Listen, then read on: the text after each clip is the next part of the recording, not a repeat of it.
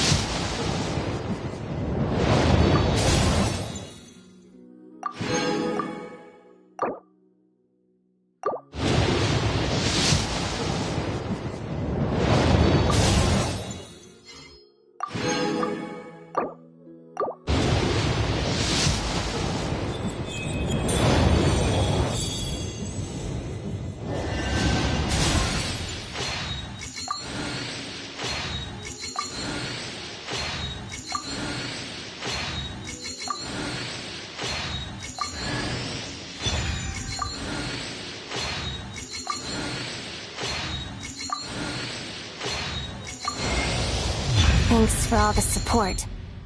You want an autograph, right?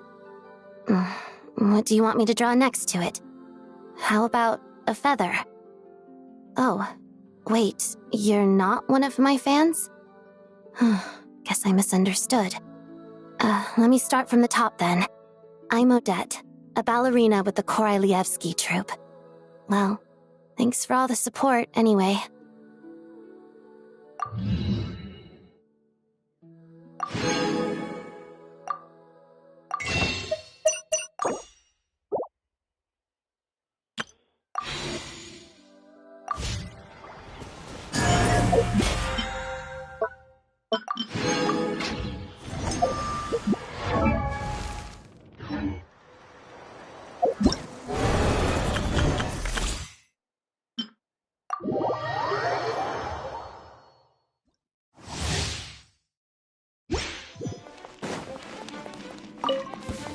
You're in for a little shock. Stay clear! Swirl! Mark! Crystalline Adagio. Let's begin.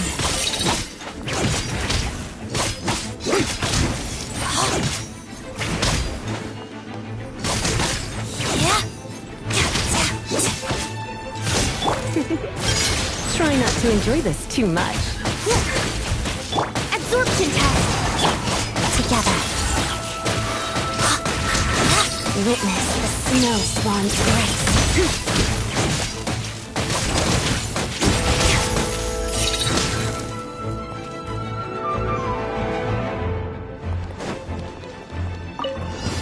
Animal test 6308! Enhanced animal...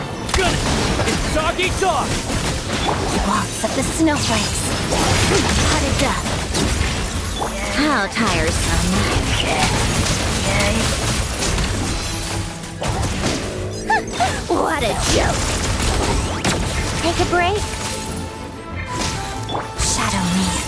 Crystalline Adagio. Pirouette. Here, boy! Prey spotted. Swirl, Mark 2! Waltz of the snowflakes. Hot.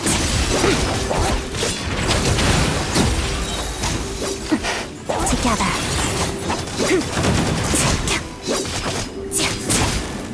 A spot of tea time entertainment.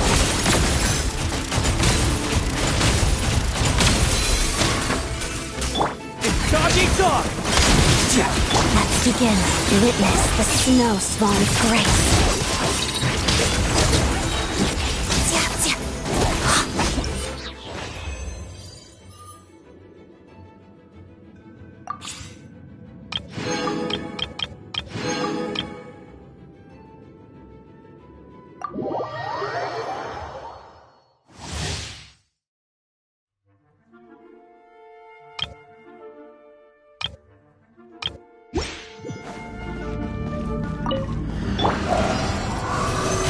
Enhanced animal modules? Can't handle your drink. Huh. Got it! Here, boy! Come on, pick up.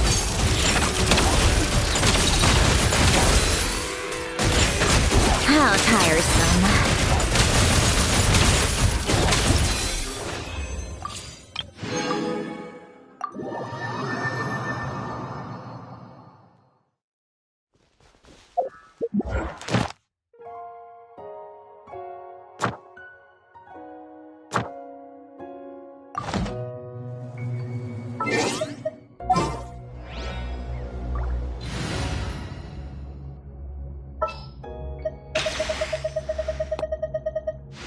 Where to this time?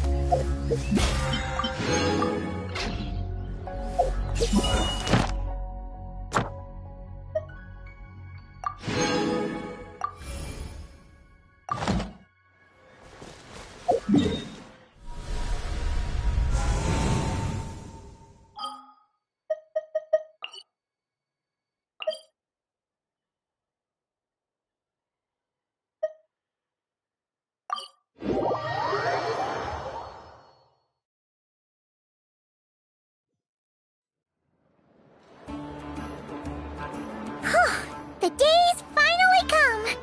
We're off to meet the Tsaritsa of Snezhnaya. What is she planning? And why does she need the nosies? Soon, we'll have our answers. Guess this will be the end of your journey that your sister mentioned. What is she expecting you to find there? Snezhnaya still feels like a long way away. Hopefully, there'll be plenty of time to relax, eat some good food, and have fun before we arrive. But whenever Paimon gets thinking about how our destination is right around the corner, all these questions come flooding into Paimon's head. It makes her so nervous. Yeah. Anyway, enough about all that. We can't start the final leg of our journey with that kind of mindset. Just think. We've fought dragons and sea monsters, defeated creations of the gods, faced prophecies of doom and the threat of the abyss. Heck, we've even been to the moon! With all that experience under our belts, how can we be any more prepared? Sure thing! Now, stick close to Paimon, the best guide you could ever ask for, and let's charge straight for the finish line! Off we go! What about me? Do I get a call out? Whoa! Columbina? Whew, you kinda snuck up on us there.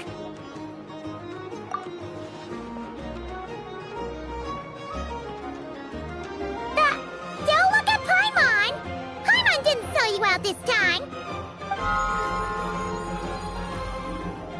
Oh, so it was you! Alright, guess there's no hiding it now. All your friends have gathered at the flagship to see you off. I invited Sandrone too, but she said she had to go back to Snezhnaya. She must be busy. She had some nasty things to say about you before leaving. Would you like to hear them? She hasn't changed a bit. Alright, let's hear it. If they're heading to Snezhnaya, I'll bet it's to cause trouble for Her Majesty the Tsaritsa. Attending a farewell party for people like that would not be a good look for me right now. Also, please tell them not to count on getting help from a Fatui Harbinger in Snezhnaya. Our time working together was not terrible, precisely, but we're on different sides. So when you get there, don't do anything to make life difficult for both of us. Well, that definitely sounds on brand for her. The attitude, the reasoning. Alright, we'll do our best to keep our distance then. No, you've misunderstood. I think she means that she'd like you to go see her. As long as you don't make things difficult for both of you, you'll be fine. Huh. You really have to read between the lines with Sandrone. Go on, get to the flagship. Everyone should be there by now. I told Lauma that you once treated me to a truly unforgettable meal. Today, I want to return the favor. It's my gift to you.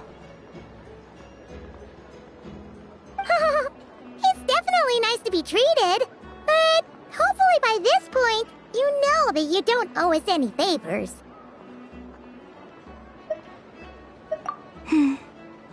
The moon of Nodcry will always give you a warm welcome.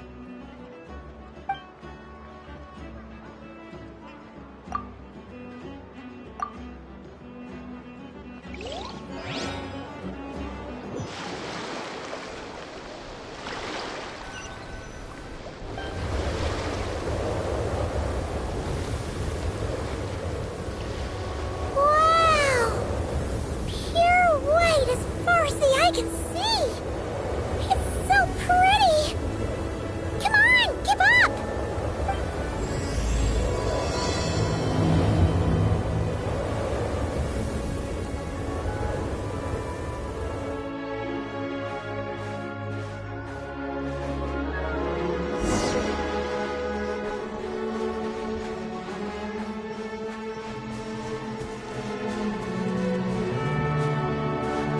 Look! They look similar to the ones in Nodcry! You know, just minus the effects of Kuraki. That's a sure sign that we're officially in Snezhnaya now.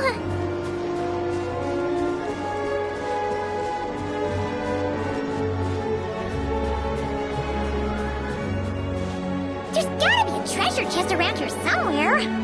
No adventure is complete without a chest or two. Ah!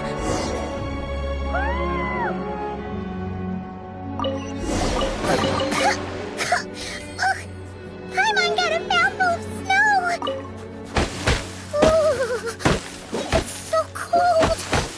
Paimon's gonna snuggle up to you for a bit to get warm!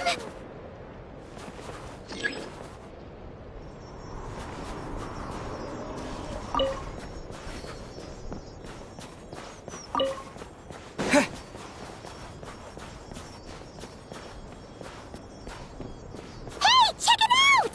Those are bears, right? Aw, look how big and fluffy they are! So cute!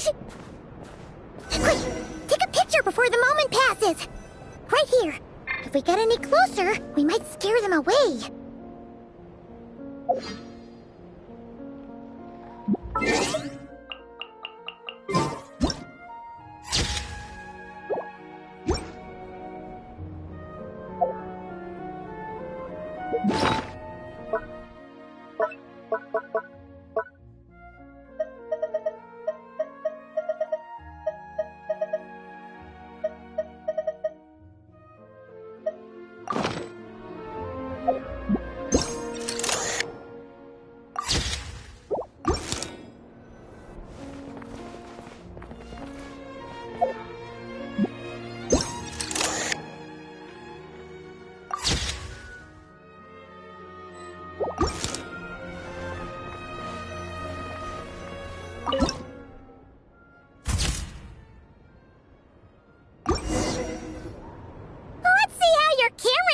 These days.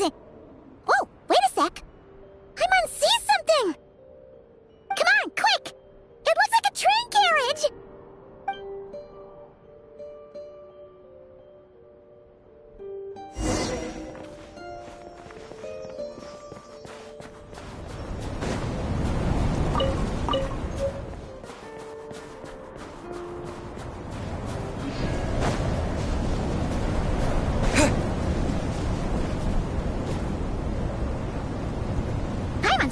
Snezhnaya has loads of railways and trains! This must be one of them! But why is it abandoned? Ooh, it's still so cold. Oh, I don't know. Maybe. Oh. Also, is it just Paimon or is the snow getting heavier?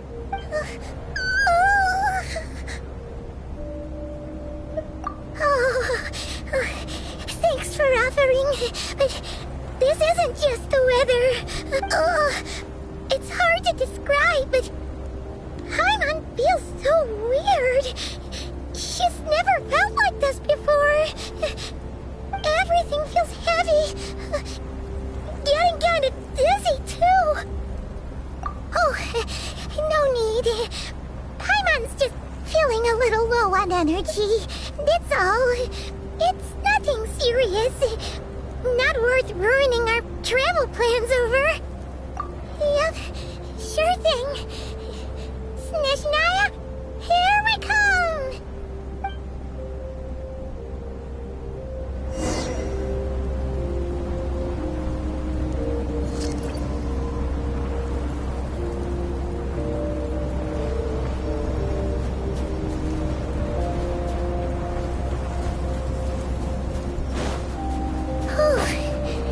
Seems like the snowstorm is getting worse by the minute.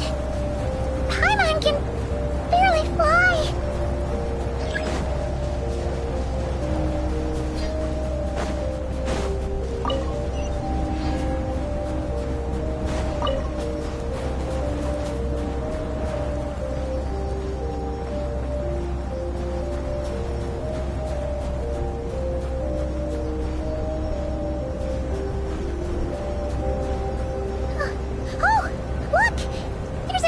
Over there? Phew. Let's get out of this storm.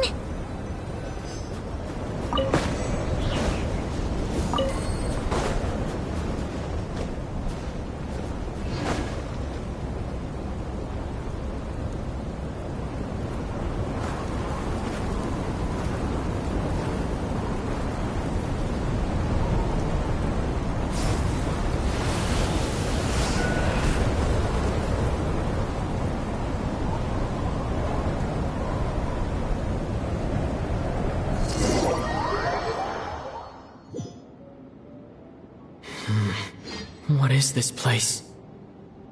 Where's Paimon? I need to find her fast!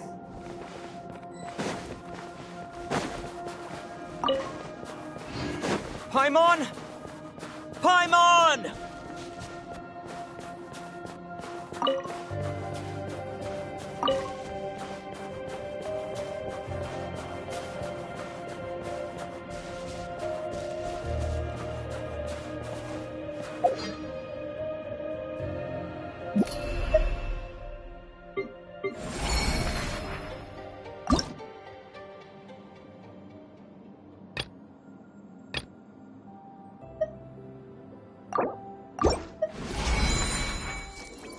That's strange. Where could she be? I guess...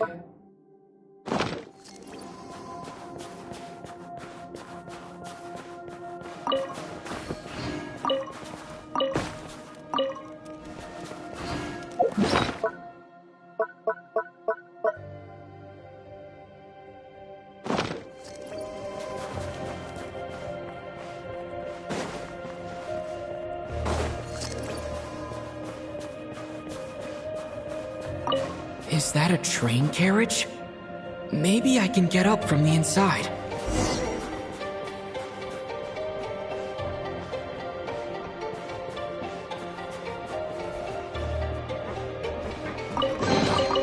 A reward on the road.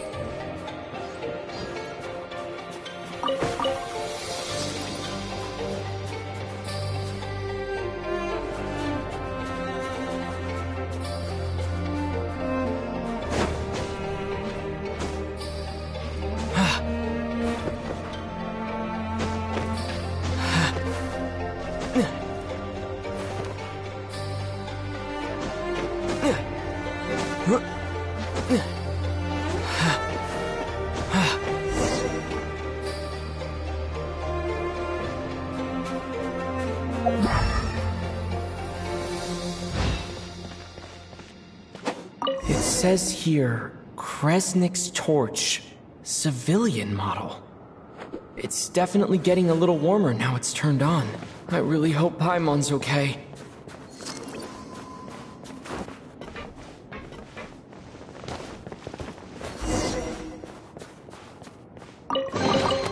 I'll keep this close. What was that strange sound? I can't tell if... Paimon? Paimon, is that you?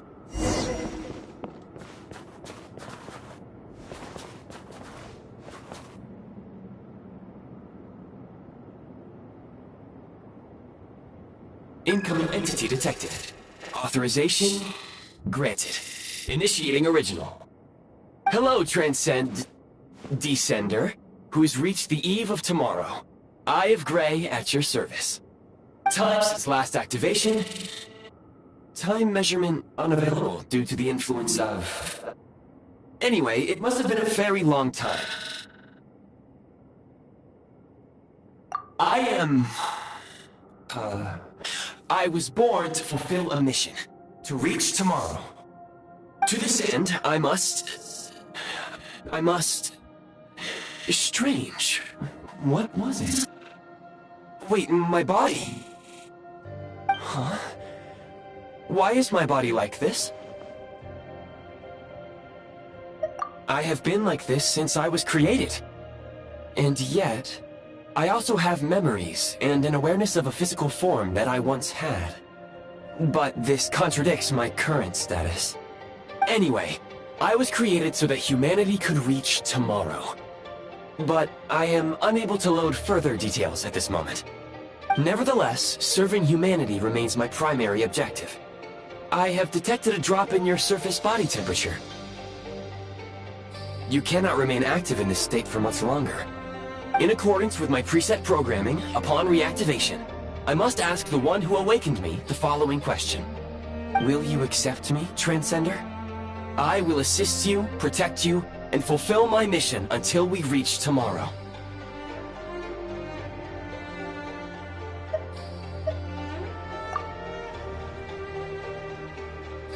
I understand your position.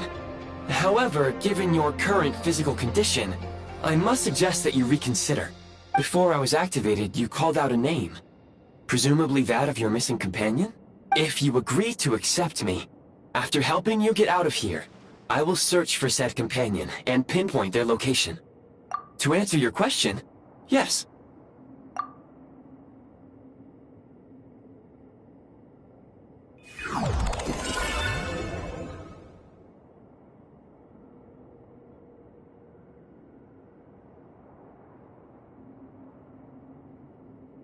You have made a very wise decision. Now that we have reached an accord, you will be my new user. May I ask your name? Very well. I will remember this name until the mission is complete. I need to recover my body, retrieve the power to unlock tomorrow, and help the suffering masses to reach the far shores where the empty Ark floats. I can sense my power scattered across this ice-covered land. I even have a vague sense of where it might be found. But right now, that is not essential. The key right now is you. You must survive and reunite with your companion.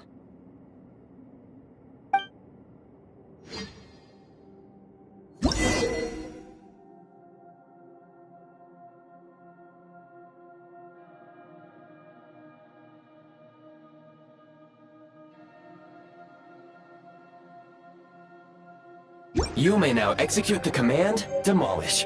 Use it to remove the Prime Ice blocking the path, and obtain Prime Ice unit count has been updated.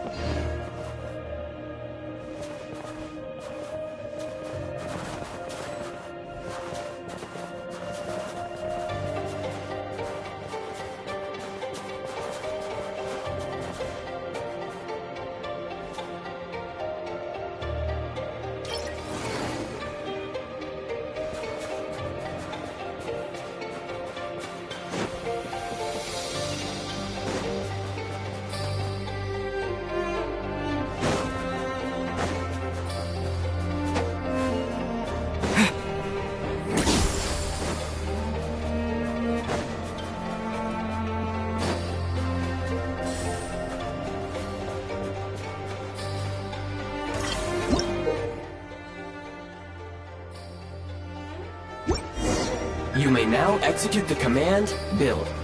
Use it to create a Prime Ice construct to prop up the door.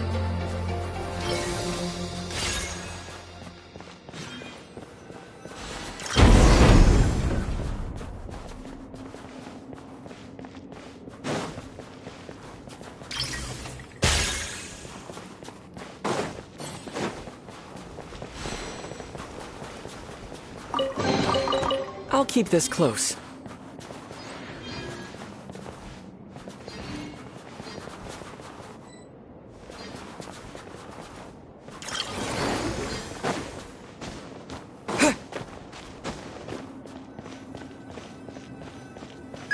Scanning local environment. Exit has been sealed off with ice. That would not be an efficient approach. One moment. Usable construct blueprint detected nearby. You can use this to clear the solid ice ahead of you more quickly.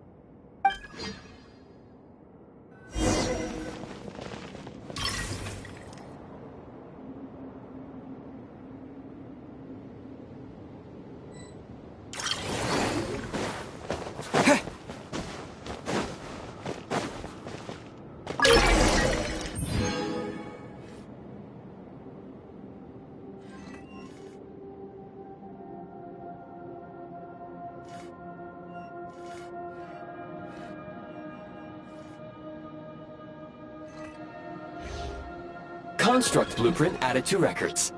You may now execute the command, Build Heat Source. Generate a temporary heat source to rapidly melt the solid ice.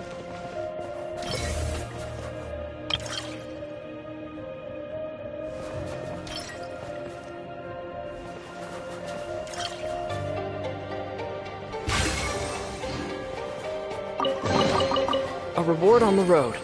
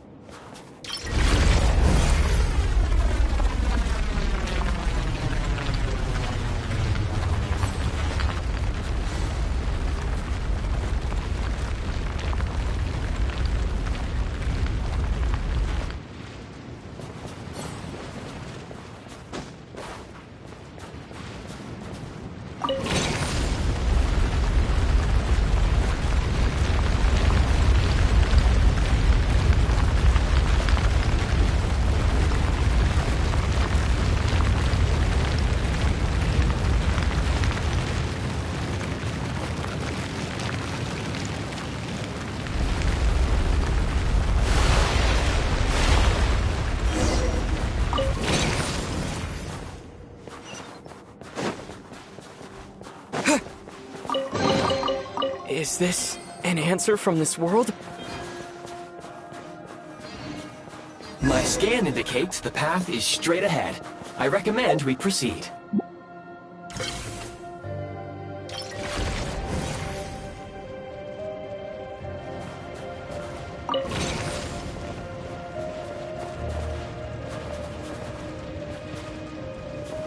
Scorch and burn!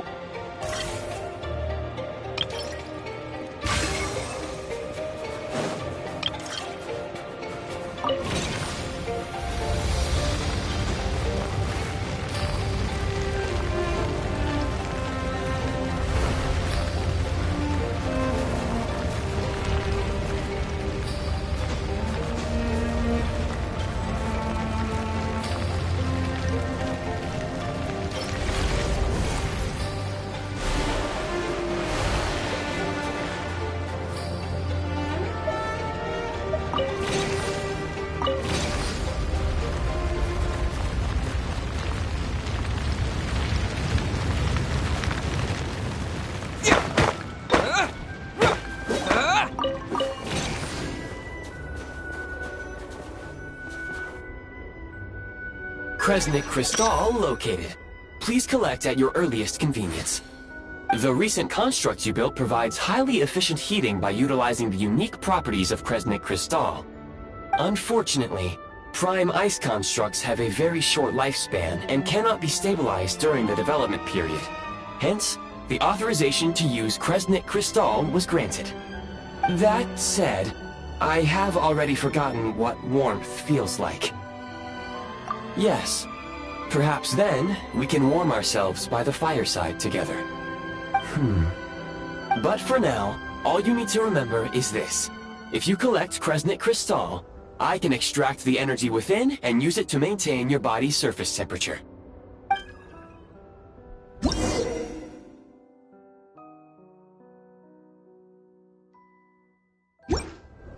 Low power. Please use Kresnik Crystal to replenish energy reserves.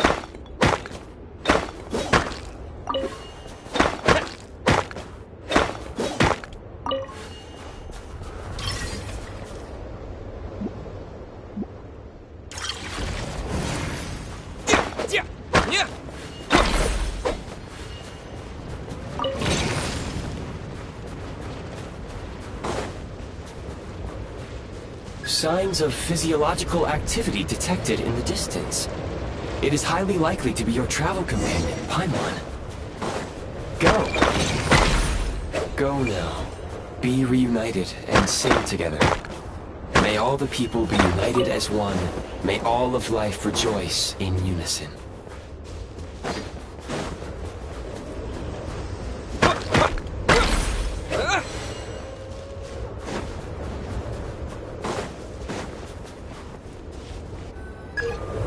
Approaching the target location, scanning for signs of life.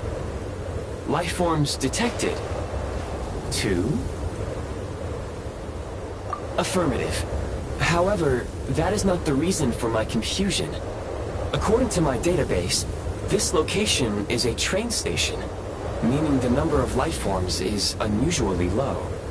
Real-time environmental data suggests that the train station may no longer be in use.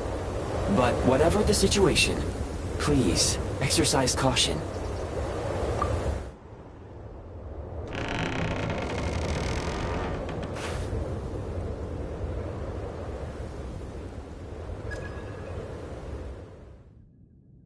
Paimon!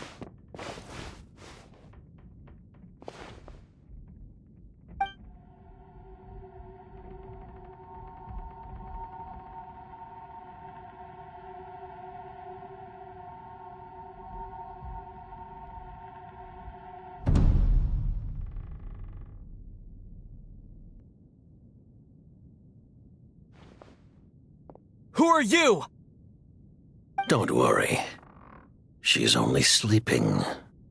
You must be the Traveler. She called your name repeatedly while attempting to battle her way through the blizzard. Newcomers to Snezhnaya struggle to adapt to the sheer cold at the best of times. Lately, even the locals are suffering, with a powerful monster having summoned a bitter snowstorm.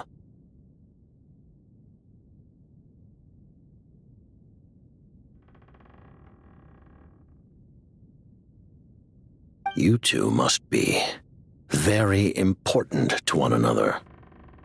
You should take more care not to get separated. Your eyes. Are you Conrian?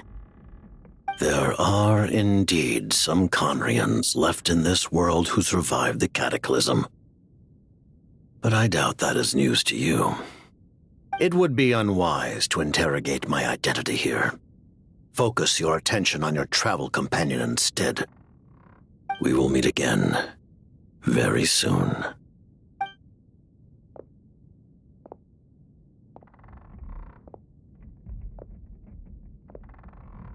The unidentified subject has now left the area. He appears to be an individual of great significance, but my search has yielded no relevant data.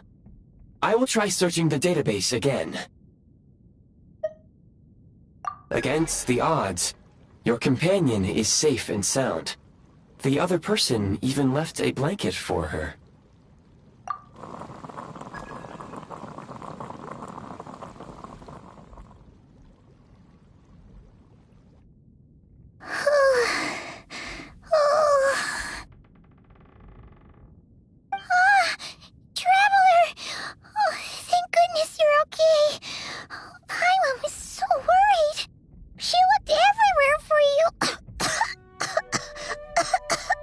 It's okay. Take it easy.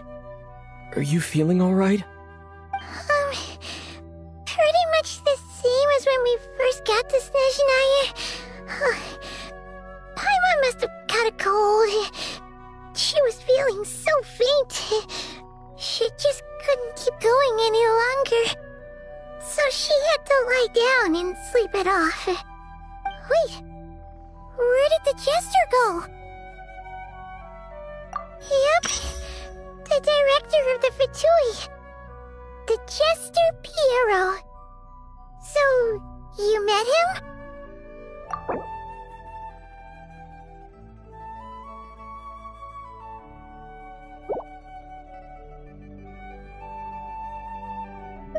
The Jester must know everything about the Tsaritsa's plans. But there's no way he'd tell me just like that. We might well have ended up clashing. Well, he was right about one thing. Right now, the most important thing for me is to take care of Paimon while she's unwell. He had no intention of explaining his motives, and he left in something of a hurry. Hey! What the... Who is that? It looks like... half a pair of goggles. How amazing! A self-aware, talking pair of goggles! Snezhnaya was once the land of the Fae. There are many ancient creations here that I'm sure would broaden your mind further still. Mind you, my database is also expanding as we speak. You must be a rare creature yourself. Oh, wow! Well, thank you so much! You've earned yourself some of Paimon's favorite candy! Oh, but by the looks of it, you probably can't eat that, can you? Goodwill detected. Instead of candy, perhaps I can suggest my preferred strategy. Please clean me regularly to keep me operating at peak efficiency. Oh, that makes sense. Every pair of goggles needs wiping clean once in a while. Sure thing, mister. Anyway, back to the Jester for a second. Paimon's still confused about something. When he first showed up, he already knew Paimon's name. And he acted like he expected Paimon to know who he was, too. Paimon could tell that he was Conrian from his eyes. And he definitely seemed like someone pretty important. But beyond that, Paimon didn't know anything about him. It was only later, after he rescued Paimon from the snow, that he properly introduced himself. That's the only reason Paimon knows he was the jester. Oh, seems unlikely. He ran into the snow following the sound of Paimon's voice, with a really anxious expression on his face. He didn't act like someone who knew she would be here in advance. And after bringing Paimon here, he just stared out at the snow. He didn't do anything to Paimon at all. In fact, he barely said anything. Wouldn't even answer any of Paimon's questions either. Paimon didn't feel unsafe around him, and he didn't seem to have any ulterior motives. For all we know, he might have just ignored Paimon's questions so she'd give up and go to sleep. Please allow me to interrupt. Fatui and director are unfamiliar terms. May I ask for clarification? Wait, you've seriously never heard of the Fatui? Oh, they're like the Tsaritsa's inner circle. Really powerful people. And the director is their boss. Understood. Since they hold elite positions and serve their god directly, it stands to reason that they would conduct themselves with due decorum. I am inclined to agree with your assessment, Miss Paimon. I did not detect any ill will from the gentleman in question.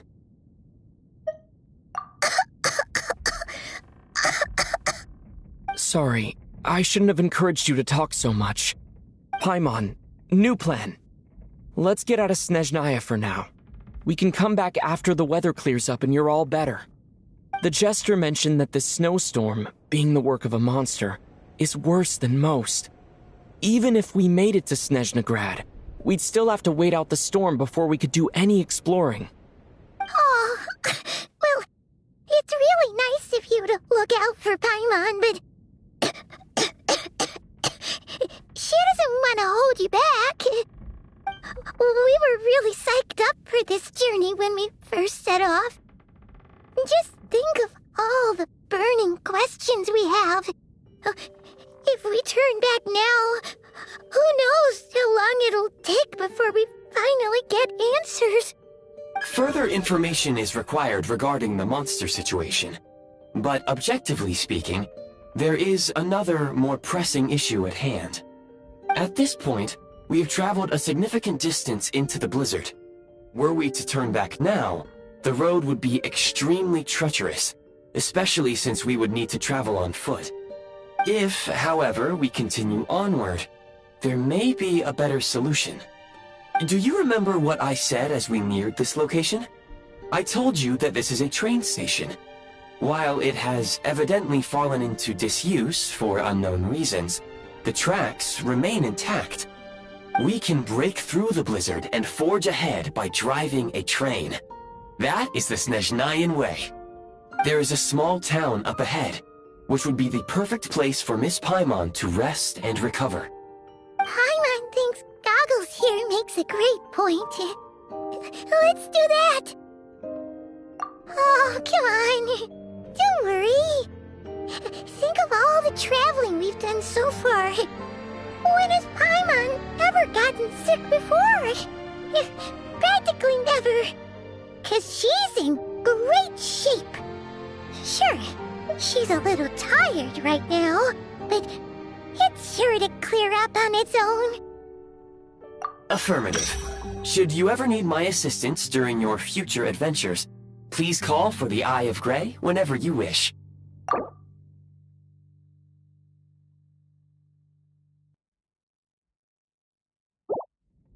Otherwise, I will remain silent to avoid causing any unnecessary distraction. Now, please follow me to the train tracks.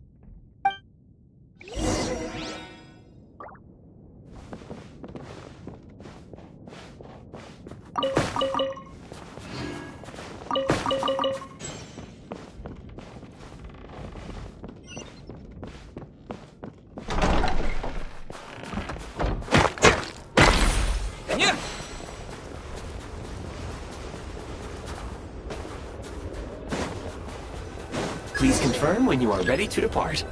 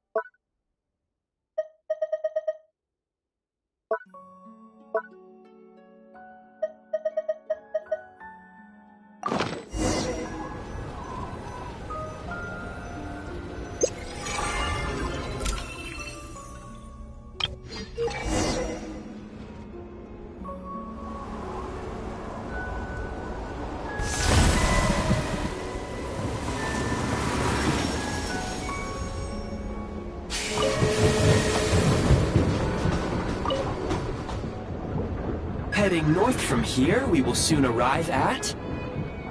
Wait, there's an error message. Could not detect clear tracks.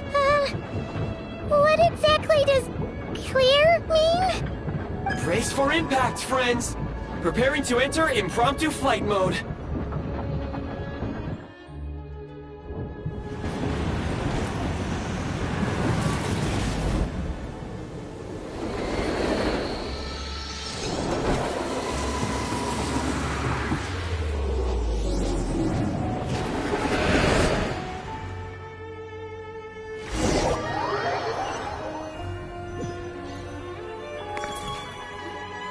How strange.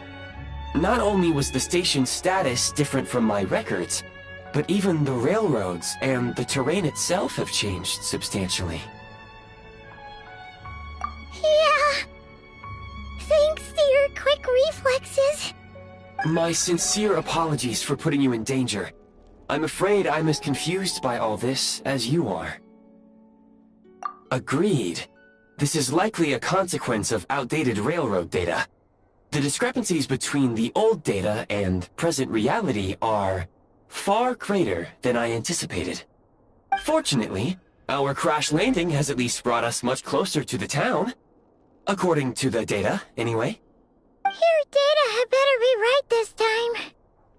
I can assure you, it certainly is. Please look this way, and you will see a Kresnik's torch. It's the shortest possible route. Rest assured that I will take user preferences into account next time I plan a route. Next time, I will get it right.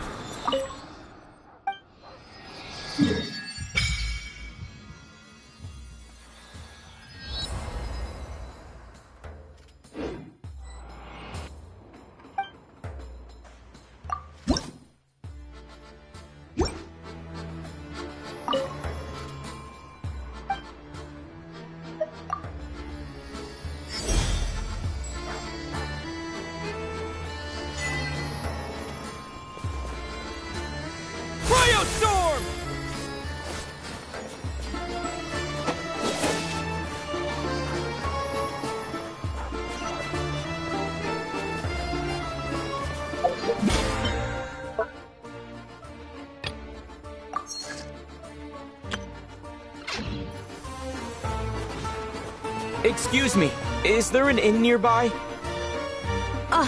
I'm sorry, but they've all closed.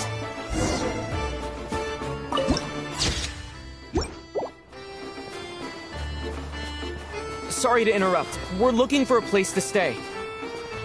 I can't even afford to warm my own house, let alone run a business.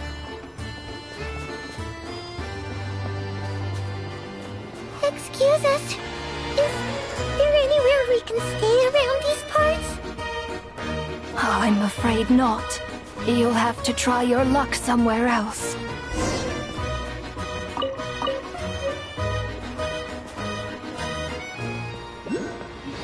All we can do is wait for the next shipment of Kresnik Crystal to get here.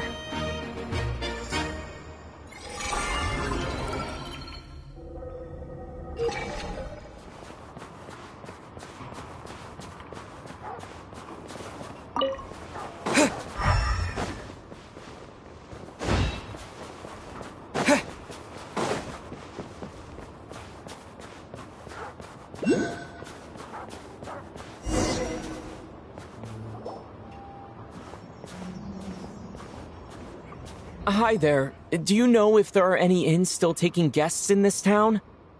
Doubt it. They're probably all closed. No one has enough Kresnik Crystal to heat their own homes, let alone a business.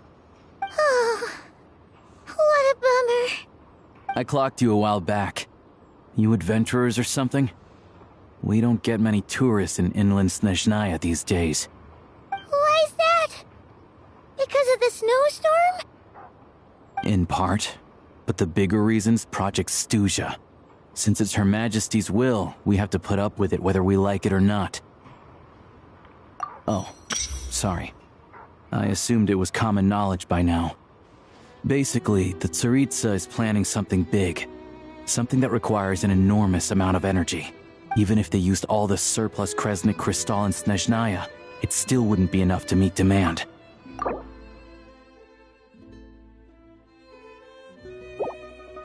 So, the Vetcha passed a resolution requiring all factories and households to reduce their energy consumption.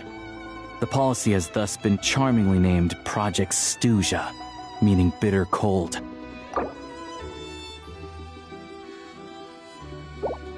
Bitter cold? So, like, it's gonna be a cold winter, folks? You're all gonna have to find a way to get through it? That kind of idea? Pretty much. When you're broke, you scrimp and save. When it's cold, you huddle together for warmth. There's always a way to stretch things out to make ends meet. Trouble is, if you stretch someone out like an elastic band for too long, who knows if they can ever bounce back. You know what? Come with me and see for yourself.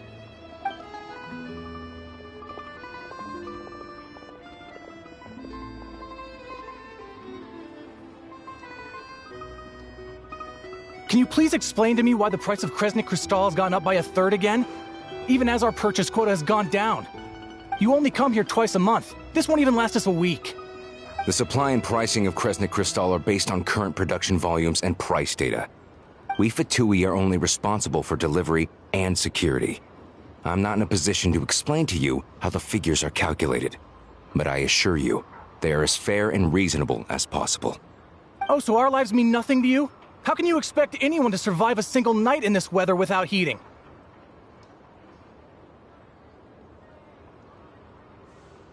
Since you insist on making me repeat myself every single visit, I will remind you again. There is no monopoly on the trade of Kresnik Crystal. You are free to purchase the shortfall from elsewhere on the market. What market? Nobody else is selling! And when they do, they charge 8 times the normal rate! It's robbery is what it is! Which is why the Snezhnegrad Veche passed a resolution to support border communities, without which you wouldn't even be able to buy crystal from us to begin with. So if you're here just to argue, move aside and let the next person in line come forward. Everyone's feeling the cold here. You... All right, everyone, let's calm down for a second. A few words, if I may. We're all subjects of Her Majesty the Tsaritsa, and I'm sure every one of us is dedicated to her great cause. We all know how cold it is. And the more it snows, the harder life gets. Everyone's struggling already. Let's not make things even more difficult for each other. But Liaison Shishkin, there's clearly something wrong with this quota. I have a family in Marepasak who tell me they can buy at least double our crystal allotment. Oh, believe you me, I had the same reaction when I first saw the numbers. Couldn't believe what I was reading. I even wrote a letter to confirm the true figures, but I'm afraid the quota really is as low as you've been advised. Still, you must understand that calculating these energy quotas is a complicated balancing act. They have to factor in population, town-sized industrial application, our top priority must be to keep the largest Kresnik's torch burning continuously. Only then can we sell the remaining crystal for household use, and in doing so, we must make sure that everyone is treated fairly. As our Fatui comrades said, they are only responsible for delivering the goods. They need to keep accurate records, and they do not have any authority to modify the rates or quotas. That's right. Our duty is to do things by the book. Tell you what, listen. I know how anxious and upset everyone is. As a matter of fact, I was just discussing it with the mayor. What we can do is open the lower combustion chamber of the Kresnik's torch to the public. You can come to me directly to register, and I will allocate time slots accordingly. I can't guarantee there'll be ample energy for household use. But we can at least make sure you'll be able to boil water and cook food each day. Let's hang in there and make this work together. All right? Fine. I don't see any alternative. So, this is Project Stuja in action, huh?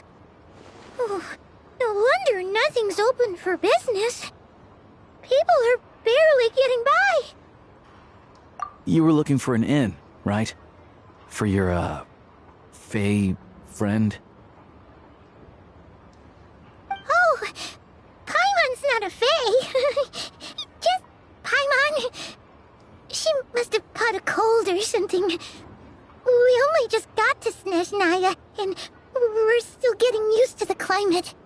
I have a small place in Sratomaros. I don't stay there very often, though, so it's pretty basic. But if you're not picky, you're welcome to rest there for now. It's not much, but I've got blankets and a warm fire. Are you sure? Oh, that's really kind of you. All right, then. This way. Hello, I'm Alosha. I'm a hunter. Though, if you've talked to any highwaymen, you might have heard a different side to my story. But anyway, let's keep that between us for now.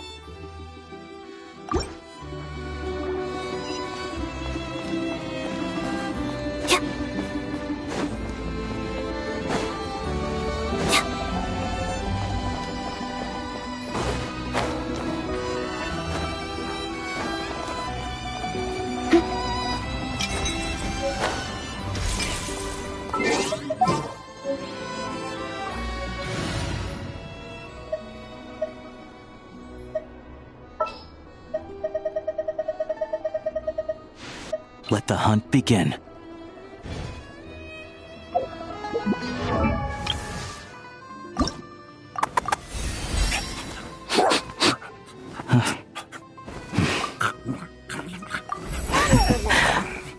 Nice.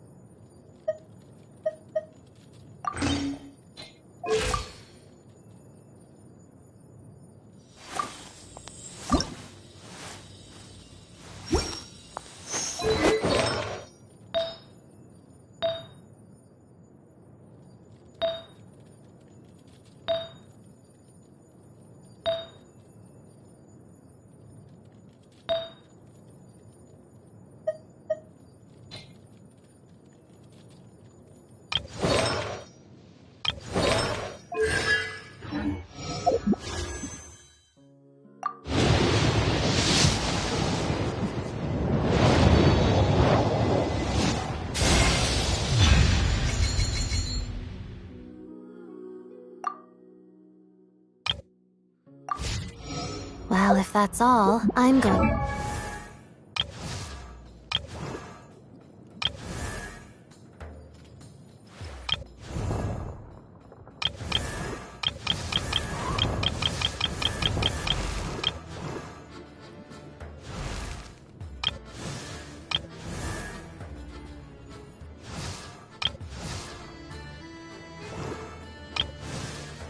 Go rehearse.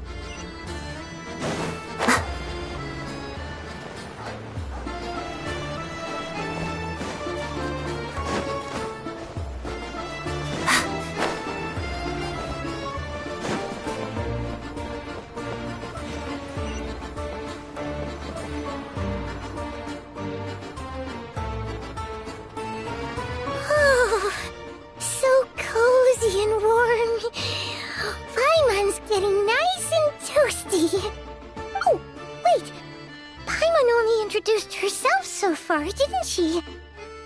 This is Paimon's best friend, the Traveler. Good to meet you. I'm Alosha. Most travelers find the Snezhnayan climate to be a shock to the system at first. But as long as you keep yourself warm, you should be fine. Still, you should keep an eye on your condition. When people are too quick to dismiss a cold, they can easily end up turning into something more serious. Don't say that. Paimon's too young for chronic health issues. They aren't in town right now, and they won't be back anytime soon. The train station has been closed ever since these power shortages began. I do a lot of hunting, so I spend most of my time exposed to the elements.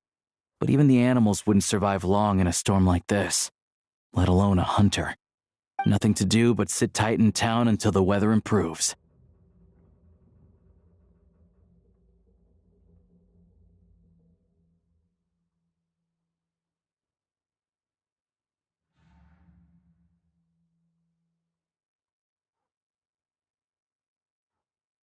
I get that you're in a hurry, but even if the station were open, that doesn't mean there'd be any trains. We could end up stuck here for a long time, I'm afraid.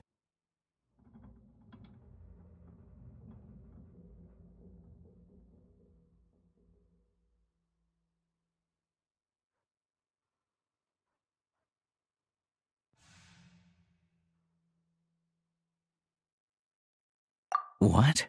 Your own train? Wait, hold on. That train? The one that suddenly fell out of the sky and crash-landed on the ice? Oh, we got lucky and found it in a cave. Oh, then our luck ran out and we had a little accident.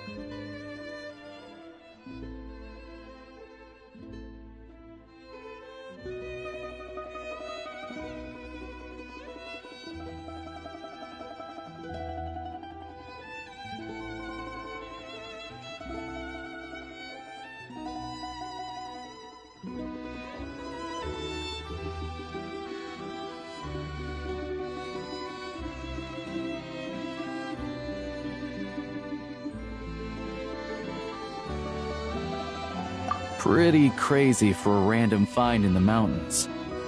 Well, as long as your train's good to roll, you might get to Snezhnagrad after all. I've been doing some digging recently. Turns out, the real reason for the current energy crisis in Stratomaros is that some of the supply is being seized for a private stockpile. But to expose what's going on, I need to catch them in the act. So, I'm heading off to catch a rabbit. Huh? Wait, a rabbit stole the crystal? It's a figure of speech. Real rabbits couldn't pull this off. They'd prefer carrots to Kresnik Crystal anyway.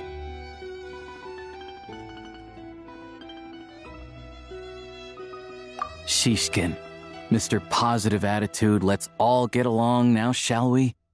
Him? Really? Paimon never would have guessed. Huh? You're coming with? Huh. Oh, okay then. Just give Paimon a second to get ready. All right. Guess there's no point pushing myself. Paimon will stay here and hold the fort then. Be careful, you two. Oh yeah, there's one more introduction to do. Tagarin, get in here. Oh, a doggy. Oh,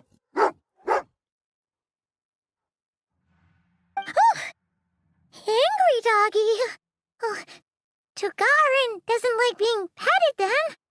He likes to think he's above that kind of thing. He's my hunting partner, so he'll be joining us when we head out. Carrots aside, we'll need to stay completely undetected. We can't risk spooking our rabbit, or there's no telling which burrow he'll scurry back into. First, we need to find a way into the train station and see if we can find any real freight data. Shishkin's figures can't be trusted. Then, we get to Garin to catch a scent and find out which way the crystal went. What are you eating? Oh, check it out!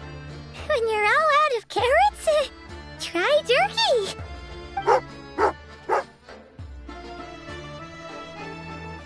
Good doggy! Good doggy! A fellow dog lover, huh? Yup! And rabbit lover! Carrots are great too, you know. Good to know. Eat up, Tagarin. We got a lot of work to do.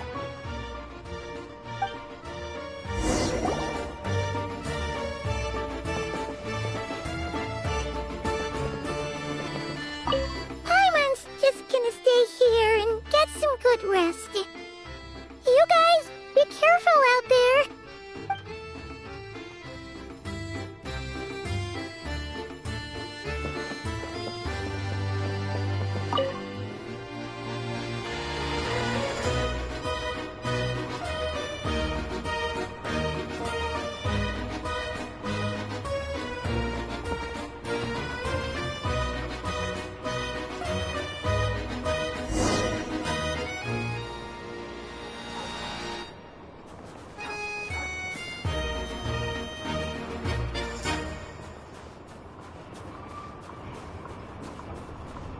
Wait.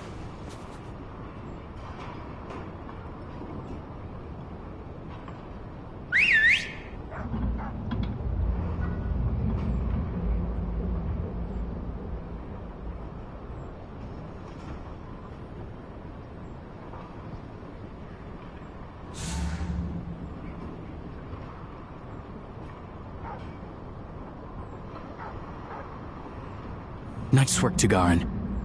Come on, we'll go around.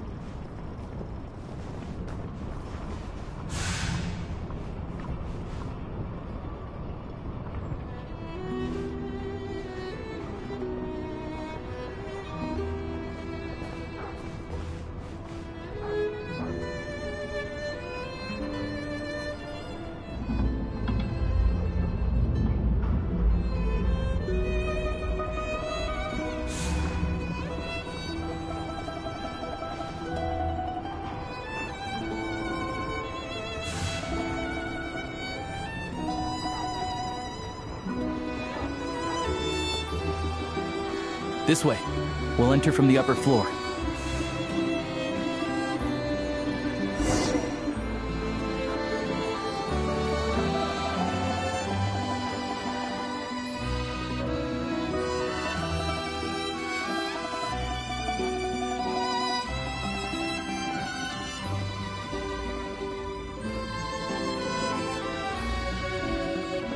There we go.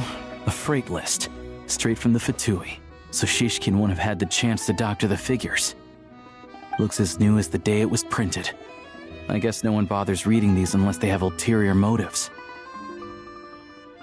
Yeah, this is all we need. Come on, let's get out of here, then go track down the crystal.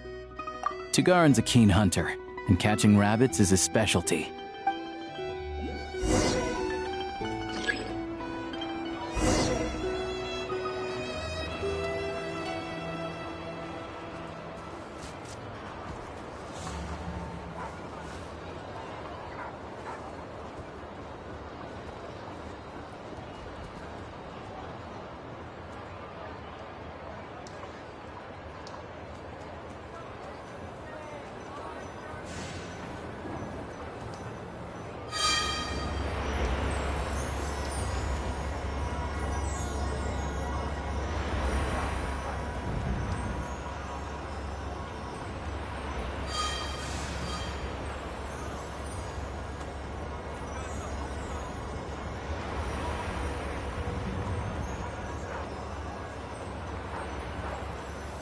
Anywhere there's a stove, there'll be the scent of Crystal.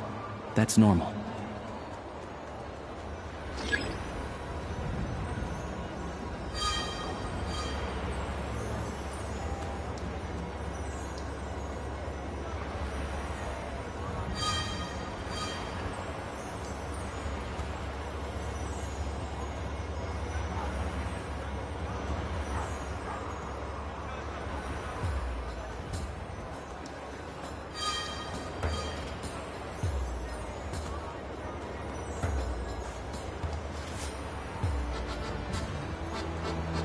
But if he picks up the scent of Crystal somewhere and there's no stove around, that's how we know something's up.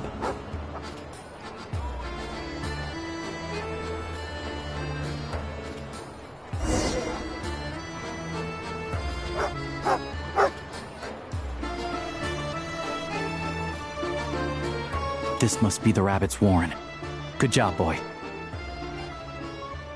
Sure enough, there's a tunnel. You stay here and keep watch. I'm gonna take a look inside.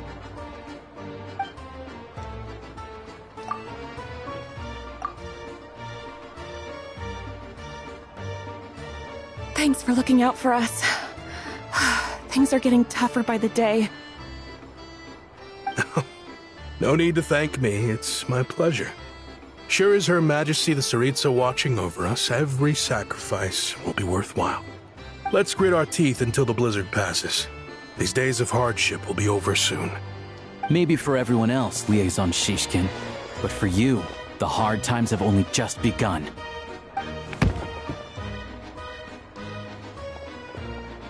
Huh? Who are you? What's the matter?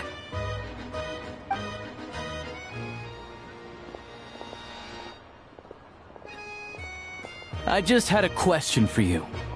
Why, when times are as tough as this, would someone hoard more Kresnik Crystal than they could ever use? All the crates here are from the most recent shipment, but they weren't brought here for sale. Instead, they were secretly stashed away. Would you be able to shed any light on the situation, Mr. Shishkin? Me? Why, I have no idea.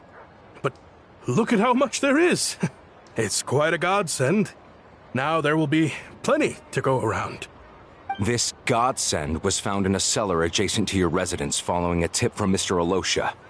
And this is only a fraction of what we found down there. We're still taking a full inventory. The official figures will be finalized shortly. I've always been grateful for your efforts to mediate between us and the townspeople of Sretomaros. But now, Mr. Shishkin, it appears you were the source of the conflict all along. How could you do this to us? We trusted you to have our backs. You've been lying to us this whole time? Hey, I owe you all an apology. I'm sorry. I'm so very sorry. This isn't who I am. Please believe me, this was a one-time mistake that I will never repeat. We all know how difficult life has been since Project Stuja came into force. Energy is an increasingly scarce resource. People everywhere are getting desperate. But some places have been hit harder than others. I grew up in Alatir, a small village with no train station. Deliveries of Kresnik Crystal have ceased there entirely. If nothing is done, they're all going to freeze to death. You know as well as I do how downright impossible it is to buy Crystal these days. The thought of my poor mother and father, with no one to help them, I felt so afraid. I watched as energy grew scarcer by the week, all the while knowing that their lives were at risk.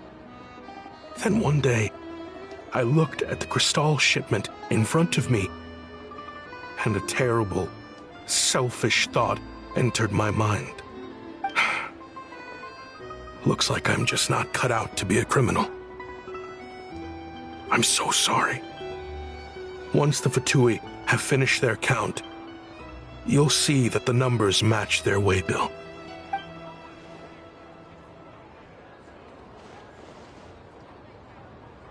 I have the official Snezhnayan quotas here.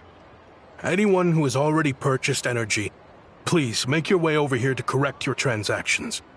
I'll make a batch purchase of crystal worth 3 months' salary for you all to use free of charge. As for Alatir, I'll think of something else. You don't have to go that far. Yeah, owning up to your mistake is enough for me.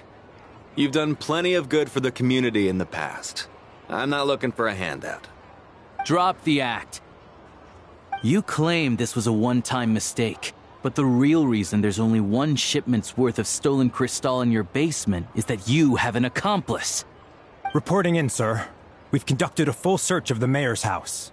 As expected, we found many crates full of crystal, half of which were still in their original shipping containers. This wasn't your first time at all.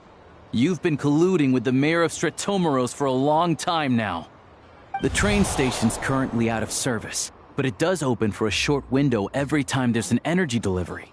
And every time a train pulls in, you're there on site to take inventory and oversee the workers unloading the cargo.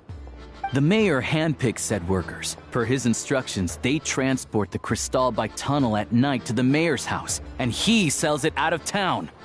But since he can't get the goods out of town by train, he had to arrange an alternative method of transportation.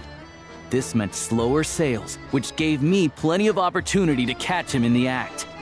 Wait, the mayor's involved in this too? Preposterous. What proof do you have of any of this?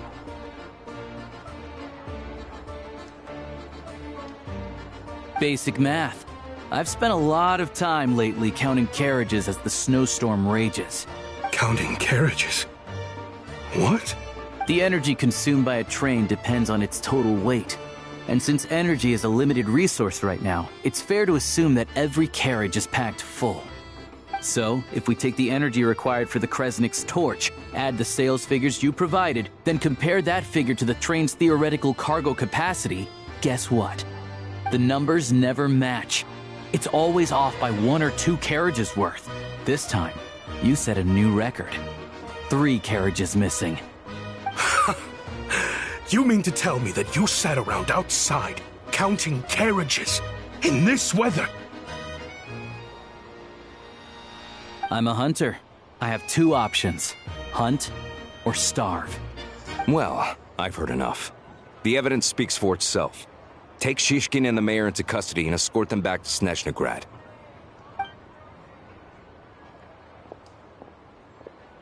You cocky little brat! Ruining my business! Just you wait.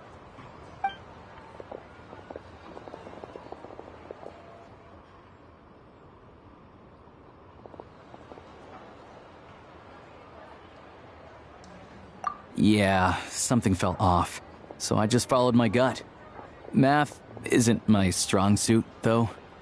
I'm lucky my dad made me learn enough to get by, but all this number crunching was a million times harder than the aim and fire work I'm used to. Thank you for your assistance. You're a brave lad. Shishkin was quite the cunning criminal, as I'm sure you can tell. He did all of this right under our noses, and we never suspected a thing. A wolf in sheep's clothing. He had everyone fooled. Even with that sob story he fed us. He was probably trying to keep the mayor out of it, not just mask his own motives. Without the compelling case he put together, even I might have fallen for it. Alosha, was it? Tell me, are you really a hunter? We can go find some wild animals if you want. I'll fire off a couple of shots, and you'll see whether I'm the real deal. I didn't mean to cast suspicion on your identity. It's just... well, I'm sure you've heard of the Rokot. Recently, they've been recruiting people with your kind of talent. They hide in plain sight under false identities, working against Project Stuja, sometimes directly opposing the Tsaritsa herself. They aren't a violent organization, and their goal is to improve the lives of the common folk. But still, as a member of the Fatui, I wouldn't be doing my job if I didn't keep tabs on them. First I've heard of this. I don't really keep up with what goes on in the city. All I know is, people who don't mind their own business in the city end up paranoid about everything. As for me, I just couldn't stand Shishkin. I'm from Alatir myself, and I can tell you, Nobody's lived there in years. Why would an abandoned village need Crystal? Of course, no one really cares about the fate of that place. I'm guessing today is the first you've heard of it. I see. It does sound quite tragic. Really. Well, thanks again for your assistance, and your friend here too. I will report this incident to Snezhnegrad. The Fatui will take over energy distribution until new officials are appointed. We'll also ensure that the train station resumes normal service as soon as possible. Looks like it's my turn to brush up on math now. I never liked it as a kid either.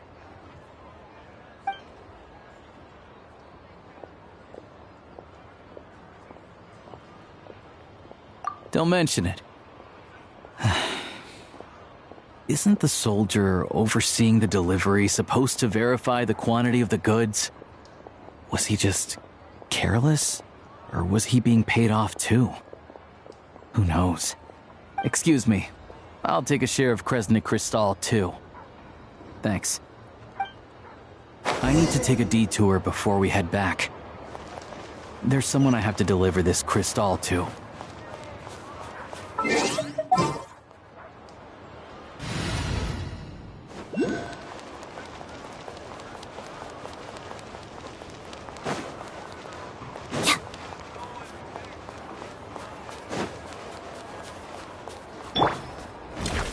Prey spotted.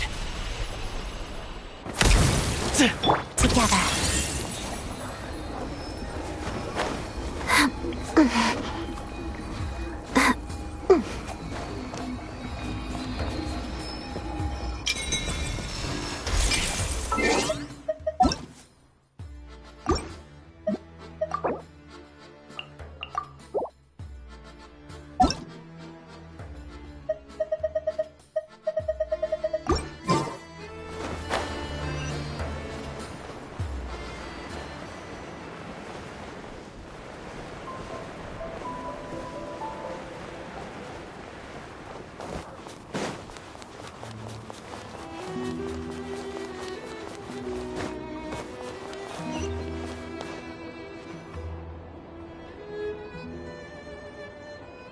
Hang tight for a moment. This old lady, she doesn't really know who's who anymore.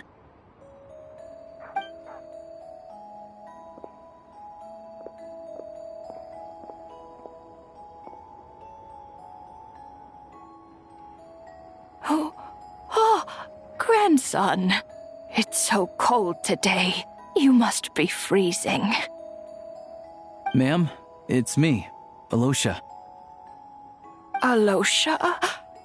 Alosha who? You know me. I came by earlier today. Cleaned the ashes out of your stove, gave you some warmer bedding, and washed your back.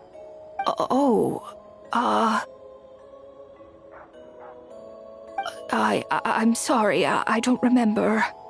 Now, how often do I get to see my grandson? Come on, take a seat and relax while I fix you something to eat. It's okay. You just rest. I'm fine. Oh, you. It's nice to come and visit your old granny once in a while, isn't it? Sretomaros, a good town. All sorts of things to do and people to meet. And the local officials are good to us. Sit down, come on, take a seat. I still have some fruit left. Let me get it for you.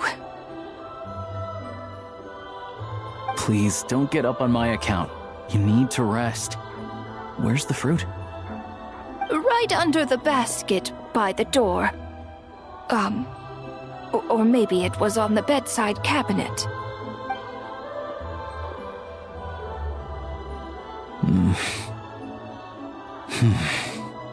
Well, grandson dear, do you like it?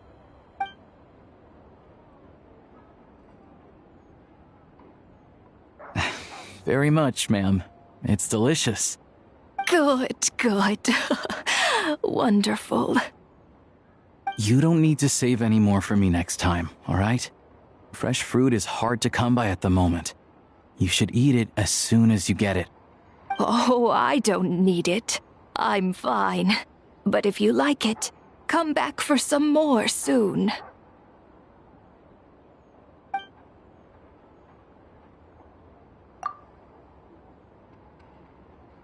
Some kind soul must have given these to her. But she always saves the nicer things for special occasions. I met her at the market back before her health began declining. She was a lovely old lady. We're from the same hometown. Not many people have heard of Alatir. And if they have, it's usually for all the wrong reasons. There's a gang of highwaymen that came from there. Now that it's an abandoned village, it's rare to find anyone who shares fond memories of our hometown. So after we got talking and realized we were from the same place, we decided to keep in touch by letter. I first learned of Stratomoros's energy supply problems from a passing comment in one of her letters. Then, after her health went downhill, I started visiting more often to check in on her. The town's been in decline for a while now, but because of her memory problems, she thinks of it as the bustling, prosperous Stratomoros still in its heyday. That said, I kinda appreciate her optimism. There's not much of it going around in this world of ice and snow. It's fine. Everyone grows old. In Snezhnaya, some people believe that in your final moments, you'll sense a familiar presence by your side. You turn to look at them, but their face is blurry. So you focus hard, trying to make out who it is. And when you finally see their face, the Grim Reaper reaches out and takes your life. She still calls me grandson, though. So at least I'm not a blurry face in her world just yet. Come on, let's get back and see how Paimon's doing.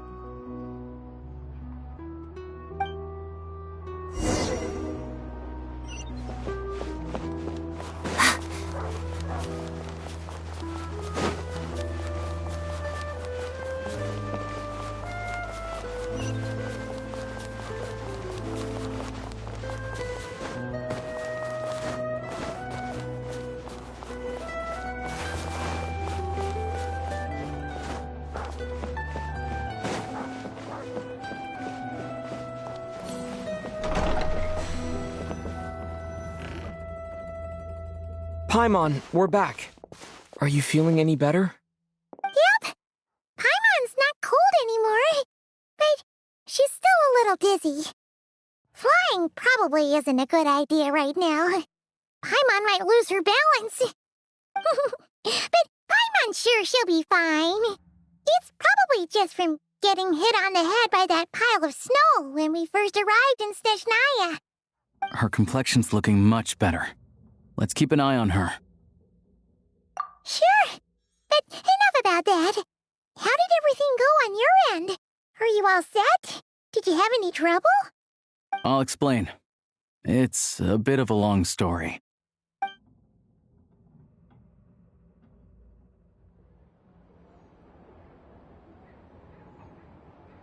Jeez, you guys got pretty busy. Sounds like the liaison officer and the mayor were running quite an operation. Good riddance to both of them. It's a good thing you managed to catch them. So, you said the train station will open again soon, right? And everyone has enough crystal now? Yeah. Well, enough to survive at least. Project Stuja isn't going away anytime soon. People will still have to scrimp and save to make ends meet. Don't know. The goal of Project Stuja is to gather energy for the Tsaritsa, but no one knows where that energy's going. It's never been made public. The thing is, we were told that the project would only last for 6 months, but time and time again, they keep extending it. Extending it? Does that mean the Tsaritsa's plan isn't going very smoothly? That's what everyone suspects.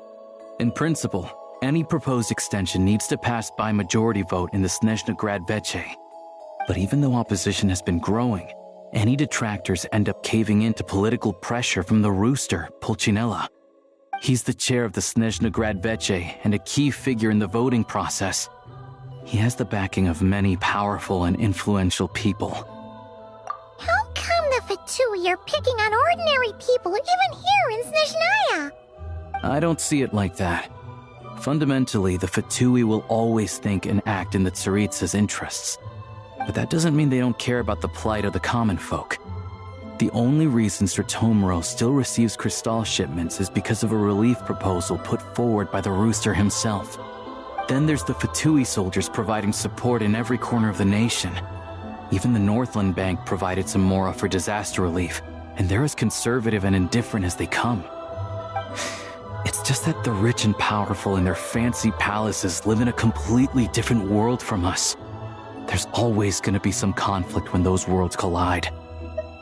Yeah, well, even though we all believe in Her Majesty the Tsaritsa, there are still many differences of opinion on how best to tackle the big issues of the day.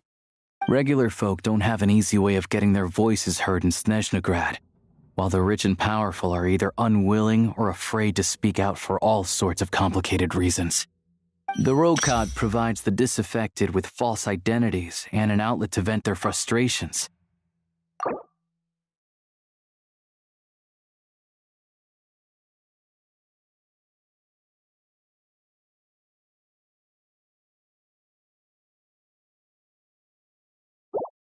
Of course, an organization like that exists in a gray area.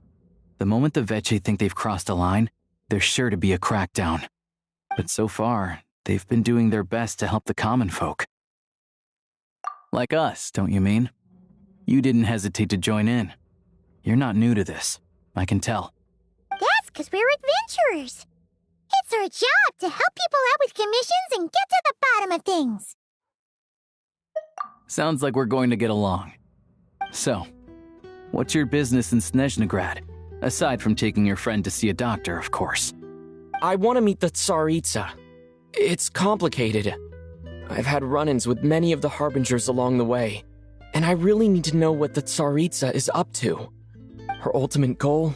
What the no-sees mean in all of this?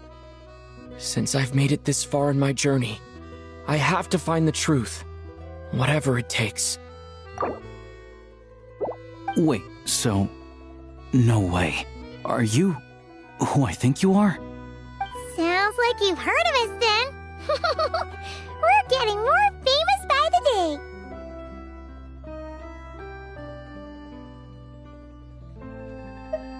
I didn't realize I was in the company of giants. Honestly, we're all as curious as you are about what the Tsaritsa's planning, and why it has to involve us freezing to death in the snow. But getting in the same room as her won't be easy.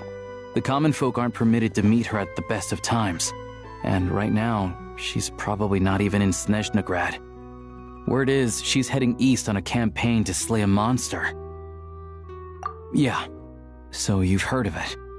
A wild, unpredictable monster with the power to summon snowstorms. It also absorbs everything around it into its body, so it's growing constantly. Now, it's so big that the Tsaritsa has deemed it the #1 threat. Luckily, as it grew, it became increasingly less mobile, so it doesn't pose an immediate threat to this town or to Snezhnograd. I'm sure the Tsaritsa and her personal guard, the Druzhna, won't have any trouble defeating the creature between them. It's just a question of how long it'll take.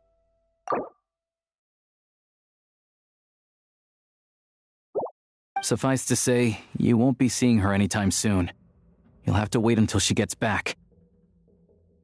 Fair. Well, the Fatui will be taking over management of the train station for the time being. Things should be up and running by tomorrow. Once it's open, we can see about getting your train towed to the station. Whoa! That's gotta take a lot of manpower. Are you sure we can talk them into it? The Fatui aren't exactly spotless in this whole mess. Plus, we helped them out. Should be easy enough to negotiate. As far as I know, all the paperwork is dealt with upon manufacture.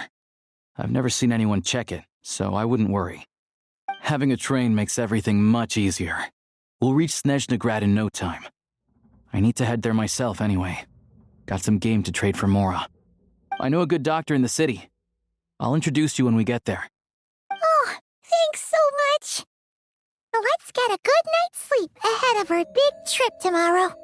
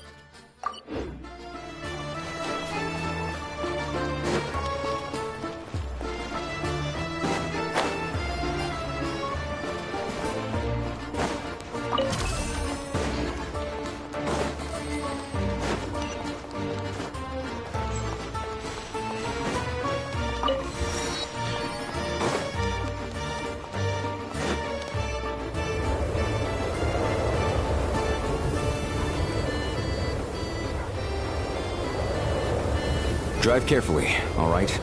You don't want to end up in this situation again. Also, I don't think I've seen a train like this before. Is it a new model or something? Not a fan of small talk, are you? Anyway, take this. It's an up-to-date map of the Snezhnayan rail network. All the track switching is automated, so as long as the train's moving, you don't need to worry about collisions or anything. We'll leave you to examine the train's conditions yourselves. Fingers crossed nothing's broken. I doubt Sir Tomoros has any engineers with experience working on this model. Shouldn't be a problem. Thanks for everything. All right then. Have a safe journey. And make sure to check everything's working before you set off.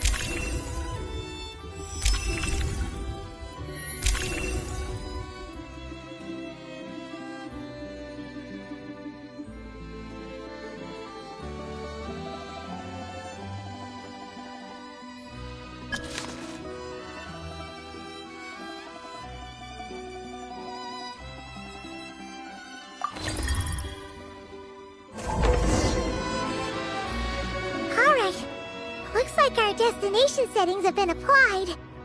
Let's give this thing a final once-over and then head out. Goggle? Affirmative. Running vehicle diagnostics.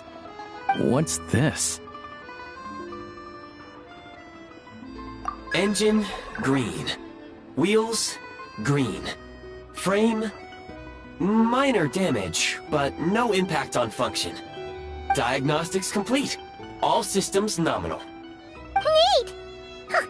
Paimon still can't get over the fact that you just found this tech lying around in a random cave. I've lived in Snezhnaya my whole life, and I've never heard of an interactive, talking train autopilot. Strictly speaking, I wasn't designed purely to drive trains, though I doubt you have any interest in navigating the practically unreadable operator's manual yourself. All configurations are complete. Should you require any further assistance, please call for the Eye of Grey. Away we go! Oh, nope. Paimon's gonna find a warmer seat.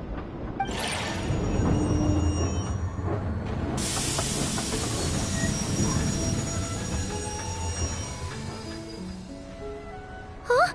What's going on?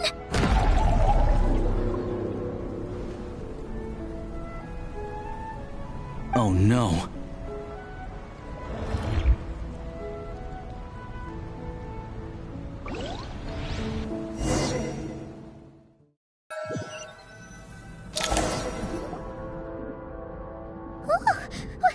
What is this place? Traveler, are you okay?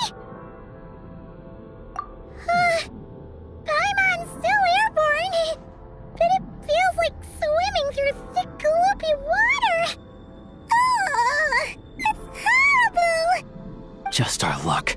Of all the things that could have gone wrong. Halosha, you're Snezhnayan, right? Any idea what the heck this place is? It's called the Shadow Realm. A place where no wind blows, no light shines, and no elemental energy flows. Even time itself doesn't exist here. It's a world where everything seems to come to a standstill. I've only seen it a few times before, and this is my first time inside. It's a dangerous place. Most people who get sucked into the Shadow Realm are never seen again. And the few who do make it back, they're never quite the same. Huh? Then what the heck do we do now? Oh, maybe Goggles knows something. Goggles? Great! Now we're done for! Hold it together. Let's not get ahead of ourselves. I heard a story once about the world of shadows. If it's true, there's a way to escape. We just need to find the exit. Come on, let's explore.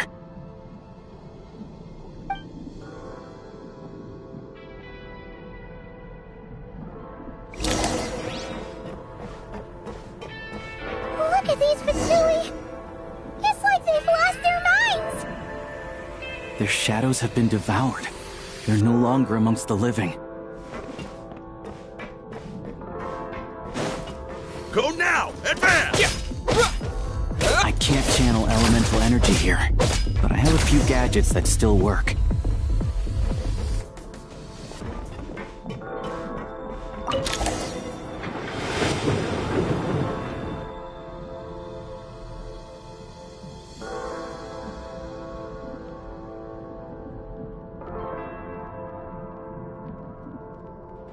Wait!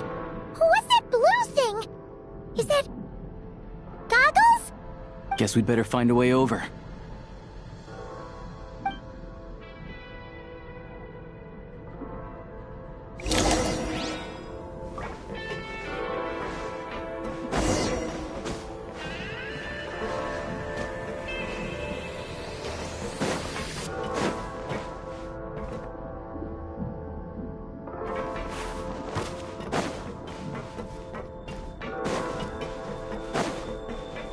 Let's hammer this out! This is the last one. What do we do next? Play it by ear.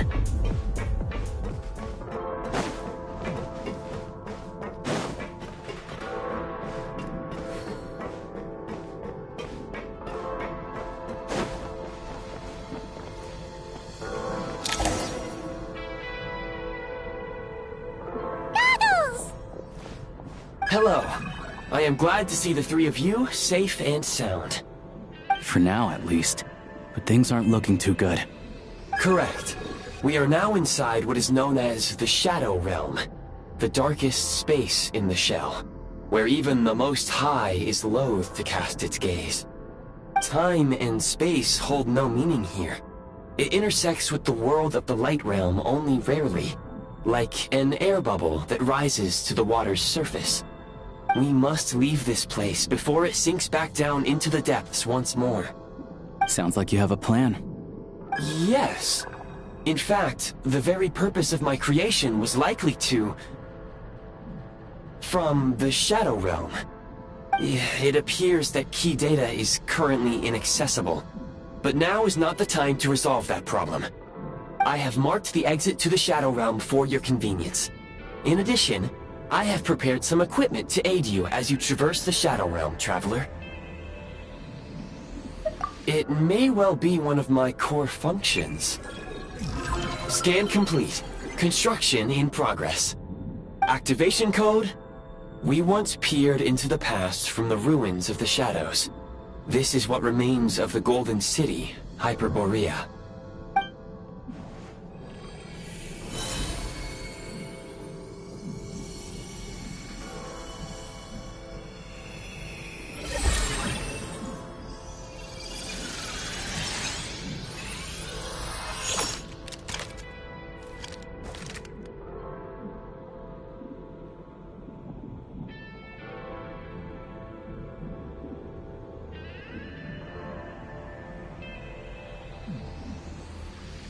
Whoa!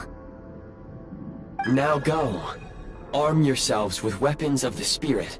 Bring down the walls of the stronghold and extinguish the flaming arrows of the wicked. Is this a gun? In the Shadow Realm, where humans cannot channel the elements, there once was one who, after much research and many attempts, found this to be the most effective means of attack. Let's go. We don't have much time.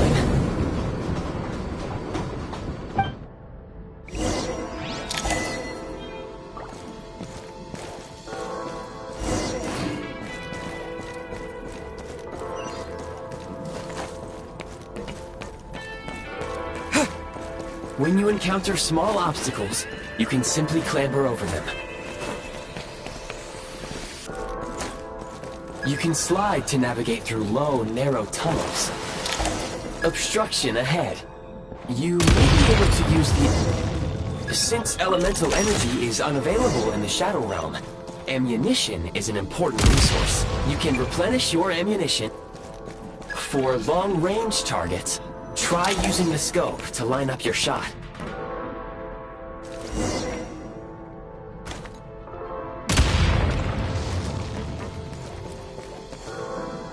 Many hostile units approaching. I suggest a new strategy. Take cover, and pick them off one by one. Press the advantage! Where's the...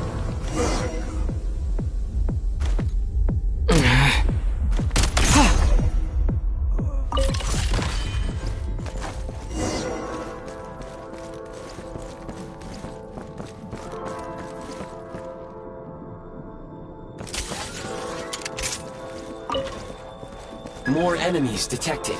Try attacking with the newly unlocked Assault function. Change of tactics. Light them up!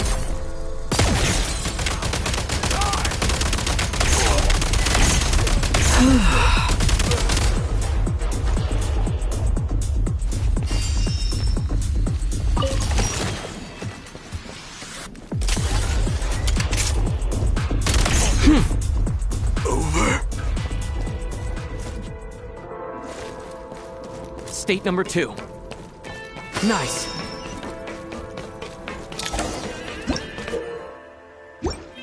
Aim at the freeze mark and pull the trigger to move using a rope. Time to catch my breath.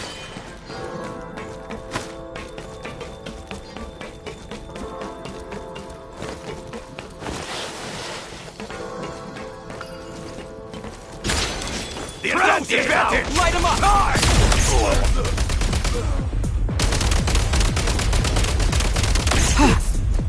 Over. Reload!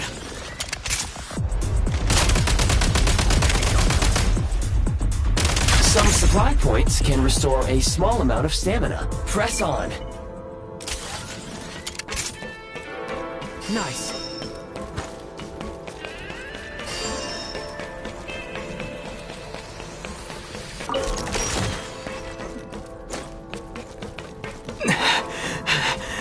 You should be able to use the prime ice construct left here to cover long distances.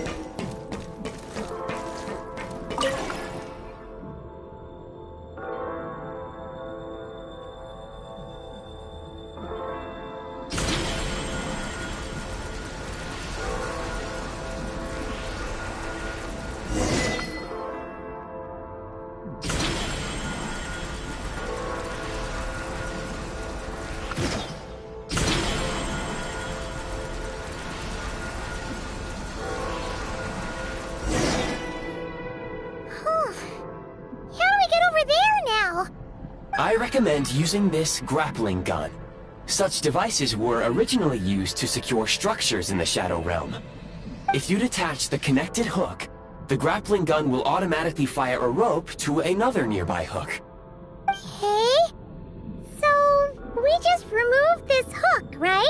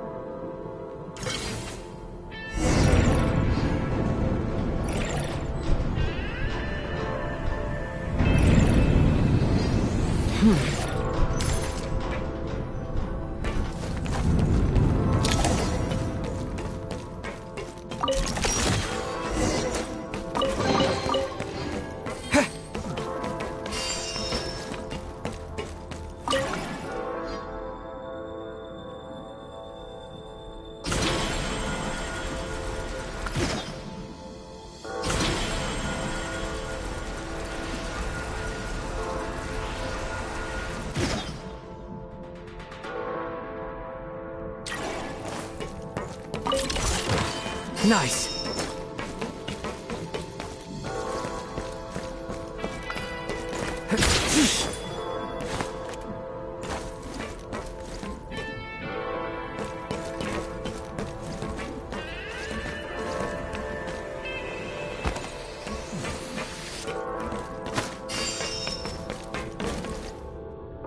Press the advantage! Where's the back?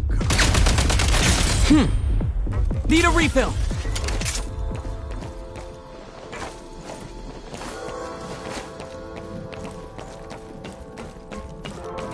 Sprint at the prime ice launcher to reach high places with ease.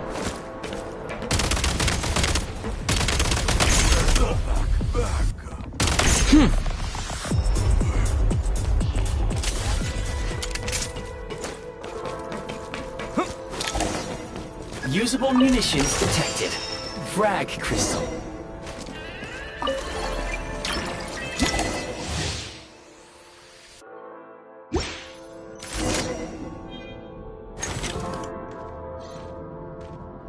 Frag out!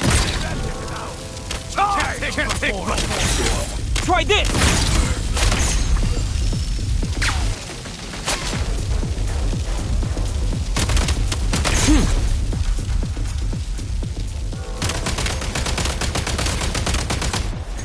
Nice. Where's the... Need a refill.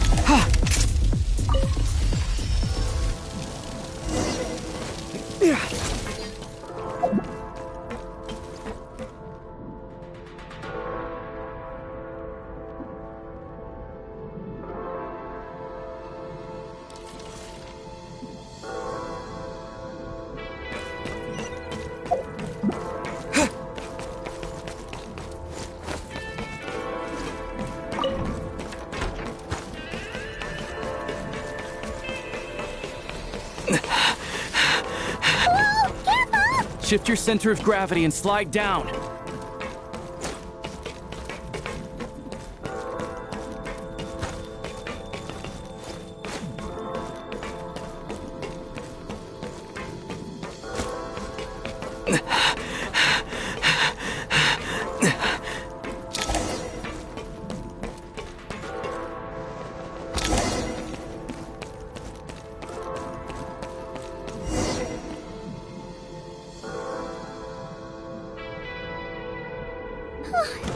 How much longer is this gonna take? The exit is right ahead. We are very close now. However, it's like they're trying to keep us trapped here. That platform and the carriages are swarming with undead Fatui. Guess we gotta storm through.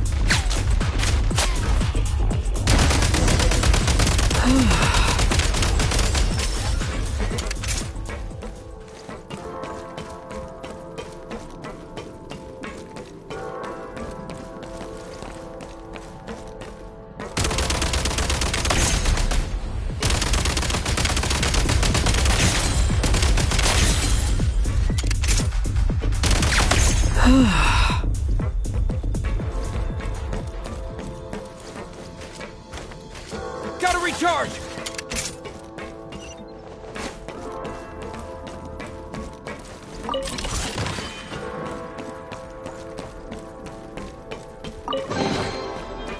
Back in business.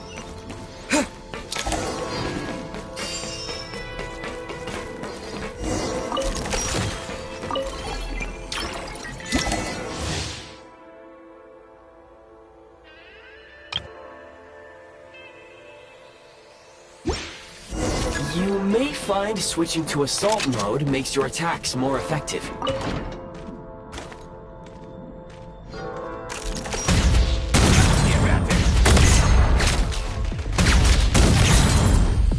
state number 2.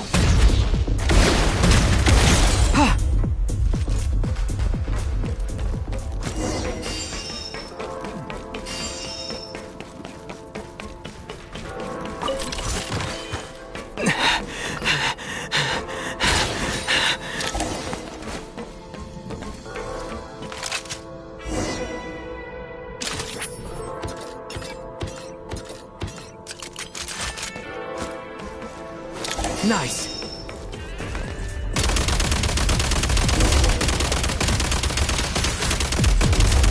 Need a refill.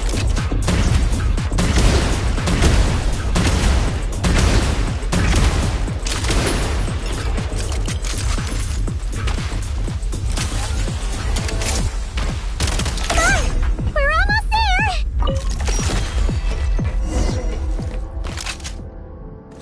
Switch mode. Reload.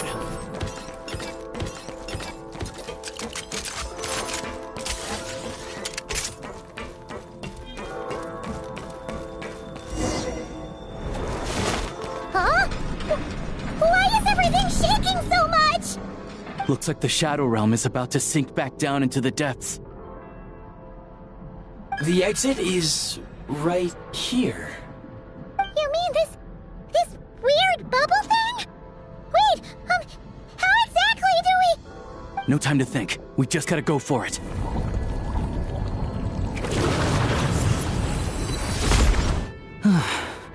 Looks like I was right.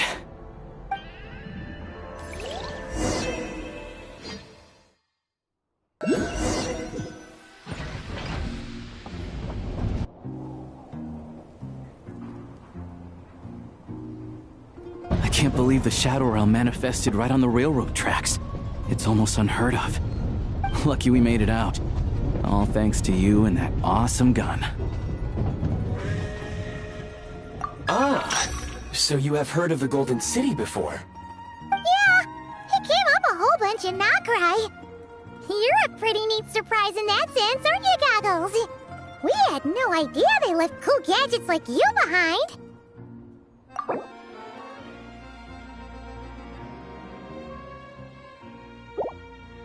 Make no mistake, it was a team effort. For a first-time firearm user, your performance was quite outstanding, far beyond my expectations. As Alosha said, it is highly unusual for the Shadow Realm to manifest in a place like this, but we should still watch out for similar dangers ahead. Oh, let's hope not. If anything else goes wrong with this trip, Paimon's gonna have train trauma for life. The Shadow Realm can appear anywhere, not just on the railroad. I am simply advising that we take sensible precautions. Now, if you wish to further calibrate and upgrade your firearm, you may do so over there, provided you have the necessary components. Please take a moment to catch your breath while I repair the body of the train. Amongst other things, this will ensure Paimon is a little warmer while on board. Oh, thanks, Goggles. You're a trusty train conductor. Yes, of course. And just like the Eye of Grey, I am sure it will be a great asset to you in your future adventures. If not the trustiest, then it will at least get the job done. Let's get some fresh air while the Eye of Grey fixes the train. Yeah, sure. Paimon wants to forget all about the Shadow Realm. It was so creepy in there. Stretching her legs might help take her mind off things.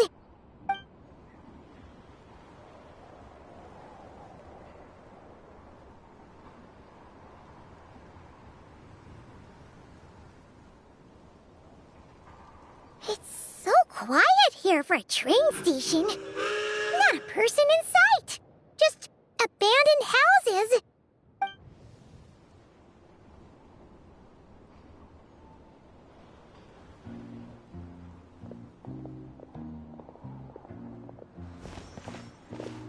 Huh? So much for repair? You've swapped our train out for a whole new model! My plan was to restore the train to its original appearance per my records as quickly as possible. Now that the repairs are complete, the train offers optimized performance and a significantly improved trendiness level. Huh. Didn't know trendiness was a parameter. According to my calculations, parameterization is the most effective way for the Eye of Grey to understand trendiness. Hyperborea, huh? I'm sure I've heard of that in a story somewhere. What an incredible little gadget you are.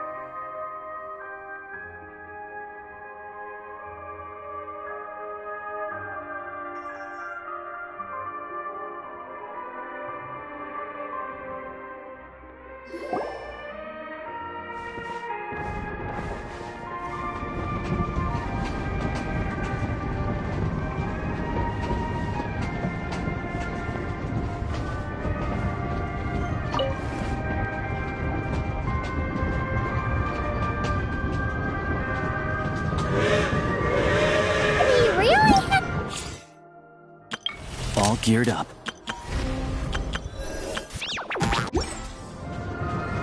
You might want to avoid looking down if you're afraid of heights.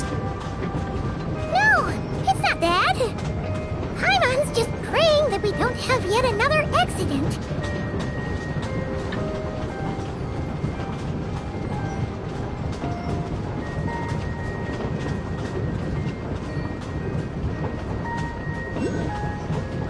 That mountain is breathtaking. Reminds Paimon of Dragonspine. They say this mountain's the domain of a Snegovic lord. A lot of the Snegovic retreated there to live in seclusion, so it's a pretty mysterious place. You hear all kinds of stories. Even the residents of the nearby town of Svietlolidovka steer clear of the summit, and they make a living off of harvesting prime ice.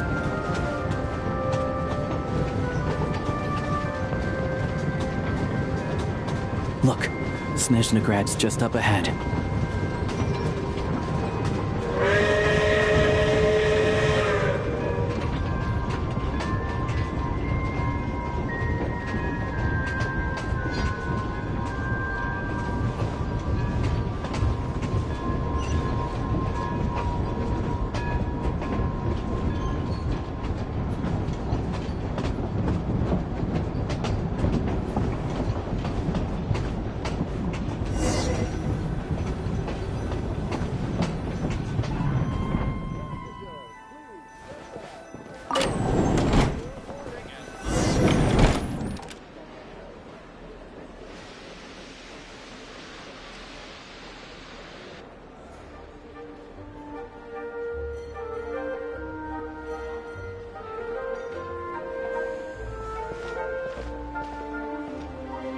here we are.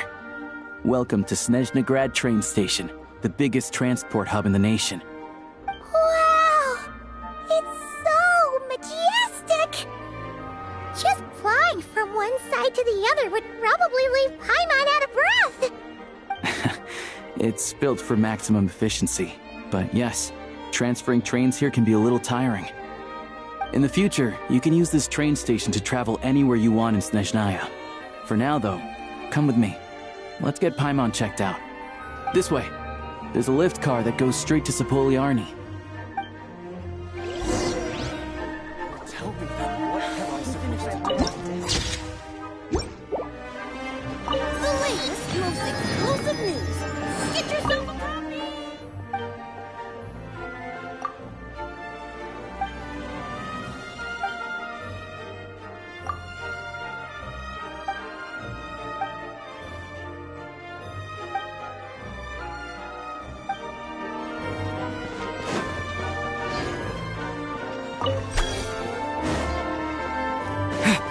Look! They have really funny-looking heads! And those ones are about the same height as Paimon! But it looks like they can't fly. Those would be Volkudlak and Domovoy. You'll also see the winged Vila and the snowborn Snegovic amongst others. No wonder! We'd heard that Snezhnaya used to be the realm of the Fae. Paimon can really see it now.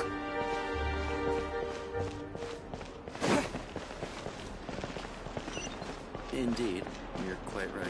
You see,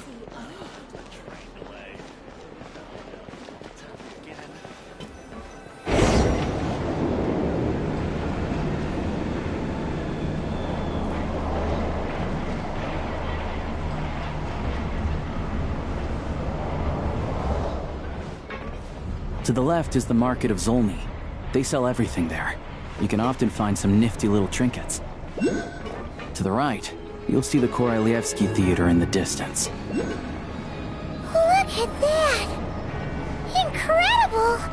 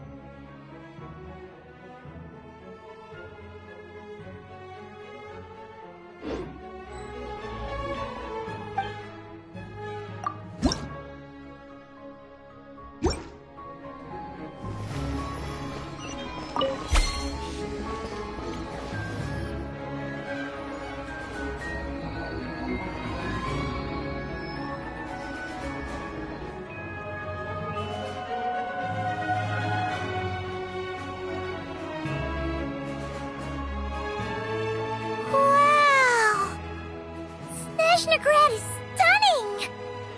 Seeing it with our own eyes makes all the trouble we went through to get here worth it! I found it pretty stunning when I first came here too. But I soon found out that stunningly beautiful means stunningly expensive. The prices here are crazy. I'm just a small-time hunter, so Zolny is where I spend most of my time. This way will take us to Podvorye restaurant. They offer food and lodging there, so you can get settled in while I fetch the doctor. Is that gonna be stunningly expensive too? Yeah, I mean, there are places to stay in Zolny, but I highly doubt they'd meet your standards. Most of the stoves are out of crystal, the windows are drafty, and at night, four-legged roommates come out to play, sharpening their claws on the roof beams and floorboards. Yep, no way! Not a chance Paimon's staying anywhere like that. Maybe we can split the cost of the room between us? Paimon, fine then. It's your treat. Paimon will save her money for buying a nice little cake. Don't worry, you'll get some too. I'm glad to see you've perked up. If you find yourselves in the mood for some sightseeing later, there's a few places around here worth seeing. This way leads to Sapoliarny Palace, which serves as the Tsaritsa's audience chamber and also her personal quarters. The adjacent block is kind of a city in its own right. That's Glupov, the headquarters of the Fatui.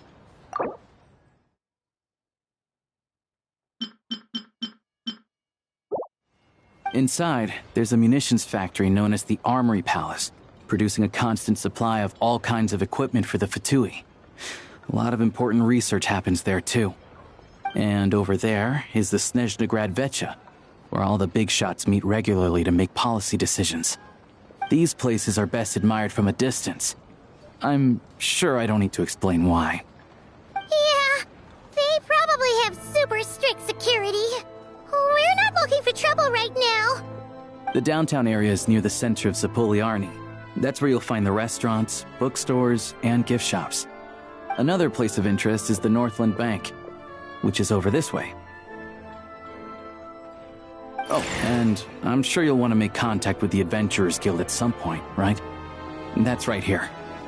Ooh, speaking of adventuring, we use alchemy quite a lot. Do you know where we can find a crafting bench? No one practices alchemy at Snezhnegrad, I'm afraid. Apparently there's some historical reason for it. Oh, we'll just have to use the one on the train then. Kinda inconvenient. Wait, how come there's one on the train if that's Snezhnayan too? Yeah, I don't know. Not my area of expertise. Still, I wouldn't say the absence of alchemy makes life here any less convenient. Anyway... Finally, there's Zolny in that direction. It's mostly residential buildings and factories, but there's a few shops too. Worth a look around if you're interested. That's about it.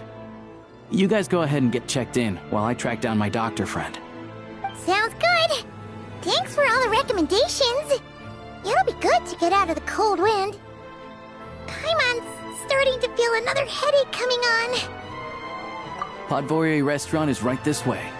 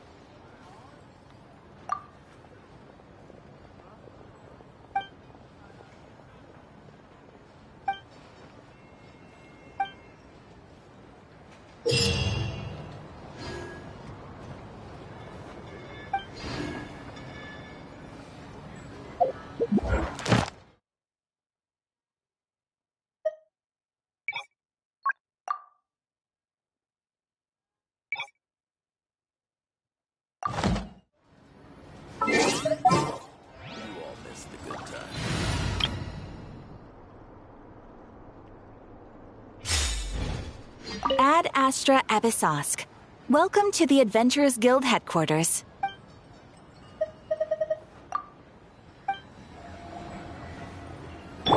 Welcome to the Adventurers Guild, my lady. Thank you for completing... Welcome to the Adventurers...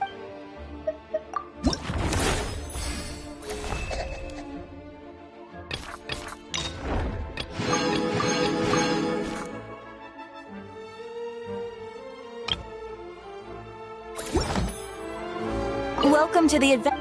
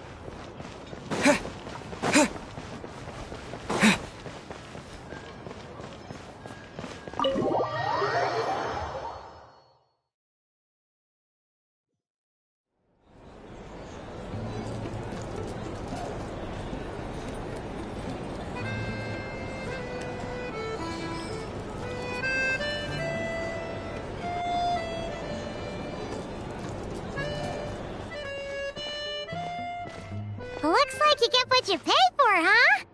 Paimon likes this room a lot.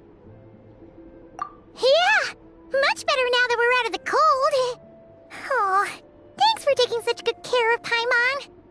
Honestly, she feels kind of bad for throwing a wrench in the works. If this were anywhere else, we'd be out investigating and adventuring by now. But instead, we're stuck here waiting for a doctor. You're right. No need to push ourselves too hard for no reason. A lot happened on our way into the city. Let's review what we've learned so far and try to figure out what to do next. Obviously, the million more question is, what is the Tsaritsa planning? Everything else leads back to that. Sure was. And so far, we've learned that in addition to the 7 Gnosis, her plan also requires a ton of energy. But we won't get to see her anytime soon. Aloysia said that she went east to fight that big monster. It must be a pretty powerful one if it can blanket the whole of Snezhnaya in a snowstorm this awful. To be honest, what we're really lacking right now is information. The kind of information that only the higher-ups in the government would know, not word-on-the-street type of info. Paimon can think of a few people who might be able to help us, but... Right! And when we left Nogcry, Sandrone specifically left a message reminding us which side we're on. So, it's unlikely they'd tell us anything confidential about the Tsaritsa's grand plan.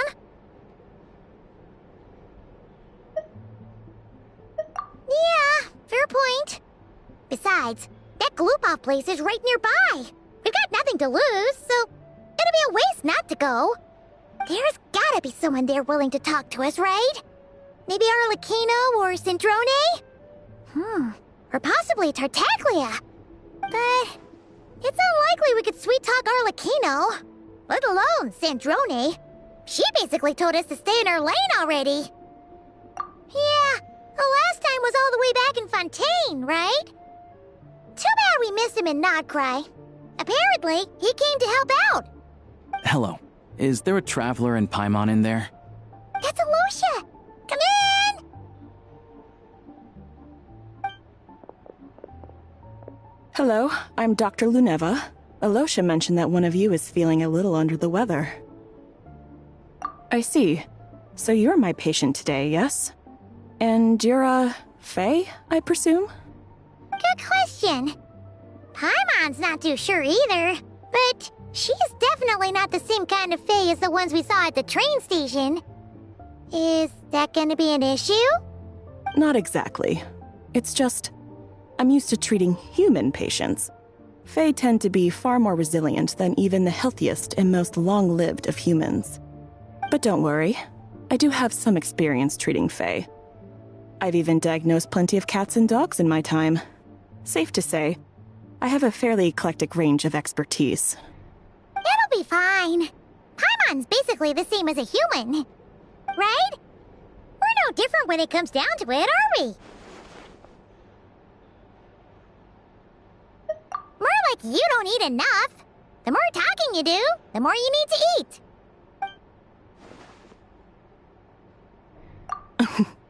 Now, please take a seat.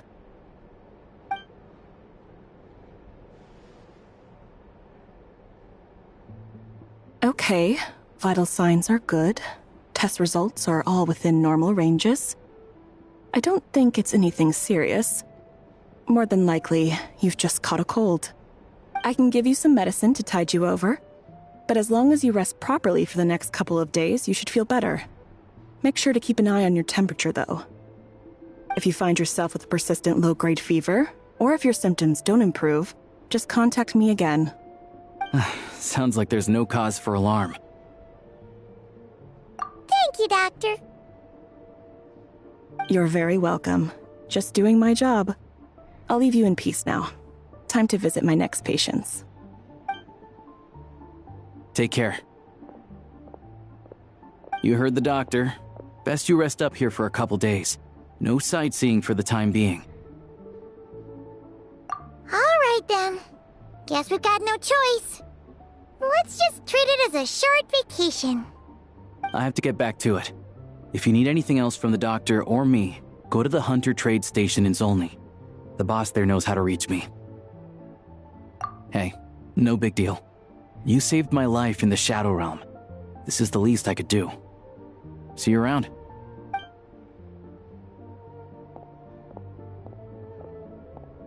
All right, time to find Child and see what he can tell me.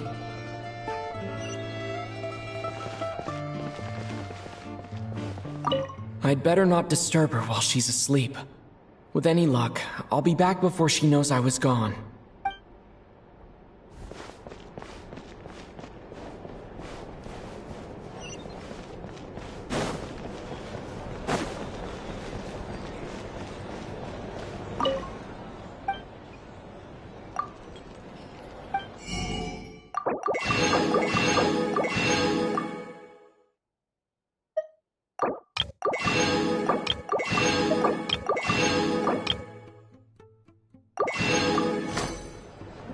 If there's anything you need, please let me know.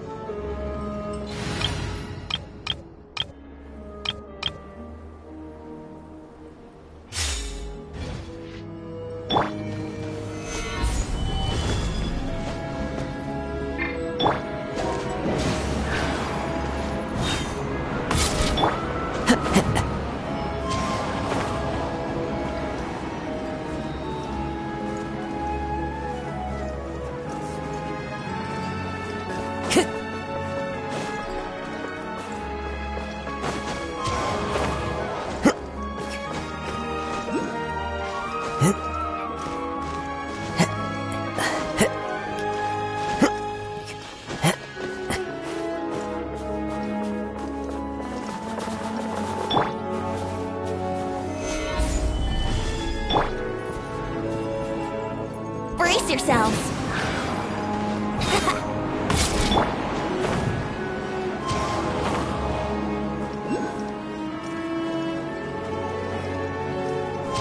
Follow the wind.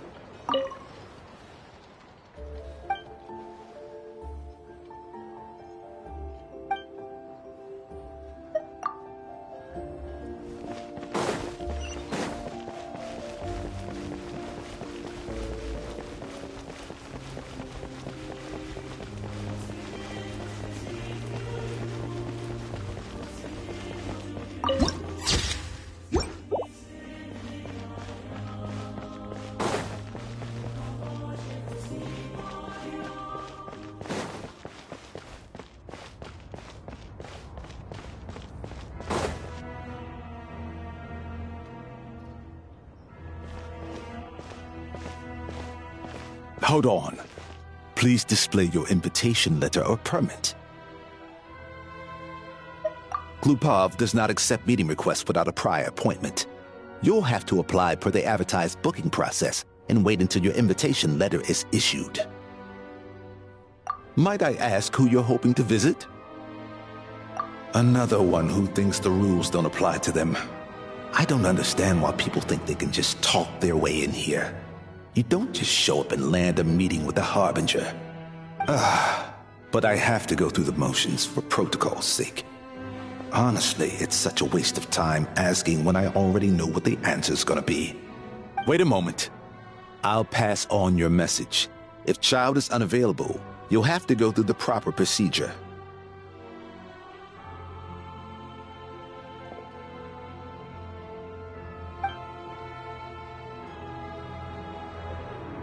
Lord Child is a busy man. He's probably not in Glupov at the present. If I were you, I'd cut your losses. No point in waiting any longer. Even if you two are old friends as you claim, please understand that the Fatui Harbingers are often busy with their official duties. They tend not to stay in Glupov for extended periods. Next time, stick to the rules. You'll make life easier for both of us, Greetings, Lady Marionette. I'll take care of our guest here. It's his first time in Snezhnaya, so it's no surprise that he doesn't know the rules yet. I trust no choice words have been exchanged. No misunderstandings I should be aware of. No, Lady Marionette. No incidents to report. Whew, that was a close call. Good thing I played it cool. Is that right? Good to know. Wait, where's Paimon? Under the weather? That's hard to imagine. She's always buzzing with energy. I take it she's still adapting to the climate. Happens to a lot of people. It's even colder here than in Nodcry. Has she seen a doctor? I can get you one if you need. All right then. Well, let me know if you run into any other problems. Why else? I was just about to sit down for some much-needed tea time when I heard that an old friend of Tartaglia's had shown up outside. No appointment, nothing. And, as obnoxious as it may be to show up uninvited at Glupov, I couldn't help but take pity on the poor soul who was waiting outside in vain. So I had no choice but to abandon my freshly brewed piping hot tea and come to see this mystery guest for myself. Well, I felt our time working together in Nodcry warranted some courtesy. I couldn't exactly let you freeze to death out here in the wind. Unfortunately, I can't invite you inside either. The rules of Glupov wouldn't allow it, and as a Harbinger, I have to lead by example. On the plus side, Snezhnograd actually has some class, unlike Nasha Town. Torchlight Books has a very nice selection of teas and cakes, so we can catch up there. Your treat, of course. Because I already wasted one perfectly good cup of tea today. That's why.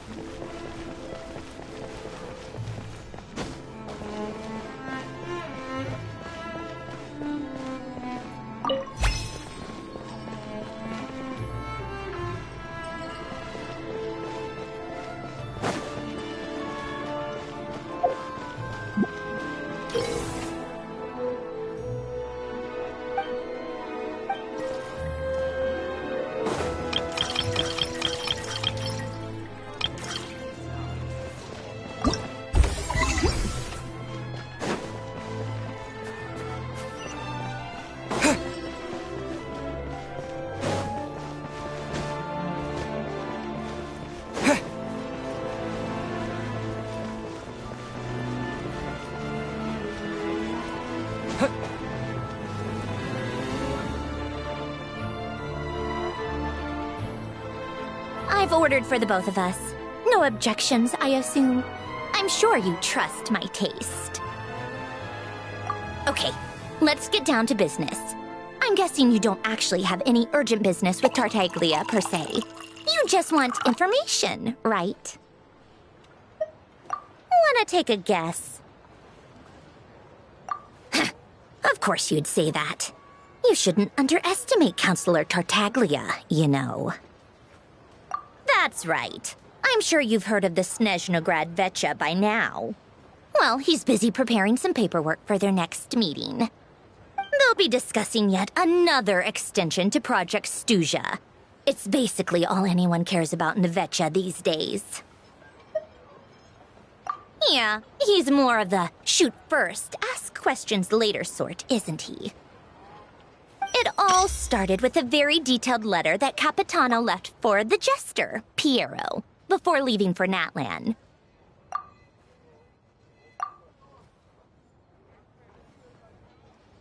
In that letter, he detailed the future arrangements for his subordinates. All of his key people were reassigned to Tartaglia.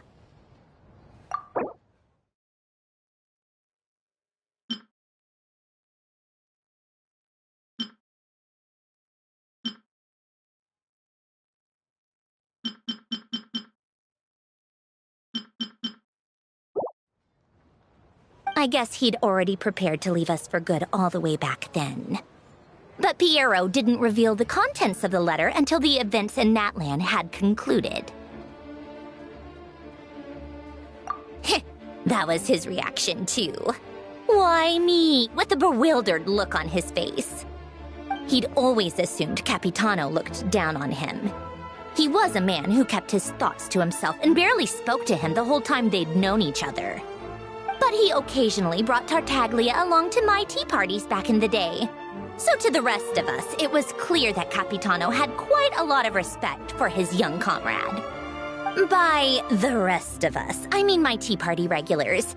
Arlecchino, Rosaline, and... actually, not Columbina. She was probably oblivious to it. Anyway, then the Liues situation happened. Normally, it took a lot to get under Capitano's skin, but that time he was furious. It's not really my place to talk about it, though. You can ask Tartaglia about it sometime. Basically, Tartaglia probably had the wrong idea about Capitano all along, right up until Piero revealed the letter he'd left behind. Capitano believed that despite Tartaglia's immaturity, he showed great potential. Plus, he possessed a kind of purity rarely seen among members of the Fatui. Yeah, it's one of the few things that I'd agree those two have in common. But there's one other reason why Capitano chose Tartaglia to assume command of his troops.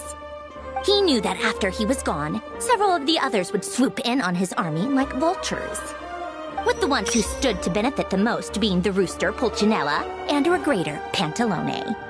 Once they divided Capitano's troops between them, they'd be more powerful than ever. No one would be able to stop them.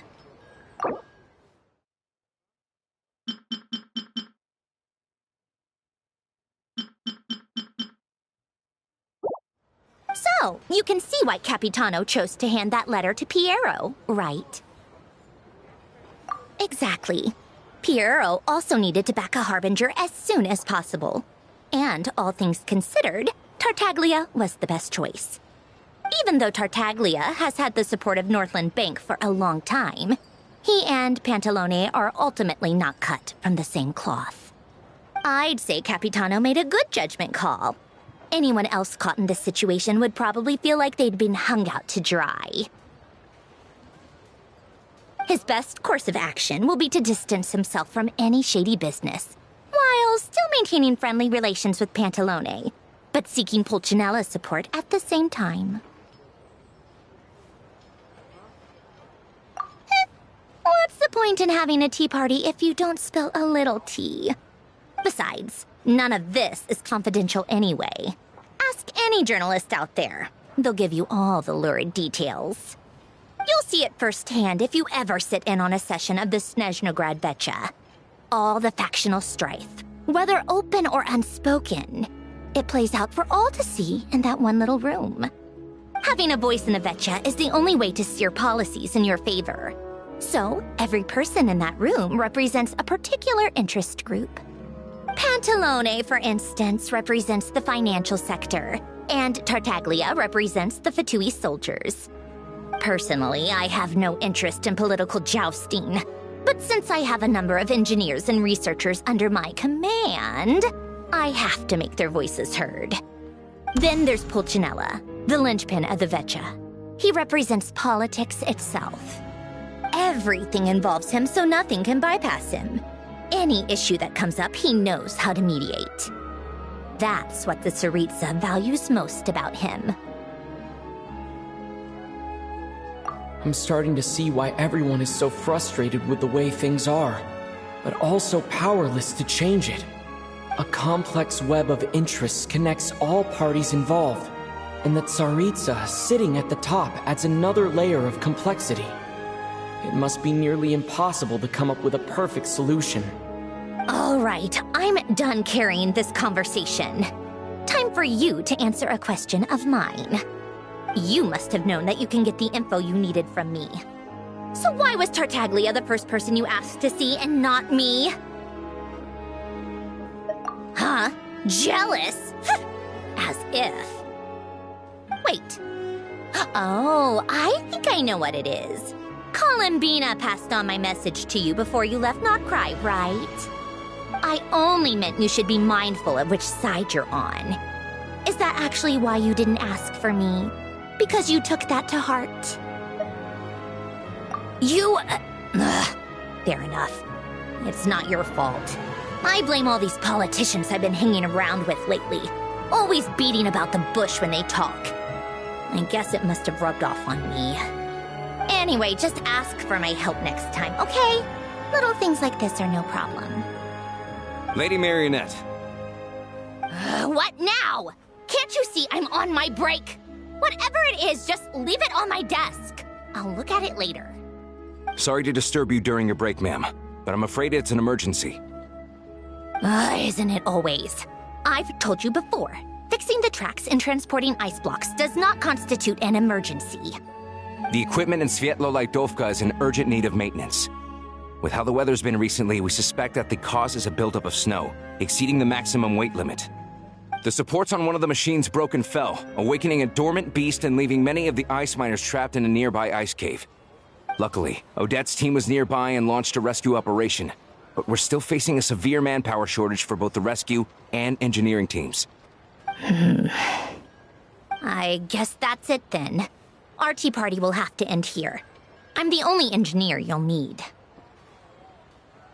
Do you actually want to come with, or are you just saying that? Nice of you to return the favor. I'll have a couple of people look after Paimon. They can let her know that you had to step out for a while.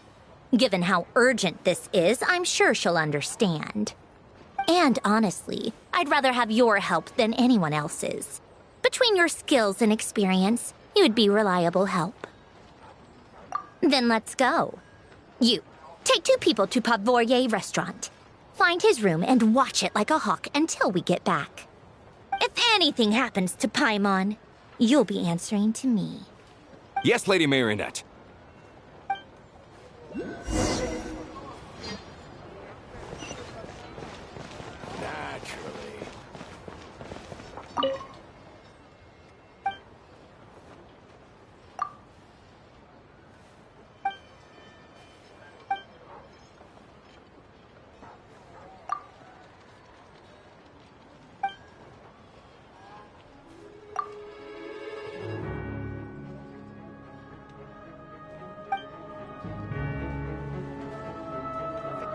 Wait a moment. You look as though you...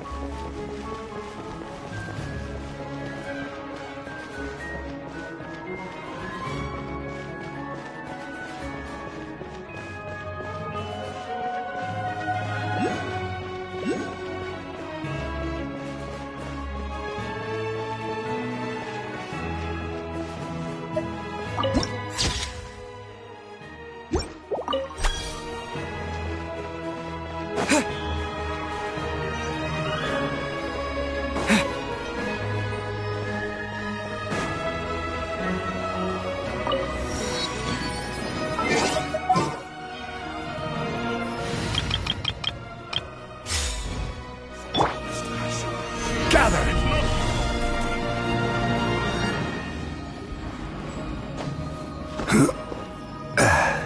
Here we go! Yeah!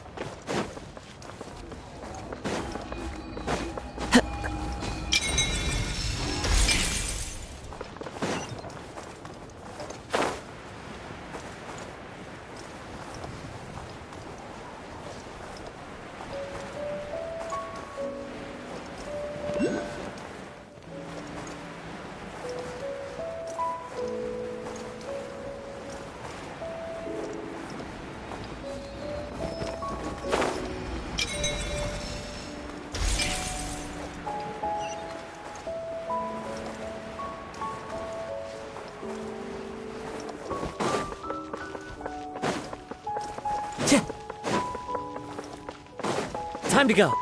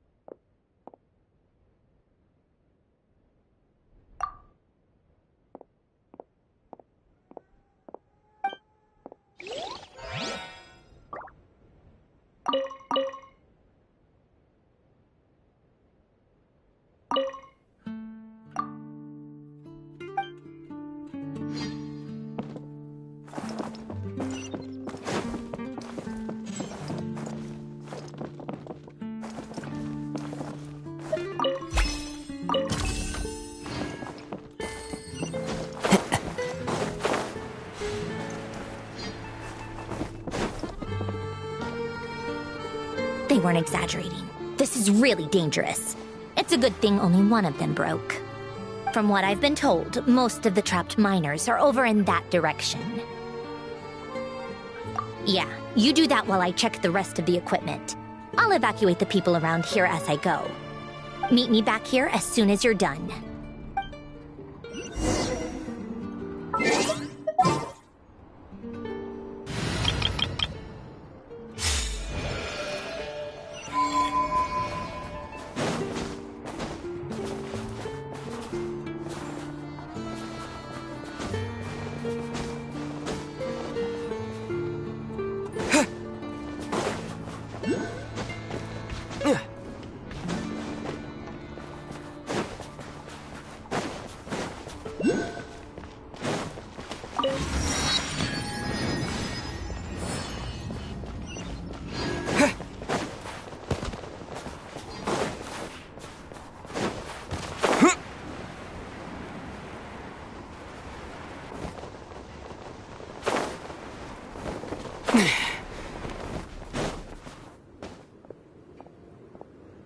I have to be getting close. Don't go any further.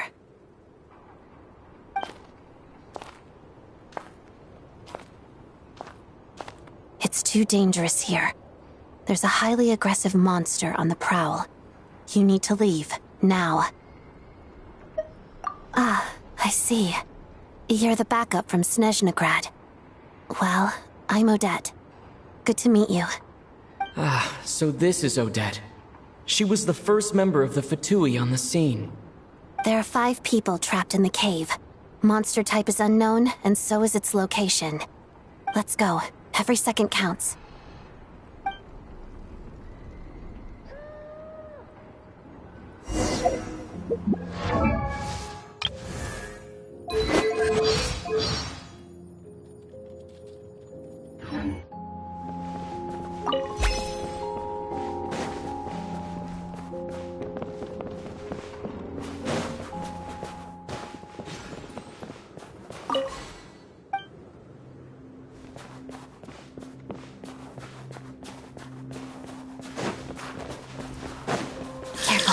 Something's moving.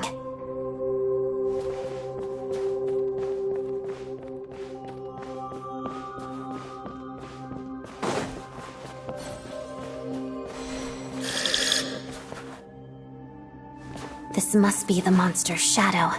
Looks like a tough opponent. Shadow me. Harada.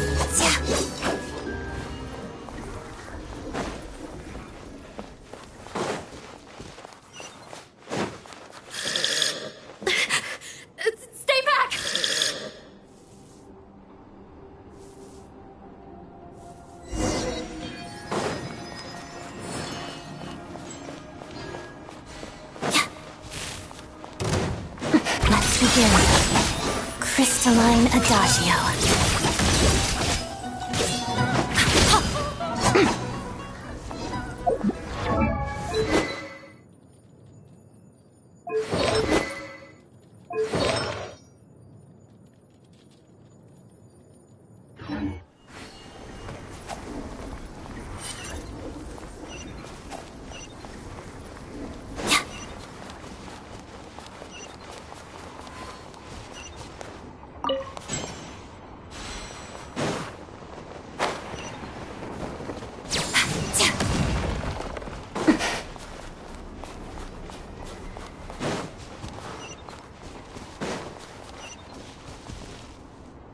I see them. They're right behind the monster.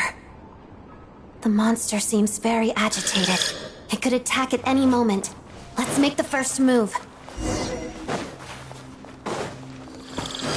Together. Here! Thunderclap!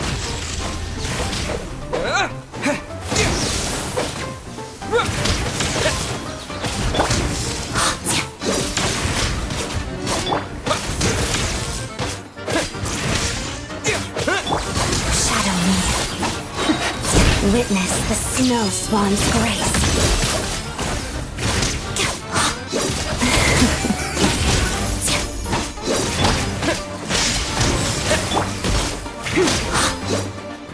begin.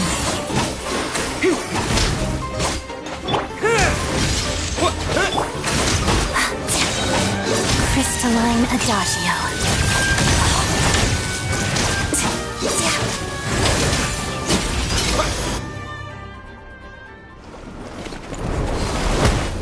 Oh, thank you for saving us. We'd have been monster fodder otherwise. Thank you. Thank you. You're welcome. You should be safe now. Follow this route out. He and I will stay behind to watch the rear. Thank you. Come on, let's go. This way.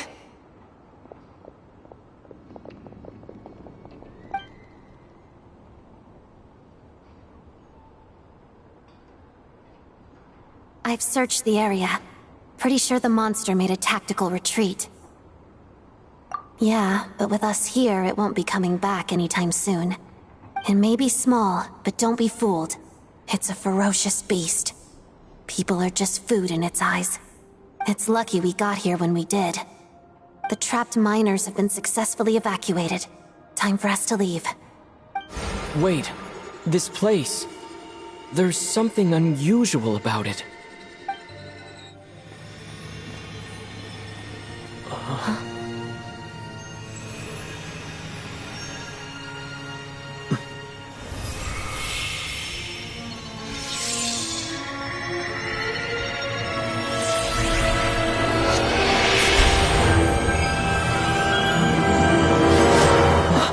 What is that? I don't know.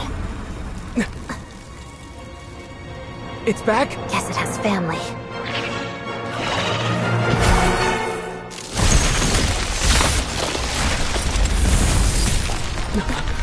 This way.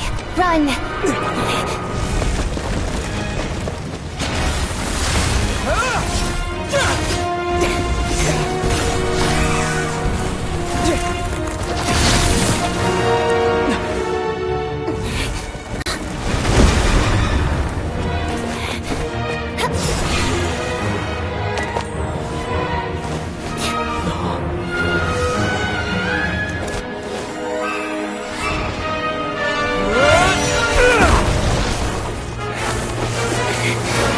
Thanks.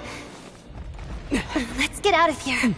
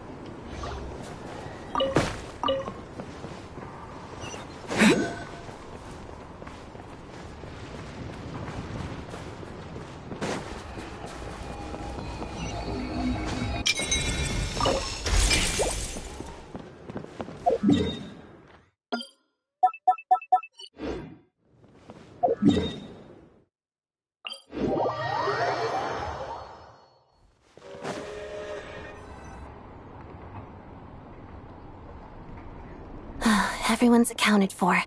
We managed to rescue them all. We also placed a sign at the entrance to the cave, warning people to stay away. You really held your own today.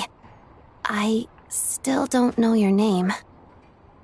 Don't think I've seen you before. I'll remember the name. All right then. See you around. Hello, Lady Marionette. I hear the rescue operation was a great success. I knew I could count on you. What brings you here, Odette? Here for a performance? No, a Fatui mission. I happened to be nearby and heard the crash. She hasn't introduced herself then. Odette is the prima ballerina of Snezhnograd. She's quite the celebrity. You ever hear people mention the two crowning jewels of the Korailievsky troupe? They're talking about Odette and the prima donna, Vodianitsa. On top of that, Odette's also a rising Fatui star. It's looking likely she'll inherit the title of the Fair Lady.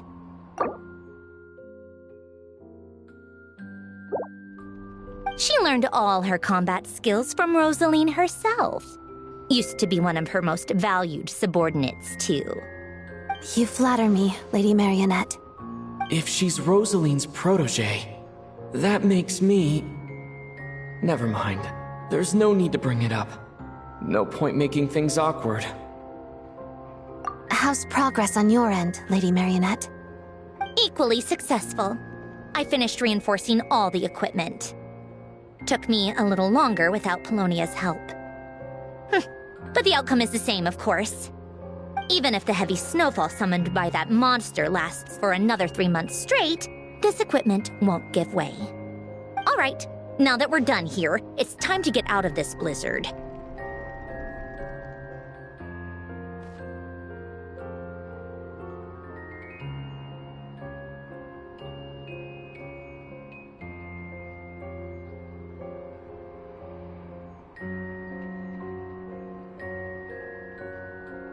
Sure, but Snezhnograd will send someone to investigate and draw up a relief plan.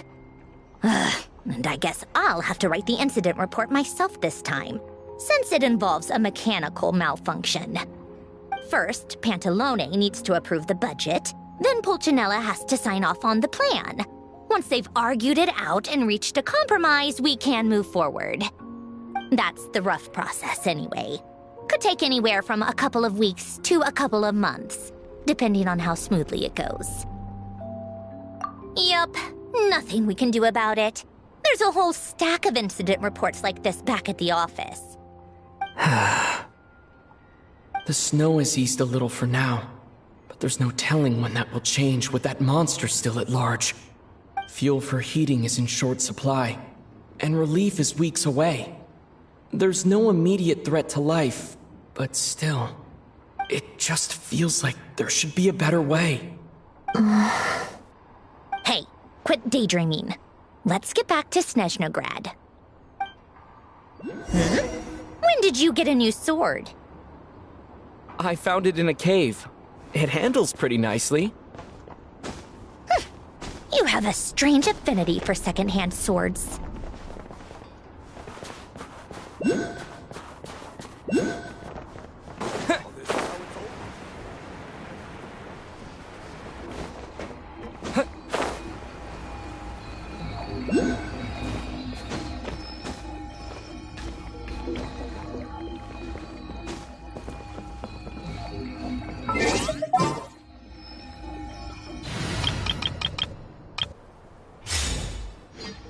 Brace yourselves. Yeah.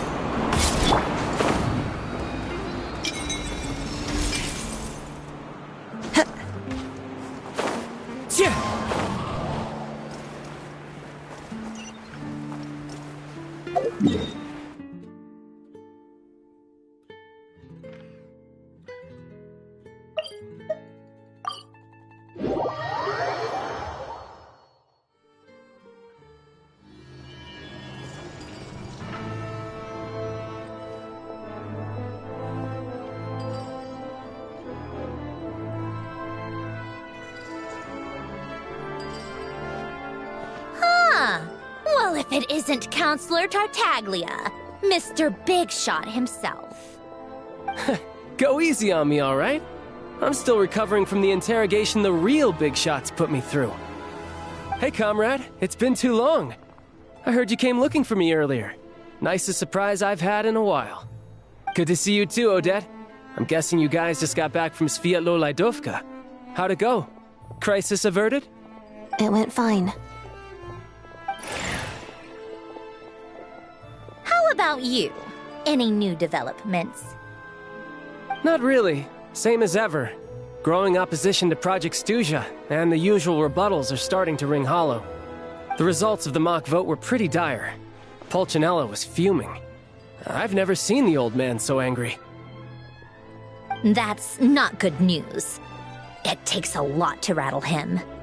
Yeah, obviously if push comes to shove, there are ways to crack down on dissent. But...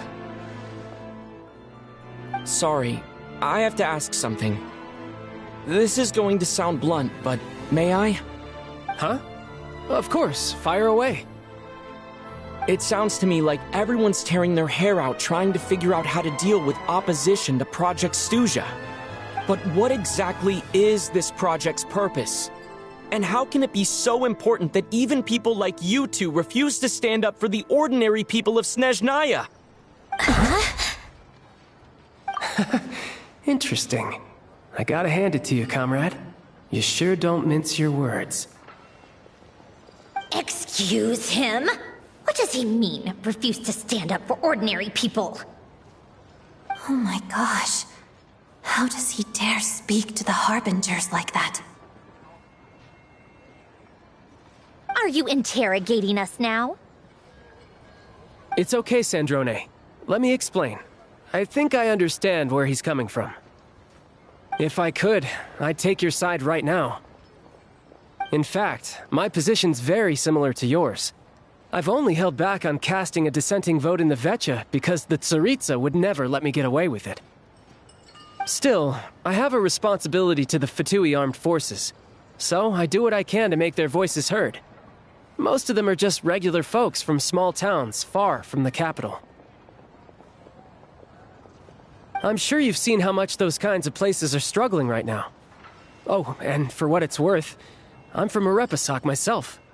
Things aren't going so swell there either.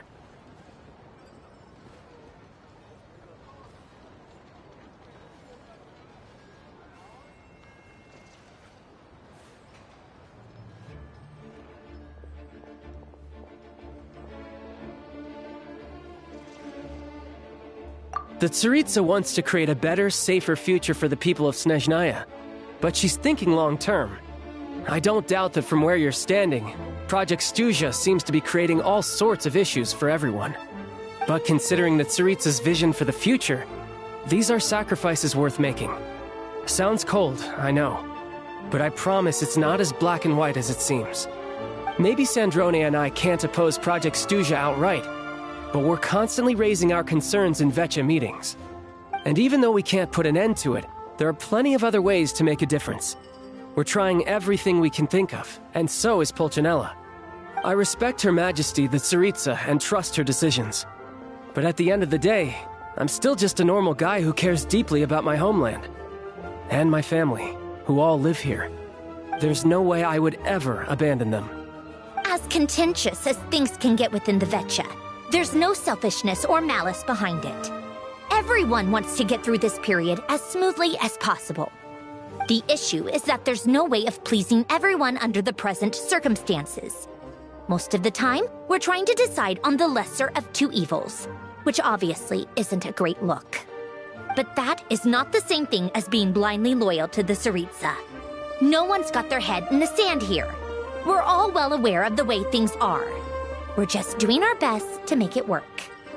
In fairness to Sandrone, she rushed to Sviatlo-Lajdovka's aid the moment she heard that people were in danger. And even Tartaglia, who used to only care about the thrill of the fight, is clearly doing his best to rise to the demands of his new role as counselor. Hey, come on. There's only so much we can say, so don't press us too hard. Look, I know how untenable the Tsaritsa's position looks if you don't understand her motives.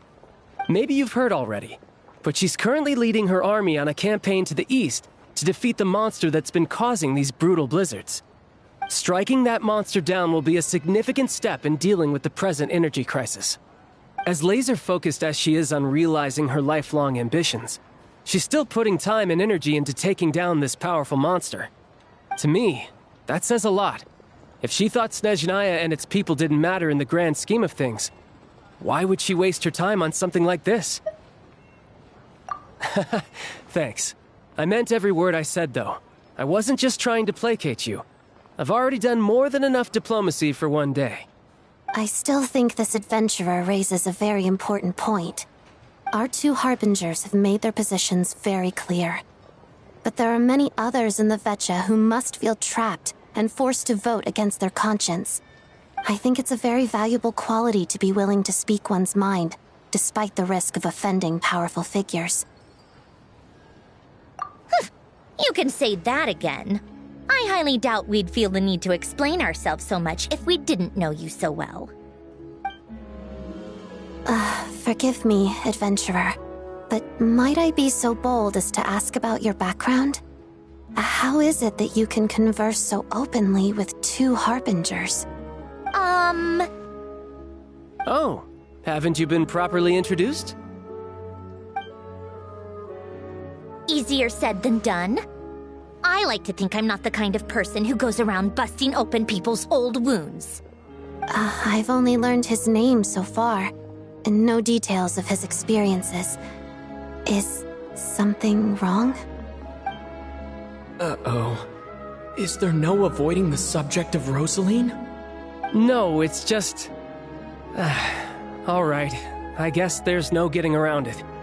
This is the world-renowned traveler who helped resolve the storm terror threat in Mondstadt, cleaned up after the mess I made in Liyue, and then went to Inazuma, where there was a duel before the throne, in which the traveler defeated Rosaline.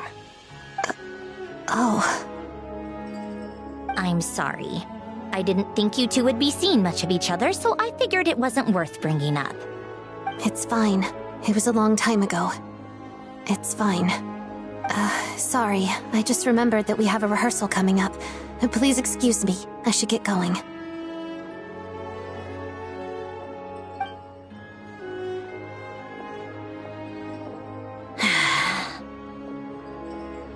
I've mentioned this to you before, remember?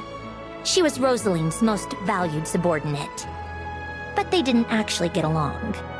Not that Rosaline was really the type of person to make friends, but death has a way of resolving a lot of conflicts. Don't let it weigh on you. Like she said, it was a long time ago. It's in the past now. Odette has a very different personality from Rosaline. Give her some time. I'm sure she'll work through it. Oh, by the way, where's Paimon? It's not like her to hide away. She hasn't been feeling well, so she's resting at Podvorier Restaurant. I got a couple of my people to look after her while we were gone. Oh, right. Sorry to hear that. Poor thing. Reminds me of when Tonya was little. She really felt the cold back then. Used to get ill all the time. I felt so bad for her seeing her lying in bed, coughing. She was so mature for her age, though. Whenever someone came to visit her, she'd greet them with a smile and would never complain. I'm sure Paimon's a good kid, too. You're a little short on manpower, right? Let me have a couple of my people take over for yours. I'll send my most capable and reliable. They'll make sure Paimon can recover in peace. Well, that would be great. Your people are more qualified. Hey, don't mention it. I'm sure you have things to do. Hopefully this takes a load off your mind. So no more accusing me of not being on your side, all right? Already? That was quick. I'm afraid I can't help you there. Our director's recent movements are confidential. Even we're not in the loop. If you hadn't told me, I never would have known he'd gone south. I assumed he'd been in Glupov this whole time. Well, I guess I'd better go sort out Paimon's security situation. I have some other work to catch up on at Glupov anyway. Me too. I have an incident report to write up. Let's leave it there for now. I guess everyone's in a difficult position. But Tartaglia's right. I have things to do. Things I want to do. And things I ought to do. To start with, I should ask Alosha if he knows any way to help Svietlo Lydovka.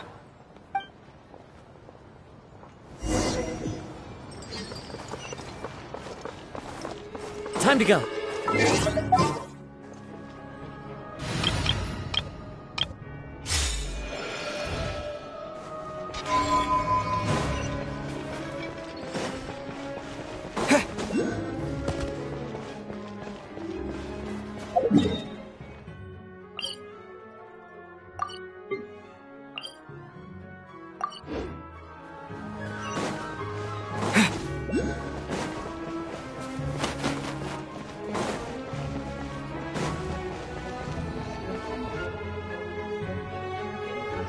How strange.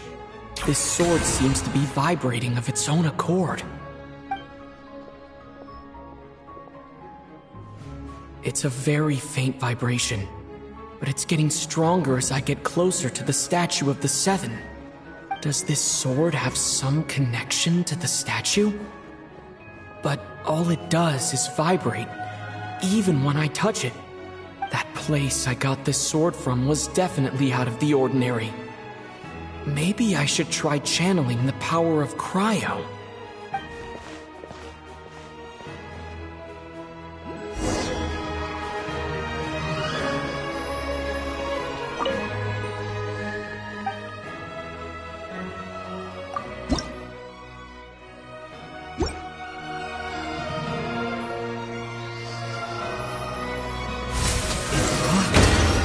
There really is something special about this sword.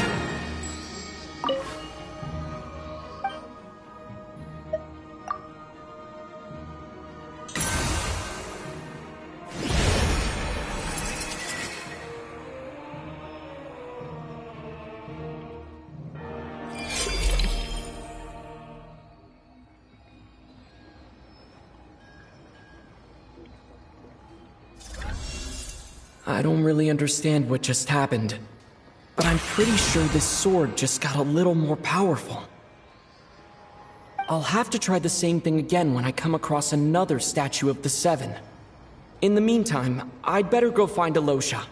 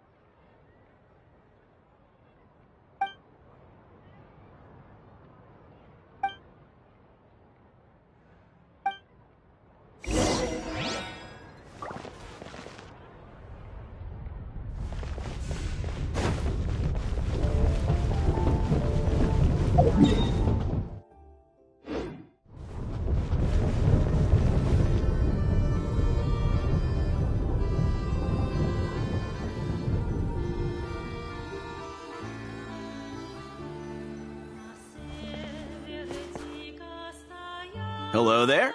How can I help? Ah, sure thing. Give me a second. I'll go fetch them for you.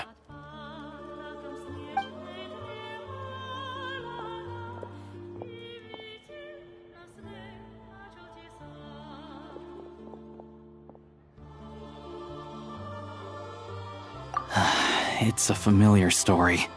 I've had similar experiences. Although Snezhnegrad doesn't deliberately delay or withhold relief, those first few days of waiting for help are always the hardest.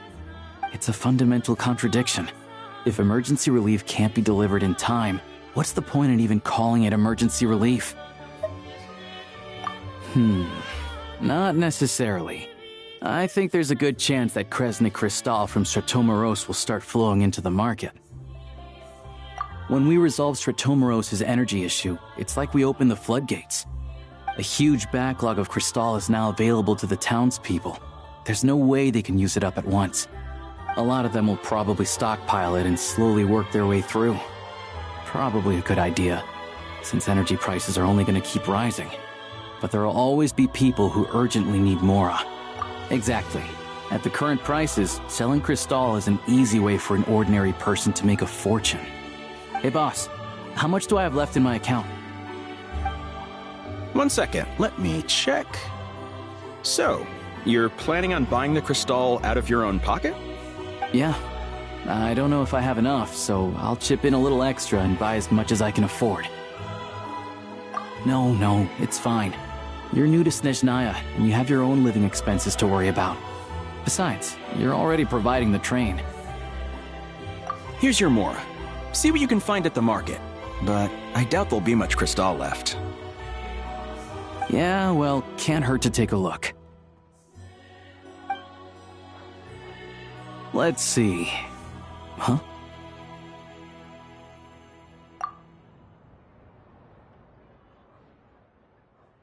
Oh, Alosha, and... Hello? I didn't realize you two knew each other.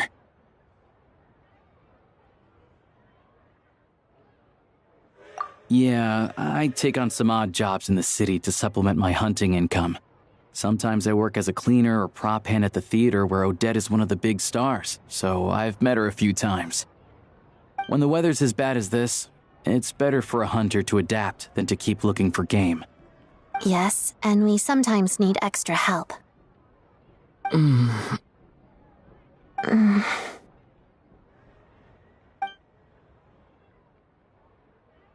Wait, why is the atmosphere so awkward?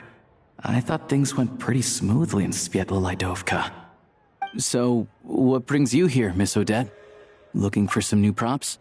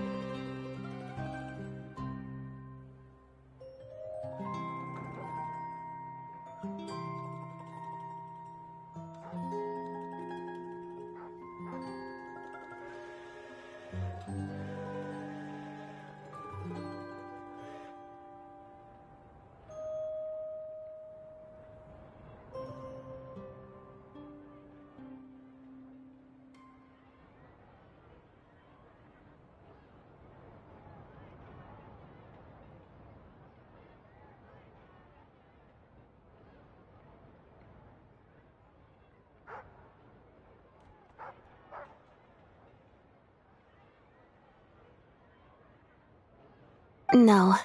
After I got back to the theater, I couldn't stop thinking about the situation in Sviatlo-Laidovka. It bothered me so much I couldn't focus on my dancing. So I decided I'd come here and see if there's anything I can do.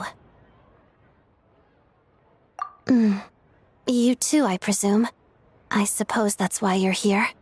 I didn't feel comfortable expressing my true opinions in front of the Harbingers. Not least because ordinary Fatui like me don't even know what Project Stuja is all about. Without knowing the full picture, I can't make sense of it. And at some point, if things aren't making sense to me, I can't just keep going along with it. So many people feel the same way. They wish they could do something, but all kinds of reservations hold them back. Explains why groups like the Rokot are springing up to fill the gap. Yes. Well, that's one option. But there are risks to consider with organizations like that. The Fatui does not encourage their activities. Right, because things can get out of hand, and it's hard to hold the right people accountable when they do. I've heard about a few cases like that.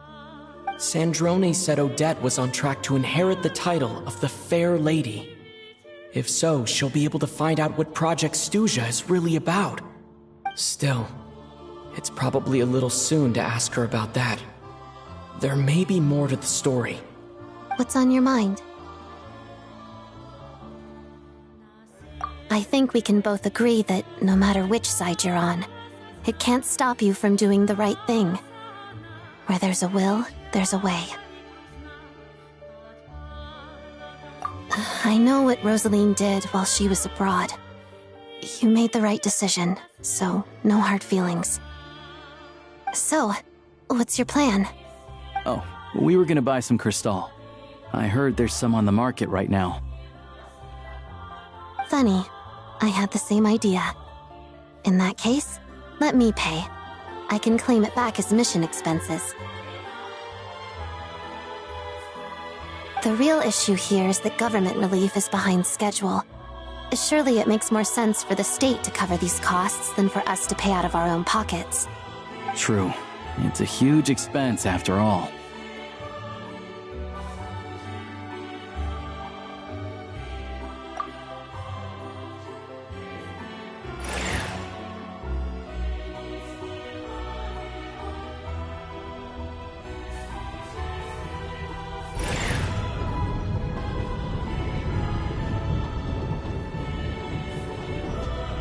Let me see. I'll take it all, please. And I'll be needing a receipt. Right. Choose mission budget under the expense category, but be sure to specify emergency rescue operation in the description. Otherwise, the normal reimbursement limit will apply. Let's book this train. Regulations say that if we need to transport Kresnik Crystal during Project Stuja, extra carriages can be added 1 hour before departure.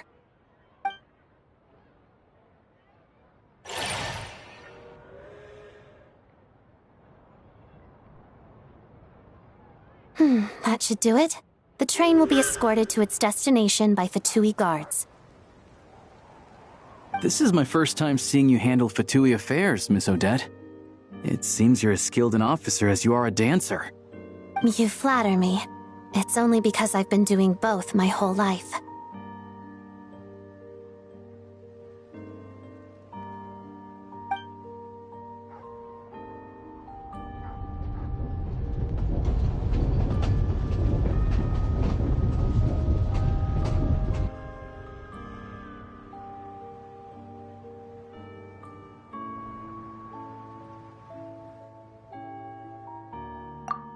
Anyway, I bet you've been non-stop today, am I right?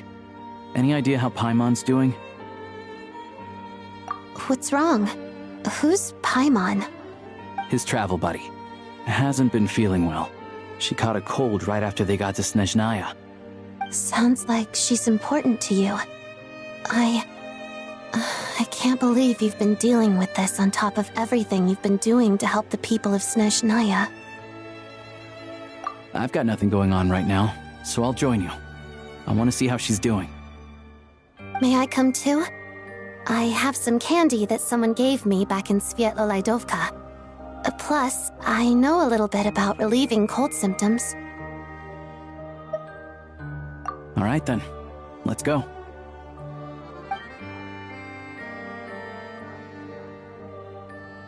I still don't know what the deal is between these two, but at least the tension seems to have vanished. A good sign, hopefully.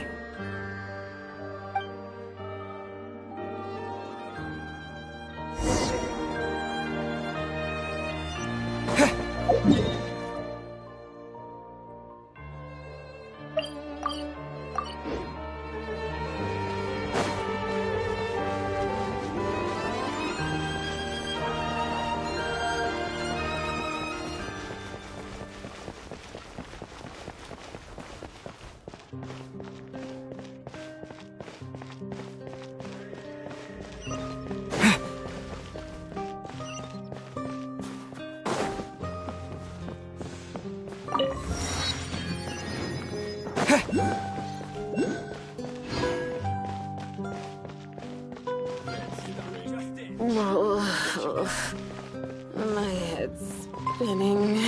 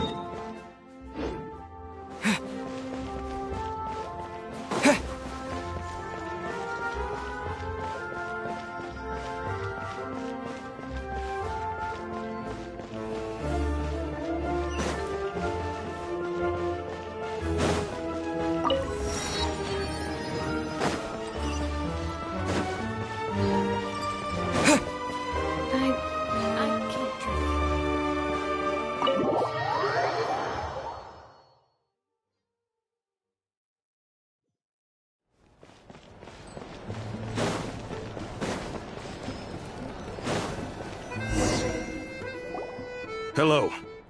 Sorry, but there's a sick person recovering in this room. Can I help you? What happened?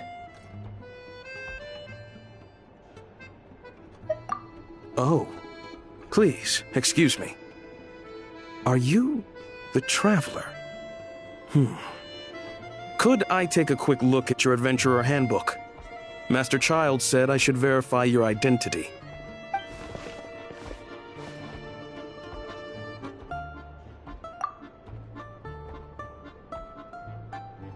Ah, it's really you. Sorry for the inconvenience. We're under strict orders from Master Child to keep this room well guarded. At the same time, we can't interfere with Podvoye Restaurant's business. That would only seem all the more suspicious and draw unwanted attention to this room. Besides myself, a few of my colleagues are stationed in and around the restaurant, in plain clothes, of course. Rest assured, you're in safe hands. I didn't expect such a high standard of protection. Well, Master Child handpicked us for this special assignment. We're not about to let anything go wrong. Anyway, I won't keep you any longer. Please, head inside.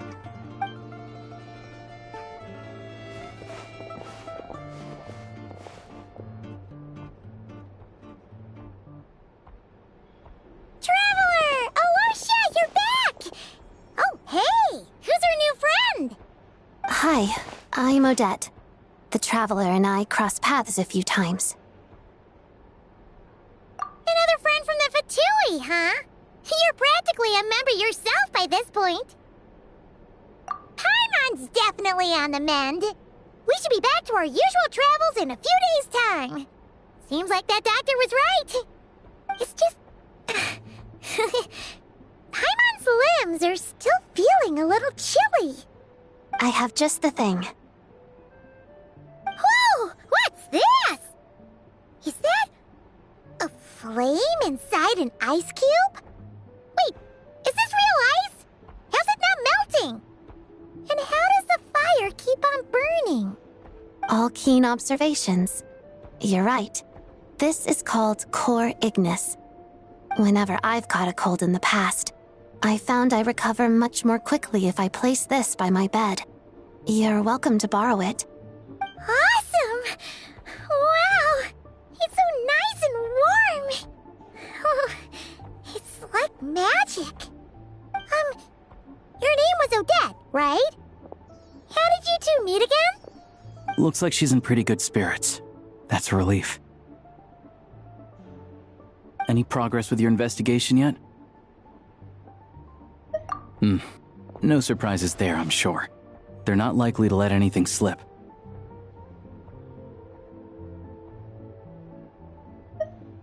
The Rokad, huh?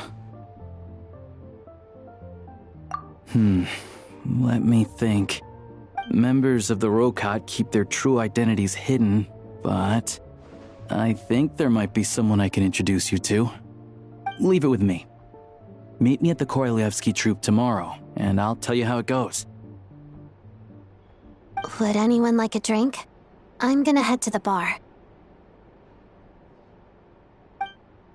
Paimon will have... maybe some hot milk? Yeah. Paimon's in the mood for something warm.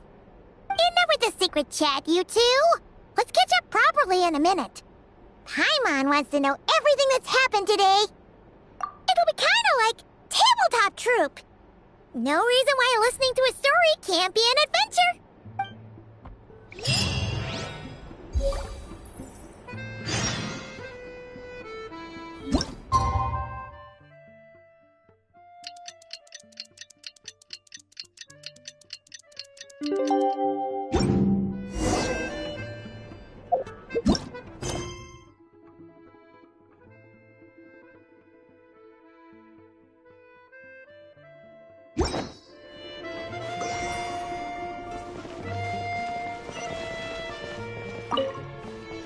The boss is gonna give Paimon a copy of the latest newspaper to read.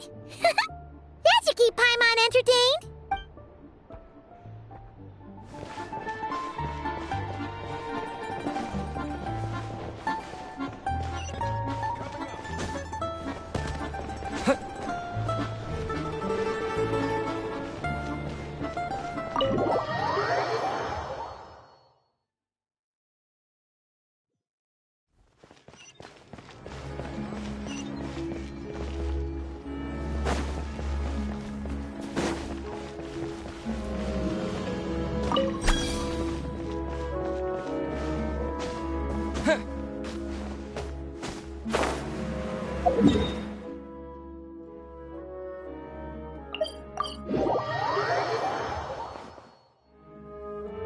Ah, you made it.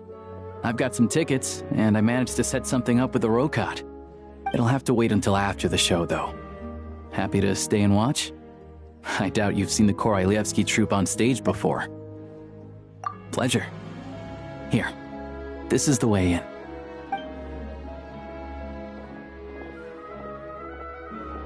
Please present yourself for a routine inspection in accordance with theater regulations. Thank you.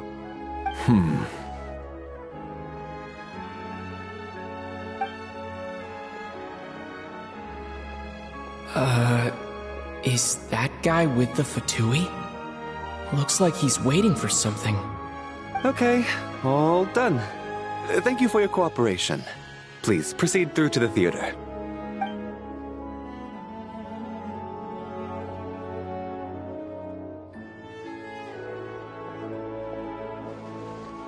What's up? Everything okay?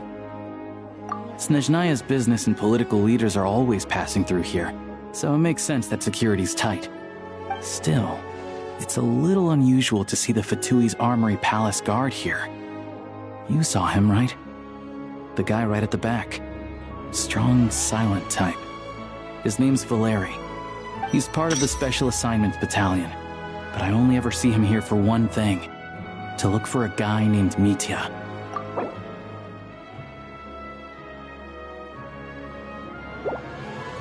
Supposedly a researcher, though he never seems to put much time in at the office.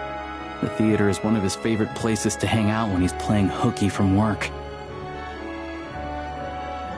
But that's not for us to worry about. Let's go.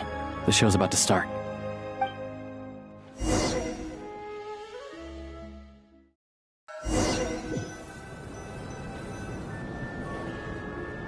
What do you think? Pretty impressive, huh?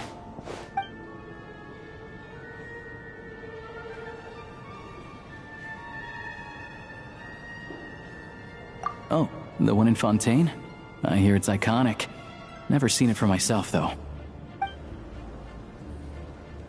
Here we are, just in time. Sorry, coming through.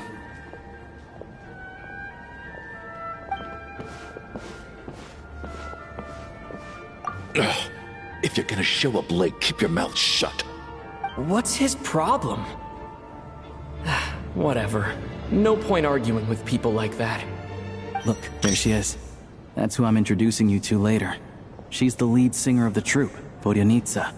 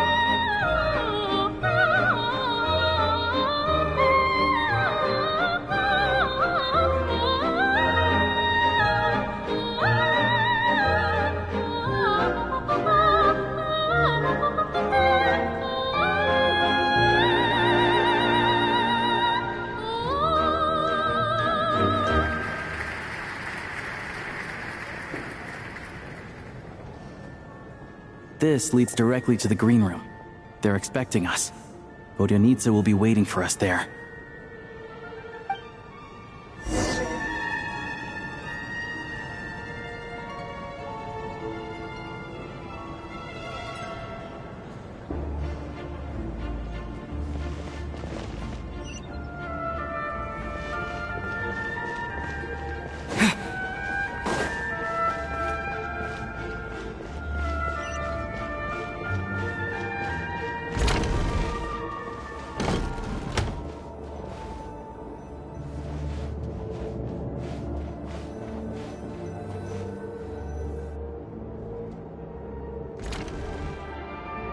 Hey there. Excuse me. Ugh! Can you believe it? I am so mad right now. Come in. Oh, it's you two.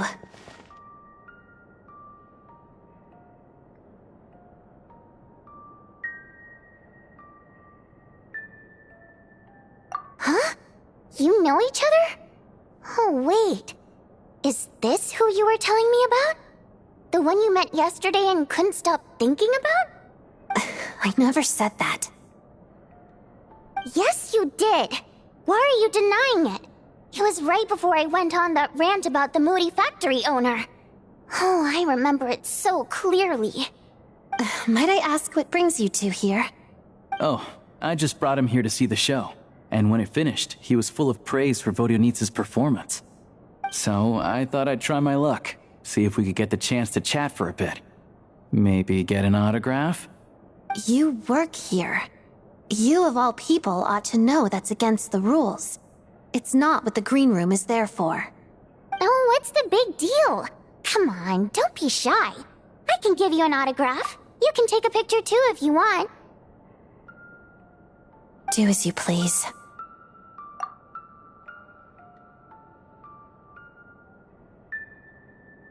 I finished all my shows for the day. I'll leave you to chat.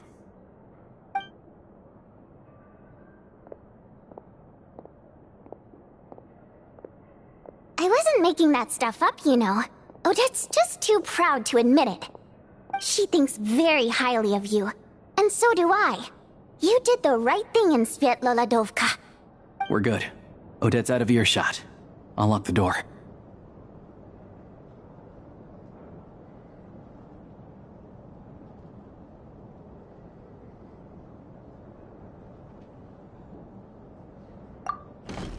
Confidentiality, of course. The Rokot is very strict on that. Whoa, Alosha! Not out loud! Not with an outsider here! Relax, I've taken care of it. Look at this. The President's reply sent this morning. Wait, so he's been approved to join?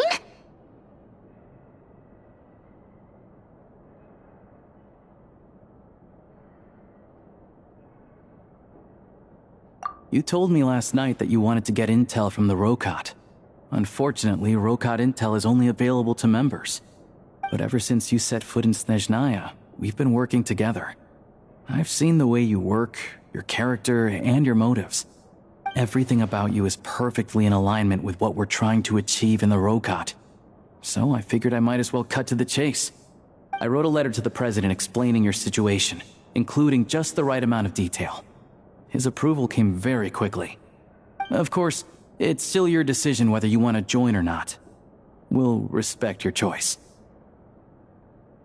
Well, assuming Odette was telling the truth and she didn't misjudge you, I guess we don't need to worry about you blowing our cover. Still, you gave me a real fright. I didn't know that's why you came looking for me. So, that stuff you said about admiring my performance, was that just because Odette was here? Did you actually mean it?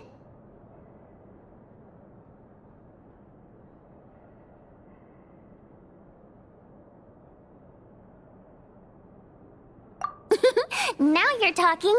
That's what I like to hear. Anyway, let me give you a quick rundown of how things work. Like I said, the Rokot is a covert organization, and we hide our identities. Members typically don't meet in person or even know each other's identities. This helps us maintain a high level of independence and secrecy. Because of this, members are basically free to decide their methods without constraints, so long as the outcome of any activity doesn't violate the organization's principles. After all, we don't have any ostensible contact with each other. This way, if anything goes wrong, no one else will be implicated. Beyond the freedom to choose how you operate, it's also your choice whether to act at all. We have plenty of members who have yet to take any action. In short, joining the Rokot in and of itself won't place any restrictions on your activity in Snezhnaya. There's a code of conduct you can read if it interests you. But basically, as long as you don't plan on using your anonymity to go around doing evil, you'll be fine. I tried reading it 5 or 6 times. Never made it all the way through. Even the most lackluster script makes for more interesting reading.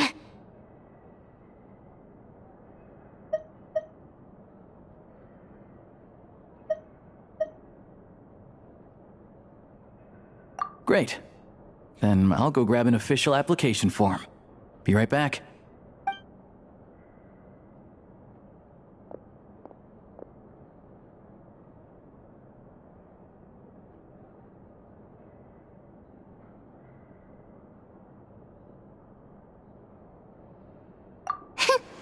Well, Alosha has this pet dog, you see.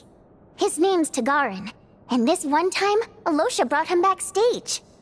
Tagarin took quite a liking to me, so I played with him for a little bit and fed him some treats. Then, the Rokot was out on a mission one day, and even though we were all in disguise, Tagarin recognized me right away. Just a coincidence, really. We didn't report it to the higher-ups, though, to avoid dealing with the fallout. Like my job at the theater, for instance. I really needed to make ends meet. By the way, what were you complaining about just before we came in? Did everything go okay with Chuganov? Everything did not go okay. That's why I was so mad. I tried to make some small talk with him before I went on stage to fish for intel about the Iskra manufacturing plant. But he wouldn't take the bait. No matter what I said, he kept dodging the question. And then he started complaining. He said he didn't appreciate his second-rate seat in the stalls because he usually gets a private box. I mean, what did he expect? Everyone knows that if you want a box seat, you buy a ticket well in advance. But instead, he sends me a letter the day before the show when we're practically sold out. I had to juggle things around just to get him a half-decent seat, hoping he would appreciate the gesture enough to share some information. But nope, he didn't give me anything. Yeah, meeting Chuganov in person has definitely been a disappointing experience. Oh, you probably don't know who we're talking about, do you? Chuganov was that older guy you were sitting next to today. I'm sure he didn't make a great first impression on you either.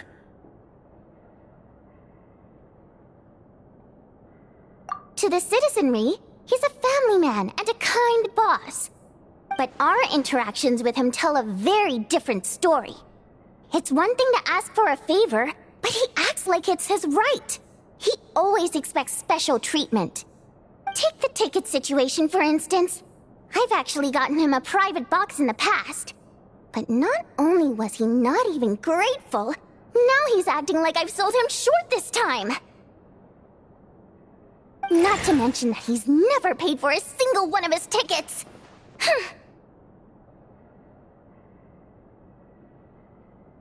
And another thing, if he's such a big family man, why doesn't he bring his wife and daughter to see the show once in a while?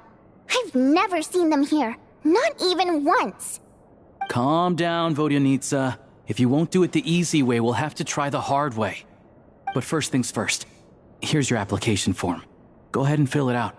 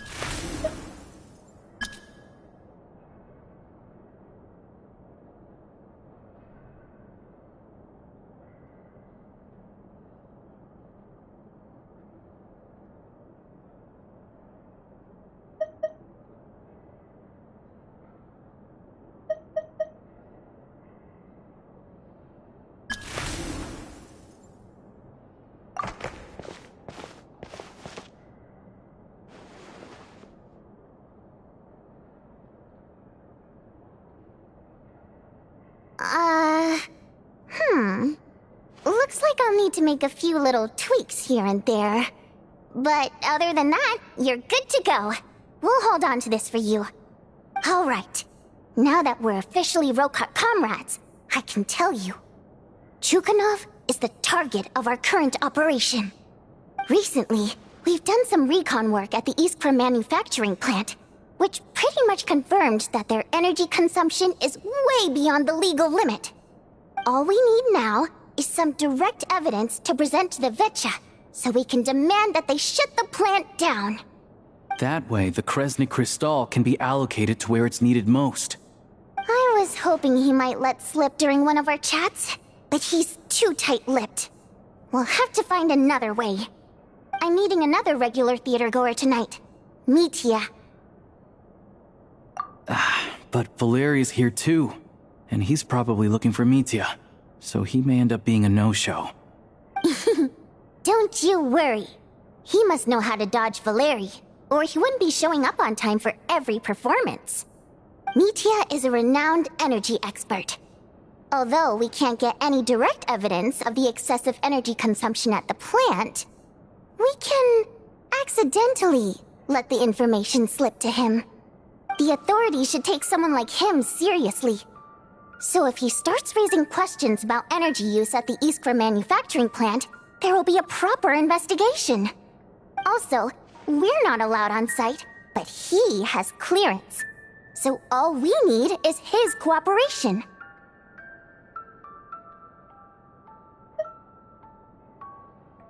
Yeah, so that's the other thing we're trying to figure out. Though I think we're far less likely to make any progress on that front. Still, I hear that Mitya is a bit of a chatterbox. So, who knows? Maybe if we catch him in the right mood, he'll let something slip. What do you think? Sound like something worth your time? Okay, in that case, you guys find a seat somewhere nearby. Pretend you're a couple of buddies there to eat, and keep your ears peeled for useful information. He's a huge fan, so I doubt he'll have his guard up around me.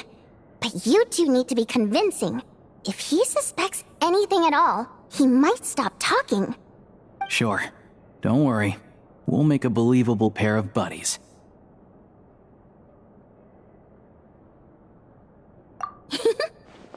Perfect! You've sold me already.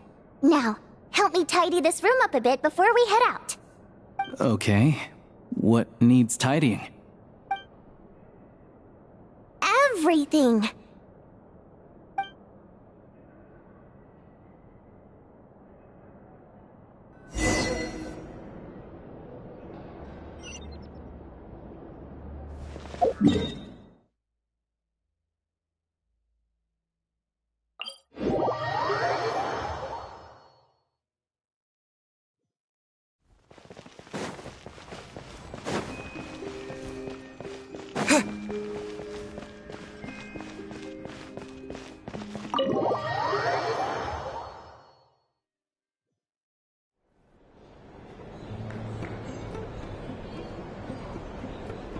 We come here often, so we shouldn't stand out.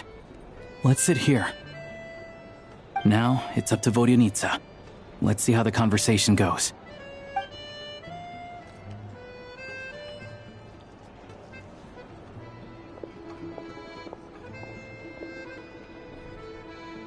Ah! Mr. Mitya! Over here! Over here! Oh, sorry. I got a little held up on my way here. Now we have even less time than we planned.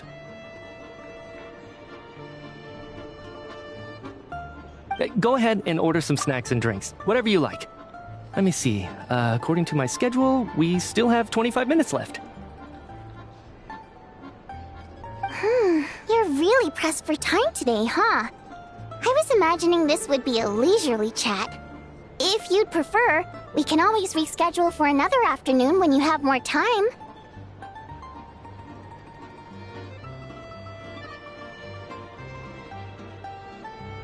No need. Getting to meet the lead singer is a very precious opportunity for me. I'm not about to pass it up. I've already had to decline your invitation several times because our schedules rarely align. If I don't grab this chance while it's here, who knows when the next one will come around?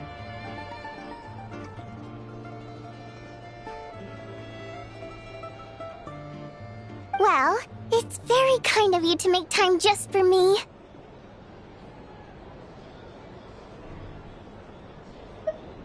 I'm not too sure, to be honest. But Snezhnaya's full of weird and wonderful things like that, so people tend not to bat an eye. I'm sure the same will go for the Eye of Grey and Paimon.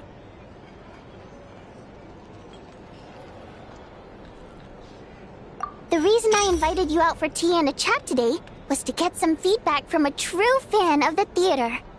Well, I genuinely have nothing bad to say. No matter how many times I hear you sing, it never gets old. It always seems fresh and new somehow. Maybe it's because the more times I listen, the more details I notice. Or maybe you simply improve with every performance, delivering it better each time. Thank you! I'm delighted to hear that! Could you give me any specific examples? Oh, yeah. The piece you sang today, for example. Beneath the Frozen River? Hey, what's with you? I'm just praising a good performance. I always used to find that such a bleak and lonely song. But the more you listen, the more you realize that it's not as cold and nihilistic as it appears. When you really dig down into it, there's a certain level where you're surprised by the emergence of hope.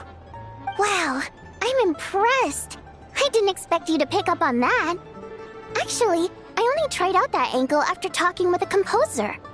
Still, Beneath the Frozen River wasn't on today's program. Oh, really? But it's a classic. You sing it every time. Almost every time. Oh, well then. Let me say a few words about that other all-time classic, Flying in the Wind from the Mountain Sparrow. I didn't sing that one today either. My voice wasn't quite up to it, so I switched it out at the last minute. Oh, but, Sorry, Mr. Mitya, but you were at the theater today, yes? Of course I was. Remember? I said hello to all the troupe members before the show started. You, Odette, and the others. So what did Odette sing today? Elegy of the Snow-Winged Goose, of course. Correct. I see. I see. You find my singing boring, don't you? That's why you don't remember a single song. Looks like I'll need to cut a few from the program next time. No, that's not it. I swear. All right. I'll be straight with you. I'm sorry. My mind was wandering as you took the stage today. I enjoy watching your shows because the exquisite performances stimulate the mind. It always sparks some inspiration for my research. So, whenever I get stuck at work, I come to the theater for a change of pace. Odette's dance during the elegy of the snow-winged goose today was simply incredible. It got me wondering what she's been going through recently. That look of sheer defiance in the face of utter tragedy? It was so inspiring. I started scribbling in my notebook right away. Not that I made a ton of progress in the grand scheme of things, but I still think it was productive. By the time I snapped out of it, the entire show had finished. So what you're saying is, you didn't listen to my singing at all? Unfortunately not. I'm sorry, I don't know which is more disrespectful. The fact that I don't always come for the show itself, or the fact that I missed your performance. Seems like things are getting a little awkward.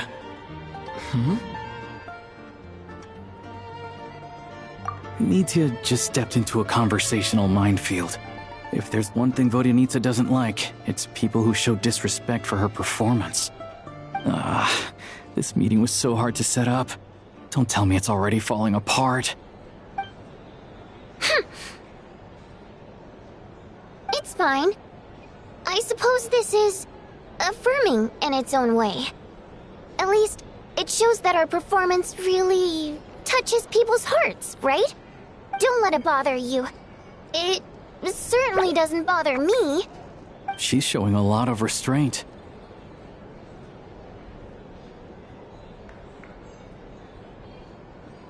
Well, I'll be sure to let Odette know how much you adored her performance. Please don't say that. I always love your performances too. It's just that inspiration struck at the wrong time today. I'm usually all ears.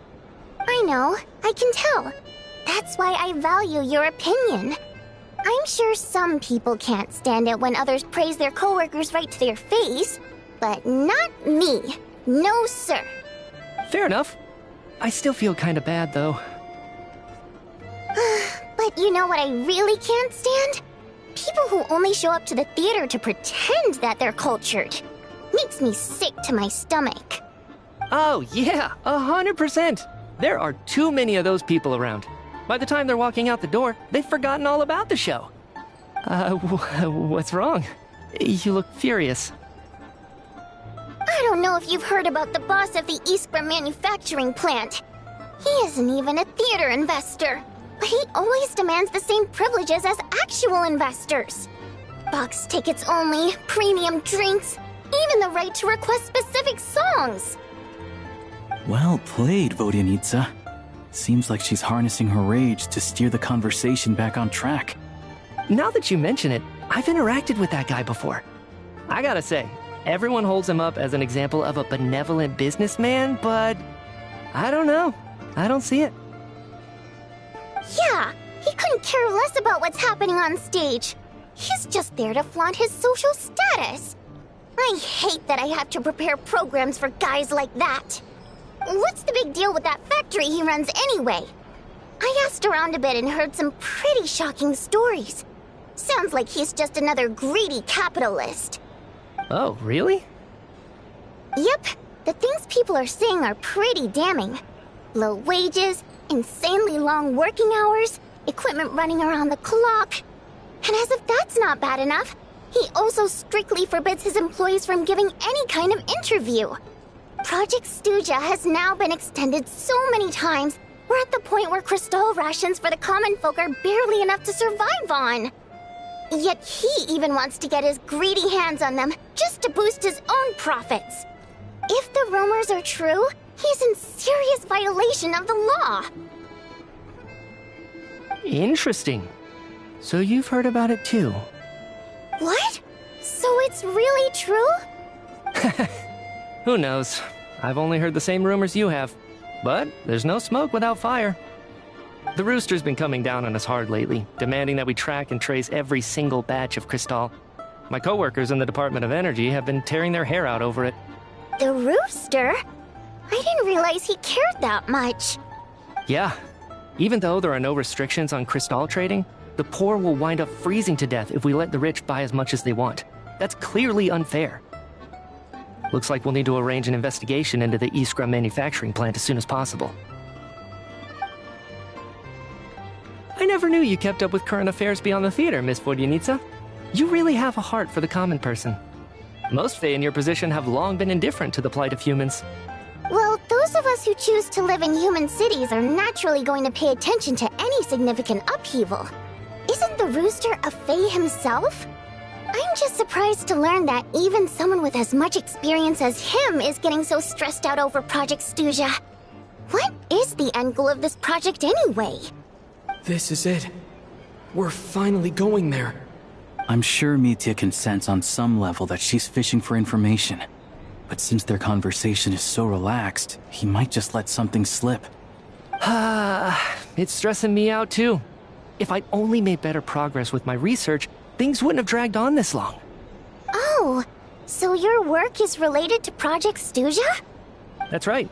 The Armory Palace needs a brand new energy source. Not the power of the Light Realm, and not elemental energy. Right now, the only thing that meets the requirements is the power contained within stellar linchpins. But harnessing that power is costly. Each step of the process requires enormous amounts of Kresnik crystal, from extraction to quantification to attempts at conversion. Progress has been painfully slow, and the team is getting burned out as time goes by. Sometimes, I see people staring into space as if in a trance. Could it be that this new energy source has side effects? No, it doesn't affect us, because the energy is used for... Okay, I got it. Stop choking me. Sorry, I can't talk about that. I think we're all just exhausted. We've been working ourselves to the bone for so long with so little progress to show for it. It's no wonder people are struggling to stay motivated. Seems like I owe you an apology. I shouldn't have gotten so mad at you for not paying attention during the show. Don't worry about it. I count myself lucky, to be honest. I don't envy the people who work closely with the Tsaritsa herself. I'd much rather be in my current position. At least I don't have to shoulder any major responsibilities. So they're trying to develop a completely new kind of energy. Yeah, censored by a scarf. Who would have thought? Oh, dear. It looks like my time is up. I'm afraid I have to leave. I'm so sorry. We ended up barely talking about the theater. That's okay. It was a pleasure chatting with you, really. Let's make up for it next time. Yeah, hopefully once the work pressure eases up a little, I'll be able to focus more on the performance, and then we'll have more to discuss. We touched on some confidential issues today. I'd be grateful if you could keep it between us. That could have gone worse. Nice job. Why was Mitya in such a hurry to leave, though? Sorry, routine inspection.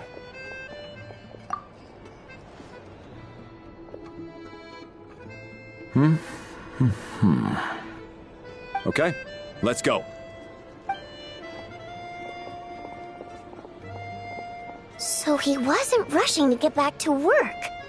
He must have calculated that Valeri would find him here in exactly 25 minutes. That's frighteningly accurate. One of the main duties of the Special Assignments Battalion is to ensure that important figures stick to their schedules.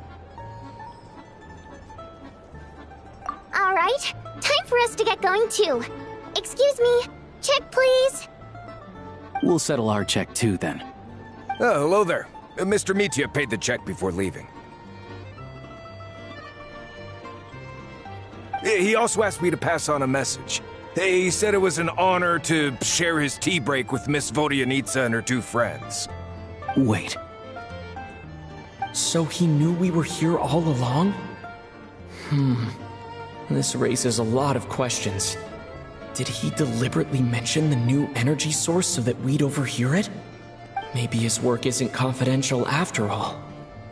Maybe the key here is the purpose of this new energy. I guess that's the next thing to look into.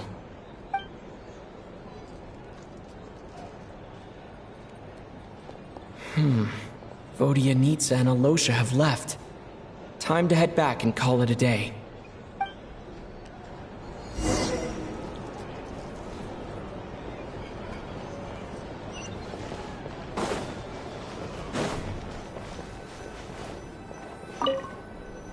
Hello again. Please You're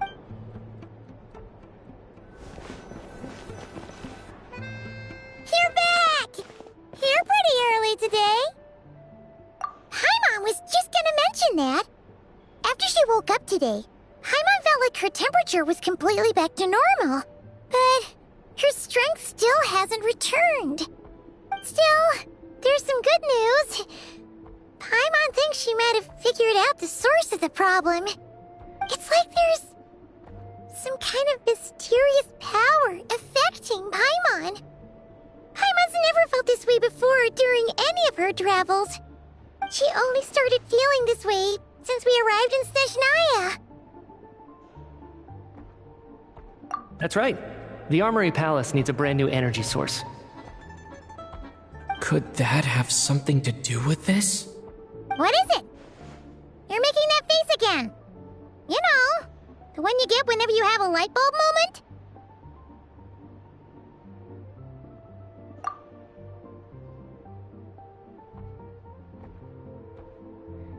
So, they're trying to develop a new energy source here?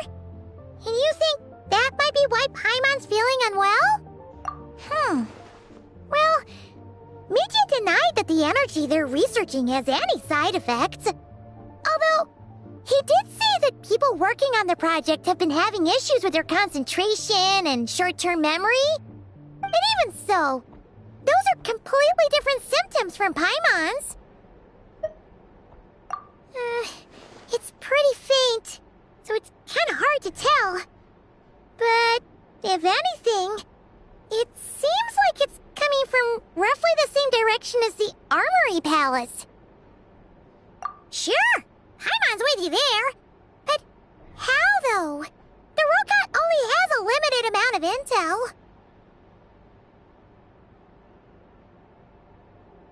Oh, great point! They argue about Project Stuja every day. If we could sit in on one of their sessions, we might pick up some new leads.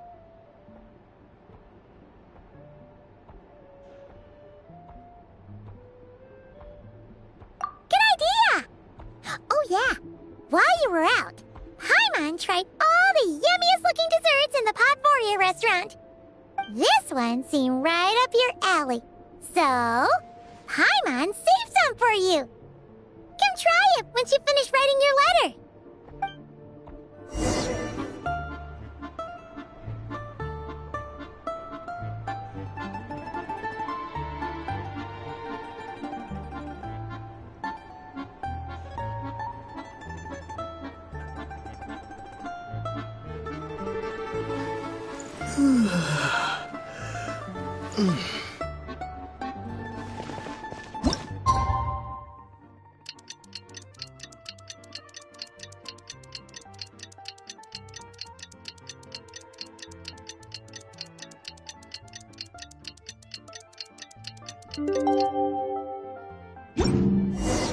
Alosha replied. He says that we won't be able to speak at the Vetcha, but he can arrange for us to attend as visitors. Time to get ready. Then head to the Snezhnagrad Vetcha. Down 3 bottles of fire water.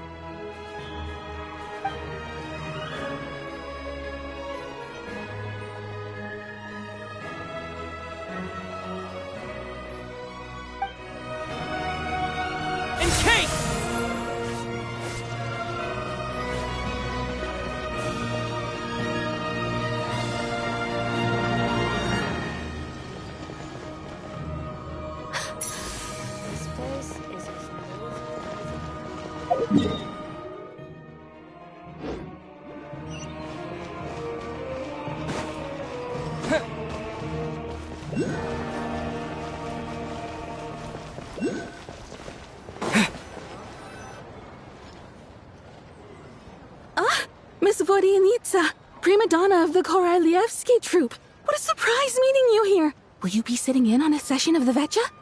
Sorry, I'm not taking interviews today. Oh good, you're here. The session's about to begin. Let's get inside. Please wait, Miss Vodyanitsa. Could you introduce me to your new friend?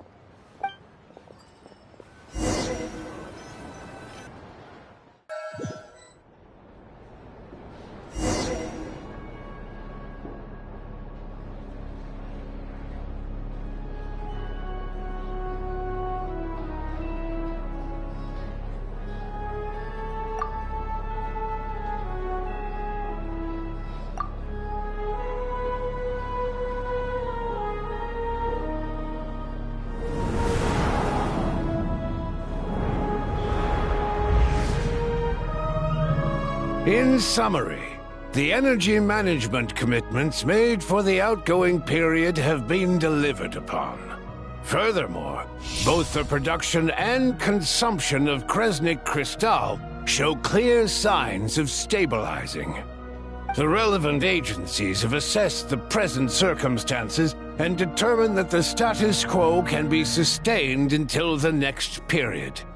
For detailed statistics, I would refer you to the industry reports that have been distributed to all persons present.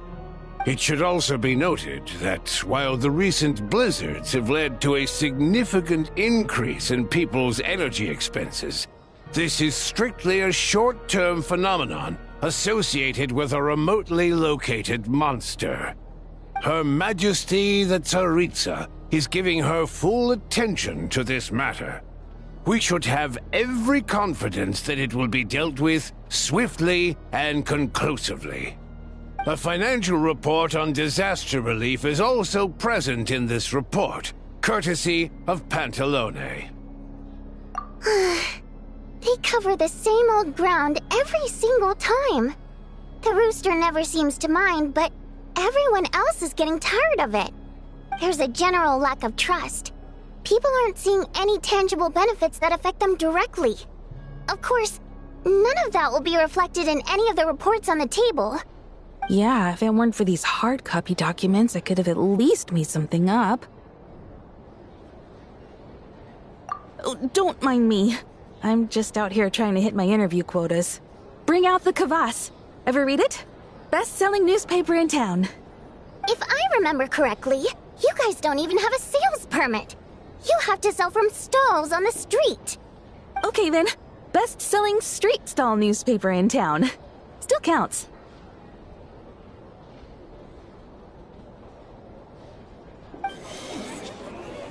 Order! We will now open the floor to the representatives. If there are no further substantive issues to discuss, we will then proceed to a vote on this motion. Snezhnaya has a long tradition of treating members of the Fatui armed forces and their dependents favorably. But recent surveys shows that Fatui families in remote areas have access to 15% less crystal than the average civilian family in Snezhnograd. It's been said many times before, but it bears repeating now. There needs to be a clear and consistent rationale behind how crystal is allocated, or we will soon face immense public backlash. Perhaps you wouldn't need to keep repeating yourself if you would hear me out for once. I say again, true consistency exists only in principle. In the real world, fairness is relative. You appear to treat resource allocation as a simple function of production and population. So what about when the equipment used in production breaks down? Have you factored that into your equation? And do you even know how long it's been since Snezhnaya last conducted a census? If I knew the answers to questions like that, I'm sure I'd be a very wealthy man. And I doubt I'd be going by child. I'd like to bring the focus back to the specific issue I raised. Or do you wish to deny that favorable treatment for Fatui dependents is our long-standing policy? It's easy to be a critic when there's no accountability. That seems to be a running theme in the anti-Project Stuja cohort. Defeat the ringleader and all other problems will magically resolve themselves. That's what they seem to think. But in case you aren't aware, not one jot in my report would change whether Project Stuja continues or not. So you have no intention whatsoever of finding a solution to this problem? On the contrary, I'm the only one here who ever brings solutions. Child opened by speaking up for the armed forces. Regrator struck back with style and a war of words ensued.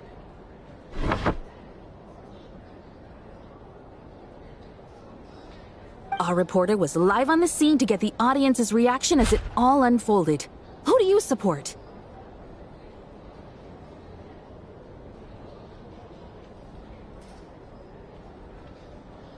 The people have spoken! Child received raucous applause from the crowd as he pushed Regrator onto his back foot with a relentless barrage of questions. It had to be seen to be believed. Now you see why they don't have a sales permit. However this reporter wants to spin things, I haven't forgotten that Tartaglia was representing the Northland Bank when we first met in Liyue. So surely, their relationship can't always have been this strained. You two are getting off topic. Let's focus on what the data is saying. Mr. Pantalone, may I speak on your behalf? Oh, please do. I'm more than happy to save my breath. Crystal distribution policy undergoes modifications with each new period. The ultimate goal being to find the most reasonable method of allocation, which I believe is what Mr. Tartaglia also seeks. But I fear many may have been misled on this topic by extremist activists. To clarify, Project Stuja is not the root cause of the problem. It is merely a framework for resource distribution.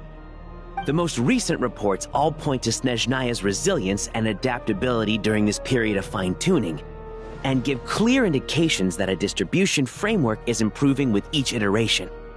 To make drastic adjustments without first considering the risks would likely do more harm than good. It would be a waste of the hard-won experience we've gained to date. Renowned scholar of finance, Arapov spoke up to clarify the fiscal logic, clearly alluding to social organizations like the Rokot in his words. With the notorious Lelex still active to this day, should the Rokot be held responsible? No, there is someone else to blame. She's just rephrasing what Mr. Pantalone said. The Rokot are the critics he accuses of taking no responsibility for their actions. As for Lilac, you won't have heard of him yet. He's currently the most famous member of the Rokot. Well, more like infamous. Ending Project Stuja has become an obsession for him. Unlike the more decent ones among us, he believes that votes in the Vetcha are all that matter. So whether it's threats, coercion, or bribery, he'll use whatever means necessary to get people to change their vote.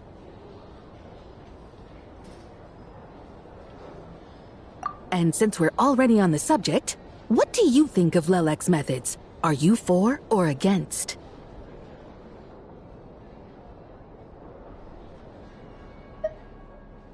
Well, whatever the story is, his actions benefit us all.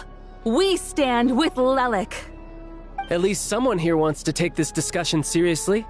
I've been considering that issue myself. What you really need is more precise regional data, right?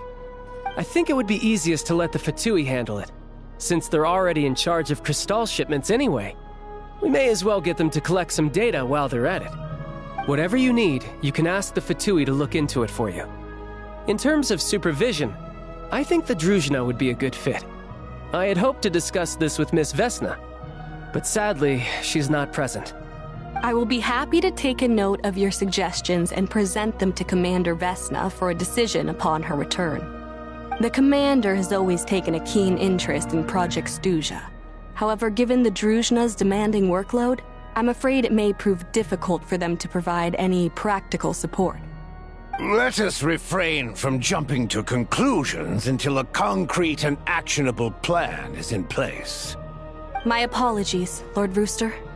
There are numerous issues to address here, including manpower, time sensitivity, and reporting lines. Nevertheless, I support drafting a proposal. Follow the usual procedure, and it can be raised as a new motion for all parties to evaluate at the appropriate time. In that case, I'd like to share one thought before the proposal is drafted. The issue of time sensitivity was raised just now, which I presume relates to the official reports. In fact, the Energy Commission already collects regular statistics on each urban center and its surrounding area. Would these be of any use? That's a good idea. I read every issue of Sviet Lolaidovka's report, and although my focus is mostly on the section about equipment operation, the energy consumption statistics also yield a lot of insights. Be that as it may, does no one see an issue with using local data to determine Crystal quotas? In the long term, it seems like a very risky solution. Not if they are used purely for reference. So long as we have the report from the Northland Bank's headquarters to corroborate it, no one will be able to fool me. Very well, then. It appears that this arrangement is acceptable to all parties. Yeah, sounds good to me. The members reached a provisional consensus on the issue of improving treatment for Fatui soldiers.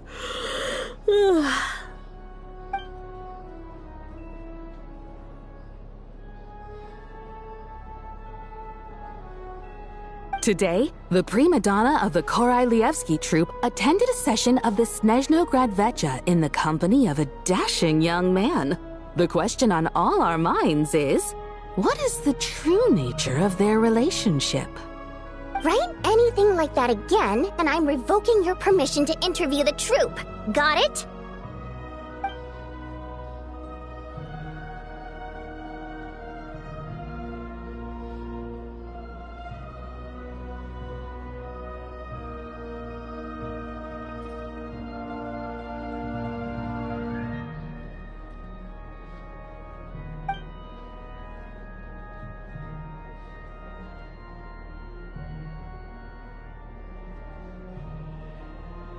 Now then, if there are no further contributions from those present, we shall proceed to the final vote. Hey, check it out! What made him vote against? Why now?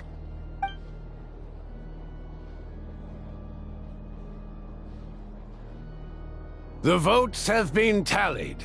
Those in favor of continuing Project Stuja total 61%, securing a clear majority. That was too close. The margin has shrunk yet again. Chuganov was a huge loss. I'll bet Lelik is behind this. I wonder how Pulcinella will respond this time. Chuganov. I see. Lelik strikes again. Yes, go, Lelik. Once Project Stuja is defeated, our unwavering support at Bring Out the Kvass will finally pay off when we make our comeback. I can taste our victory already! In accordance with the result of this vote, Project Stuja will remain in effect until the next Vecha period. Finally, may I remind us all, We debate only for the greater glory and solidarity of our nation. May the aurora shine ever on, and the tundra always stand firm. The session is concluded.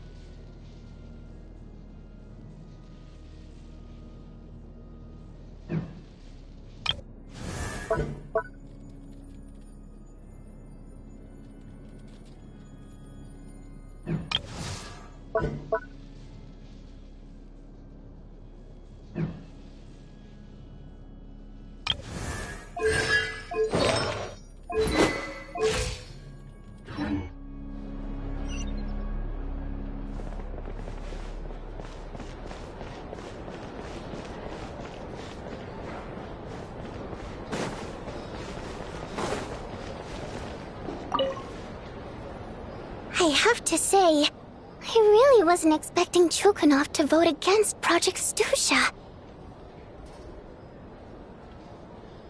Well, in principle, Snezhnaya's business and political elites ought to be the ones least likely to oppose it.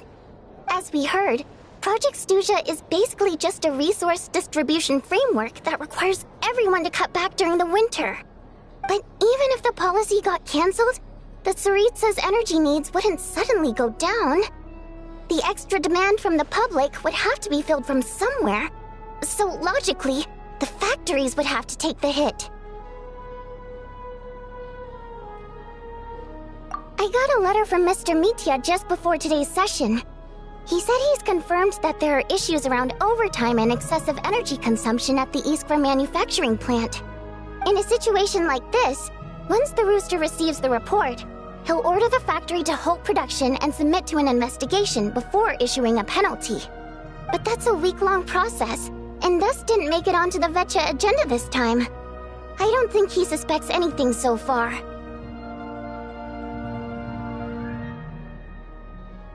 Exactly. And as you know, he's a very selfish person. I was originally gonna try and flip him after he received notice of the official sanctions. My plan was to convince him that the whole thing was completely unfair. Rather than just sit back and take the hit while his factory stopped production, he'd be better off voting to end Project Stusha. At least that way, no one else would be able to make any money either, because all the factories would suddenly have more limited energy to work with. But now, he's already voted against it. Which means someone must have used more forceful means to change his vote. Just like with everyone else who flipped. Yeah, no one knows why Lilac is so obsessed with ending Project Stusha. But by the looks of it, he's inching closer and closer to success. Lilac must have strong motivations, given how he'll stop at nothing to achieve his goal. Maybe he knows the full truth of Project Stusha. Maybe my next step should be to focus on him. All right. What are your plans for the rest of the day? Shall we head out? Hey, comrade. I noticed you were here during the debate. I didn't take you for a political enthusiast. Greetings, Harbingers. I just happened to have some free time today, and my new friend here thought it might be fun to check out the Vetcha. Ah, Odette must have introduced you. Looks like you two are getting along pretty well. I'll leave you to catch up. I should head back to the troop. Sure. Break a leg and all that.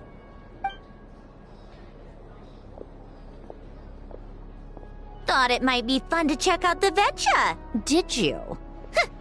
Things are never that simple with you, Traveler. There's no way you're here for kicks and giggles. Tell me I'm wrong.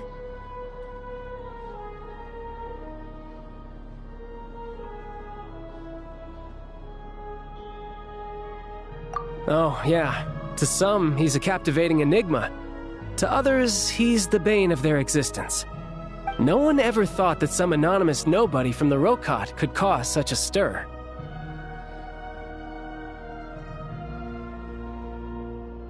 Huh? You want to look into Lelik? Then I'm sure his days of anonymity are numbered. What do you think, Sandrone? Fine by me, I guess. If the Traveler actually manages to expose Lelik, it'll be doing Pulcinella a favor. In return, it seems fair to let him in on what we've learned so far. My thoughts exactly. Sharing is caring, after all. Head back to Glupov and grab the files on Lelik.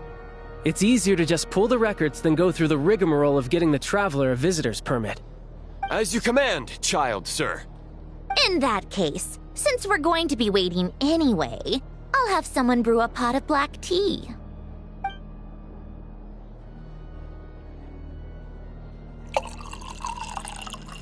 One common thread among the many incidents Lelik has been involved in is that the victims are all too scared to share any real information about him.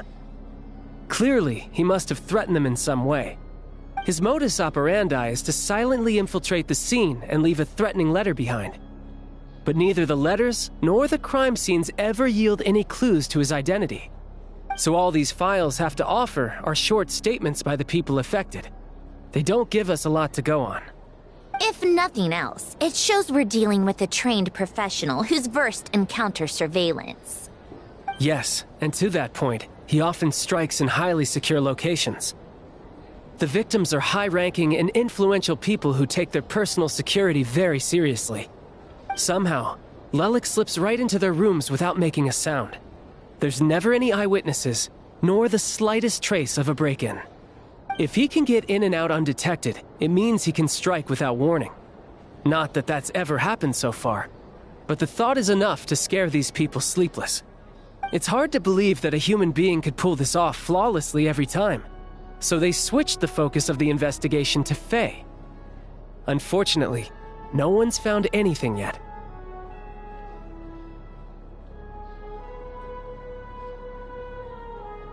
Careful, don't underestimate me. Although truth be told, I'd probably find it hard not to blow my cover. Direct confrontation is more my style. We haven't ruled out the possibility of Lelik being human. It's just, there can only be a handful of people in all of Teyvat who'd fit the profile.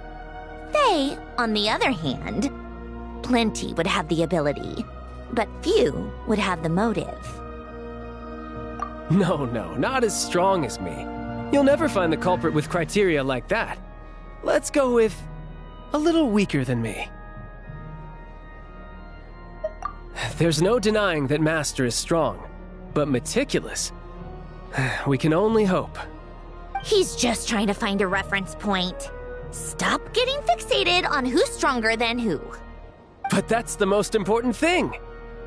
In my opinion, anyway.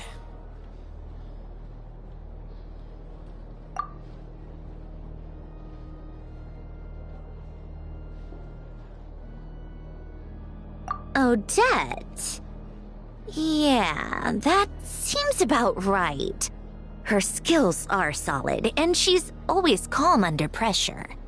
Except she's Fatui, so the likelihood of her working against us is pretty low. But yeah, much more accurate than your previous example, at least. No, wait a moment. Maybe we should interrogate that assumption. What do you mean?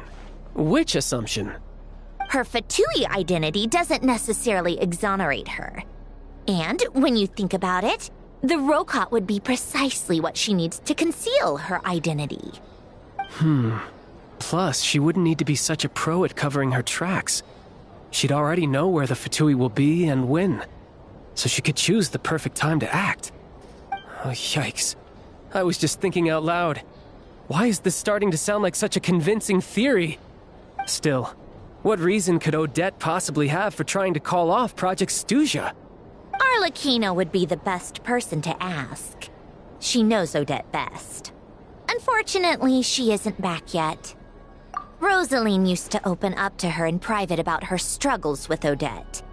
As I'm sure you can imagine, Arlecchino is quite a lot better with children than Rosaline was. She gave her some tips on how to handle the situation, and Rosaline managed to reach a settlement with Odette before leaving. So I suppose there were at least no lifelong regrets left behind. Beyond that, I don't know the details about that side of things. But I do know that Odette definitely has a motive to hold a grudge against Project Stuja. The reason being, her father passed away during the early stages of the project. That was back before it had been named Project Stuja, when things were still being worked out. But in essence, it's remained the same ever since. Huh, the more you know.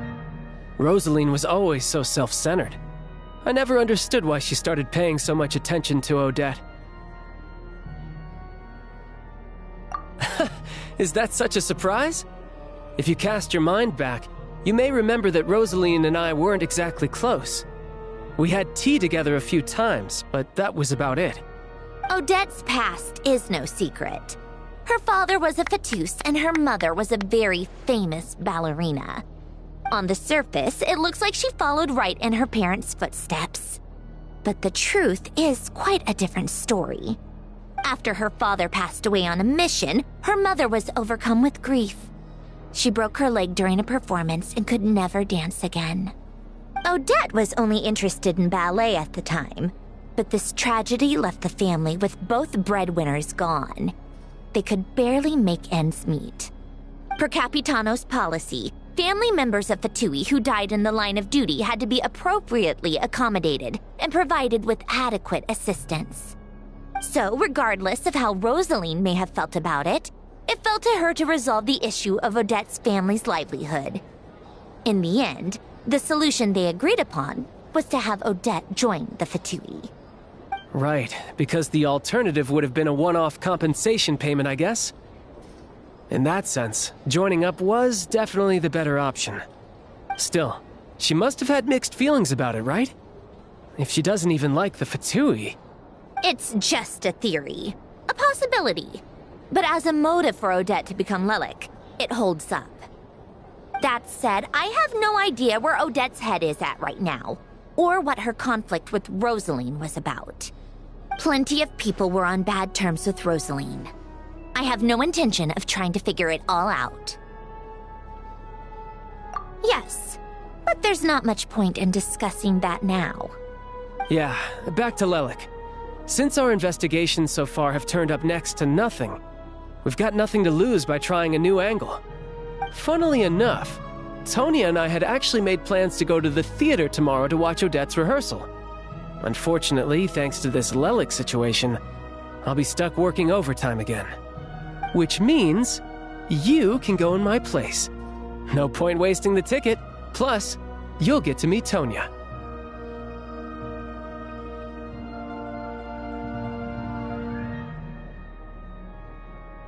Spirit Seeker. Quite the classic ballet. It was passed down through Odette's mother's family for generations, though it hasn't been performed in years. But Odette's been practicing it diligently, and it's finally ready for a return to the stage. Excitement is through the roof. Tickets for the official performance sold out long ago. Tonya's excited for it too. She's desperate to see it no matter what. Personally, it's not really my kind of thing, but since she's my little sister, I had to figure something out. I've actually seen it several times before. The story's pretty straightforward. The lead character follows a trail of clues left behind by a spirit, gradually recovering her memories along the way. It's a tale of love and regret. So not exactly reinventing the wheel, at least by today's standards. But when that classic melody kicks in and the lead character begins to dance, it always gets me. It really is beautiful. Not an easy dance to do justice to, though. I know it's always been Odette's dream to perform this piece, but I'm not sure she's really ready. In that case, I think that even if she is Lelik, we should wait until her performance is over before we respond. I'll let you take it from here, comrade.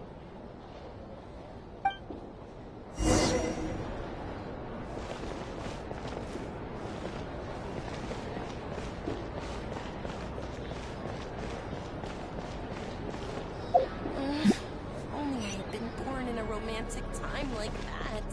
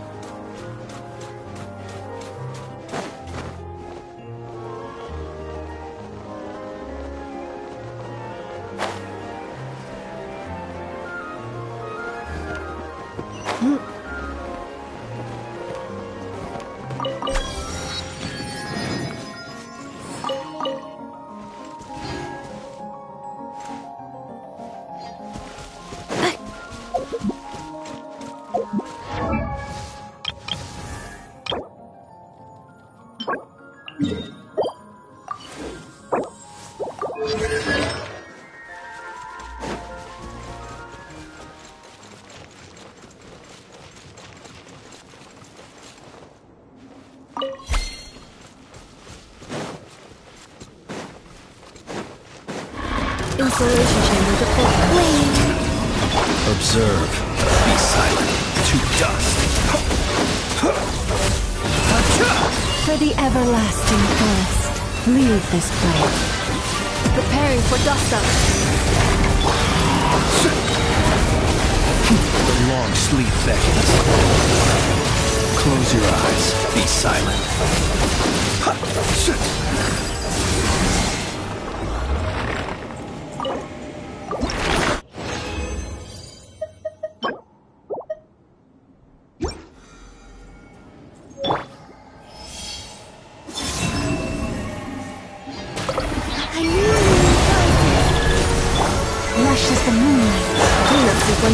Observe.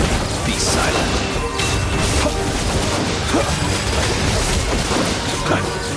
Observe. Ultimatum protocol. Defensive mode engaged. Close your eyes. Be silent.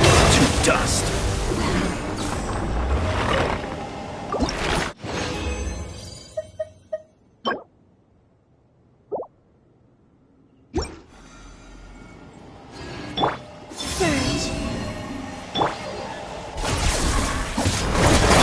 Branch into song with one heart. A moonlit night for all.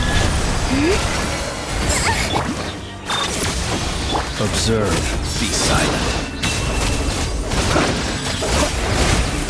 Beware the creatures of the night. Close your eyes. To dust.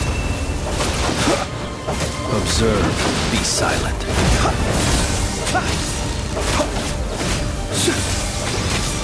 Close your eyes. Insulation chamber.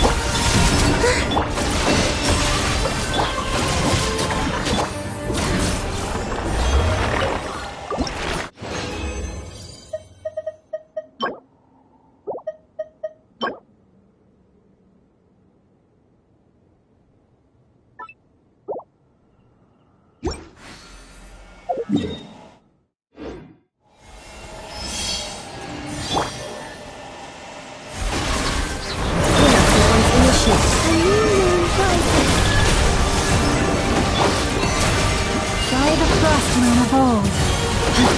Preparing for dust up. Be silent. The long sleep beckons. Observe.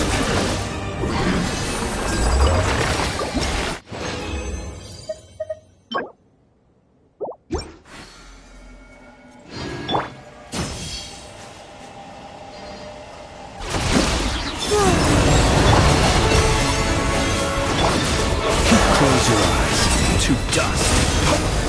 Insulation chamber deployed. A moonlit night for all. Ultimatum protocol.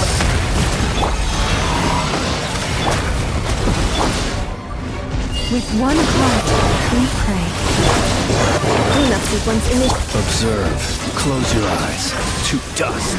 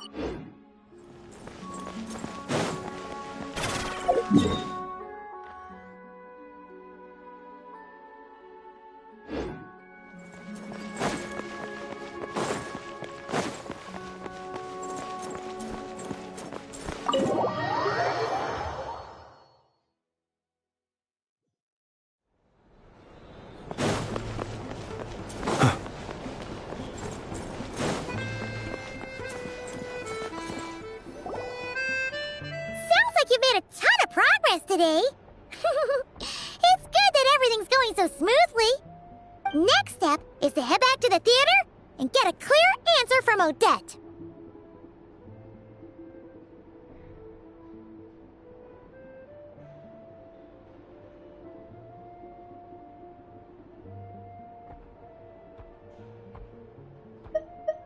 Either way, Paimon doesn't get the sense that she's a bad person. Sure, she might have done some pretty extreme things, but Paimon bet she has her reasons. Maybe this is going too far, but like, with everything she's managed to do so far, wouldn't it make more sense in theory to be even more, you know, heavy-handed? Why leave a letter when she could, well, we know there are plenty of other ways to keep people in line, right? The point is, she could have gone further, but she didn't. So, if it is her, she's got some principles at least.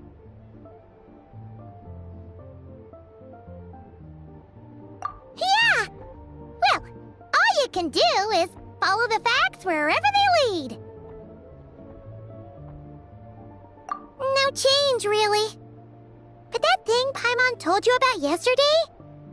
Paimon feels like she can sense it more clearly now. Oh.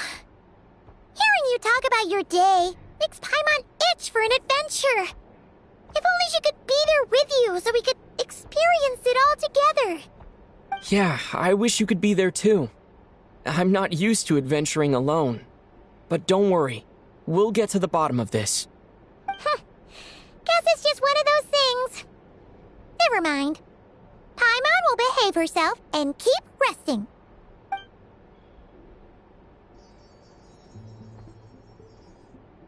If Odette is Lelik, she may well have inside information on Project Stuja. Her father was involved with the project's early implementation and tragically died in the process. Now, she's dedicated herself to bringing it to an end. It's hard to imagine she could have gotten this far without knowing anything at all about the Tsaritsa's true intentions. When she spoke to us as a member of the Fatui, how much did she let on? And how much was she hiding? Only time will tell. Maybe tomorrow, everything will be answered. Hey look! It's snowing! Could be a tough day ahead. Make sure you wrap up warm tomorrow.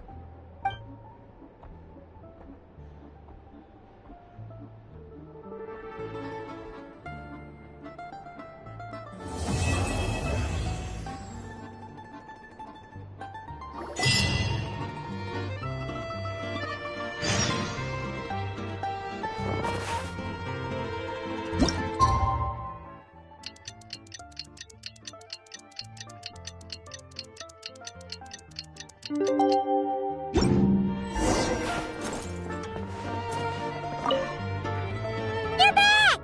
Paimon's been working on the crossword puzzle in the newspaper. It's actually pretty fun. Oh, shoot! Paimon forgot the next word. Oh, she had it a moment ago.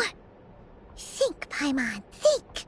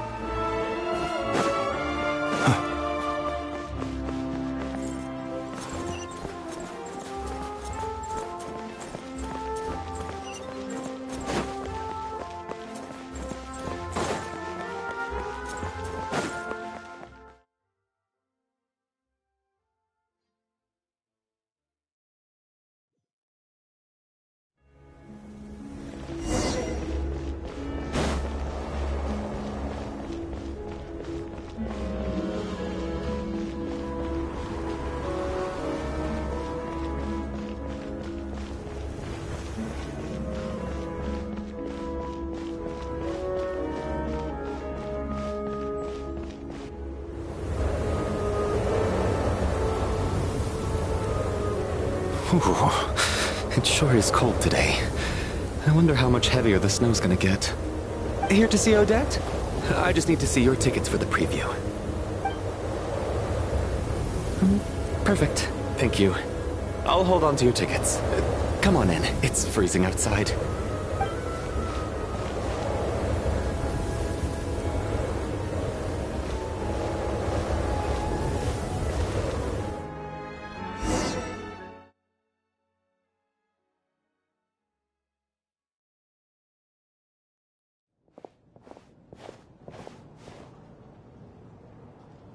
I think I'll leave the Lelik question until after the show's over. Then I'll go find Odette.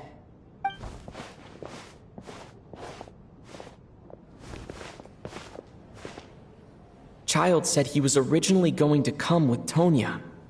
so I'm guessing Tonya's already here somewhere. Is there anyone here who looks like a Tonya?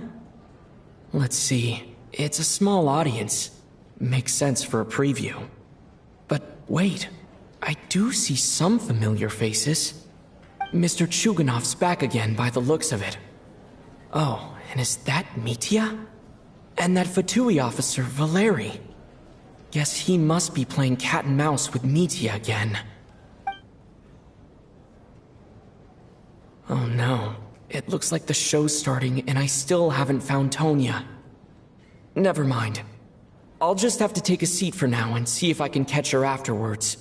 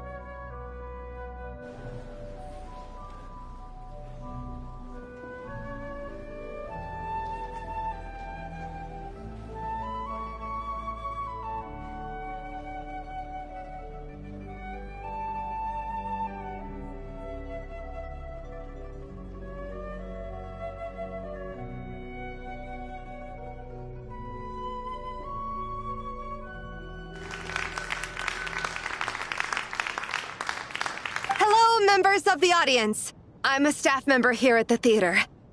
Today's performance was a very special one for us, as it marks the first attempt in a long time to revive the classic Snezhnayan ballet, Spirit Seeker. To commemorate this occasion, we would love to take a group photo of the cast, crew, and audience members present today. Could I kindly ask the audience to please come up onto the stage?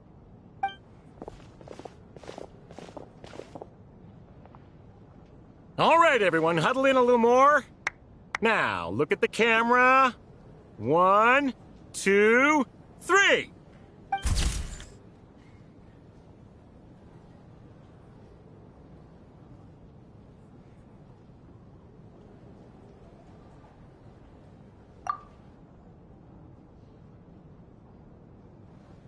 Are you quite satisfied, Mr. Energy Scientist? I rather hope you don't have any other escape plans to add to my workload today. What are you talking about, Sarge? This was simply my way of inviting you to watch Miss Odette's new show with me. And wasn't the performance spectacular? In the future, I heartily encourage you to take a leaf out of my book. Find some soul-nourishing pastimes to enrich your time outside of work. It was indeed a fine performance, but I must correct you on one point. This is not time outside of work. These are working hours. Working hours and non-working hours are just a social construct. Human technology can never advance if we're too rigid in our thinking, Sarge. May we leave now? Already? I mean, I was kinda hoping to soak up the atmosphere for a little longer, but... No?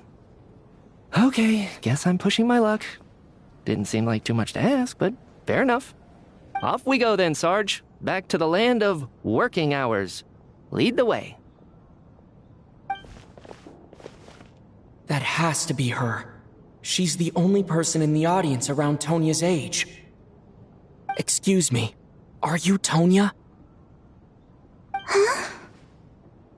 Your brother's busy today, so I took his ticket. Don't worry about him, he's fine. Oh, okay. Sorry for the trouble. What's wrong? Are you sick? No, I'm fine. It's nothing. Maybe she caught a cold on the way here because of the weather.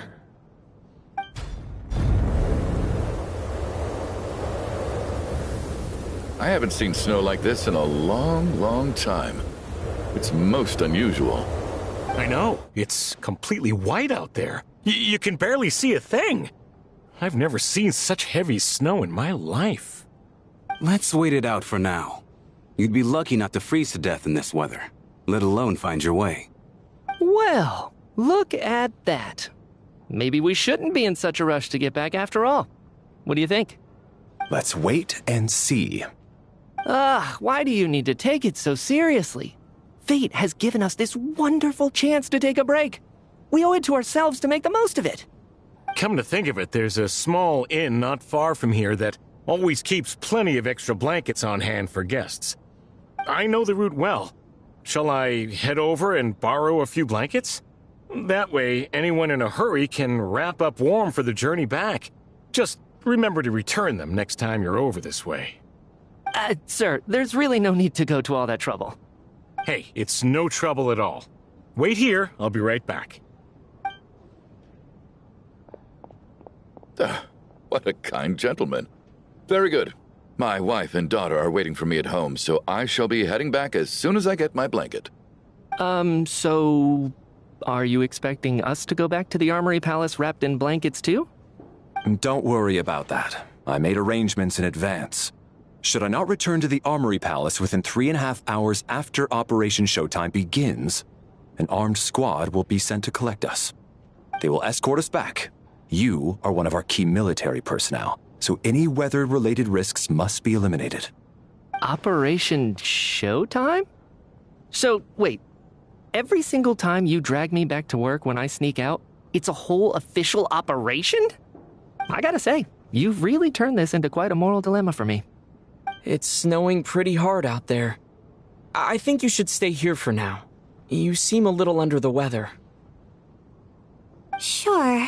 My brother might come pick me up in a bit anyway. Time to get to work. I should head backstage and find Odette. I need to look her in the eye and ask her about Lelik. Excuse me, are you looking for someone? A fan, I'm guessing? Today is just a dress rehearsal, so Miss Odette won't be meeting with fans. She's taking a well-earned rest right now. Sorry, but that area is currently off limits to everyone except the cast and crew. Huh. Bad timing, I guess. Well, I might as well stick around. I doubt Odette will be leaving before the snow lets up in any case.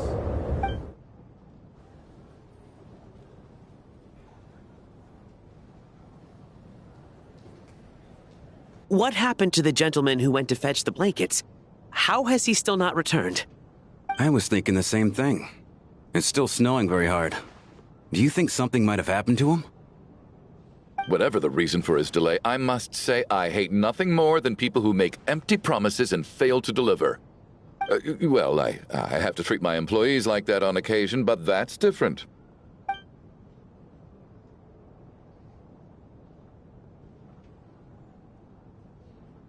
You seem anxious, Mr. Valeri. It's been nearly 4 hours since I left the armory. The army should have arrived to extract us by now. They know how much I despise tardiness and disrupted plans. There's simply no reason that they shouldn't have shown up by now, barring exceptional circumstances. Surely a snowstorm like this one counts as such. Few things in this world can stop the Snezhnayan army, Mr. Mitya.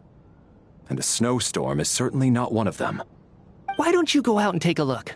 They might be right outside, waiting for your orders before they dare come in. An absurd hypothesis. I have no intention of leaving your side for even a moment until I have escorted you back to the Armory Palace. This doesn't look like an ordinary snowstorm to me. That guy who left earlier. It looked like he just vanished into thin air. Either that, or my eyes were playing tricks on me. A man-eating snowstorm? Come on. Night hasn't even fallen yet. Spare us the ghost stories.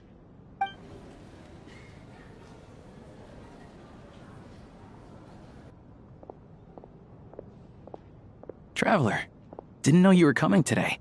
How come you didn't say anything? Oh, right. I assumed you were looking for me and Vodenitsa. Odette's still backstage.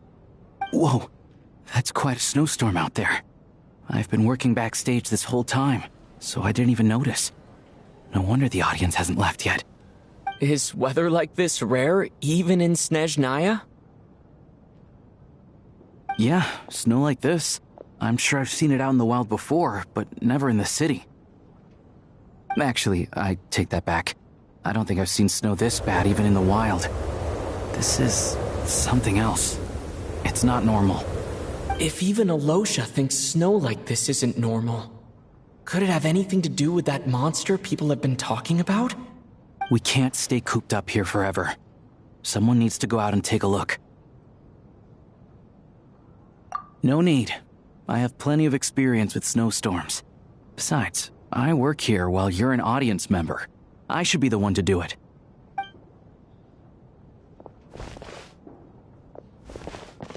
Everyone by the door. Careful not to let the snow soak into your shoes. In a snowstorm, you gotta look after your toes above all else. Heading out, my man? Be careful. I've been told the snowstorm eats people alive. Thanks for the advice. I am planning to be careful. I just want to take a quick look at the situation out there.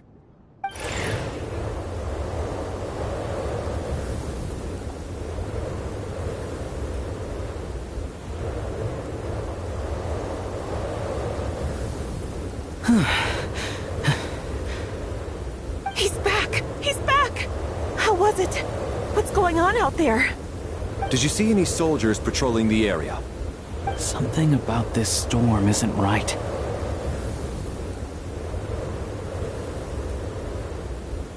There's no one out there.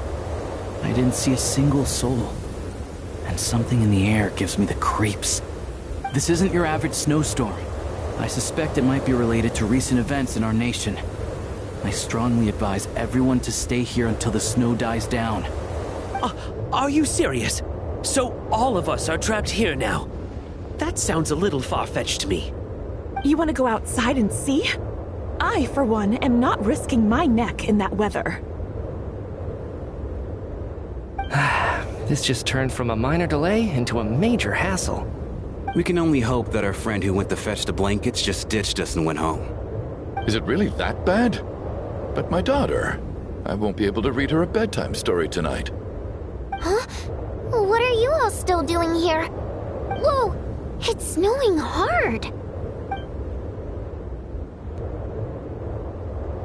So now we're stuck here? Oh, this is terrible! Luckily, it was just a dress rehearsal today, so there aren't too many people here. On the bright side, the theater's always well stocked with supplies. If the snow still doesn't let up as we get into the evening, you can spend the night here, everyone. At least, I assume that's alright? Odette? Fine by me. This seems like a sensible backup plan under the circumstances. My thanks to the theater for being so accommodating. What are you staring outside and praying for, my man? You anxious to get home too? Oh, Your Majesty the Tsaritsa, I beg you, please do not let tonight's snowstorm stop. This is a golden opportunity to spend the night under the same roof as the two top stars in all of Snezhnaya. It's a once-in-a-lifetime experience. I think I've changed my mind. Sir, if you so much as look at us funny, you'll be seeing stars in a whole other way. Behave yourself, or you'll be begging for that blizzard. It's getting colder. We need to keep the indoor temperature up. Close the door and lock it tight. Let's head somewhere warmer.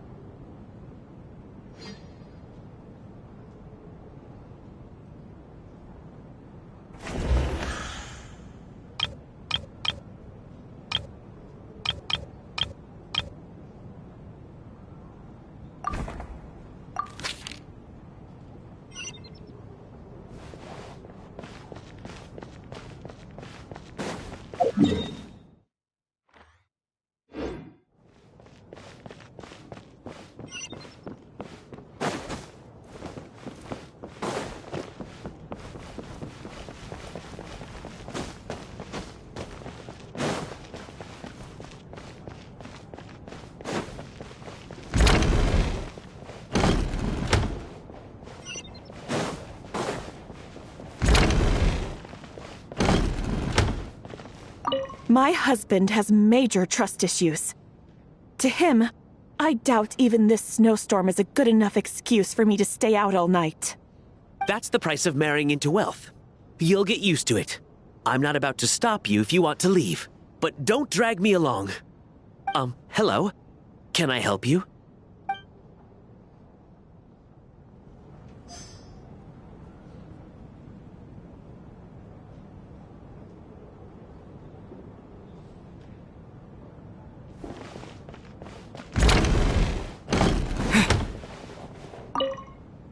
And then there's the aristocrats.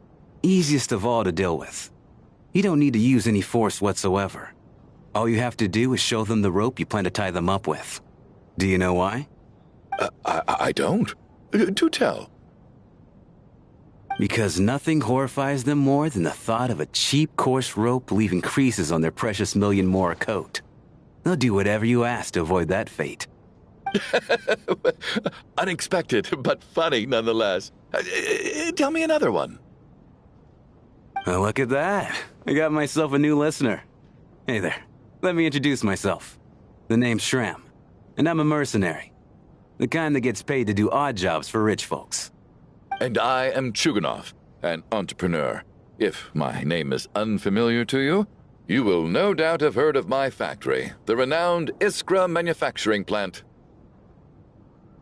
Are you really that famous, Mr. Chuganov? How come I've never heard your name before? Excuse me? Is that a joke? Or are you being serious? Oh, I'll have to ask my rope later. He's probably tied up more entrepreneurs than I've ever heard of.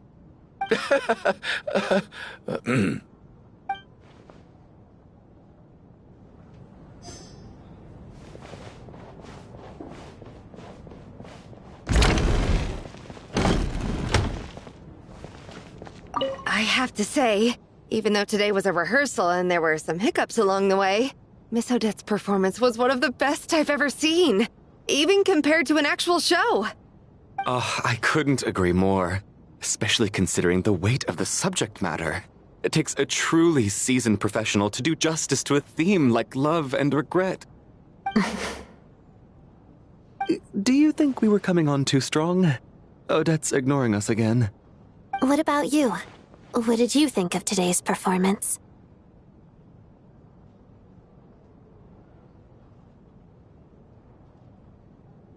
Really? That means it wasn't captivating enough to draw you in. I'll work harder to win you over next time. I'll make sure to save a ticket for you when the show's performance ready. This doesn't seem like the time or place to bring up the subject of Lelik. I need a chance to speak with her in private. So unfair. Talk about double standards. And now it looks like I've been spotted.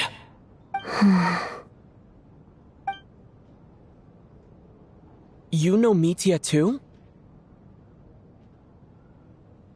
No, I don't. I just have a feeling that he might be dangerous.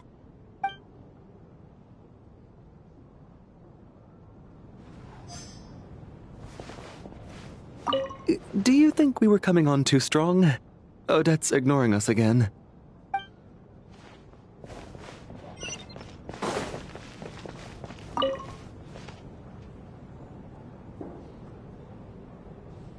I don't think it's ever been this lively backstage before. I didn't know you were coming today. Hey, have you seen Chuganov? I heard he was coming today. Have you spoken to him at all? I'm with you. This could be just the chance we need. Yeah, I gotta figure out a way to coax some more intel out of him. I want to know why he suddenly changed his stance on Project Stuja.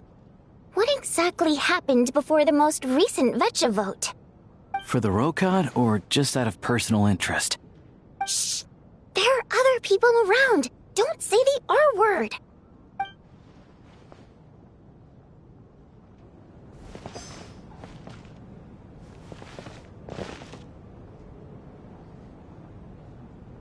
This is highly irregular.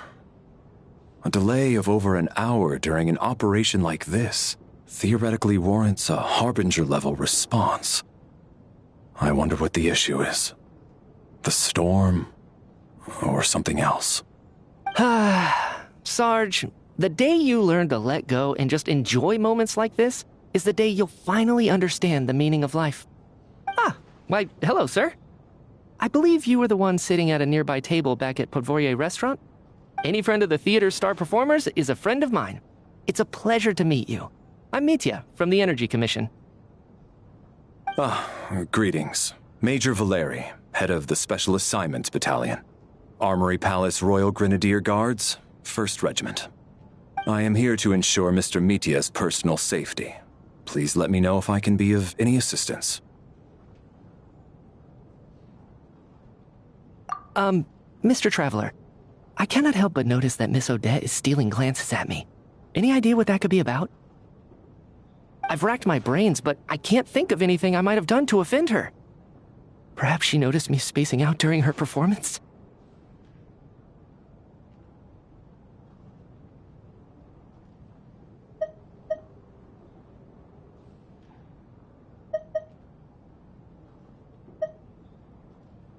What? You mean I really did do something to upset her? Well, thanks for letting me know. So, Mr. Mitya, is your work related to Project Stuja? Yes, that's right. The higher-ups in the Fatui transferred me from the Energy Commission to the Armory Palace because they wanted me to... Really? I can't even talk about that? Pretty sure it counts as part of my private life. All right, I won't say anything. Sorry, Traveler. As you can see, I'm afraid this pleasant chat will have to end here.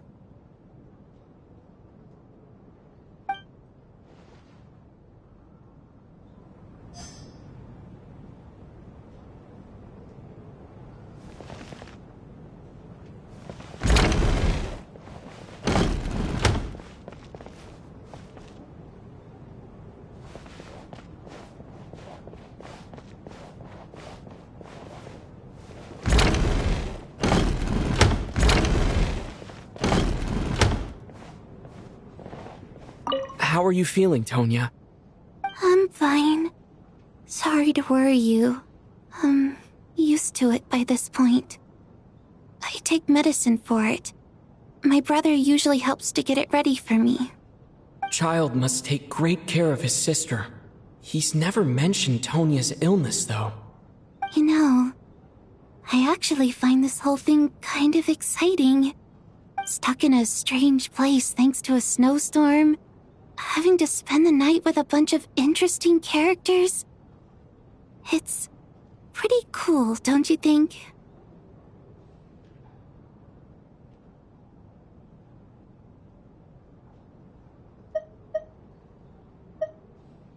Kids, huh? My brother always says I'm not mature enough. Maybe he's right.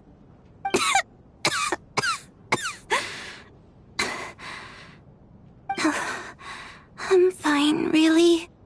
Just got a little overexcited. Look after yourself. Otherwise, your brother will come after me.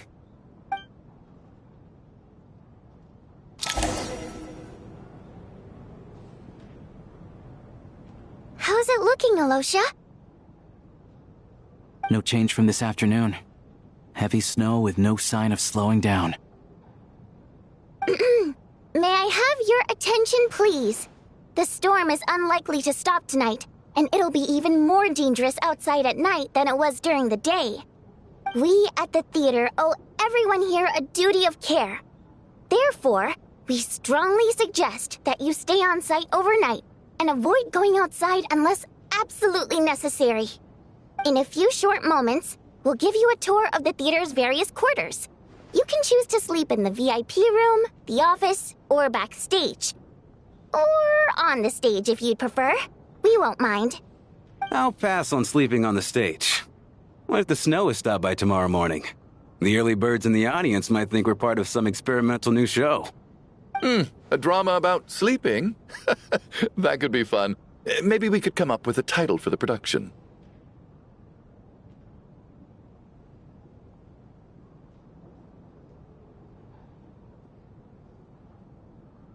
What?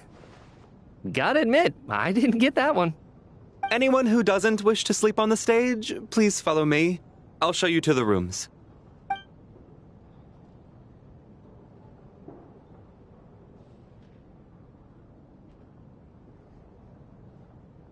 I guess I'll call it a night. Though I feel like I won't sleep very well without Paimon here. I'm sure she'll be worried that I haven't made it back yet.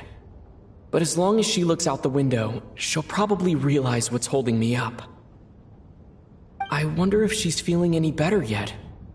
At least she hasn't been getting any worse. Still, I should try and get back first thing tomorrow morning.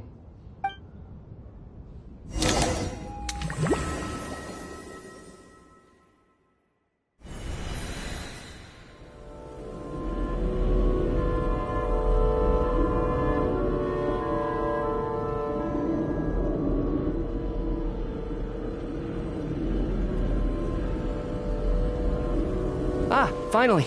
Welcome back to the world of the living, lazy bones. I was about to wake you. The black mist is almost on us.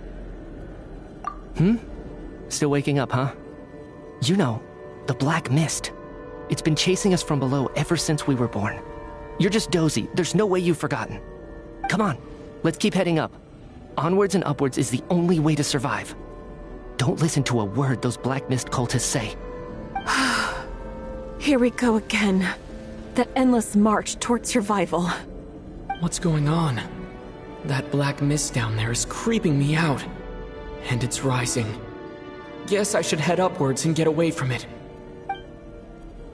The black mist cultists believe that being swallowed by the black mist leads to everlasting peace. But if you ask me, they're just lying to themselves. We're the only heretics left. The only ones who refuse to give in. We have to keep going. But how do you actually know that they're wrong? Dangerous question there, Torgov. The moment your faith wavers, you start a chain reaction that ends in the collapse of your will. Put the question out of your mind. Stay strong and believe that the black mist means certain death. Okay, but it's not my mind that's the problem. My body's about to give up on me. It's already starting to falter.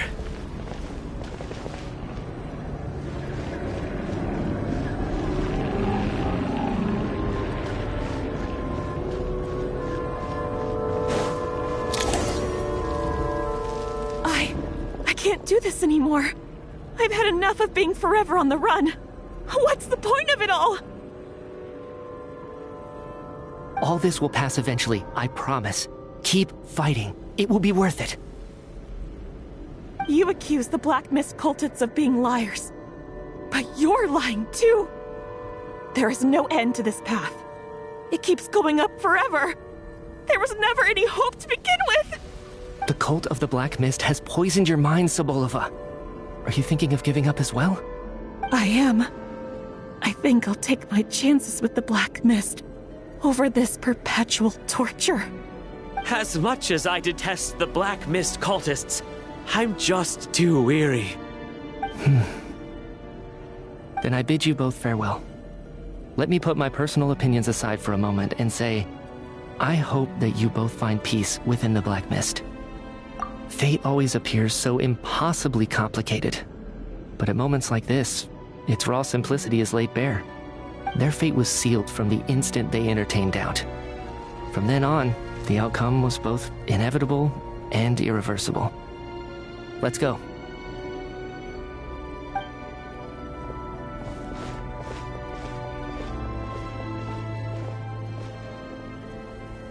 Torgov and Sobolova are gone. I never thought the day would come when even they would be swallowed by the Black Mist. It's just you and me now. Yes, it looks like it's satisfied. For now. This happens from time to time, but it won't be long before the Black Mist starts chasing survivors once again. No one knows how to stop its advance for good. Well, we should make the most of the precious moments of rest that those two bought for us.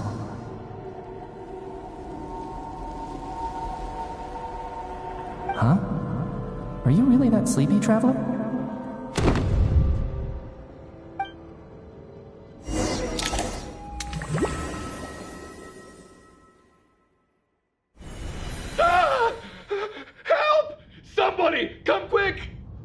What is it, Chuganov? What's wrong? Huh? Is it morning already? What's all the commotion?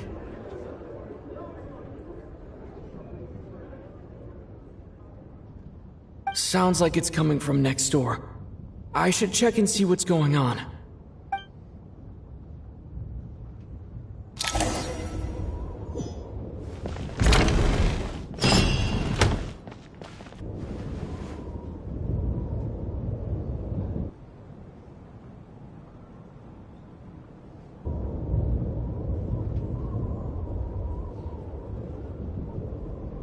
Don't look, Miss Tonya. Stay here. Okay. What happened to them?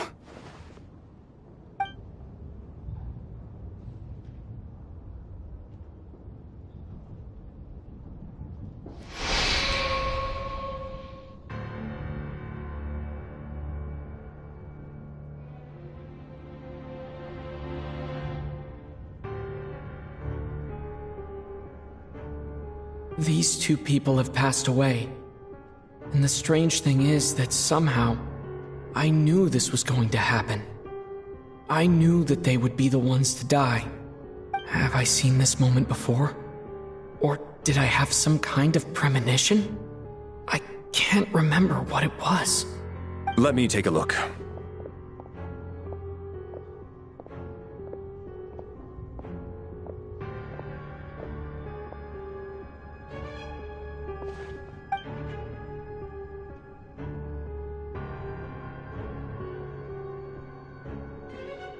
No vital signs in either of them. They're dead. The cause of death, however, remains unclear. No wounds on the bodies, no signs of a struggle, and no skin discoloration caused by the buildup of toxins. But just last night, they were chatting and joking away. This is so sudden. Could they have had pre-existing medical conditions? Even then, the odds of them both dying of sudden complications on the same night are extremely low. It's hard to believe that they died of natural causes, nor does this appear to be a suicide.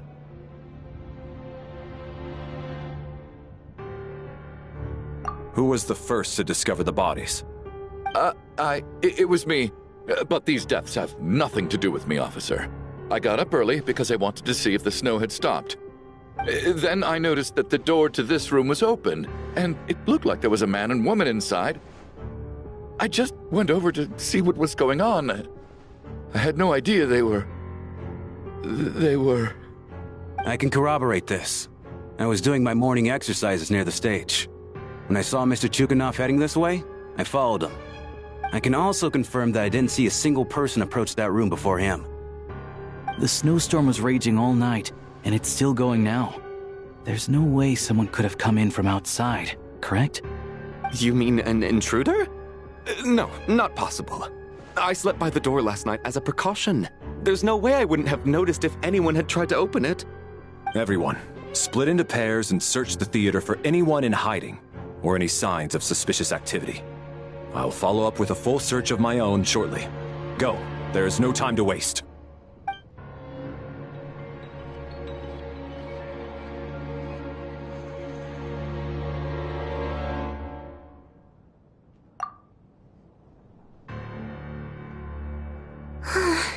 Nothing on your end either? Backstage is clear. No signs of suspicious activity. We checked the basement. Also clear. I don't think there's anywhere here that a living person could hide. Are we certain that the theater doesn't have a back door? Or any tunnel or passageway wide enough for a person to fit through? No, there's nothing like that. If people were sneaking in through some secret tunnel to avoid buying a ticket, we'd have sealed it off ages ago. I also checked the windows. All of them are locked from the inside, and there's no sign of anyone entering or leaving. It sounds like we can safely rule out the intruder theory. If anyone came in during the night in this weather, there'd be no way for them to avoid leaving footprints or water stains. This can only mean one thing. It's like one of those murder mysteries you see in novels and plays, isn't it? The ones where the killer is one of us. We can't quite jump to that conclusion just yet. Could he be right? It's hard to imagine something like that happening in real life. Set in a theater during a snowstorm, a murder takes place, and the killer is among us. It's such a classic trope that it seems unbelievable. Looking at who the killer targeted and the clean entry and exit, it all adds up. I know what this is. It's obvious now that I think about it. What is? What have you figured out? Both victims were wealthy, well-known local merchants. And the door was deliberately left open so I would discover the bodies and witness the crime scene first thing in the morning. Such ruthless methods. This was your doing, wasn't it, Lelik? Lelik?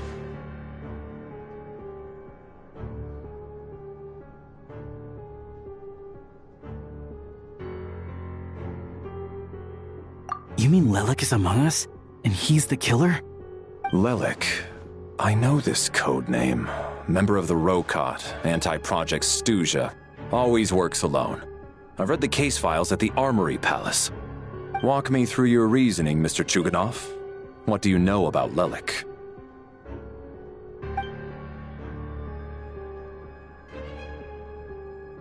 What now, huh? What now, Lelik? What more do you want from me? I already voted against Project Stuja at the Snezhnograd Vecha. You snuck into my house the other day while I was asleep. Left a threatening letter. And I did all that you asked. But Project Stuja cannot be so easily shaken. Not with the rooster in charge.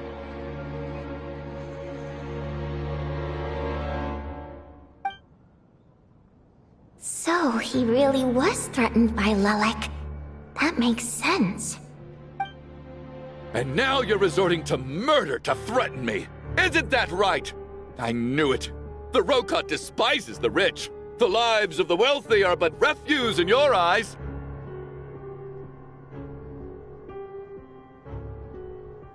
Show yourself! Which one of you is Lelik, Tell me! I'll do whatever you want! Just stop playing these mind games!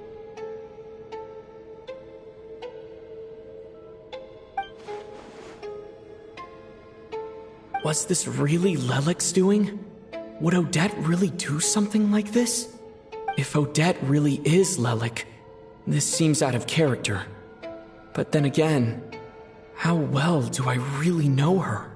I'm probably the only one here with a compelling theory about Lelik's true identity. But if I reveal it now, I'll be putting Odette in the line of fire. What should I do? I don't think it's likely that Lelik killed anyone. At least from the stories I've heard, he's never killed anyone before. And his name has never come up in connection with any murder cases. Besides, even if Lelik did want to threaten you, why resort to such an extreme and roundabout method? It's not his style at all. Vodyanitsa doesn't know that Lelik might be Odette, but her assessment is pretty much identical to mine. Miss Vodyanitsa, why do you suddenly feel the need to speak in Lelik's defense? Defense? Oh, no, it's just... I'm worried that we're jumping to conclusions here, so I wanted to share my point of view. Also, I don't think the Rokot is as bad as you're making it out to be. Well, if you think I'm so wrong, what's your theory then, Why don't you tell us who the killer is? The case is still evolving, Mr. Chuganov. Please do not prevent others from expressing their opinions so early on in the discussion. Even so, there's no denying that the recent threat received by Mr. Chuganov may well be an important clue. So there's still a good chance that Lelik is right here among us. I can't do this anymore. I don't care if it's still snowing outside. I have to get out of here.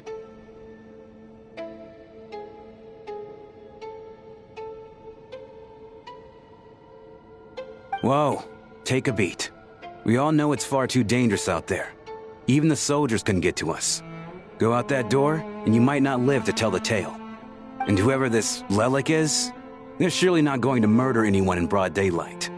Be sensible, my man. You're safer inside. As much as I regret having to say this, I'd like everyone to cooperate and refrain from exiting the premises until further notice. Because as things stand, Every one of us is now a suspect. Unless anyone has further information to share, let's adjourn for now. Feel free to keep searching for clues, but make sure you don't go off alone.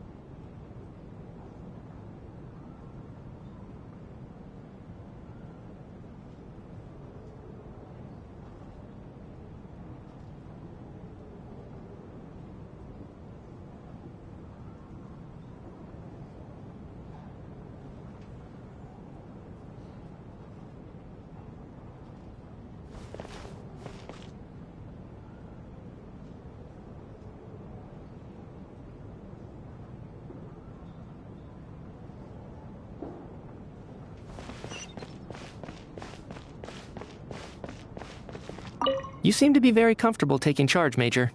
You took the reins as soon as things went south. I simply made an executive decision that someone needed to take control of the situation on the military's behalf. Does this offend you? No, quite the opposite. We feel much safer for it. By the way, what does Major mean exactly?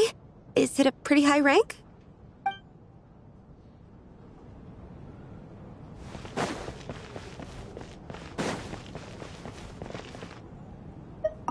I still find it hard to believe there's a murderer among us. Just last night, I imagined we were like classmates out on a hiking trip. There's no guarantee that you can trust your classmates, especially not when you're locked up together. Why did they do this? Was it for money? Even then, they could have just kidnapped the people. They didn't have to die.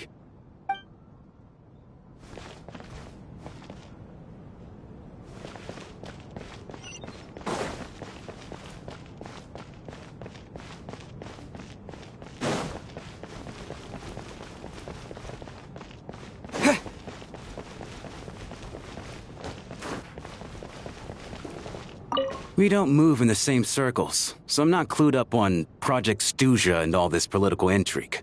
Nor does it interest me. Nevertheless, sir, I think your top priority as soon as you get out of here should be to hire a good private bodyguard. Such as yourself? Such as myself.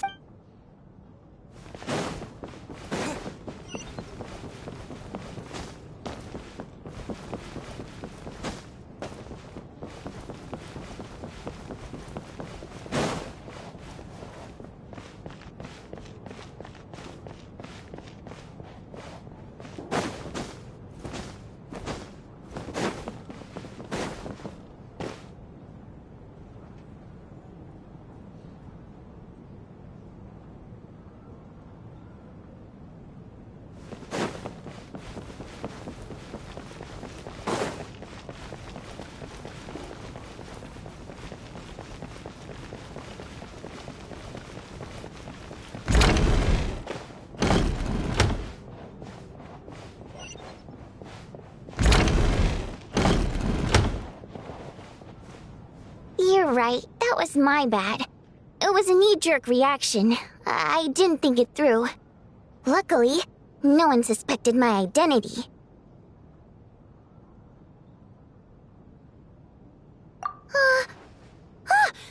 Oh, phew.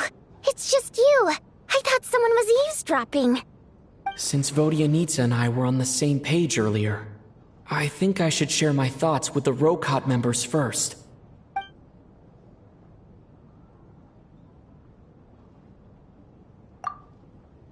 Whoa. Are you serious? I don't know if this counts as gossip, but it's definitely on track to be the juiciest this whole year. Odette? Really? Odette? Oh god, how dumb does this make me look? Lelek has been right under my nose this whole time, and I didn't notice a thing. Actually, it's exactly what you'd expect. Sometimes, hiding in plain sight is the best strategy. And now that you mention it, the more I think about it, the more sense it seems to make. It all adds up.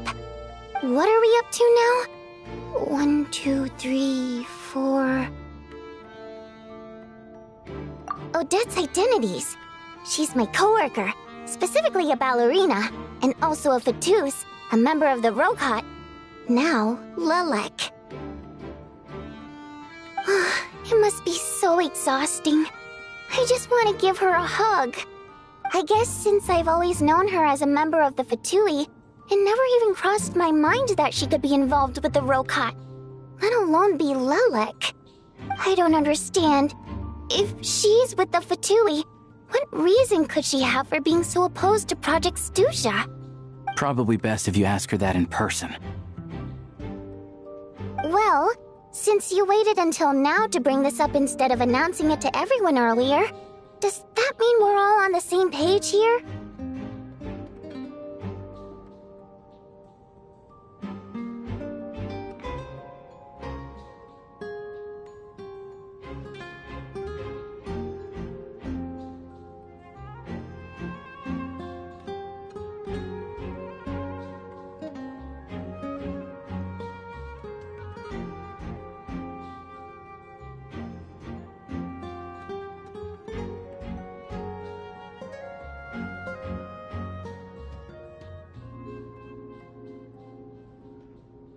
Yeah.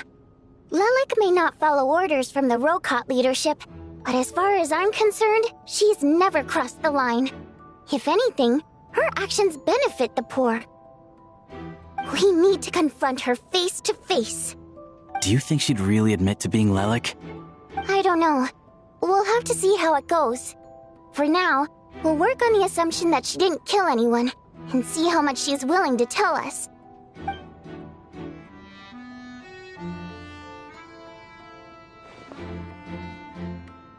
Now's her chance. Odette's alone. Let's go. Hey, Odette. What is it, you guys? Shh. Keep your voice down. We need to talk. So, you're Lelek, aren't you? Alright, fine. You don't have to say anything or explain yourself. Just hear me out first. None of us believes you kill innocent people. Whoever murdered those 2 people last night, it wasn't you. The Traveler was the first to figure out your identity, but he kept quiet during the discussion just now.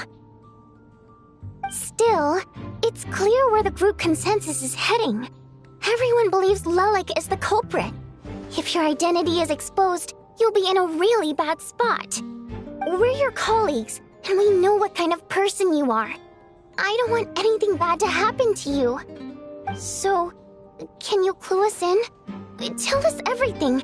The more we know, the more easily we'll be able to cover for you. Alright. Yes, I'm Lelek. And no, I'm not the murderer. And thanks, but I don't need you to cover for me. Actually, I'm planning to reveal my identity. Huh? You're gonna reveal that you're Lelek? Here? That's right. I'll admit I was surprised at first when Chuganov guessed that I was here. It was just a lucky guess, but it caught me off guard. But after taking some time to assess the situation and confirm where everyone stands, I don't believe I have anything to worry about. Are you sure you don't need a second opinion? Given the circumstances... Mr. Valeri! What?!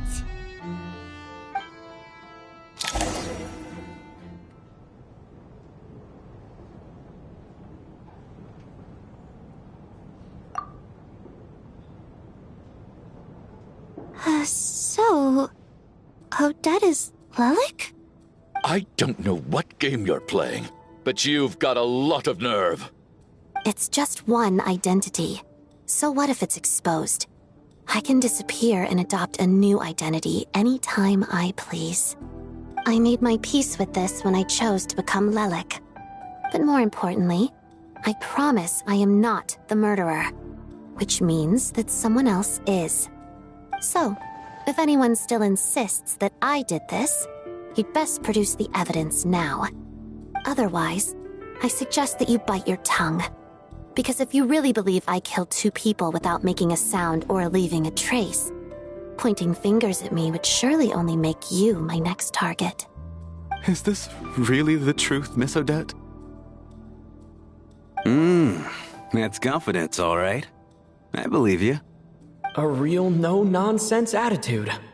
I can see why Marionette said that she's on track to inherit the title of the Fair Lady. Are you seriously buying this? Hey, officer! She just admitted to being Lelik. Aren't you going to do something about this? I do have one question, Miss Odette. Why have you chosen this moment to come forward and reveal your identity? If I didn't say anything, everyone would be focusing all their efforts on finding Lelik.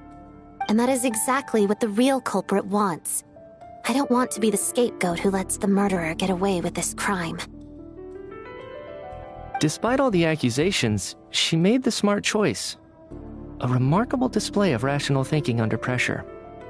Clearly, Odette's talent extends far beyond the art of dance.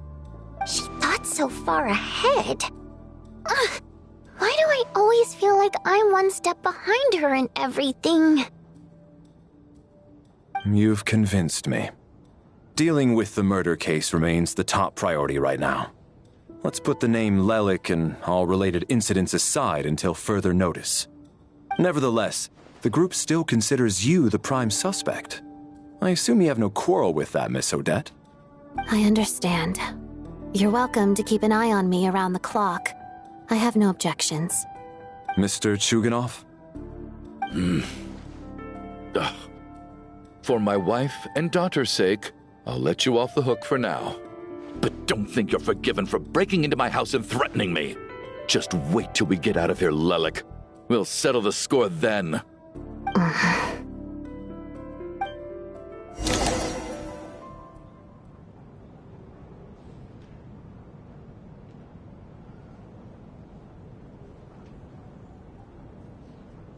Good work, Lelik guard team. And Lelik, too. Here, have some hot water.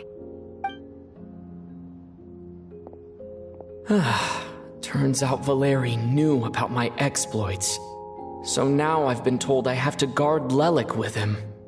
Shouldn't you be facing my way if you're guarding me? At the moment, it looks more like you're my bodyguards. If the true culprit is indeed still at large, as you have claimed, we must keep our guard up against them also. Don't worry, Tonya. We'll get through this. Once the snow stops, the officials will step in. The investigation will get easier, and then we'll be safe. But once the snow stops, won't everyone just leave? You're gonna miss us, huh? Well, some of us work at the theaters, so we'll still be here. I'll even give you a special backstage pass. Really, Miss Vodyanitsa? That's awesome! You've made a fan for life. Aw, you're so cute, Tonya. All right, let's swear to it. I promise to give you the pass, and you promise to never change your mind about being my fan. Promise. Don't indulge her, Tonya. You don't have to swear an oath over things like that. You really do get carried away sometimes, don't you, Miss Vodyanitsa? Hey! Mind your own business!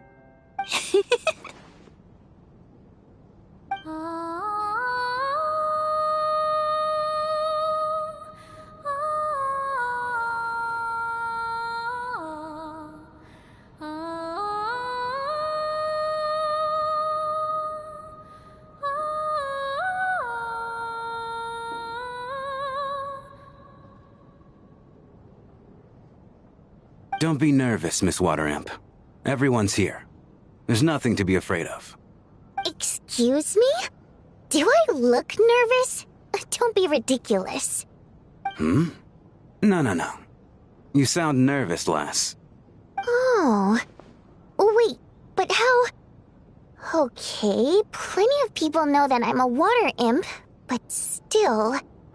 How come you understand our primary mode of expression? Primary mode of expression. I've not come across that concept before. Do enlighten me, Vodyanitsa. Well, it's just... We water imps tend to communicate our emotions to each other by singing, rather than facial expressions. The emotions we convey through song take precedence over our facial expressions. So, we think of it as our primary mode of expression. I'm impressed, Shram.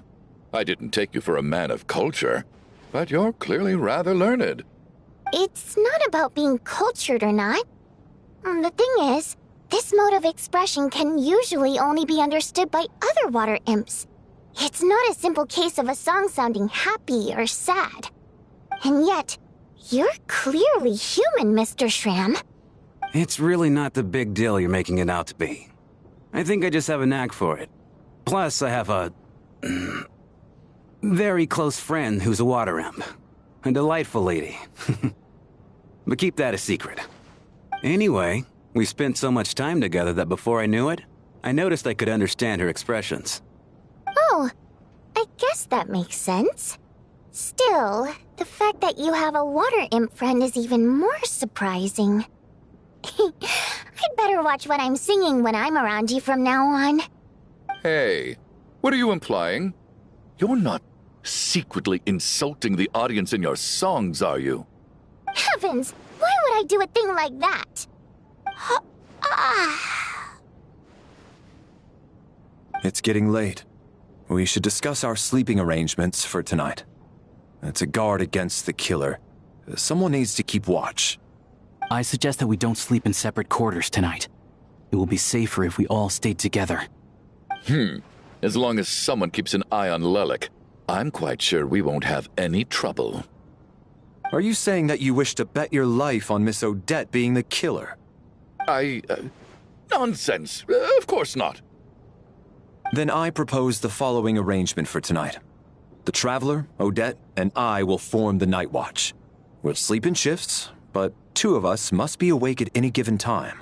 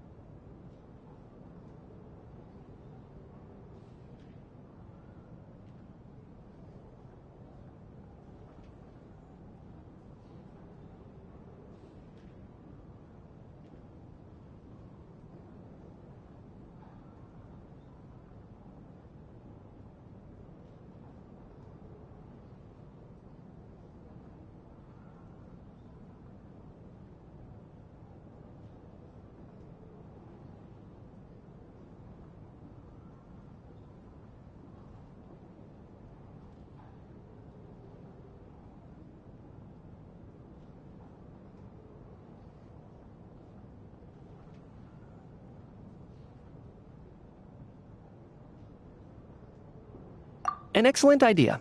This allows us to handle the night watch while also keeping an eye on Lelik. Meanwhile, the rule of taking shifts in pairs resolves the other issue. Namely that we can't necessarily trust the Traveler or Valeri either.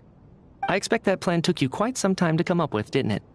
Actually, our field combat manual outlines a similar approach. Although the scenario there involves guarding prisoners overnight during field operations. That being said, I must clarify that I harbor no disrespect towards you personally, Miss Odette. In fact, Lelik's numerous covert operations make fine textbook examples for military agents. I care less about respect and more about the fact that you just robbed me of 2/3 of my sleep tonight. I'm calling dibs on being the first to rest. Good night.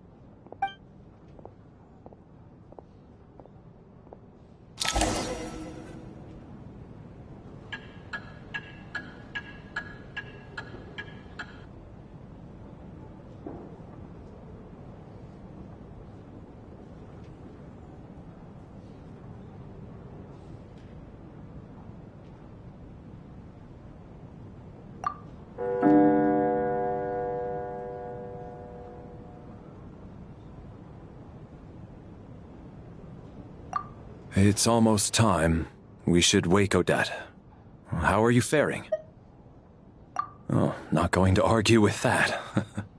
I'll take a quick nap. If you start to feel sleepy, wake me up anytime.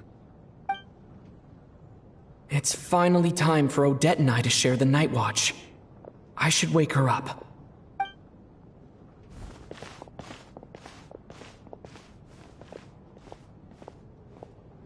I came here to get information from her in the first place. Maybe I should think about what questions I want to ask before she wakes up. How long are you gonna keep staring at me?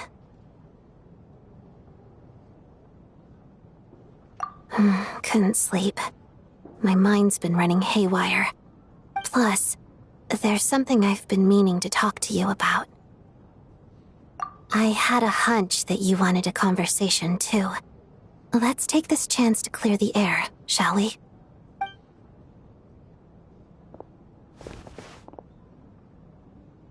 I just had a simple question for you, really. It's, Rosaline. In her final moments, did she have any last words or anything?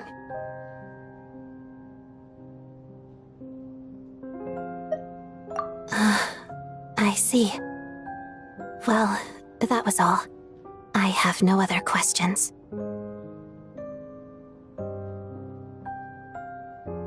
No. She was utterly ruthless in pursuing her goals. That kind of person should be hard to miss. And yet, even though I never approved of her methods, and she was an abrasive person, the fact remains that I am indebted to her.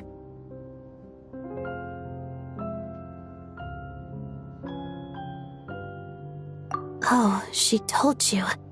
I guess that makes sense. I think she and Rosaline were on pretty good terms. Yes. Rosaline wasn't the kind to gossip about this sort of thing. Not that it's any huge secret to me, though. When I was a child, I had to join the Fatui for the sake of my mother and me. I trained under Rosaline. It was extremely grueling, and it didn't exactly come naturally to me. All I could do was try to ignore the biting cold and practice. I was a newcomer who'd managed to make a good first impression on a harbinger. There was pressure to live up to her expectations, to be worthy of the fair lady's reputation. Every day was a struggle against the cold, pain, and fatigue. And most nights, I struggled to fall asleep. After enduring all that, I've become almost immune to the sensation of pain. I suppose that was the cost of survival.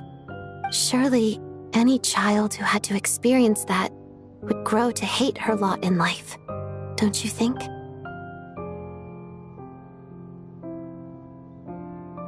So, I put an equal amount of effort into my ballet. Because in my young mind, that was the only way to defy my fate. It was my way of telling her. The Fatui's demands and your expectations of me are not what I wish for. One day, I will leave. I think she probably blamed my poor performance in training on my passion for ballet. She knew my heart wasn't in it. One time, when I was secretly practicing a dance at night, she suddenly showed up. I knew she was there to catch me red-handed. I told her, "You don't deserve to watch the dance I learned from my mother." She looked stunned. I guess she was surprised that I lashed out first, before she had the chance. But strangely enough, on that occasion, she wasn't fierce with me like she was during training. Instead, she fell silent for a moment, and then left. After that, she never interfered with my dancing or asked me how it was going. She never came to watch me dance again either. Not even once. She was. But even now, whenever I take out this core Ignis, I can't help but think of that night. Of the look on her face.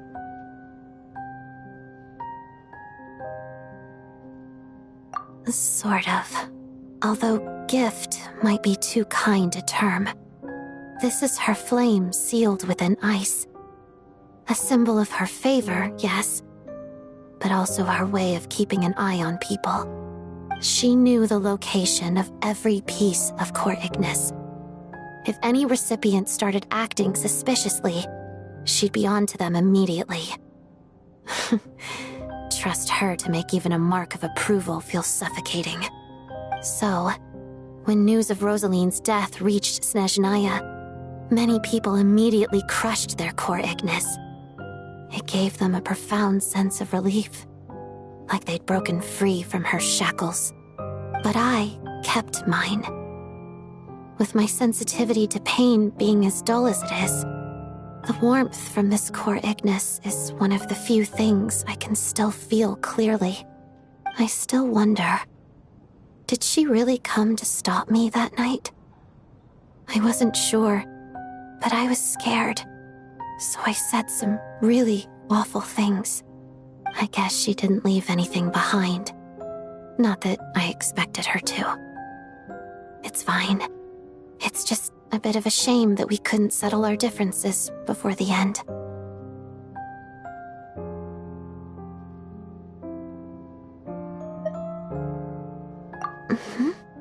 She did.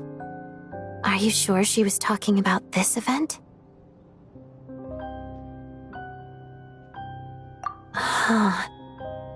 No, she didn't. I didn't even find out that she'd gone to Mondstadt until a while after she'd left. Wait, in that case... Okay, I will. Thanks for letting me know. There's something I'm trying to figure out. I'm beginning to suspect that Paimon's mystery illness is being caused by the energy research behind Project Stuja. Paimon's very important to me, so I have to get to the bottom of this. I figured that since you're Lelik, you might know something about all this. The ultimate goal of this energy experiment is to create a weapon for the final battle. The weapon's construction was completed in Nodkrai.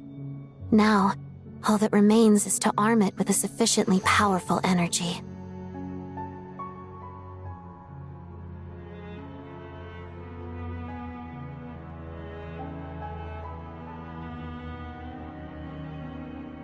Yes.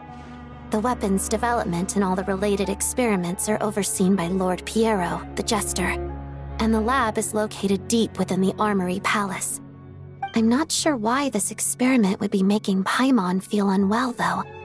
The best way to get to the bottom of it would be to go there in person.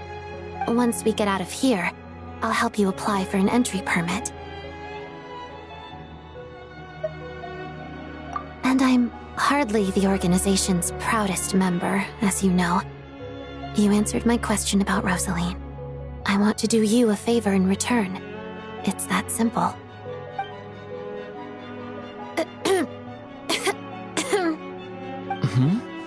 What's wrong? Are you not feeling well? You two seem to be hitting it off.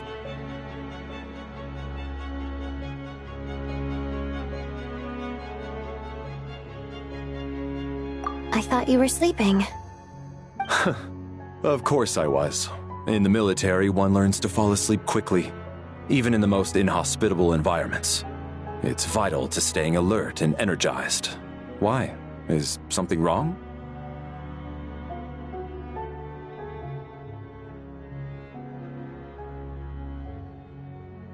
Even if he was awake, he can't have overheard us, right?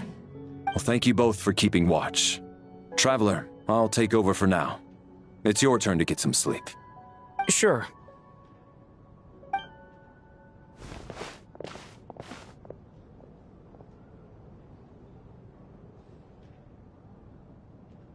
This is our second night here, but at least I've found out a little more about Paimon's condition. I hope she's been sleeping well the past couple of days. Why do I feel like I'm being watched?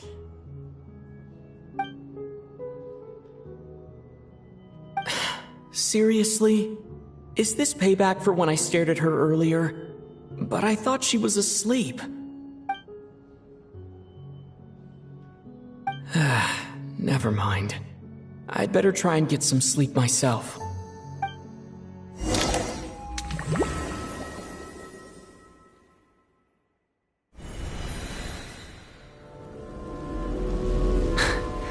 Hey, what are you spacing out for? Are you reaching your limit too? How long have we been walking for? Do you remember? Time's lost all meaning. Ever since we noticed that thing above our heads. What was it called again? A star key? Or key star? Anyway, the person who named it was swallowed by the black mist. Whatever it's called, ever since we noticed it, we've been walking up and up, hoping that as long as we reach it, we can find a way out of this place. But it seems like no matter how far we walk, we never get any closer. Well, we've come this far.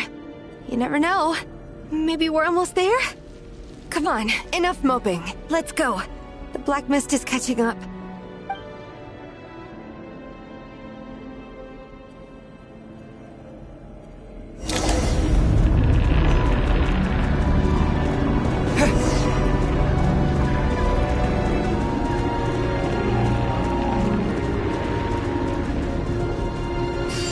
Monsters! Watch out! Not again! I've lost count of how many times we run into them. Be careful.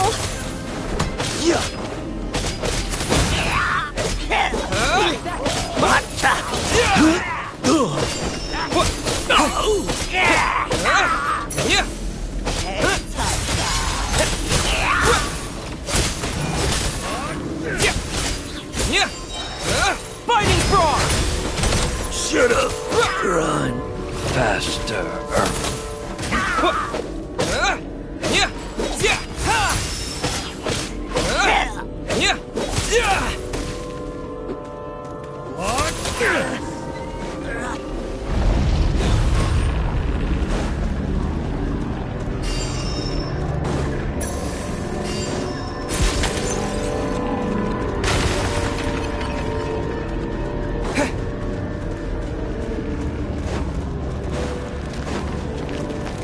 Here they come again! Get ready! You wanna fight? Let's go! Gotcha! What's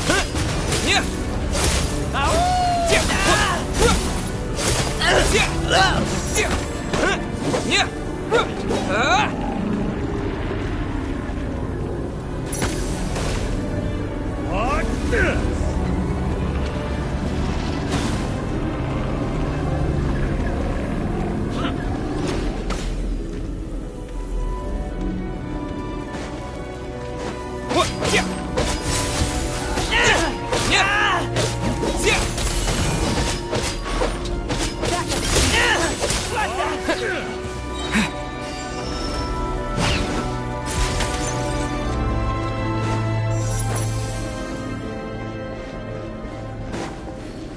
monsters ahead of us, the black mist behind us.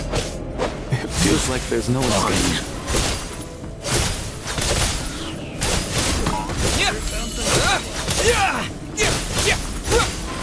Shut up!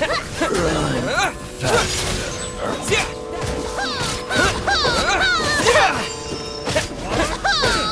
Encase!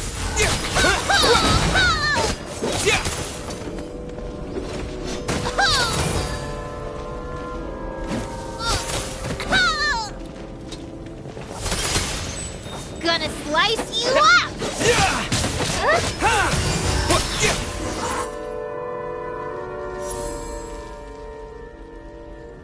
Are you hurt, Coolish? No, I'm fine. It's just...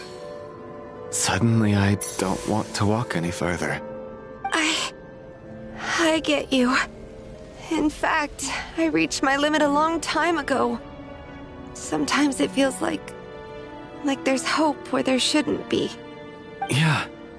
The hope that the star gives us is the only thing keeping us going. But I'm not sure it's real at all. It may just be a collective illusion. Otherwise, why would it always be out of reach?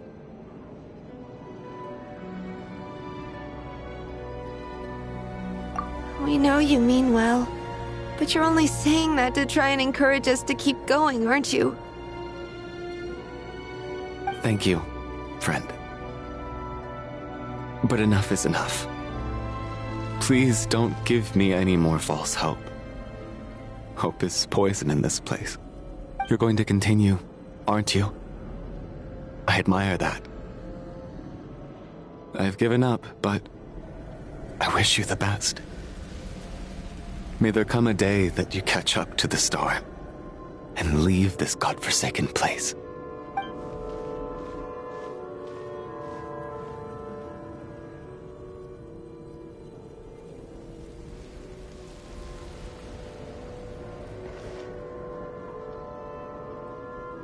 It's not an illusion. We really are getting closer to the star. Congratulations. You're the first person to make it here.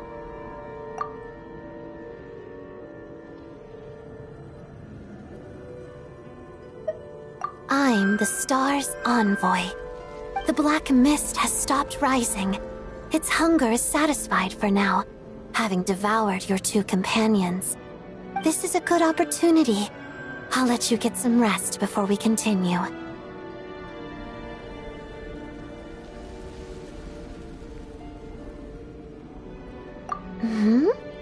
What do you mean, leave?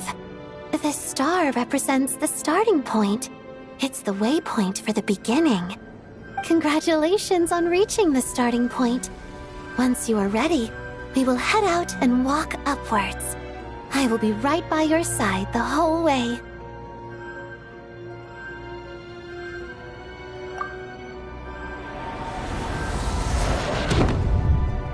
Huh? What's wrong? Hey, don't give up before the journey's even begun.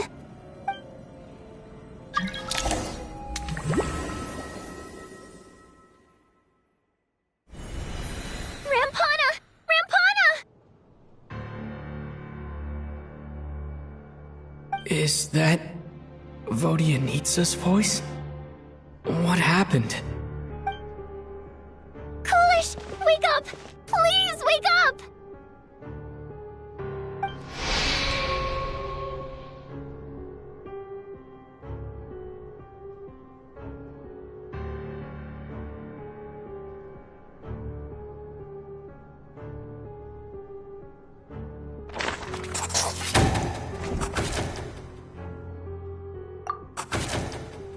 The situation is identical to that of the two casualties yesterday.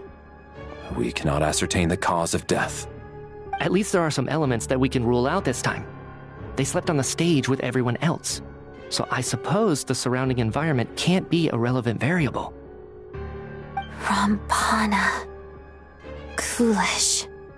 Weren't some of us keeping watch last night? 3 of us, in fact. How could you not notice something was wrong?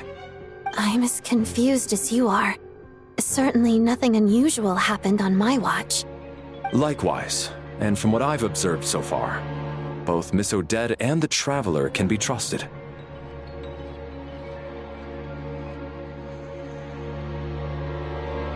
To be honest, I didn't get a wink of sleep last night.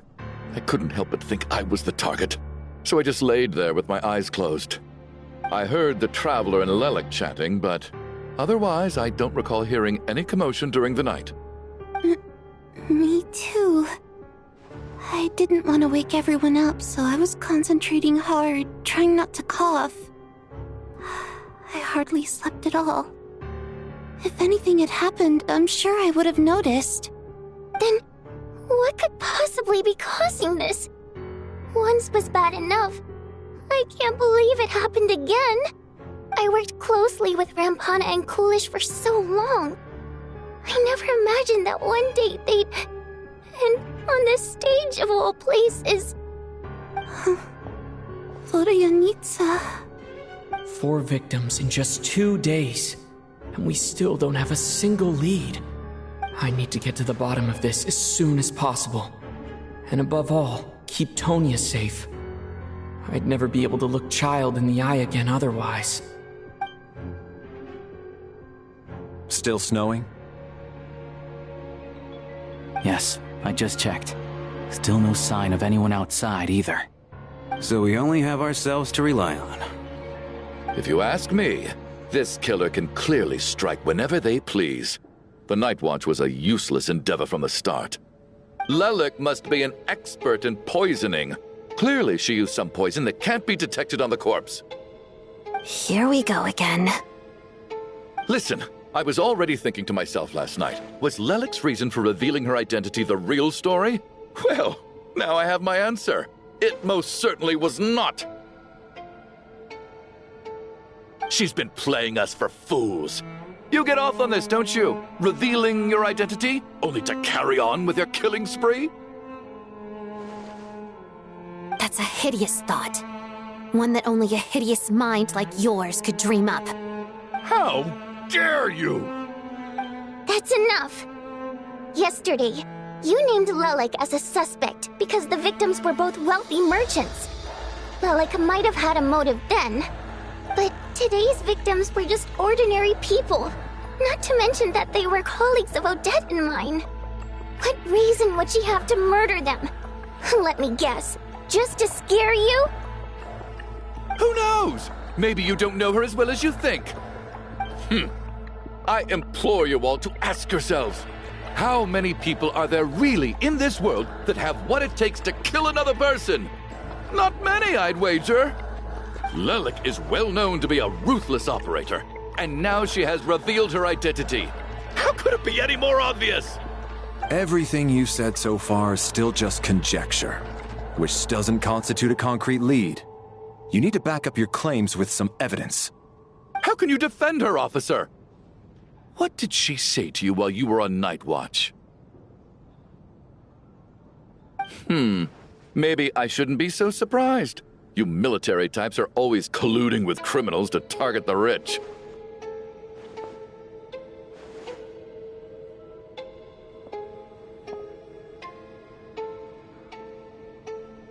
All so you can get your grubby paws on our hard-earned fortunes, then tell us to fall in line.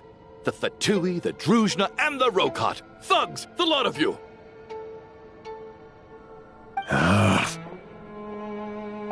Don't you dare.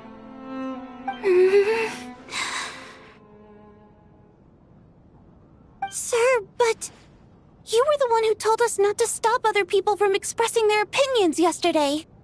4 people have already died. Only yesterday I was chatting with Mr. Coolish. Then we woke up in the morning and he's...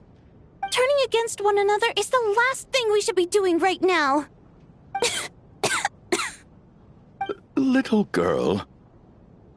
Even if Mr. Chuganov is a puffed-up, pig-headed windbag who doesn't have a clue what he's talking about, he's still one of the victims here, isn't he?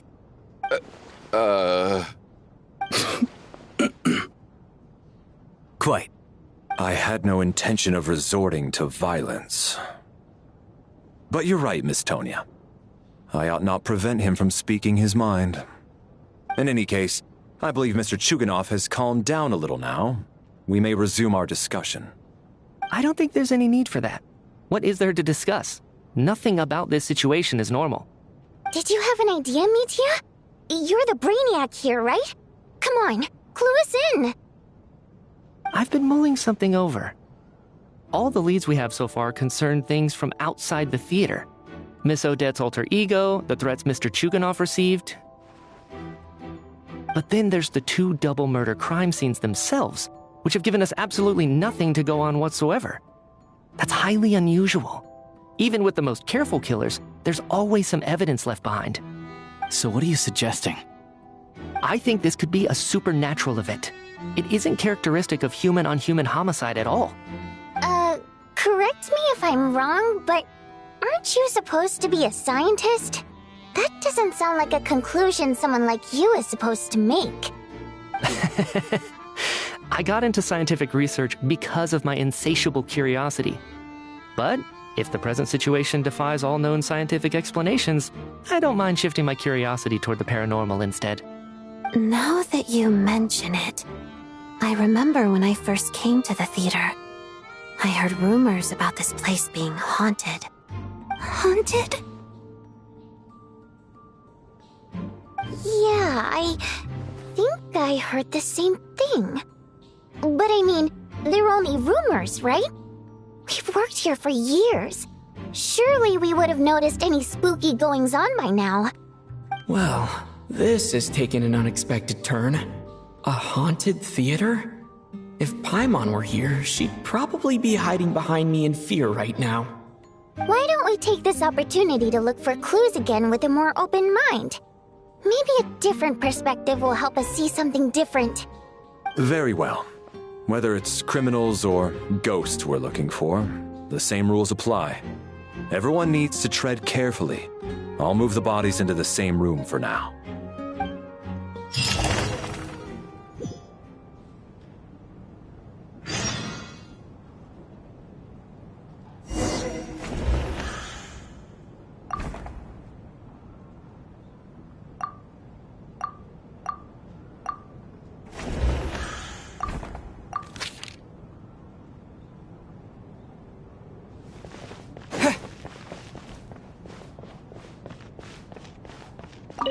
I need to think very hard about whether there's anything that ever needed hiding. After all these years, there must be some things even I've forgotten about.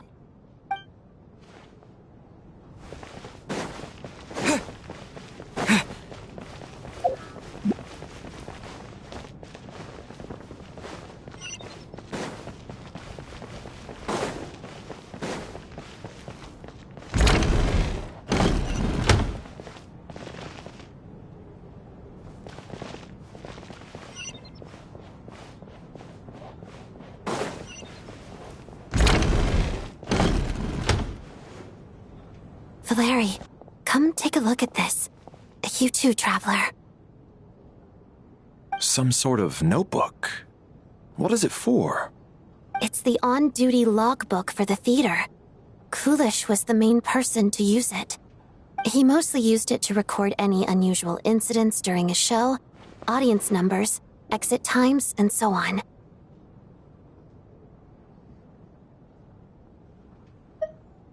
Yes, he'd always have this logbook with him when he checked tickets at the entrance. This should confirm a lot of key details about the recent show. So, you find anything unusual? Yes. The number of people. I've checked and double-checked, but the numbers just don't match what's recorded in the logbook. Apparently, we have an extra person among us. Are we certain that logbook is accurate? Could someone have sneaked in without buying a ticket or something? Unlikely. Kulish took his duties very seriously. I've rarely seen any errors in his work. Not to mention that this was a dress rehearsal, meaning smaller audience numbers and tighter ticket restrictions than usual. Everything would have been well within his control. We no longer have our tickets with us, do we? They got collected on entry. I assume there's no way we can check them again. Unfortunately not. The theater recycles tickets. Once people are in the door, they don't tend to leave until the show ends, so we collect the tickets at the point of entry.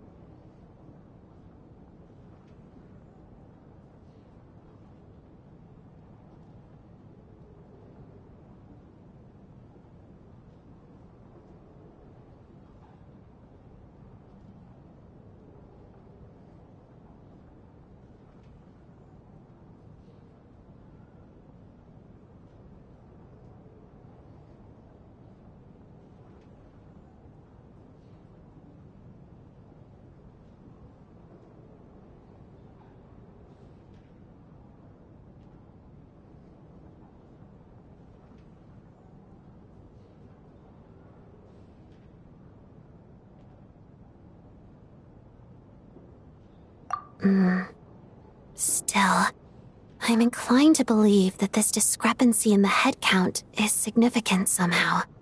Did an extra person just materialize out of thin air?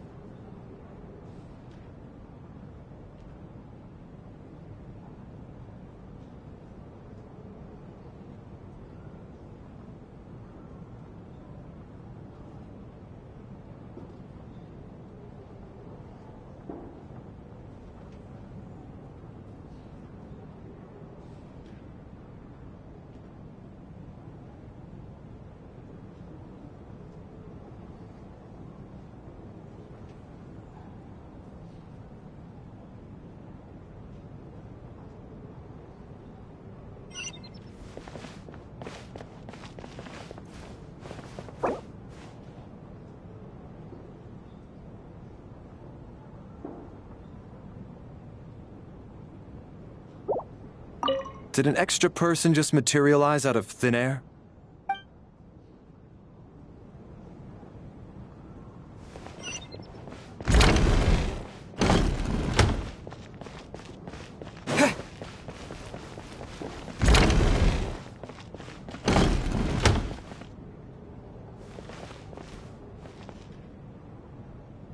Ah, Traveler. Since you're here, come take a look at this. Alosha found it. We're both curious to hear your perspective. It appears to be an investigation report. And the focus of the investigation was the rumors of haunting we heard about earlier.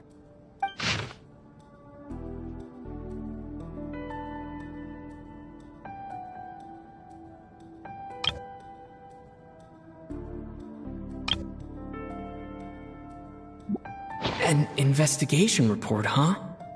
Looks quite old. This person's name looks to be of Sumeru origin to me. Was the investigator from Sumeru? The theater manager must have hired an investigator once specifically to look into this issue. But it doesn't look like anyone ever looked at the report.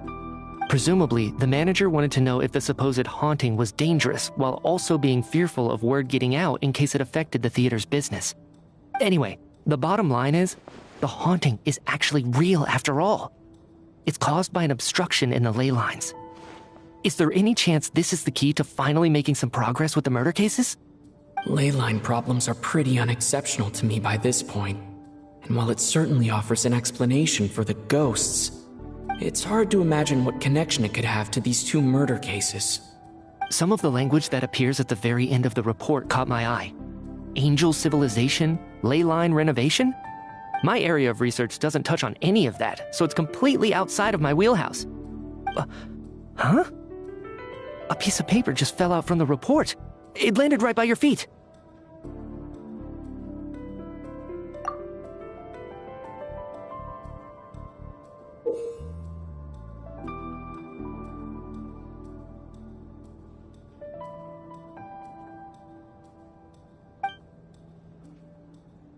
How unnerving. It was tucked inside the report, so it must be a note left by the author. Death is near.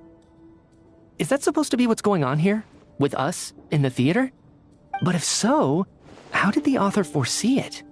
Could he predict the future somehow? Maybe things are more complicated than we thought. No, wait a second. If we take the report and the note at face value, they completely contradict one another. The report definitively concludes that the hauntings in the theater are harmless and cannot affect the real world. But the note seems to be warning of potential danger. The question is, what exactly does the note mean by death?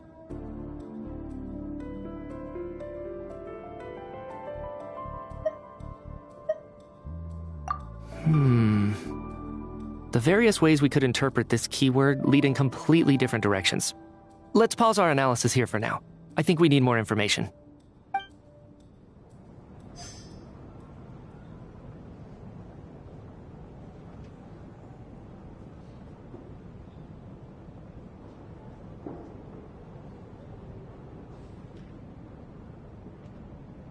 Cryostorm!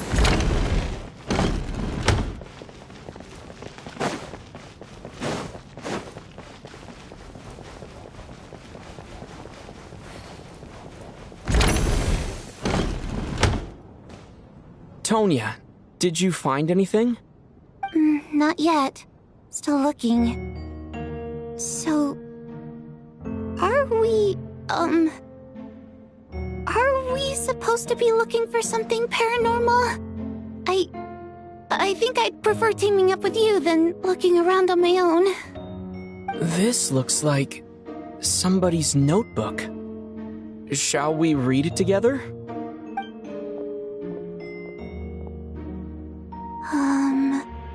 Well, it doesn't look scary or anything, so I guess it should be fine. Alright, let's read it together.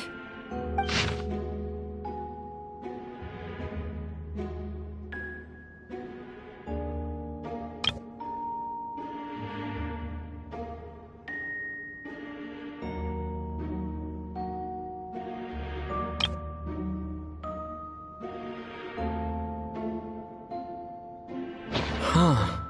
This has to be Vodyanitsa's writing, surely. Maybe it's a little rude for us to peek at this. I feel like I just read someone's secret diary by accident.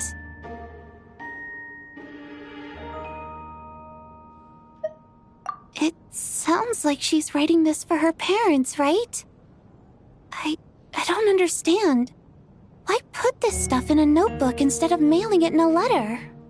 Because her water imp parents belonged to the aristocracy, who were driven out of Snezhnaya by the Tsaritsa long ago. And now they live somewhere new, where the postman can't get to. We're sorry! It's fine. My fault for not storing it properly. I can't leave things lying around and expect them to get ignored when everyone's scouring the place for clues. Alright, give me my notebook back. I'll take over the investigation in this room.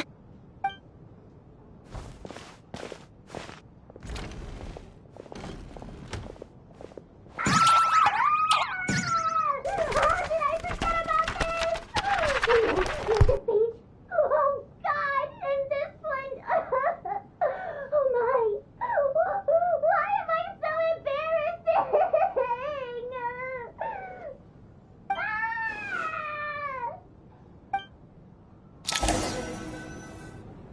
If we take all this together, it's not impossible, is it?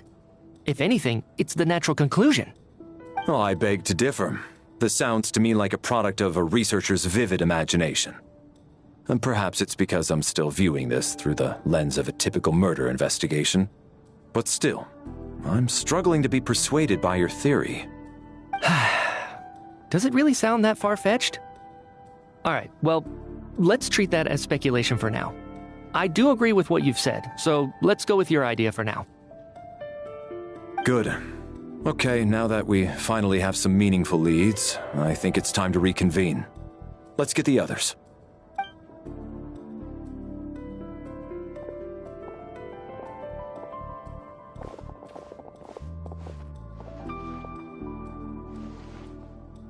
So, that's about everything we've discovered so far. I'll share my theory first. Based on what we've learned from the logbook, I believe the extra person among us is most likely the killer. If the killer had simply bought a ticket, it would have greatly increased the risk of their identity being exposed. I expect he or she either hid in the theater ahead of time, or found a way to slip past the ticket inspection. They then blended in with the group and waited for an opportunity to strike. What about the note found in the investigation report? Any thoughts on how that fits in? The killer may have simply planted it there as some sort of sick joke. I've seen my fair share of psychopathic killers. They love playing cryptic mind games. So, it has nothing to do with the haunting of the theater after all. This theory makes sense to me. If we have an audience member unaccounted for, chances are they didn't come here to watch the show. Could it really be that simple? So, in other words, all we have to do is find out who got in here without a ticket, and all our problems will be solved? Then let me make one thing clear. All the theater staff should be well aware that I came here for the rehearsal legitimately, yes? There's no way I'm the one who didn't have a ticket. It's true. I hear you used every trick in the book to get a hold of that ticket, too. Everything short of throwing a temper tantrum and rolling around on the floor at the entrance. I most certainly did not degrade myself in such a way. Probably a stupid question, but I might as well ask. Did anyone here get in without having their ticket checked? Hmm? Guess it was naive of me to expect them to just admit to it. Especially after the unprompted Lelik reveal. Once was already a miracle. Twice would be unfathomable.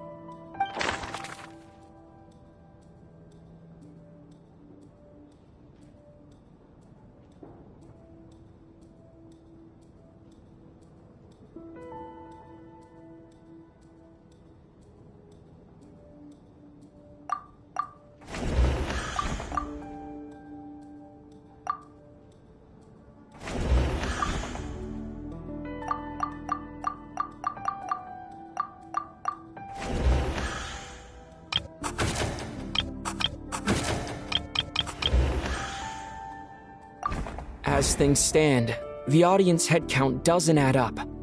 I guess we can rule out the theater staff members.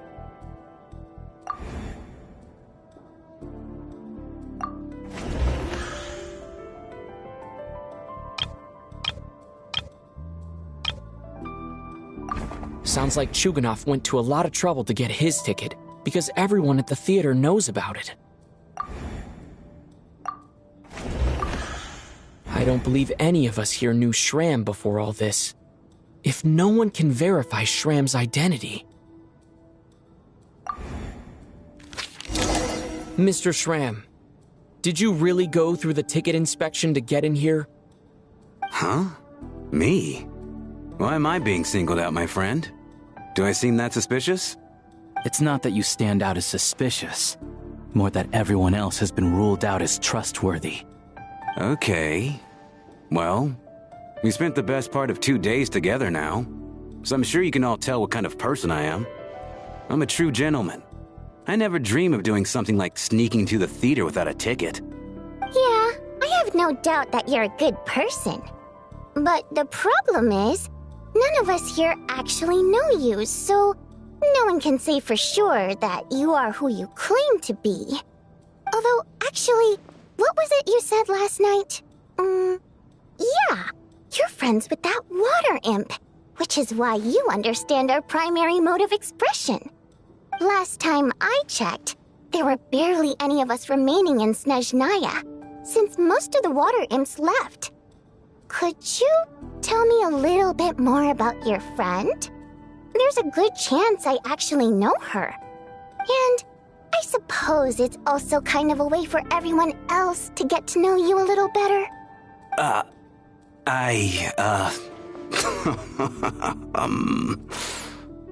Good grief. Are you blushing? Pull yourself together, man. Stop giggling like a teenage boy. It's revolting. Hey, revolting is a little strong.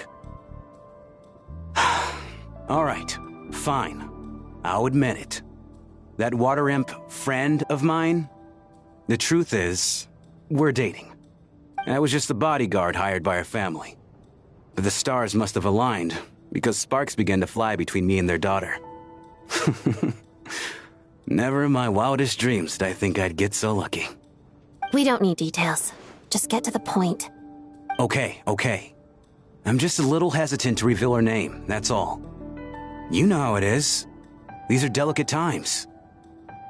Even with me to protect her. If word gets out that she's dating a human, both the Fae and human factions will give her a hard time. Really? Wait, no. That can't be. Huh? Shram, what the devil are you talking about? Why is everyone looking at me like that? Surely you can understand where I'm coming from. Delicate times? Factions? Yes? You know, the Civil War? Last time I checked, the Fae and the humans were still at each other's throats. If I'm not mistaken, the last significant civil war in Snezhnaya history was over 400 years ago, when Her Majesty the Tsaritsa had just taken the throne and was consolidating her reign. What do you mean, 400 years ago? What's going on here? Is Shram from the past? All right, Mr. Mitya, you win this round. As far-fetched as it is, it appears that your theory may be correct. I'm just as amazed as you are. I didn't even believe it myself, to be honest. Is someone going to explain what's going on here? From the look on your face, you figured it out too, haven't you, Traveler?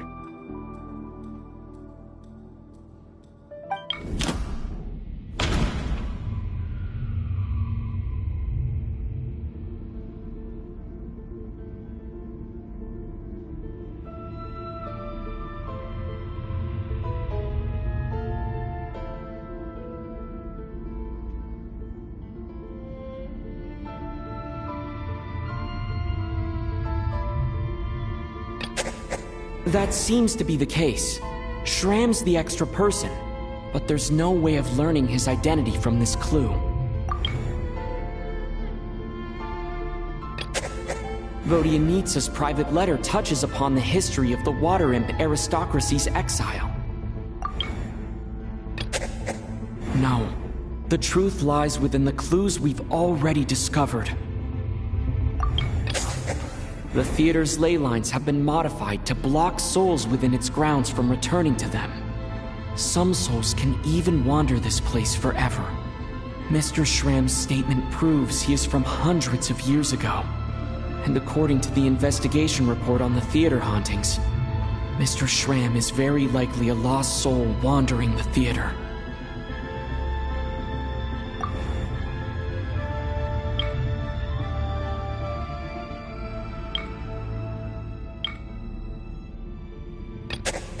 That's not it.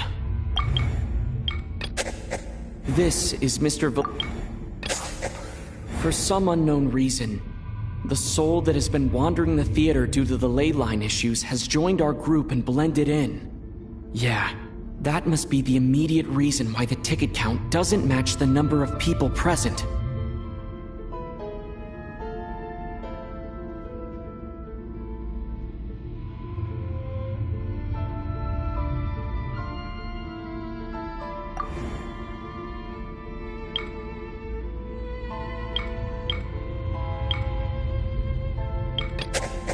Since we discovered that all of last night, Lelik, that is, Odette was under surveillance. The contents of the investigation report have been verified. There are indeed ley line issues and wandering souls in the theater. Death likely symbolizes the deceased. Mr. Schramm, for instance. Death is near. That must mean that there's a dead person in our midst. That's the truth, isn't it? Yeah, the logic is clear now. The investigation report said that there would be souls stuck wandering around the theater because the ley lines were cut off. Mr. Schramm must be one such soul who died in the theater a long time ago. In which case, that also makes him our extra person. So when the note said death is near, it must have been referring to death as in the deceased, people who died a long time ago. Someone who died a long time ago. In short, there's a dead person among us. The extra person we've been searching for is a ghost from the past. You mean I'm a ghost? No. Don't make jokes like that, my man. There must be some mistake. But even if I was dead, I know for a fact I didn't kill anyone these past 2 nights. Yeah, even if all that's true, the report also said the souls inside the theater can't affect reality, right? They're harmless. Then what if the problem isn't the souls at all, but the ley lines themselves? The ley lines have a powerful ability to attract and devour souls. Let's say that the ley lines are like a black hole, constantly seeking to engulf souls. But the souls that don't want to return are trying to avoid being sucked in. Huh. Why does this analogy sound so familiar? What happens when the black hole can't achieve its goal? I'm only speculating here, but what if it ended up swallowing innocent souls by mistake, or intentionally taking other souls to compensate? That could explain why we weren't able to determine a cause of death. If you're right, and their souls were devoured by the ley lines, it does make some sense. It does seem to explain a lot of the things we couldn't make sense of. Does that mean it's true? Except there's no concrete evidence. Mitya is relying on a lot of logical leaps. Still, it seems like the best explanation we have under the circumstances. Alright, so how could Schramm not know that he's dead? Seems a little unlikely that he hasn't noticed anything unusual even after several days interacting with us. On the contrary, it's perfectly normal for a soul to wander the theater for centuries without questioning their existence or reason for being there. It's simply what's natural for them.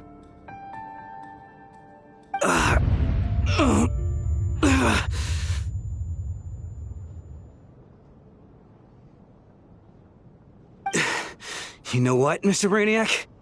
I think you might actually be right after all. I'm trying to remember and... even though my head feels like it's going to explode, I think... It's all coming back to me.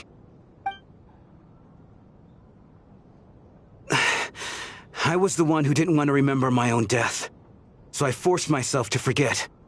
Well, I'm sure those are painful memories. My lady and I snuck out to go on a date one day. We bought tickets for the theater. It wasn't really my thing, but I was just happy to be together. All of a sudden, a group of people burst into the theater, shouting for all the water imps to get out, performers and audience members included. It was clear the conflict between humans and Fae had reached a boiling point. This time, the extremists were even coming after the water imps who had nothing to do with the war. I thought I could pull one over on them, so I took off my jacket, draped it over my lady, and tried to sneak out amid the chaos. But I got caught. They started shouting, calling me a traitor to humanity. But I was going to do whatever it took to buy our chance to escape, no matter how many people stood in my way. I had to, both as their bodyguard and out of love. It's all right, friend. You can stop there if you want. You don't need to dig all that up again. It's just... Even now, I'm still struggling to accept the truth. How could I be dead? I'm sorry, everyone. If I'd known I was a dead man walking, I wouldn't have dragged you down with me. If I'm the cause of all this death, then punish me however you see fit. But, Mr. Shrim... No. I refuse to be a burden. I know what I have to do. You said I've been wandering the theater for centuries, right?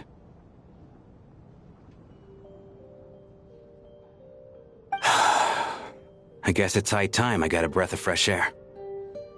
Out there, I mean. I'll leave this place and take all this death with me. Go out on my own terms. Mr. Shram, I'm sure we can figure out a different course of action. My good sir, we both know I'm not supposed to be here. I should have accepted my death long ago. One way or another, this has to end. Unless you're saying this goes against another one of your military principles somehow. No, I'm speaking on a personal level this time. Let it go, man. Oh, wait. One last thing. Miss Waterimp. My lover. Her name was Litia. Litia Ozarova. Do you know what happened to her? Ozarova. Oh, Auntie Ozarova. That's what we all called her. I remember her as a very kind elder. She had a bunch of kids, too. I'm so glad she survived. And she had lots of kids? Good. That's... good. I could hardly expect her to stay single just because of what happened to me, right? As long as she went on to be happy, that's all that matters. Besides, I'm dead. My soul's been wandering around here for so long because I was worried about her. But now, I can go without regret. There's no need to see me off, my friends. I've enjoyed our time together over these past few days. Perhaps we'll meet again in the next life.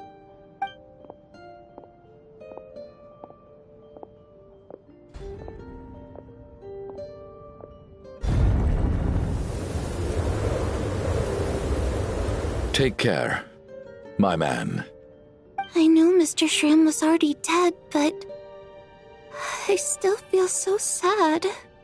Death is cruel, no matter how we might try to make sense of it. So, was the conflict between Fae and humans really that bad back then? I was only little, so I don't remember much. It's terrible to think that so many innocent people had their lives turned upside down. Even the historical records about that time period don't say much about it. All people know is that the Tsaritsa founded the Fatui, drove out most of the Fey aristocracy without explanation, then used her terrifying power to suppress the humans. It seems to me like the Tsaritsa chose to make herself the enemy. She downplayed the conflict, directing whatever animosity both sides had for each other at herself instead. That's also why, despite how brutal the conflict was at the time, there hasn't been much lingering tension between humans and Fey since. Things have been fairly harmonious for the past few centuries. So, the Tsaritsa banished the Fey to protect the Fey living in the city? She offered herself up to be hated in exchange for peace. Maybe it's not quite as bad as it sounds. I don't think Her Majesty is too concerned if mortals hate her or not. And besides, there are very few who truly do. All this time, I had no idea. All right. If Mitia's theory is correct, then I think we can consider this matter settled. Let's all take a break.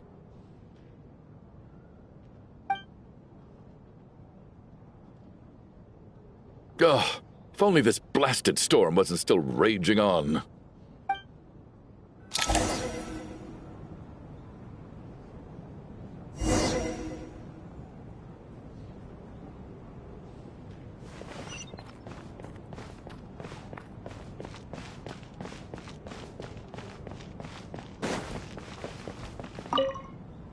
I was actually planning on hiring him as my bodyguard after we got out of here, you know. Oh, poor guy.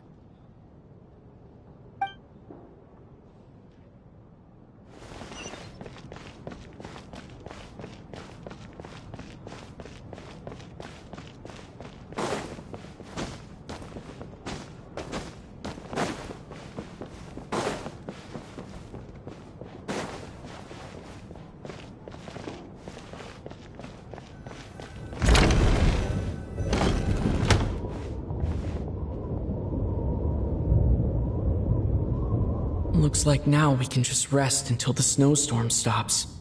I still can't believe Shram turned out to be a ghost who'd been in the theater for hundreds of years. To think he was dead this whole time. What a strange turn of events. Knock knock. Huh? Knock knock. You know the door isn't closed, right? You don't have to knock. Think of it as a signal then. When I'm entering someone else's room and I knock, I'm here as Odette. If I don't knock, it's Lelik. Thanks. So, why did you come to find me? Is there something I can help with? Vodyanitsa said you knew about my secret identity from the start. But when everyone was discussing who Lelik could be, you were worried that revealing what you knew would be unfair to me, so you kept it to yourself, right? Yes, I'm extremely grateful for that. It's nothing. I mean, you didn't hold what happened with Signora against me, so I should thank you for that as well. Actually, there's something else as well. I found myself in a situation similar to the one you were in when you helped conceal my identity. So I thought I'd come and ask you for advice. It's about Mitia. Before all of this, the last time I saw him, he was dead.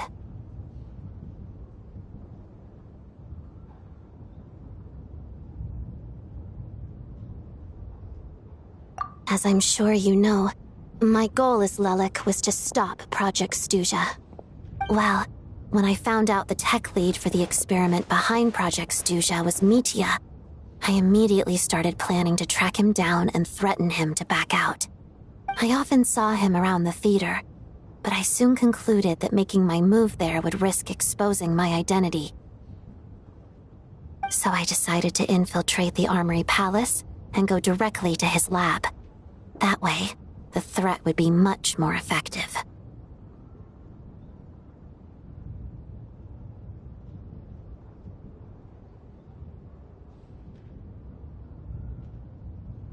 Well, I suppose there was a bit of luck involved.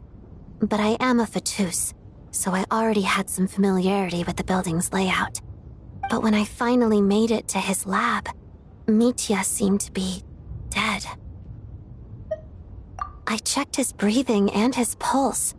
He had no vital signs whatsoever. I'm certain of that. I thought maybe another anti-Project Stuja activist had beaten me to it, and chosen a much more brutal method, so I made myself scarce. That's why you were so on guard around Mitya that first night here. Yes. When I saw him sitting in the audience during the performance, I could barely contain the shock. To me, it was a miracle. Somehow, he'd come back from the dead. But then, the murder started happening and things got so complicated that it wasn't really at the front of my mind. That is, until Mitya himself said there must be a dead person among us. Then, I couldn't ignore it any longer. And yet, you thought that bringing it up right away would single Mitya out. Just like when everyone was suspecting Lelik. Exactly. I thought there could be something I was missing. Besides, we soon figured out that Mr. Schramm was a ghost. And we knew there was only one extra person. So we thought he had to be the one. But now, it seems like there's another candidate. I understand why you kept it to yourself. There was so much information being thrown around during that discussion. Bringing up Mitya would have just introduced more confusion. So, what do you think we should do? Let me confirm one thing first. When was it that you found Mitya dead? Around a week ago. Sometime in the afternoon. A week ago? That's earlier than I thought. I saw him just a few days ago at a restaurant. That definitely would have been after you found him dead. He seemed completely normal to me. Chatting with Vodyanitsa, trying to avoid Valeri. So he was definitely alive on that day. Huh. Well, all I can say is I know what I saw. Here's a thought. The reason we even suspected a dead person could be among us was because of the problem with the theater's ley lines. But Mitya's death happened inside the Armory Palace. The ley lines affecting the theater shouldn't reach that far. You're right. I guess he doesn't fit the profile of the person we were searching for. I think the chances of it being him are very low. Surely he can't have died for real in the Armory Palace. Unless... Unless what? Unless he really did come back from the dead. You're right. Do you think we need to disclose this to the others? Huh, what's this? A private meet and greet? Where do I line up? That's not what's going on here. Well, I was just making the rounds. Thought I'd try to lighten the mood a bit. Vodyanitsa's handing out food if you're hungry.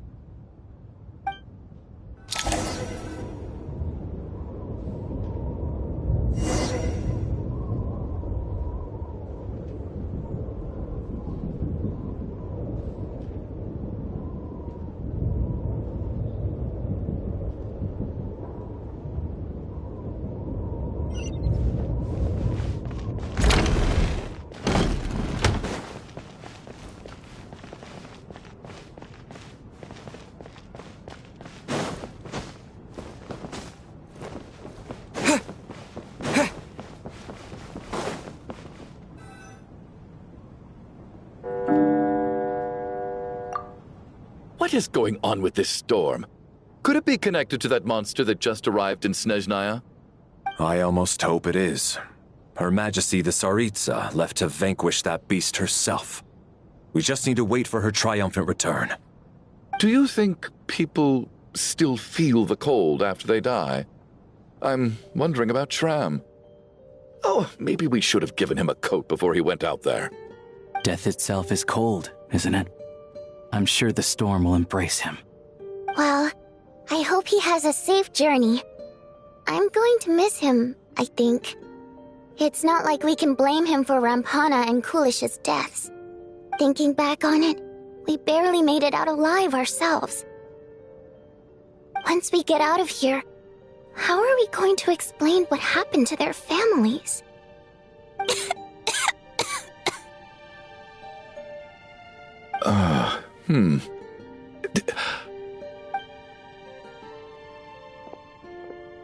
Are you okay?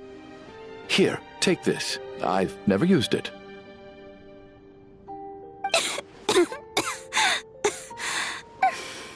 Thanks. Look who's Mr. Nice Guy all of a sudden. Is it because Tonya stood up for you this morning? At least you know how to return a favor. Yeah, without Tonya, who knows how badly he would have been hurt. I told you already, I never intended to resort to violence. Duh, bunch of rascals. Little girl? I was rather surprised when you spoke up for me this morning. I didn't think I had many admirers here, so, thank you. Oh, no need to thank me. I said some bad stuff about you too.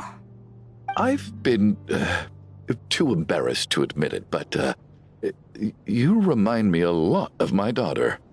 So kind to everyone, but never lets her old man off the hook. Unless my wife and I are having a fight, then she's always on my side. Especially when she was little. Every time I took her out...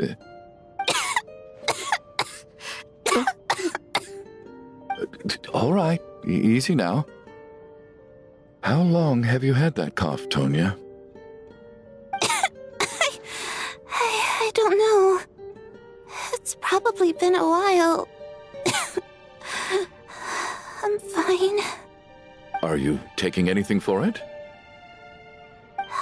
Yeah. I'll be fine once I see my brother. He's gonna pick some frost fairy flower leaves and brew a tonic for me. I'll feel much better once I drink that. I see. That's good to hear, then. We should probably discuss arrangements for tonight. Now that the deceased has left our midst, there shouldn't be any more incidents. However, out of an abundance of caution, I'll keep watch. Shouldn't we take shifts? I can take one if needed. No need. I managed to get a nap in earlier, so I have plenty of energy right now. After all the tension of the past few days, everyone else should just focus on getting a good night's sleep.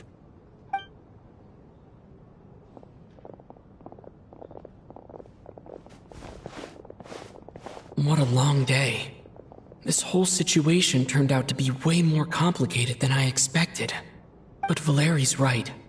I should just try to calm down and get some rest. The last thing I want is to give myself nightmares.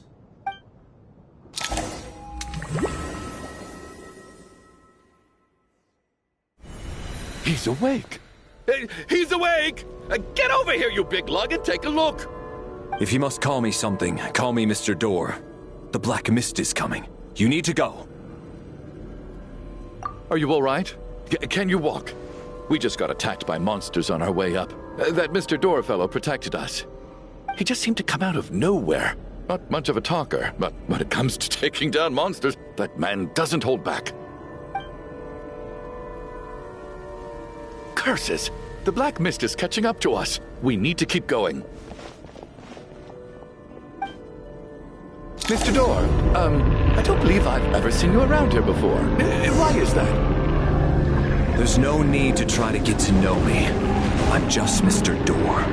I have to find the door that belongs to me. Mr. Door, I'm looking for trouble. I can just push these ones off. No need to thank me. This is where my duty lies. Having second thoughts?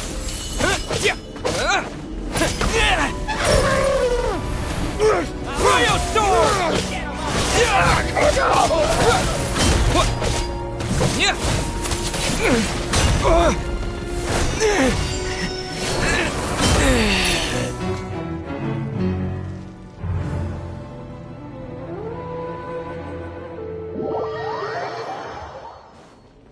Looking for trouble?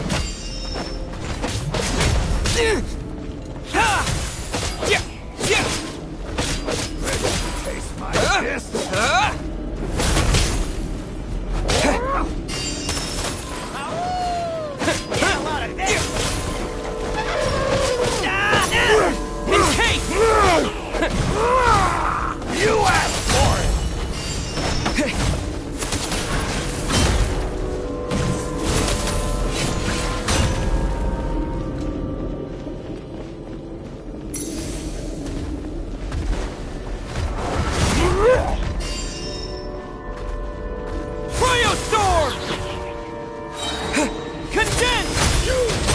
On the ground!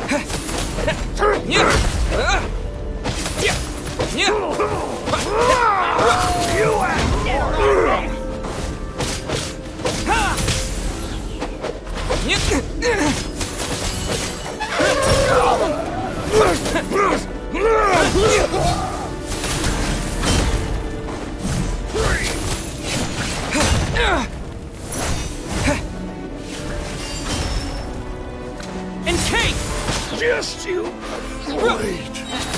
Having second thoughts?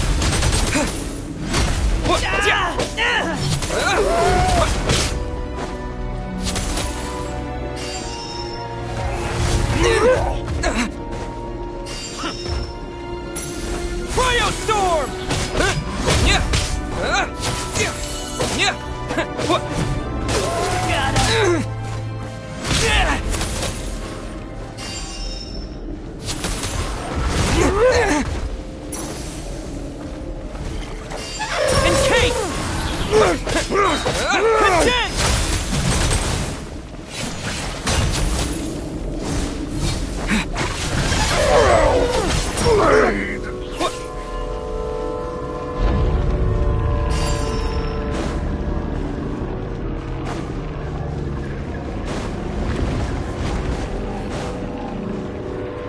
So we're doing this.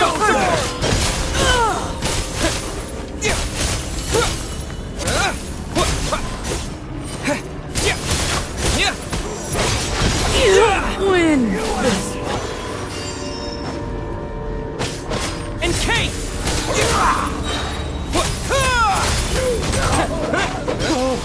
Remarkable work, Mr. Door. If I had your muscles, I'd do the same.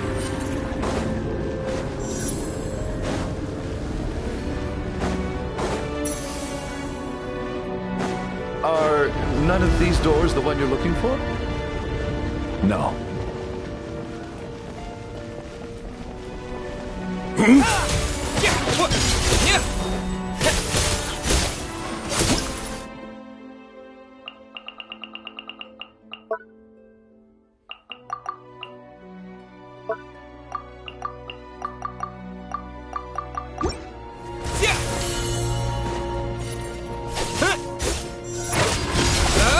Come no closer.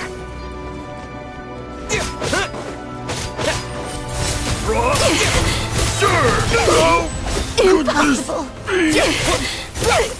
Condense! Impossible.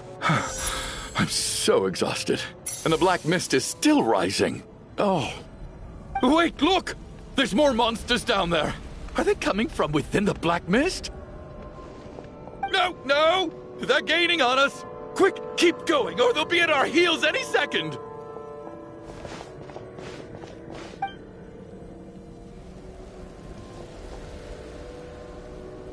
Mr. Door, what are you doing? We need to get out of here. They're coming! Found it. This is my door. What? You mean you're going to stay here? I am a door. This is where my duty lies. No! You saved us. We can't leave you behind. You must keep going. A door can only keep things out for so long. You must make haste. But... Oh, you're right. Let's go. We can't let Mr. Door's sacrifice be in vain.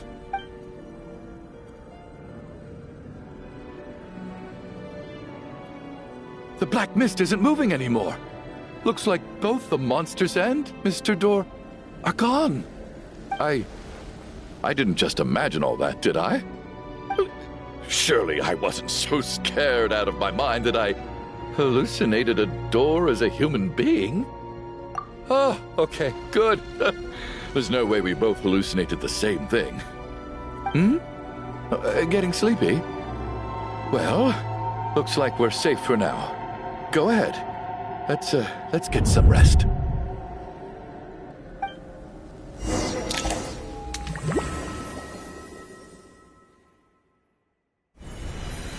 What time is it? Is it morning? I think I had a nightmare. I guess everyone's still asleep? These past 2 days have been exhausting. Valeri's keeping watch though, so he's probably the only one awake. Valeri?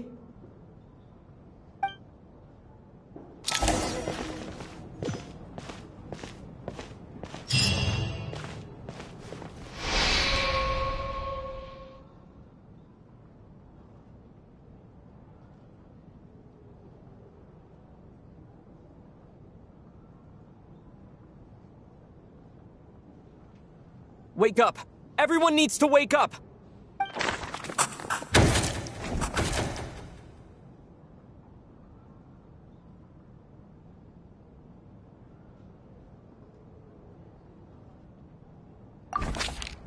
Just like the last 2 nights. No clear cause of death.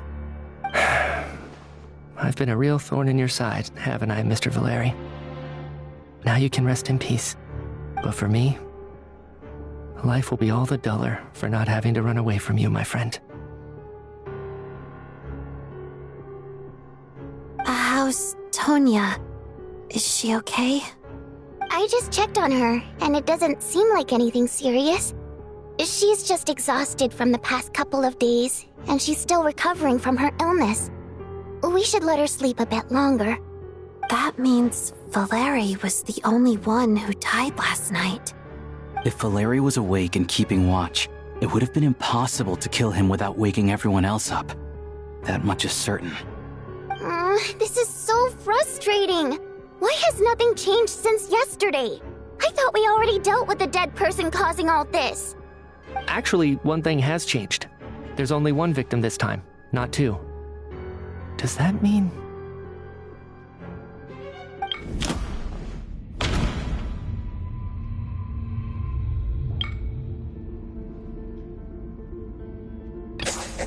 After the deceased Shram left, there was 1 less victim last night. That more or less tracks. It's a reasonable conclusion, considering the only variable that changed. The number of people who die each night is equivalent to the number of dead among us. That's your theory, right? Exactly. We identified Mr. Shram, and the night after he left, the death toll dropped from 2 to 1.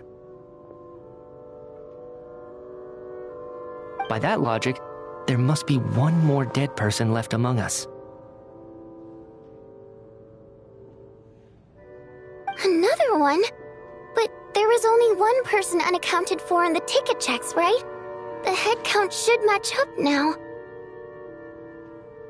Having an extra person was definitely a cause for alarm, but being 1 person short isn't nearly as unusual. Someone could have left in the middle of the show, or made it out before the storm hit. 1 more dead person among us. If Mitya's theory is right, then what Odette told me seems a lot more relevant. It's just, at the time, we had no reason to think there was more than 1 dead person. If only we'd taken it more seriously as a possibility, maybe this could have been avoided. I'm sorry. This is my fault. I had information that could have been helpful, but I held back. I should have brought it up right away.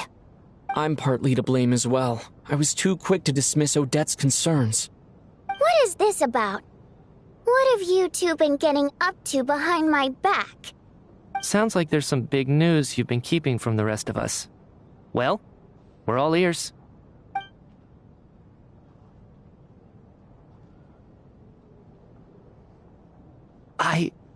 I'm the dead person? Wow, that's certainly news to me. Odette and I talked about it yesterday, but we thought it just wasn't possible, so we left it at that.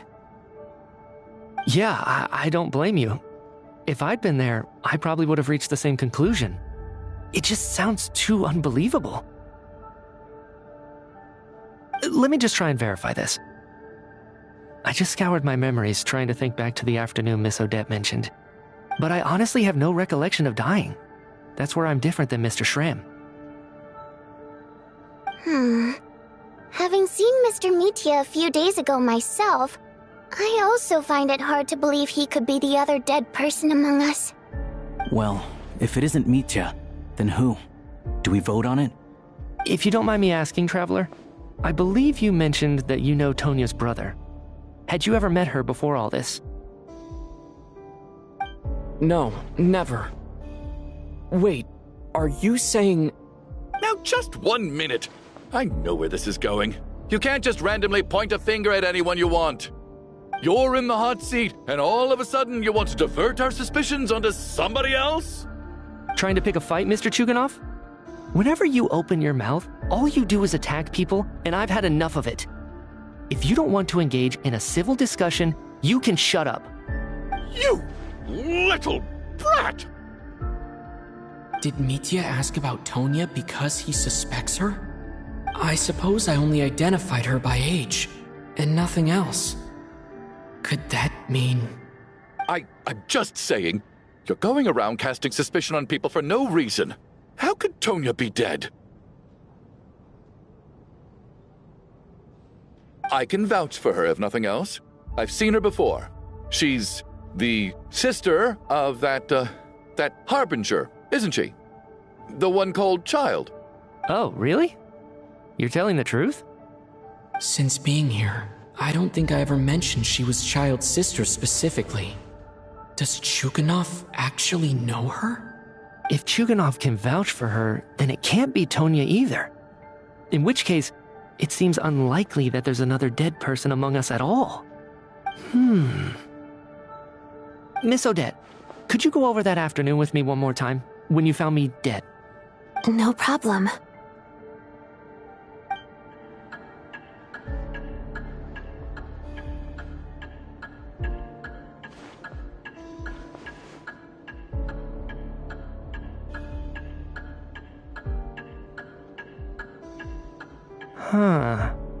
No matter how hard I try, I just can't remember anything about dying.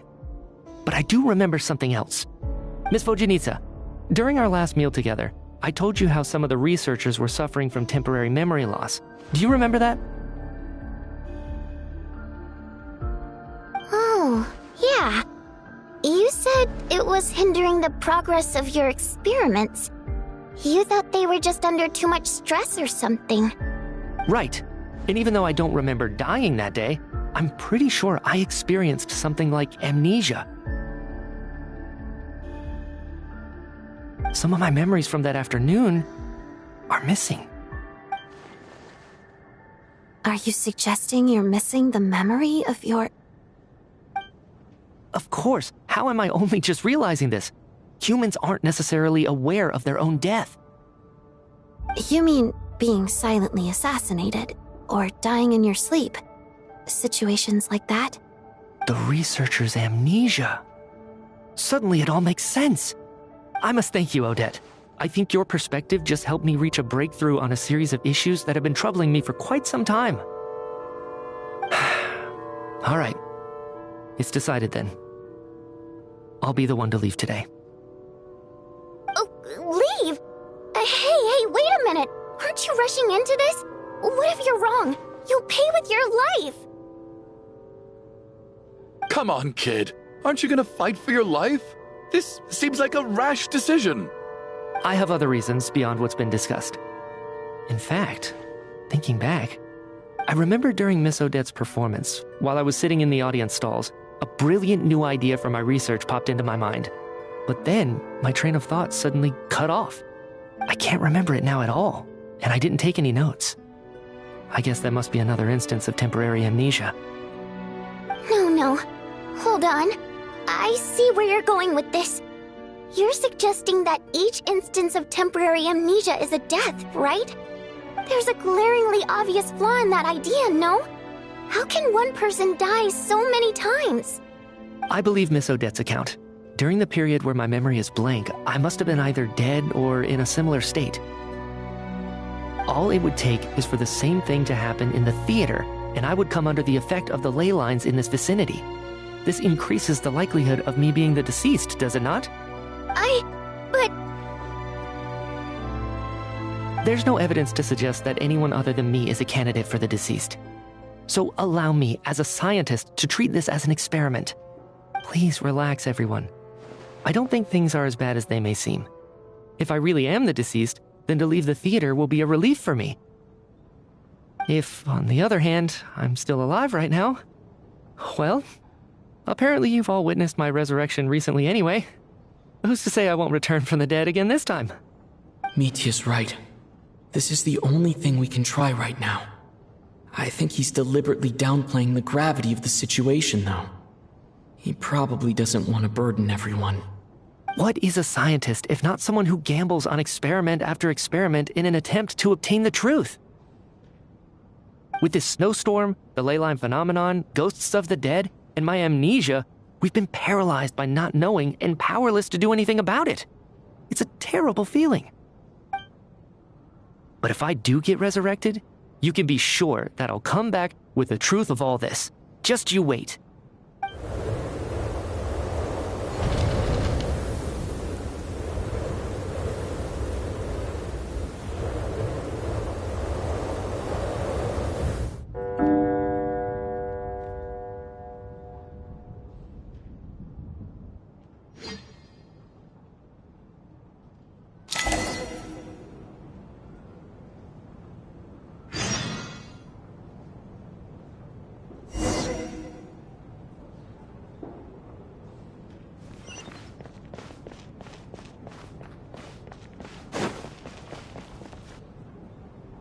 Poor Mr. Mitya. I didn't even get to see him one last time. Maybe it's a good thing that you weren't there to see it. It was a hard thing to watch. I hate goodbyes. Why does it feel like everyone around me is slowly disappearing? Not just in here, I mean. In the outside world, too. Maybe it's the realization that, at the end of life, everyone has to face it alone.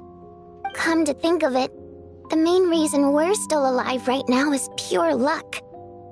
Each morning here, for every one of us, there's the chance that we might not wake up. You could take it a step further and say that the same is true outside, too. Who can ever be 100% sure when they drift off to sleep that they'll open their eyes again in the morning? If I make it out of here, I'm going to cherish every moment that I'm awake and live without any regrets. Without regrets. I feel like a strange sense of anxiety has been quietly growing inside me over the last 2 days.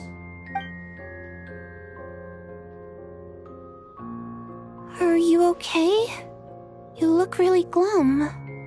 If something's bugging you, let's talk about it. There's only a few of us left here now.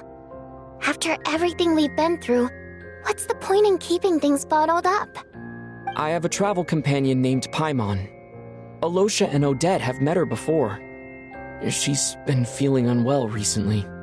You're worried about her, aren't you? That makes sense. We've been trapped in here for days.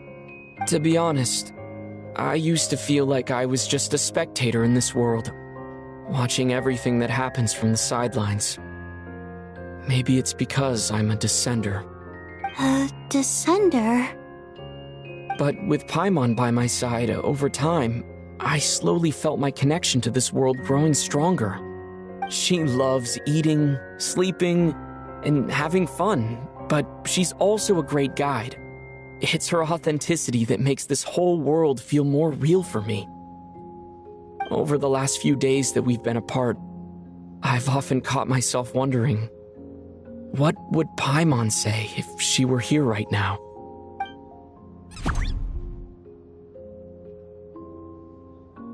But by the time I snap out of it, the conversation has already moved on, and I'm still in my own little world. I'm trying to overcome this sense of detachment, but I really miss Paimon. I guess, in a way, she means the whole world to me. I bet she misses you when you're not there as well. Maybe you're her entire world too. I don't know if this will make you feel any better, but back when the water imps left Snezhnograd in droves, I also felt like the whole world was suddenly empty. I could be surrounded by people all smiling and having fun, and still feel completely separate from it. So, I totally understand how you feel. Later on, I started to think, maybe accepting the fact that our loved ones won't always be with us is something that takes a lifetime. All we can do is cherish their companionship from moment to moment. So, once we get out of here, you better hurry back to our side as fast as you can. You can't let your story end in regret. That's the trope I hate the most. Thank you. That's exactly what I needed to hear. But Vodyanitsa, if you hate goodbyes too, why didn't you leave with your people? That's just the choice I made. I used to regret it, but I don't anymore. Like I said before, singing is a water imp's primary mode of expression. It's how we convey our emotions. Our songs have echoed through this theater for hundreds of years, each one a story pieced together through moments of joy and sorrow. But does a story exist without someone to read it? To me, the answer is no. So I made the choice to stay. That way, there would still be someone left to sing these songs and listen to their stories. Otherwise, they could have been lost forever. Could you teach me how to understand your people's songs sometime? I want to be able to truly hear them, like Mr. Shram. A fan after my own heart. Thank you, Tonya. How about I sing something for you, and you tell me what you hear? Oh, okay. I'll do my best.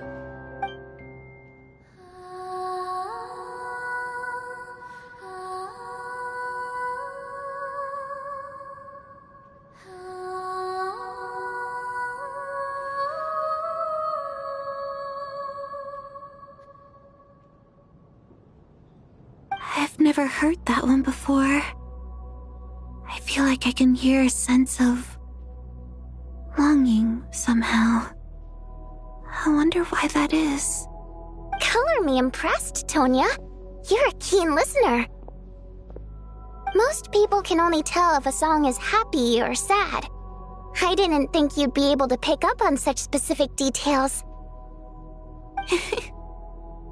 So, what's the song about then? Come on, tell me. I've actually never performed this song in the theater before, because it has more of a ceremonial purpose for our people. It's not meant for the stage. It means something like, may those we have lost watch over us, and follow this song back home in the night, so that we might be reunited once more.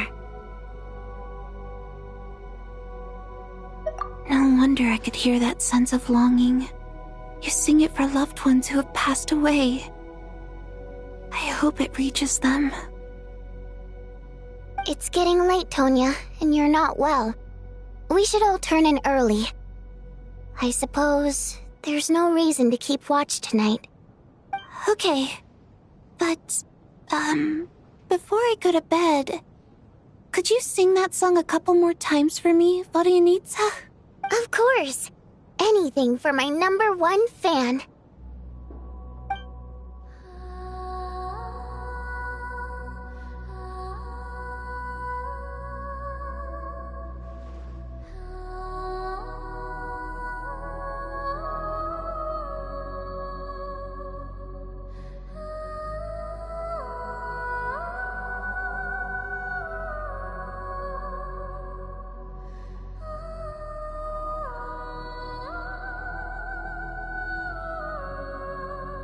Once I get out of here, I definitely don't plan on ever coming back. But I guess that means I'll never get to hear Vodyanitsa sing again. That's a sad thought. Before I fall asleep, I should cherish this moment of companionship while it lasts.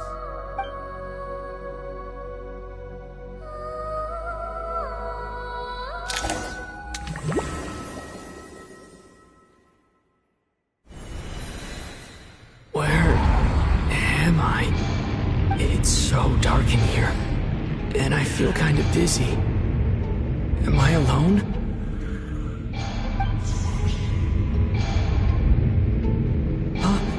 What was that noise?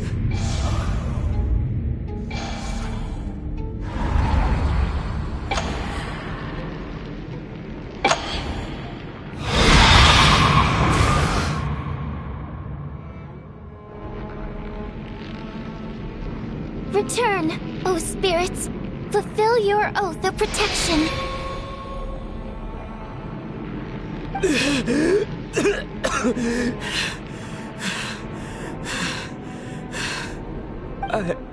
I'm alive? What just happened? No time for questions. Quick, over here. Turn on the switch. We need to bring back the light.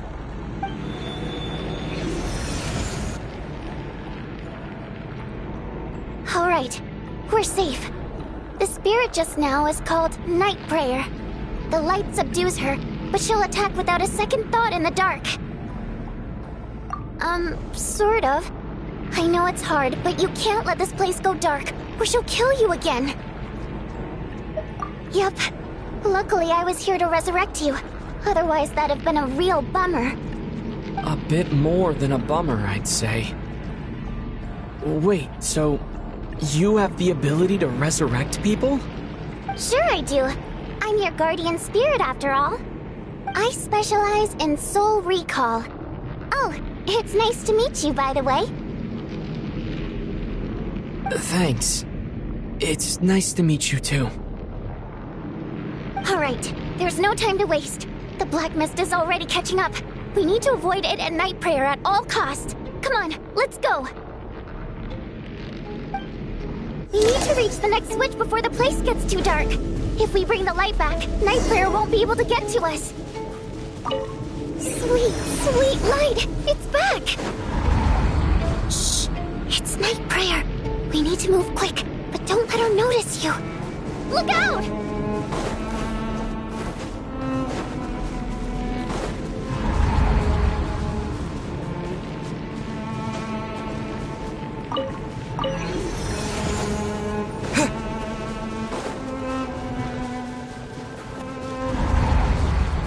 The next switch is over there.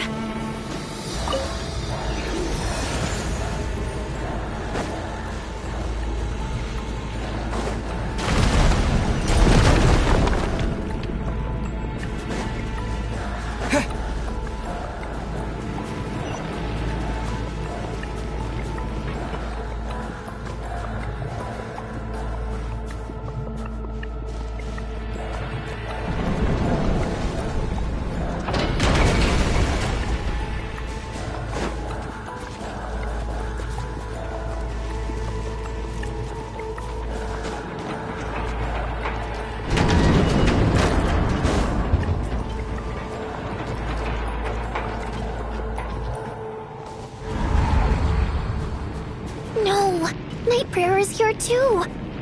This can't be the only path. Let's head up there and take a look. The switch is just up ahead. Hurry!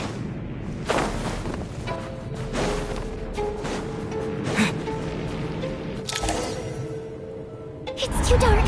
We're not gonna make it. Come on, faster!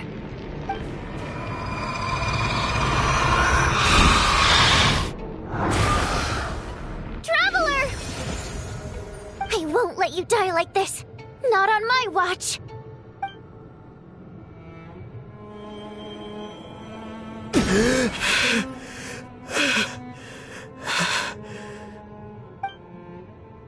Even though it's not permanent, dying is definitely not a pleasant experience. Great. You're back. Yeah, thanks to you. Time for you to get out of here. Quick, before the light runs out. What about you? You're not coming with me? I can't. I've already been used up. A guardian spirit's skills are finite.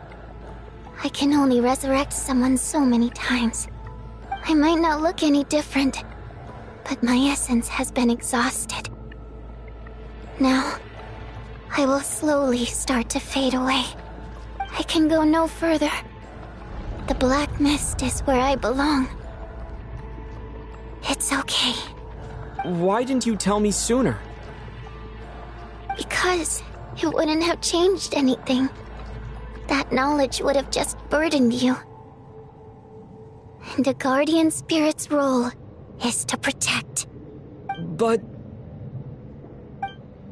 Go. Now, before it's too late. I already hear night prayer approaching.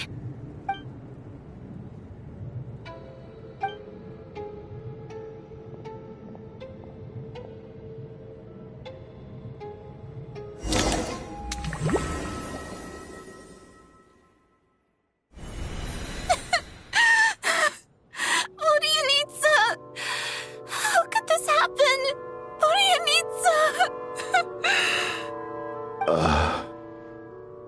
Well, I guess there's no need to inspect the body.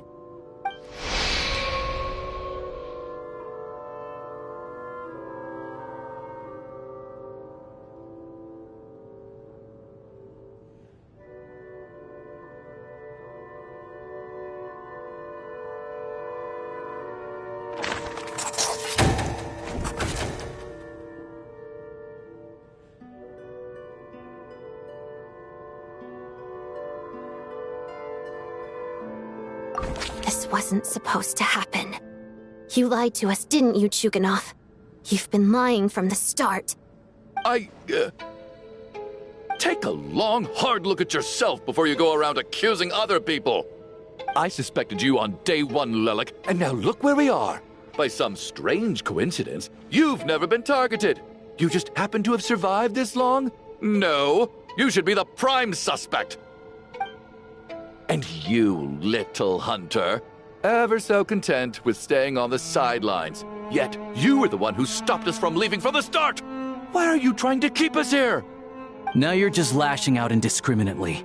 That's either a sign of anxiety or a guilty conscience. Where was all this passion and bravado before? Decided to fight until the bitter end. Is that it? Is that a threat?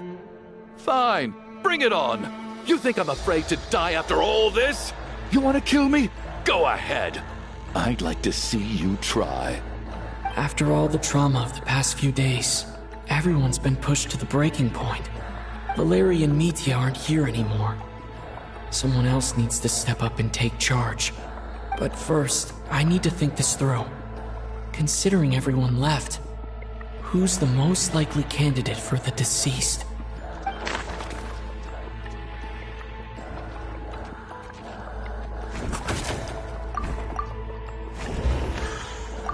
He's arguably the first friend we made after arriving in Snezhnaya. While he works at the theater, we've also met him outside of it. So he can't be the deceased.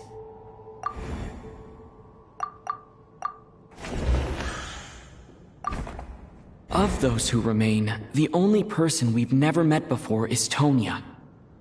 There is room to doubt her true identity. People are easily misled by first impressions. Now that I think about it, Child Sister was in fact a label I imposed on her due to my own assumptions. But Mr. Chuganov vouched for Tonya's identity yesterday, with basically no other possibilities left. Could it be?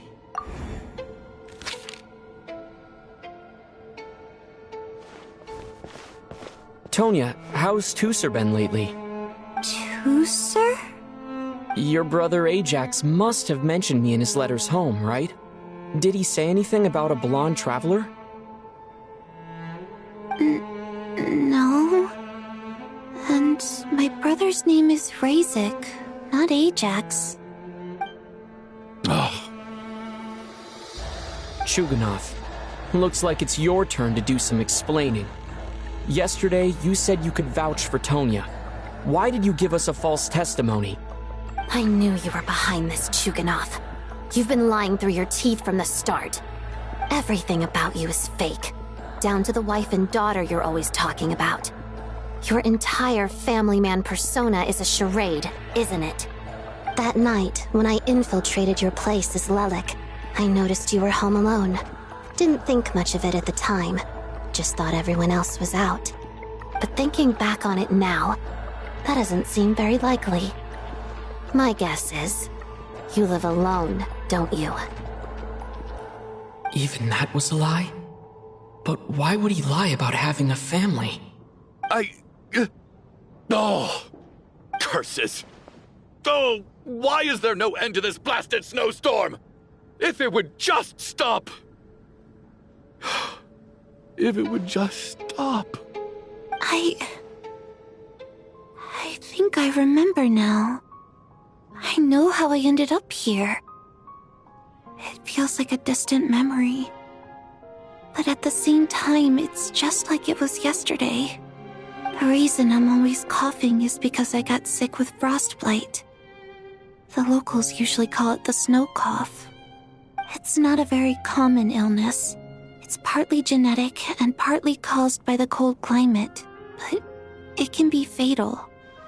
They sent me to the hospital as soon as they found out I had it, and I spent so long lying there in that hospital bed. After a while, I felt myself growing weaker and weaker. Nothing seemed to be working anymore. Neither the treatment that the doctors were giving me, nor the medicine my brother was brewing from frost fairy flower leaves. So one day, I told my brother that I wanted him to take me outside for once, so things could be like they used to, just for one day. I wanted to meet loads of friends, experience new things. He agreed. He snuck me out of the hospital, and we escaped. We got to the theater, bought tickets, and went inside. Oh, it was all so exciting. I remember the show very clearly. It was amazing. But I found myself getting sleepier and sleepier. Oh, Tonya. When I woke up, I couldn't find my brother anywhere, so I guessed he'd already left. But there's no way he'd leave me behind. So I decided to stay here and wait for him. At the time, I figured he'd probably gone to brew some more medicine for me. I was planning to chew him out for abandoning me when he got back. Tonya, it sounds like by then you'd already... Yeah, I know. I understand now. Dead, aren't I? This cough and the feeling weak, it's probably just my body's memory. After all of that, it turns out I can't blame my brother after all. I was the one who abandoned him. I'm sorry, everyone. I realized this much too late. It seems like death skewed my perception. And now I've dragged you all into this mess.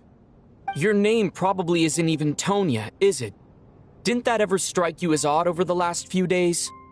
Well, when I was little, my brother and I read a storybook, and Tonya is the name of one of the characters. When we escaped from the hospital, our family and the hospital security were looking everywhere for us. So when you first approached me and said my brother had sent you, and called me Tonya, I thought he must have chosen a fake name that only the two of us would know. Because he was afraid of getting caught. Now, it seems like that was just wishful thinking. At least your memory of death isn't painful. That is a small comfort. Now it's your turn, Chuganov. Talk to us. I believe no lie is ever told without a reason. You're right. I was lying. I happened to know that the Harbinger child and his sister Tonya managed to get tickets, so I lied to you and pretended I knew them. And yes, I was lying about my family too. The truth of the matter is, I lost them a long time ago. I just refused to accept reality. And now I've spent the second half of my life living a lie. I'm a joke. My daughter's name was Iskra. And before you ask, yes, Iskra, as in Iskra Manufacturing Plant. She also died from the snow cough. She was just 6 years old.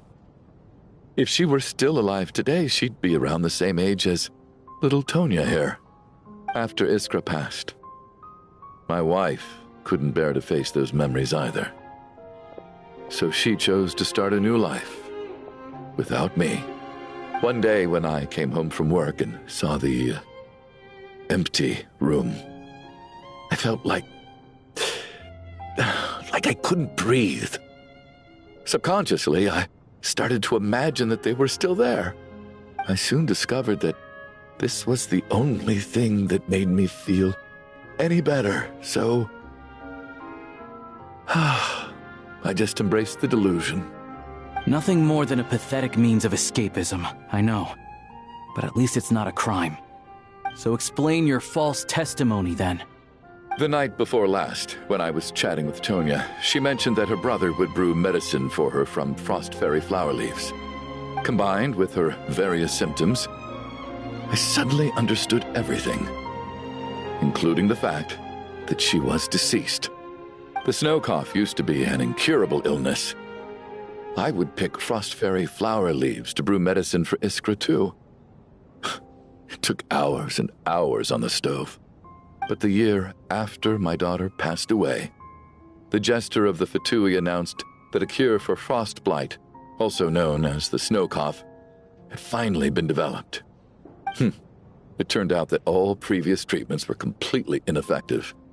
No better than random concoctions. That was the final straw for me. I just couldn't take it anymore. Just one more year. One more year, and everything would have been okay.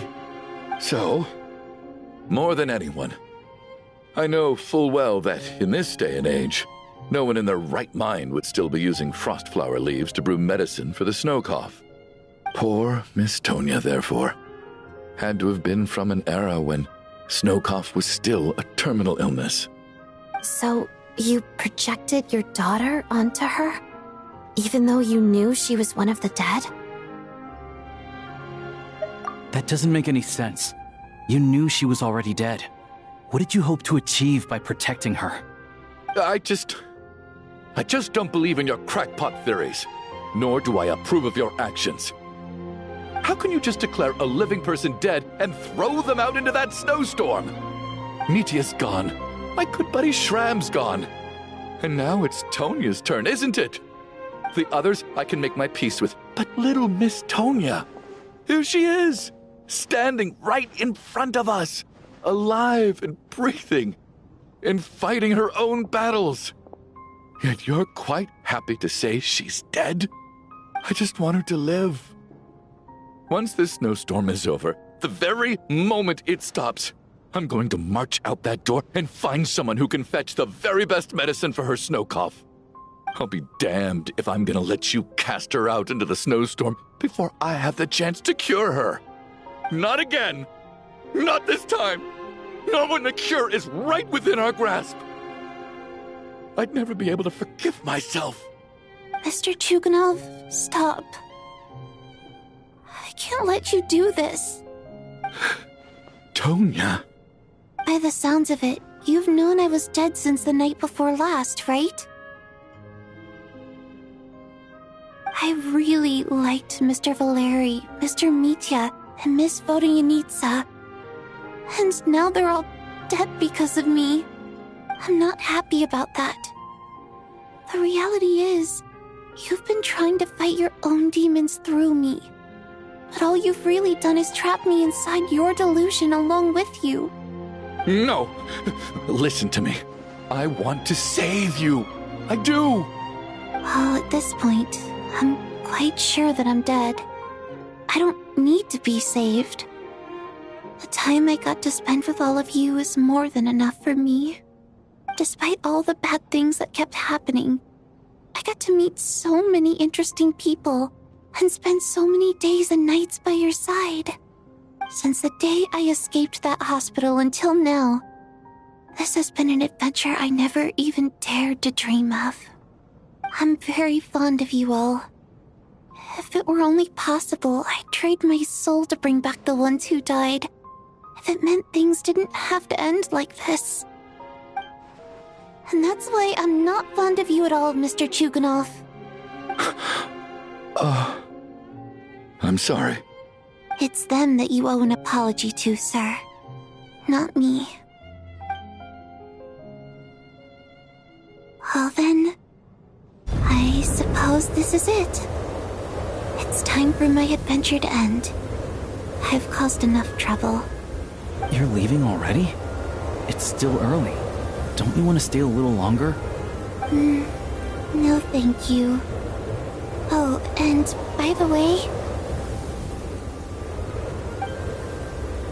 my name is Patoshka. It was nice meeting you all. Feels strange that we're only being properly introduced now that it's time to say goodbye. Toshka.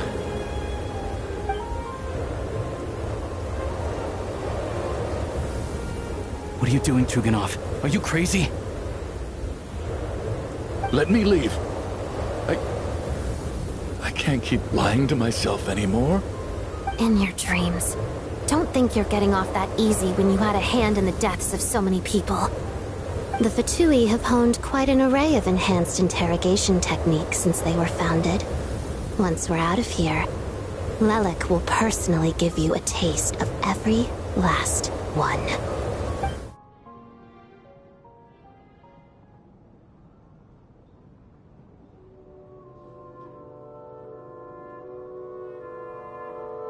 I think we should leave. I doubt this snowstorm is ever going to stop. For all we know, this storm might have destroyed all of Snezhnaya by now. Maybe even the whole world. Wait, we finally solved the mystery of the haunted theater today. Maybe let's at least try to enjoy tonight? Fair enough. I don't particularly feel like dying in Chuganov's company anyway. And yet you won't let me die first. Hey, Chuganov, on a serious note, if we do make it out of here, you should close down that factory of yours. A lot of people are freezing thanks to you. Is this really the time to be discussing my factory? All right, fine. I'll shut it down. Doesn't matter to me anymore. Am I hearing things? Or was that a knock at the door? There it is again. But I don't understand. The snowstorm hasn't stopped, has it? Should we open the door? Is this it? Is this nightmare finally over? If the last few days are anything to go by, I probably shouldn't be getting my hopes up. Whatever lies beyond that door at this moment, it could be something even more terrifying than everything we've been through so far.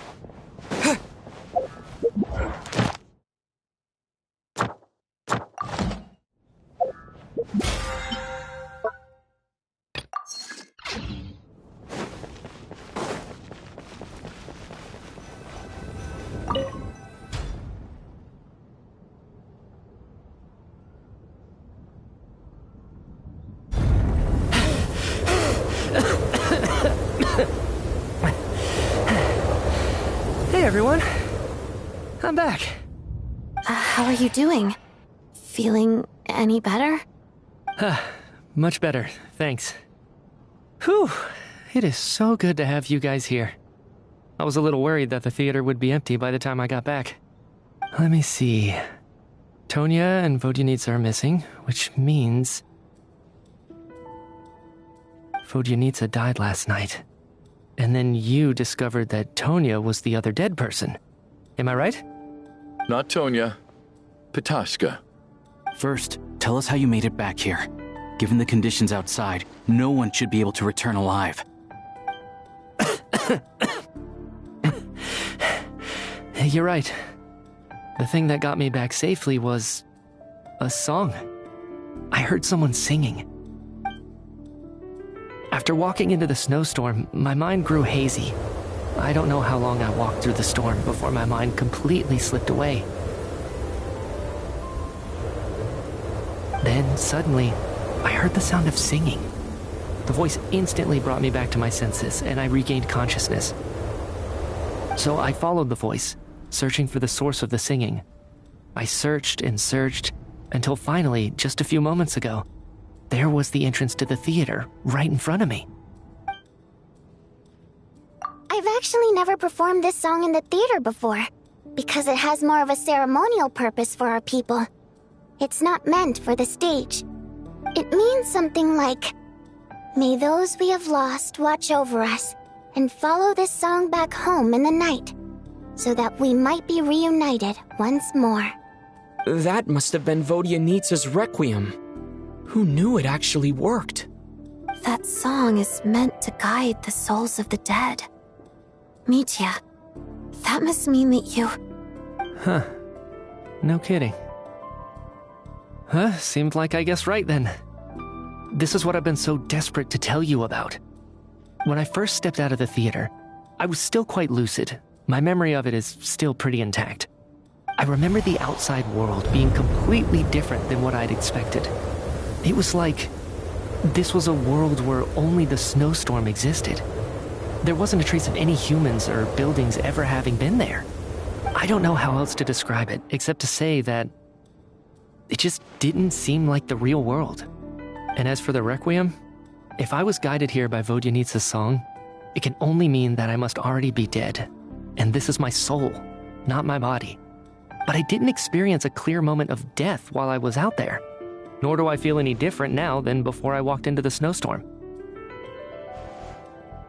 You don't seem any different to me either. In fact, this is something I've been wondering about for a while now. If souls aren't physical, shouldn't they lack tangible form? Both Shram and Patoshka were clearly deceased, and yet their souls didn't look or feel like ghosts at all. They were visible, tangible, no different than you or me. This raises a truly terrible thought.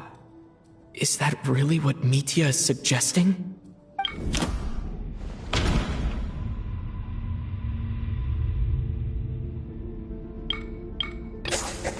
Mitya's soul was summoned back by the Requiem, confirming that he is indeed already dead. And yet, he looks no different from us.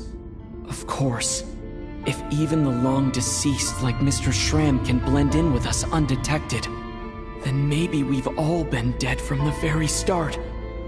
And all of us are now souls wandering the theater.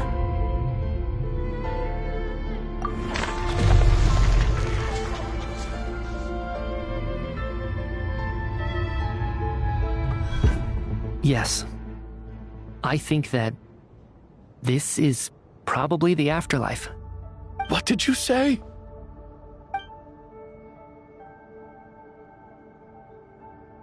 You heard me. We died in the theater. All of us did. But due to an obstruction in the theater's ley lines, our souls are trapped here, while an endless, infinite snowstorm rages outside. It's ironic, really. All that time, we were working so hard to figure out who the deceased among us were, when the truth was, we were all deceased. The only difference being some of us died more recently than others. Do you remember that note, "Death is near"? Seems like we misunderstood what it meant after all. Death was nearer than we wanted to think all along. The note simply meant that all of us were already dead. So all our attempts to survive, our search for the deceased, it was all for nothing? Hard to say. At the very least, we hoped 2 lost souls find clarity and go to where they belong. The presence of those 2 is probably what caused our souls to be drawn in by the ley lines. In which case, the deaths we've awoken to over the past few days were just souls returning to the ley lines for good. If what you're saying is true, doesn't that make us the lost souls now? Huh, no wonder. This afternoon, when I was moving Vodyanitsa's body, I noticed that the other bodies in the room hadn't decayed one bit after all these days. That's further proof that those aren't physical bodies at all, but merely our shells here in the afterlife. Am I really dead? This doesn't feel real to me at all. No, that's impossible. This cannot be how it all ends. I still find it hard to believe that all of us are dead. How exactly did we die in the real world? None of us have any memories of dying, right? Not even knowing how we died is preposterous. Good grief! Surely there has to be some reason. Exactly. It's hard to rest in peace when you don't even know how you died. It gave me lots to think about as I strode out into the snowstorm. I racked my brains trying to remember the cause of my death, the exact moment I died, the root of all of this, right up until my consciousness faded. Wait. Hold on. Right before I lost consciousness, I think I saw something. I can't remember. And I think I lost my notebook and pen. Mitya, your hand. Is that blood on your fingers? Huh? You're right. There's blood on the fingertips of my right hand. Looks like it's already dried. When did that happen? What the? I guess this was what I saw. I must have desperately drawn it in my own blood right before losing consciousness. What's wrong? Do you recognize the symbol? It's Renova, the ruler of death. Alosha, do you still remember that Snezhnayan folktale you told me about? It was about the Grim Reaper. When someone's about to die, he appears as an incarnation of someone familiar to guide their soul into the afterlife. And as soon as you recognize his face, your life is over. I heard a similar tale when I was little. You think the Grim Reaper in this story refers to the ruler of death you mentioned? That's right. In which case, death is near could also mean that the Grim Reaper is here disguised in a familiar form. Death, the deceased, and the Grim Reaper? So it's a triple entendre. When I first saw this note, I thought it contradicted the investigation report. But now it seems like that was the whole intention. So the Grim Reaper deliberately misled us.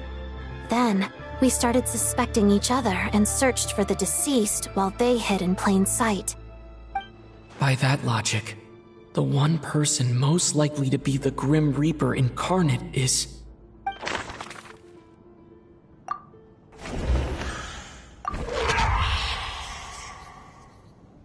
No doubt about it. It's Alosha. Looking back at how everyone has acted over the past few days, Alosha is most likely the Grim Reaper lurking among us.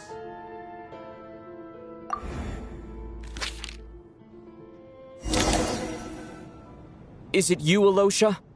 You were the first to discover the investigation report, and you had plenty of time to slip the note inside to mislead us. So? Surely you can't suspect me based on that alone.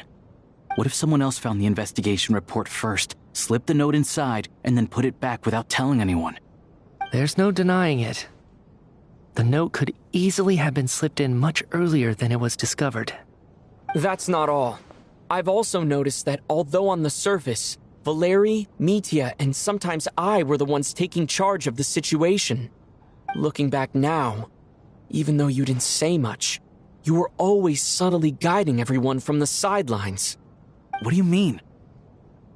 You were the one who emphasized how dangerous it was outside and insisted we all stay here. It was also you who suggested that we all sleep in the same place. And earlier today, you tried to convince Patashka to stay. I don't understand why, but it was out of character. So, you didn't understand my intentions, and now you're assuming the worst. Seems pretty unreasonable if you ask me. He still won't admit it. Fine. Let's see how he responds to the most damning evidence of all. The biggest question I have right now is, if the Grim Reaper is impersonating Alosha, Then where's the real Alosha? When did they switch?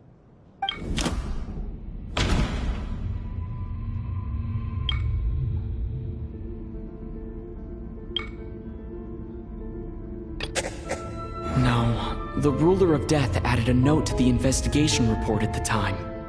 This indicates that Alosha had been switched out even earlier than that.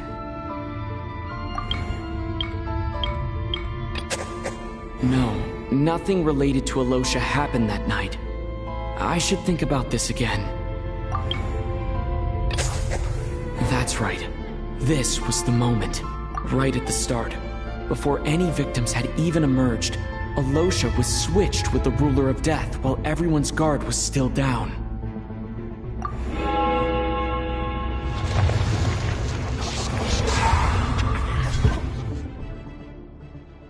When all this began, right after the performance ended and the snowstorm began to pick up, no one suspected anything unusual. We just assumed we were snowed in. It wasn't until we discovered the bodies the morning after that we realized something out of the ordinary was going on. But it's clear now that the oddities actually started earlier than that, when Demoff walked into the snowstorm and never came back. Right.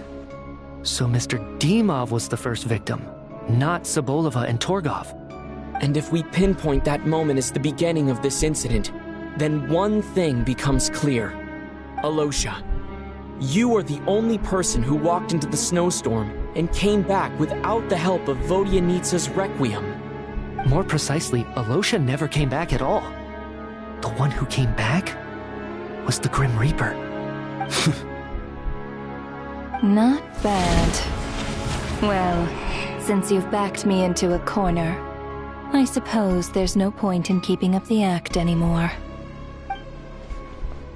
Alosha? You're the Grim Reaper? I am no such tired cliché. Mortals should address me as the Ruler of Death. Before being wiped out for good, you identified the two deceased, and even sensed my presence. A commendable achievement. Far beyond what I expected. I heard you can ferry souls.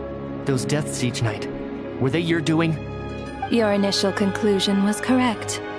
Due to the existence of the two deceased, the ley lines yearned to reclaim those long-lost souls. Every night they devoured an equal number of souls to fill the void. This required no intervention from me. Though, of course, ferrying souls is indeed my authority.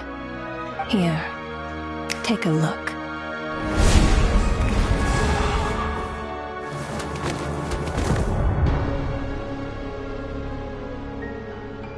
What are you doing? That takes care of today's too. Don't get so worked up. You are already dead, and your souls must return to the ley lines. I know we're already dead. You murdered us, didn't you? Murdered? No. Murder is when mortals usurp my authority. Death is my jurisdiction. If I require someone to die, I need not resort to such laborious methods as murder. You simply met the criteria to trigger my curse of death. I know about the curse of immortality. So there's another death-related curse too? You cursed us? When? And why would you do such a thing? So often, humans pray to me, begging to know when their death will come, and what form it will take. But few people ask why. If you must have an answer, know that death comes simply because one's time has come. So you're not gonna tell us the truth? Hold your tongue. By all rights, you shouldn't even be allowed to speak with me. Those angels from the past are to blame for the reckless renovation of the ley lines here. It's made my work on this occasion infuriatingly complicated. Work? So trapping us here, making us watch our friends die, that's just another day at work for you? You clearly have a lot of questions. Fine. As a reward for your remarkable accomplishments over the past few days, I shall answer a few of your inquiries, provided they aren't too unreasonable. After the physical body dies, the soul must return to the ley lines for that person's death to be considered complete. My work encompasses the entire process of death, including, naturally, the guiding of souls into the ley lines, with which you are now so familiar. You must also be rather familiar with Natlan's Night Kingdom, I presume? It was I who supported the creation of the Night Kingdom. It provided a convenient means of guiding the souls of Natlan. Here, too, the ley lines connected to the theater underwent some modifications. The angels hoped to make them capable of accommodating the souls of some special creations. But this actually hindered their ability to accept ordinary souls to some degree. This effect manifested itself after you died from the curse in the theater, leaving you stranded in the afterlife, unable to achieve a complete death. But if souls who die from the curse of death fail to return to the ley lines within a short window of time, they will miss their chance for good. Then, they will remain forever suspended between life and death, no longer subject to the authorities of either. So if you don't resolve this matter soon, and see all our souls return to the ley lines before long, we'll escape your control. Mitya is sharp. This must be what Renova was worried might happen, and the reason she got involved to begin with. But if you have the authority to guide souls, why didn't you just show yourself and get it over with? Why hide among us in the form of Alosha? You seek to understand the mind of a god. Very well. I'll tell you. This is a theater, and I decided I wanted to watch a show about death. That's why I encouraged you to take the events to the stage. I found myself getting quite immersed. I suppose the entertainment you provided makes up for all the trouble you've caused me by being so defiant in the face of death. There. Are you happy with my answer? Can't say I am. Really? But it fits the stereotypes you humans have about gods. Just moments ago, you were complaining about how infuriatingly complicated your work here has been. Work is work, I get it. There are times when it's a huge pain, but you just have to get it done, right? That's a rather unique perspective for a human. You are in fact correct. There is a pain point in this case. Due to the obstruction in the theater's ley lines, there is a hard limit on the number of souls they can receive each day, making it impossible for me to ferry all your souls at once. Revealing my identity too soon would inevitably have led to futile resistance, and there was a risk that any souls who chose to run would disappear. Then there was the issue of the 2 lost souls you called the deceased. The way you resolved that quandary was all part of my design. That's what I don't understand. If all of us were souls of the dead, what made their presence among us special? For centuries, they have refused to return to the ley lines, exploiting the issues created by the angel civilization to resist being drawn in. Centuries of obsession accumulated during this process. You may think of this obsession as the resentment of the dead, and in this quantity, it was a bomb that could have detonated at any moment. It reached the point where I could not afford to leave it unchecked. But the only way to fix it was to help them acknowledge their own deaths, make peace with their regrets, and willingly walk into the snowstorm. Only then, with my guidance, could they finally return to the ley lines. Otherwise, you would not like to know what the consequences would have been. I vaguely remember seeing Batashka, but in the most terrifying form. Was that in a dream? Is that what would have become of her if she hadn't returned to the ley lines? I see your dreams brought you many revelations.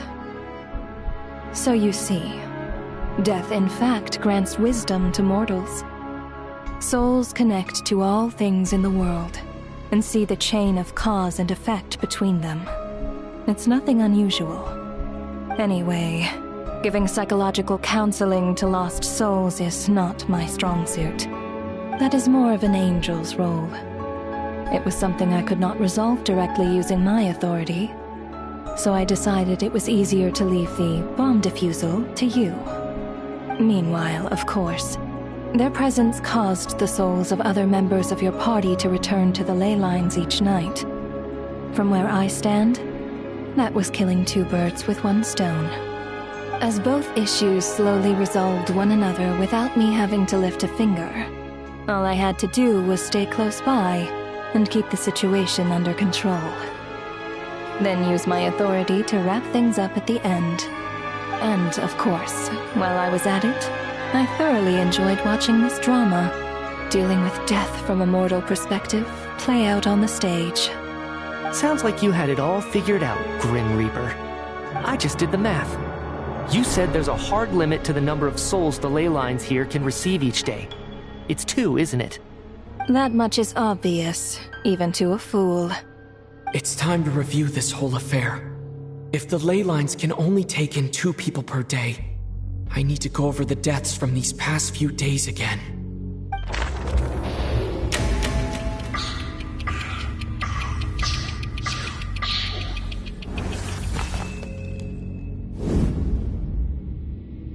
Looking back now, none of us had the faintest idea at the time. From the moment that staff member named Demoff walked into the snowstorm, the incident had already begun.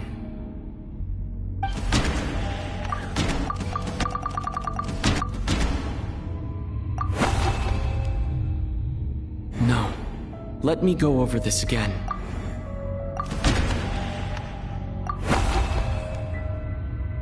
No.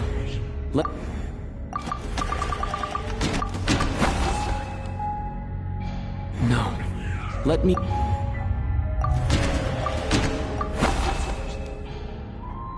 No. Let me go over this...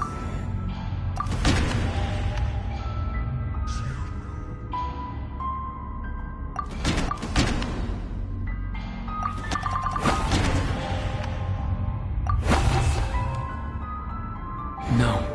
Let me go...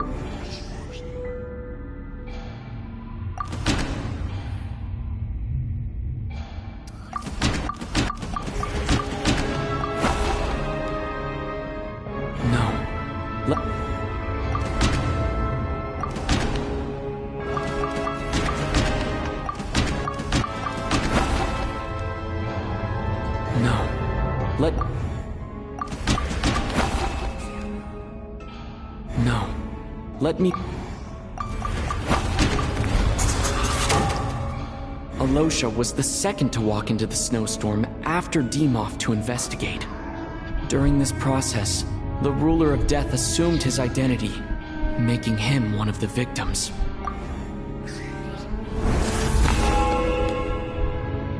During our first night in the theater, everyone was caught up in the novelty of it all.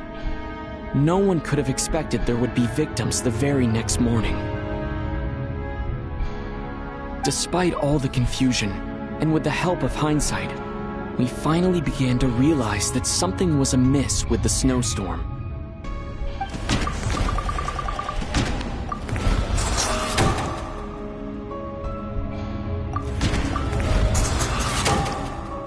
The ley lines devoured Torgov and Sobolova on the first night. At the time, we thought this might be a murder case connected to Lelik.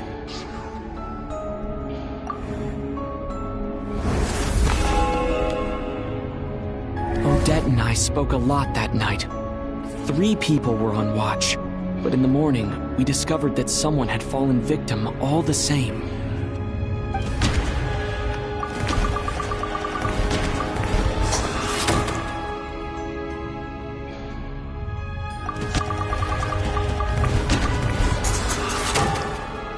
The deaths of Kulish and Rampana caused everyone to stop suspecting Lelik. Unexplainable phenomena occurred one after another, leading Mitya to suspect that we were caught up in a supernatural event.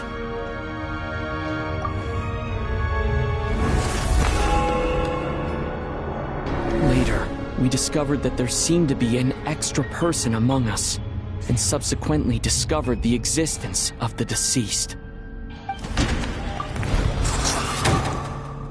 Mr. Schramm realized he was the deceased and walked into the snowstorm to return to the ley lines of his own accord. It turns out there really was a dead person among us.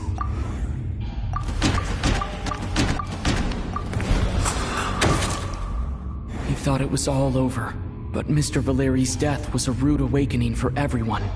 The ley lines consumed him during the night regardless. A lot happened today. Mr. Valeri's death led us to discover the connection between the number of deceased and the number of victims during the night.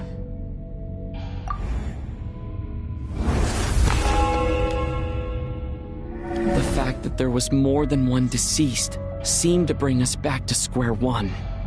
Odette revealed some information she had been keeping to herself.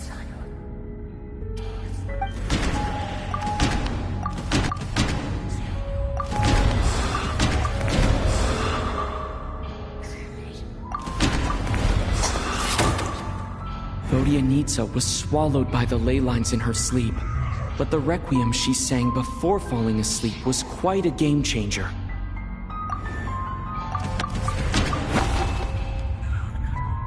No, let me go over this again.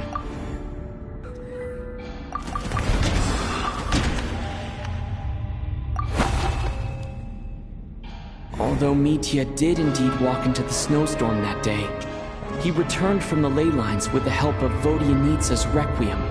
The void in the ley lines hasn't been filled, so let's rule out Mitya for now.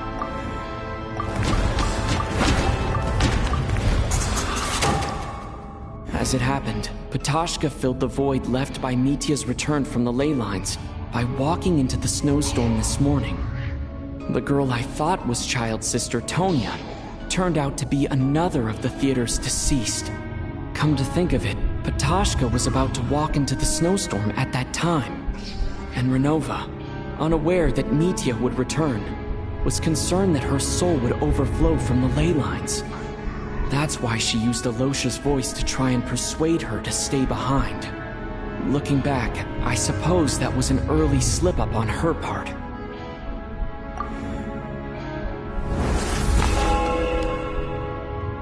No one could have expected anyone who walked into the snowstorm to return.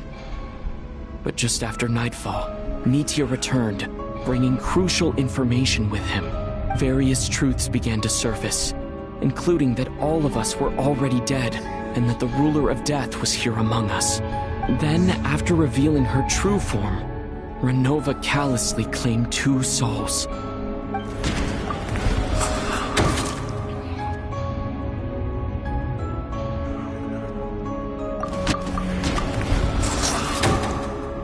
In fact, everyone was already dead by the time we took the photo.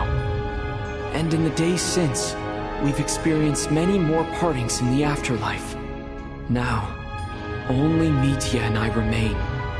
And the true culprit behind everything still stands before us. In Mitya's eyes, I see the same anger and frustration that I feel.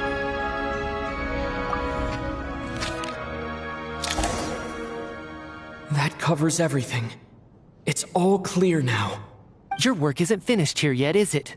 The Traveler and I are still standing here, safe and sound. The Water Imp's song threw things off a little, but it is of no consequence. The ley lines have already anchored your soul, and the first ray of light tomorrow morning will take you back. I, meanwhile, need to review my attitude towards the Water Imp race. So the reunion in the night that Vodyanitsa mentioned, I suppose that was never meant to be a permanent reunion. That just leaves you, Traveler. My power only allows me to temporarily separate your soul from your body. The ley lines of Tevat would not accept you, and your soul is firmly anchored to your body by your will. For a descender like you, who is not bound by Tevat's rules, your death can only be brought through the most violent of means, such as directly destroying either your body or soul. I have no interest in involving myself with Descenders. For now. Although, this may change if Asmodee remains missing, or you insist on interfering with our affairs. One last question then. All our struggles and sacrifices here, they were meaningless from the very beginning, weren't they? Death abides no reason. Besides, what you call sacrifice is merely a concept created by humanity. To me, it is nothing more than a self-indulgent charade in the face of death. Mere mortals fantasizing that their actions could reclaim something from my grasp. A truly laughable idea.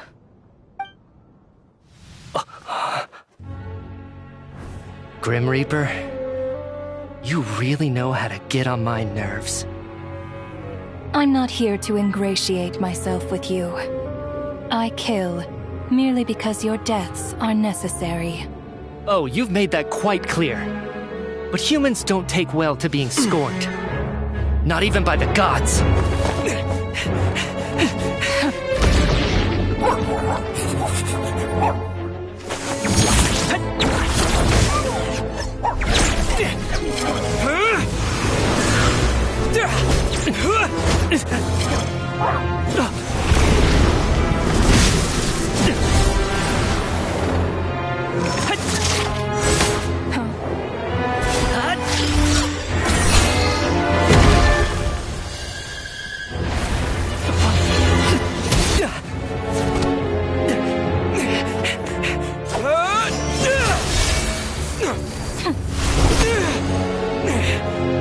This is futile. You must know that you are powerless against me in my own domain. I suggest that you save your strength. For what? Maybe we can't change it. But if nothing else, we can at least teach you to have some respect for the dead. Audacious.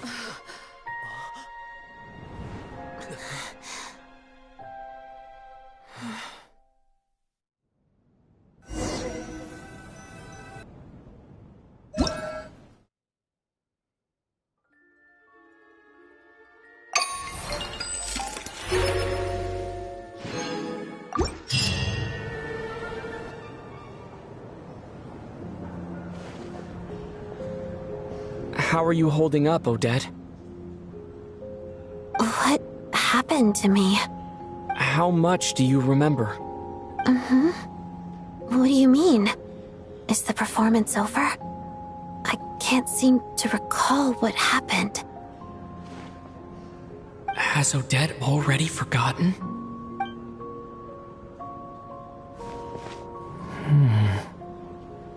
Mitya? Oh, I'm sorry. I guess I spaced out there for a second. Remind me who you are? Don't you remember anything?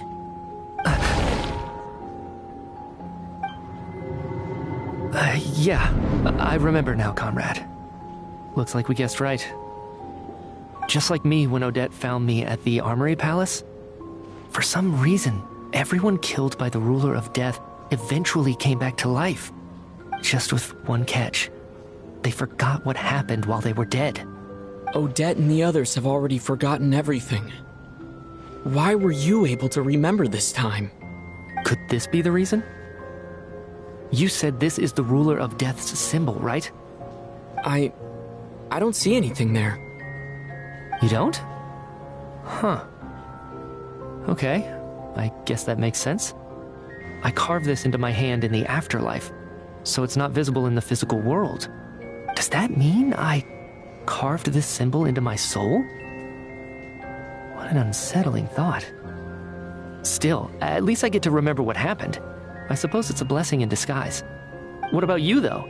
The Ruler of Death mentioned that you're a descender? Is that why you can remember? A full explanation would get complicated very quickly. But that's essentially it. Well then, now that it's all over, let's figure out what we've learned. The first thing I notice is that everything here is precisely as we left it, right before our deaths.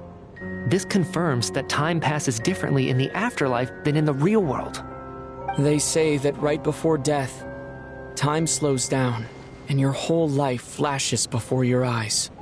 That must be how you know you have one foot in the afterlife by that point. Anyway, clearly the few days we spend in the afterlife probably only amounted to a few short minutes in the real world. This also aligns with previous reports of widespread temporary memory loss among the Armory Palace personnel. Now it seems likely that those were all brief deaths caused by the Grim Reaper's so-called curse of death.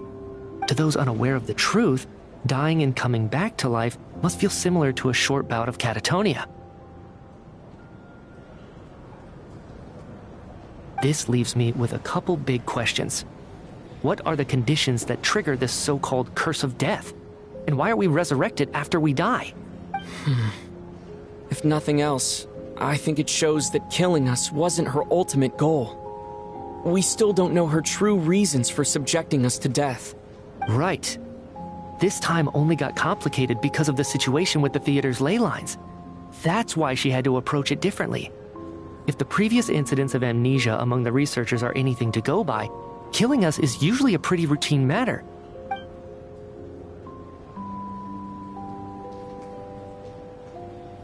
Come to think of it, wasn't I about to note something down before I died? I can't remember what it was, but I think it was something related to my research project. Sorry, Traveler. I'll catch up with you again later. Right now, I have to make a trip back to the Armory Palace. Sir, if I may, no one of your description has ever shown up in my investigations into Mr. Mitia's friends. Yet, you two seem very familiar with each other. Could you perhaps tell me where he was in such a rush to get to?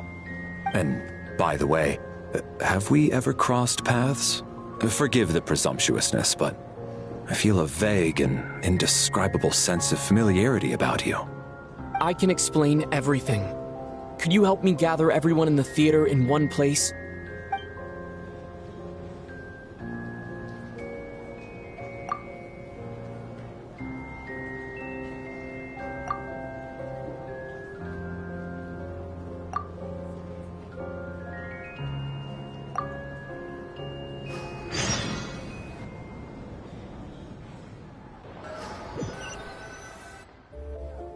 So, Chuganov really is going to shut down the factory.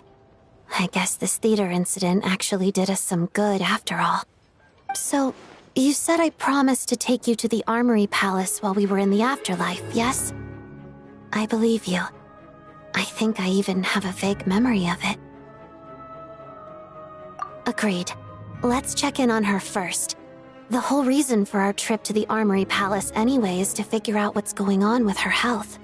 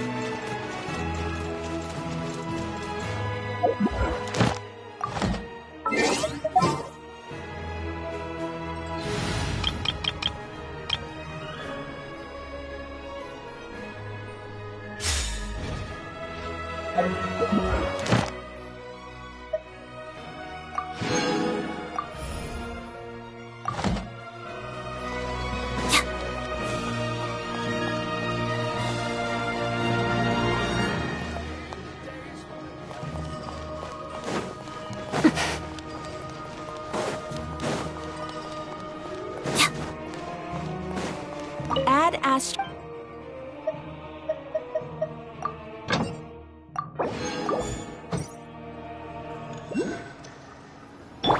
Welcome to the Thank you for complete. Welcome to the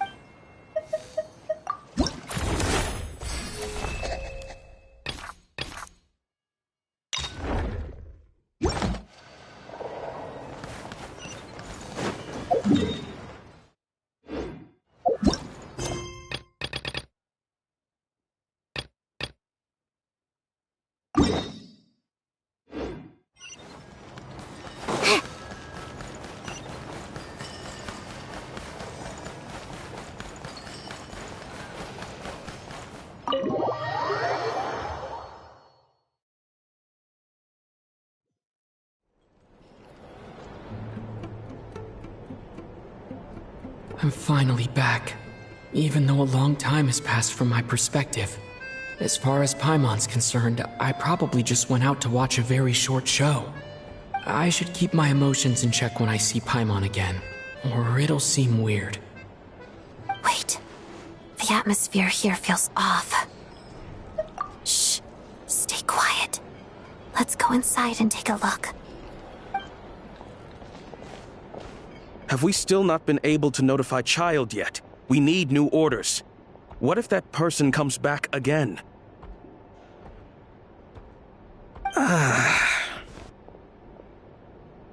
I'm so sorry. Under the circumstances, there was really nothing we could do. Tell me, what happened to Paimon? It was the Jester.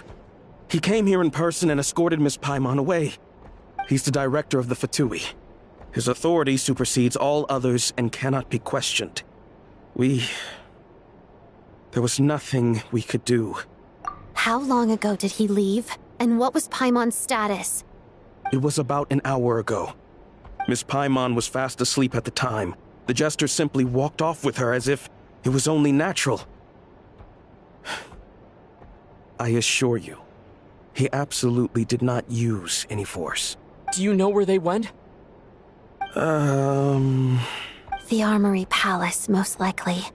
Lord Piero, the Jester, has been overseeing the experiments there lately, keeping a close eye on their progress. Everyone in the Fatui has heard about it by now. I'm surprised he came in person.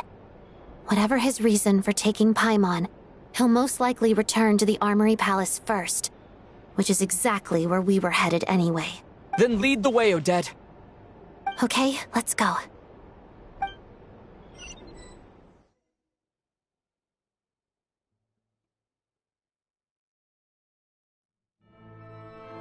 It's just up ahead. Quick, let's get inside. No, I'll go alone. You know I'm planning to force my way in. You're with the Fatui, so you should stay outside. I was hardly planning on taking you through the official channels anyway. I'm here to force my way in, just like you. I may be a Fatus, but I'm also Lelik, enemy of Project Stuja.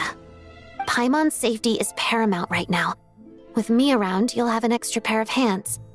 There might be devices inside that are easier for an insider to deal with. If you say so. Let's go. There's no time to hesitate.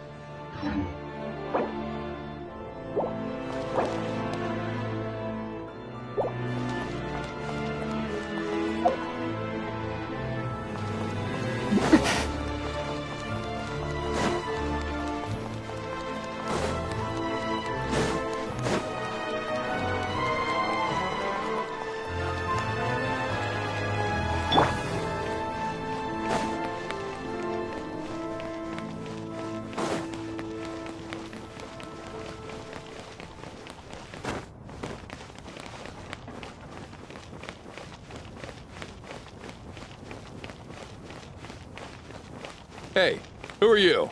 This part of the Armory Palace is under restricted access. What do you think you're doing?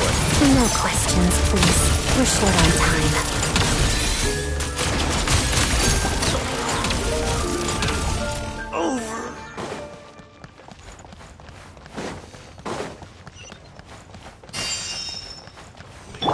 Shadow me. Pure one. Yoo-hoo! Let the world collide! What a joke!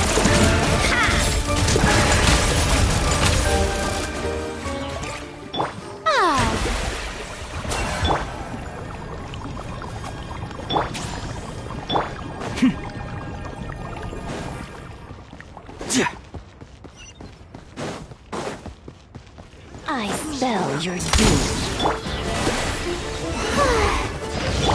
Together, witness the snow swan's grace.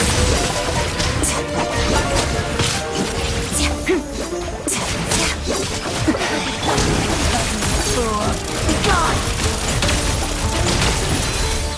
Come on, keep up! A spot of tea time entertainment!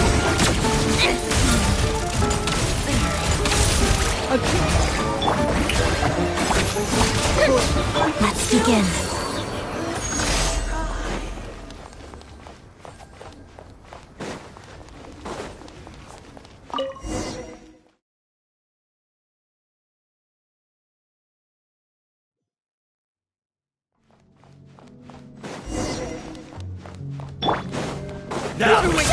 Do you have a pass?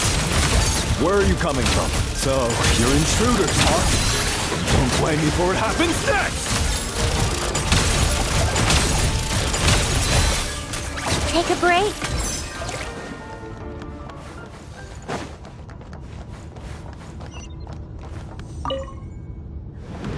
The Armory Palace is hidden this deep in? This place is much bigger than I imagined. They're conducting top-secret research, after all. The deeper it's hidden, the better, is standard Fatui logic.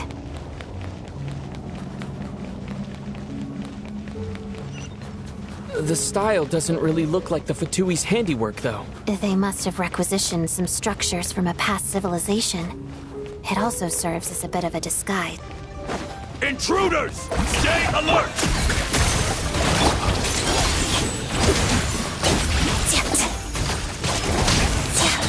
Crystalline Adagio.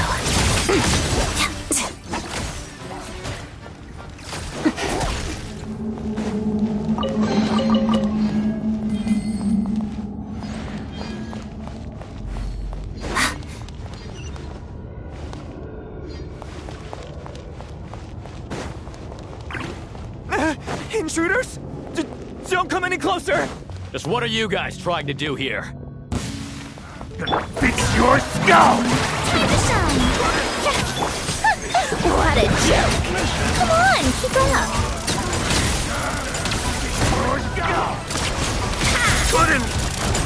Couldn't! No one interferes with a jester's work!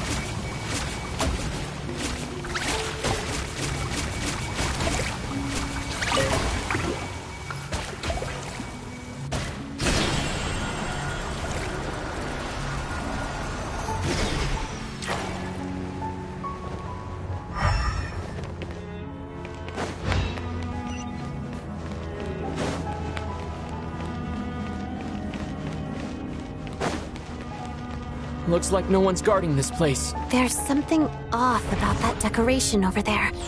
Look out! Let's deal with these before we move on.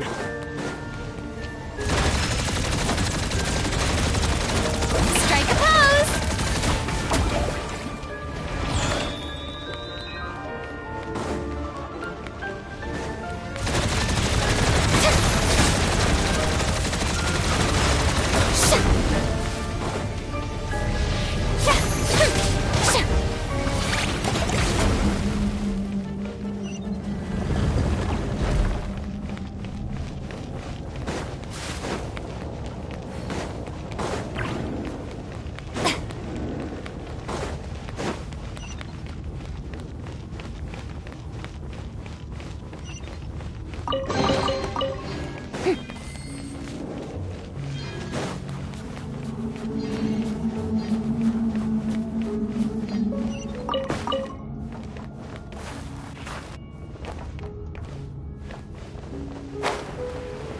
The researchers here probably don't know that we're uninvited guests.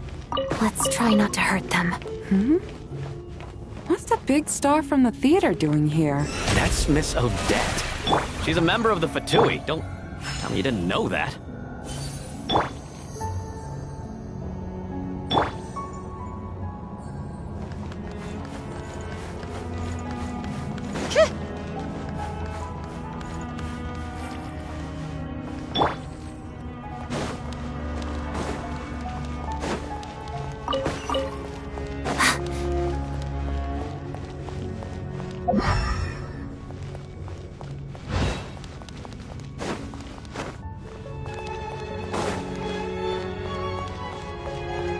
Was the whole reason for Project Stuja to support the research here at the Armory Palace? Just what are the Fatui and the Tsaritsa planning?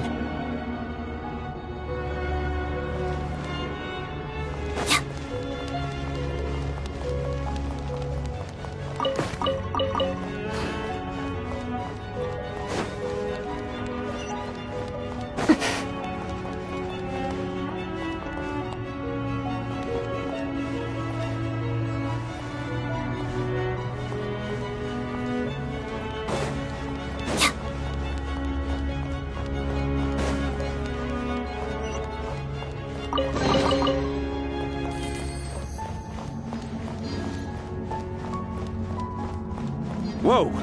Who are you? Never seen you around here before.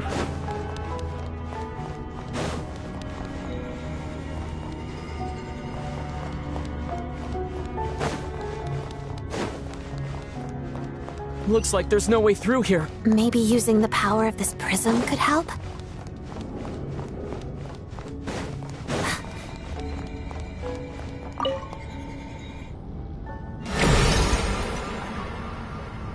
I think I see some images. It's the prism's power at play, causing images of the past to reappear, albeit only as illusions. Let's make our way through here. Paimon. And the Jester. Is this another scene from the past? Yes. It looks quite old, though. I don't think it happened in the recent past.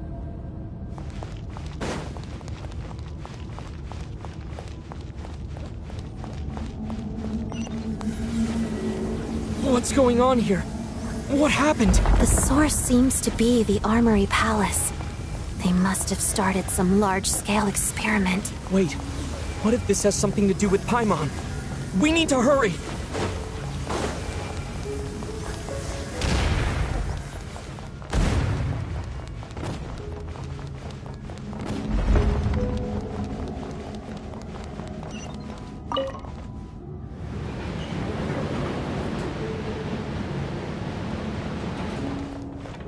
We're almost there. The Armory Palace is just up ahead. Paimon, please be okay. Together. Witness the Snow Swan's grace. Stop that! Let my name echo in song!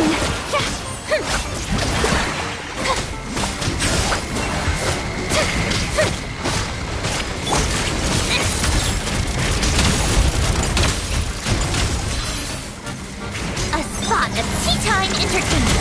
Take a break. Come on, keep up.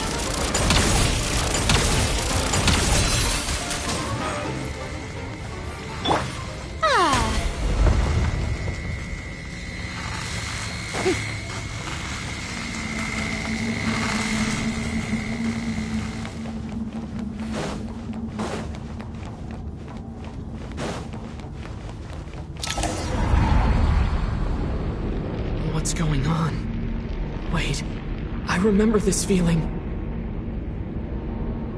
It's the curse of death. No, no, not now! Why is the curse of death striking again already? Odette.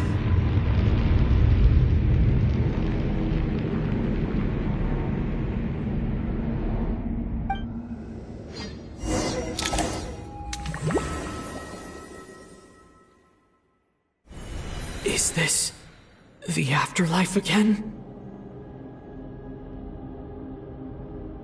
need to find a way back to reality. Is that Odette's core Ignis? Could that be what just woke me up?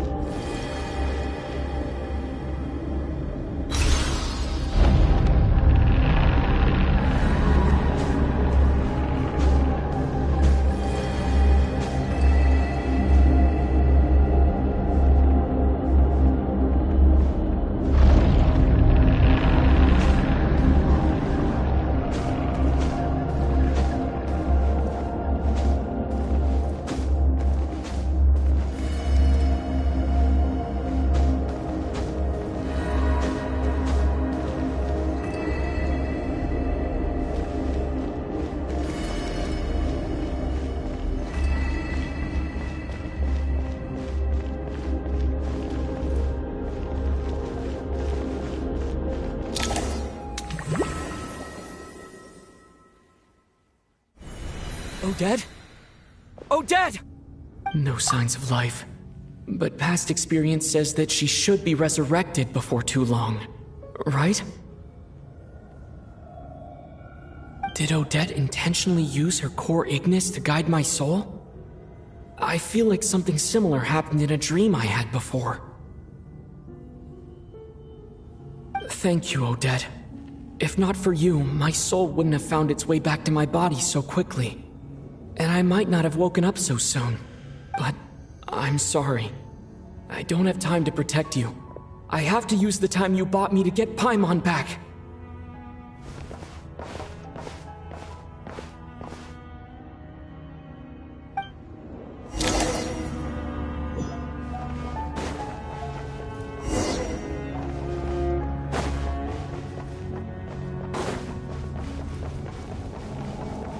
Sure enough, everyone here has been affected by the curse of death.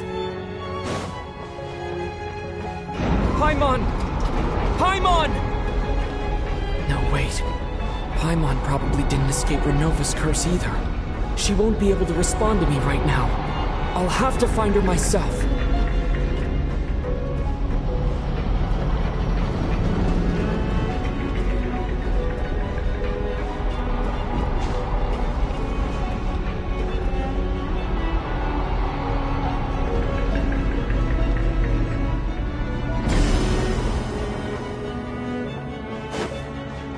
Mitya! Is this the laboratory he works in? What happened here to trigger the curse of death again so soon? I'll have to ask him when he wakes up. Finding Paimon has to take priority now.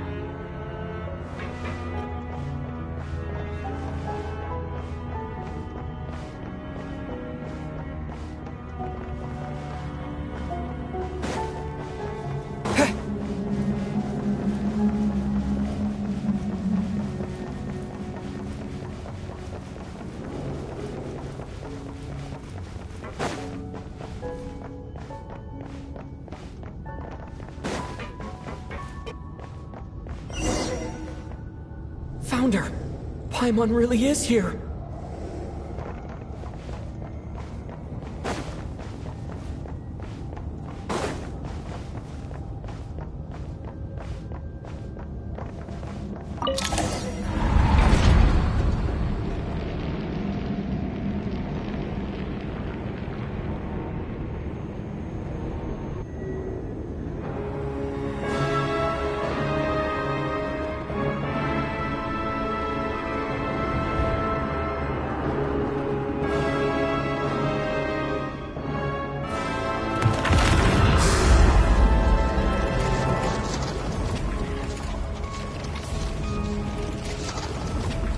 You don't learn, do you? You've already been involved in one mass death, and now you show up at the scene of another.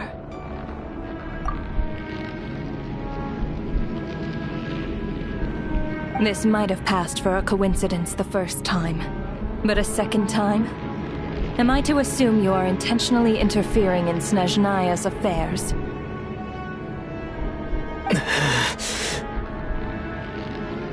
Judging by your expression, it seems that you understand little of what is going on here. In that case, a word to the wise. Do not interfere in Snezhnaya's affairs. A civilization that fails to learn its lesson constantly depletes its own worth. It will one day lose any reason for its existence. And as a descender, you are perfectly suited to be the lifeline to which a dying civilization might desperately cling. Consider your position carefully.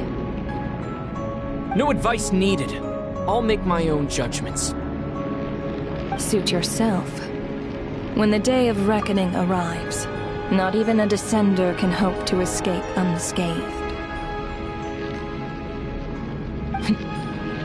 The time for resurrection fast approaches. The mortals here are not yet worthy to behold my form. So that will be all for today.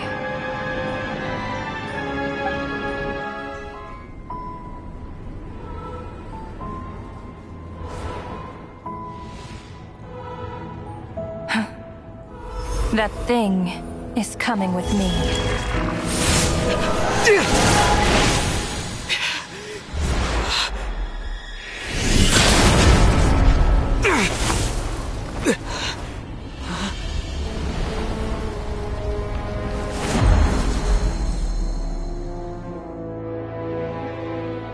You awoke sooner than I thought. The curse of immortality is stubborn, unable to enter the ley lines, yet not content to remain a spirit. Ruler of death, what do you want? You perplex me. Both you and you. That thing may be a creation of Celestia, but it possesses none of Celestia's power, let alone authority. Your obsession with it baffles me. No matter, the resurrection will soon begin. It's worthless anyway. I'll reclaim it next time.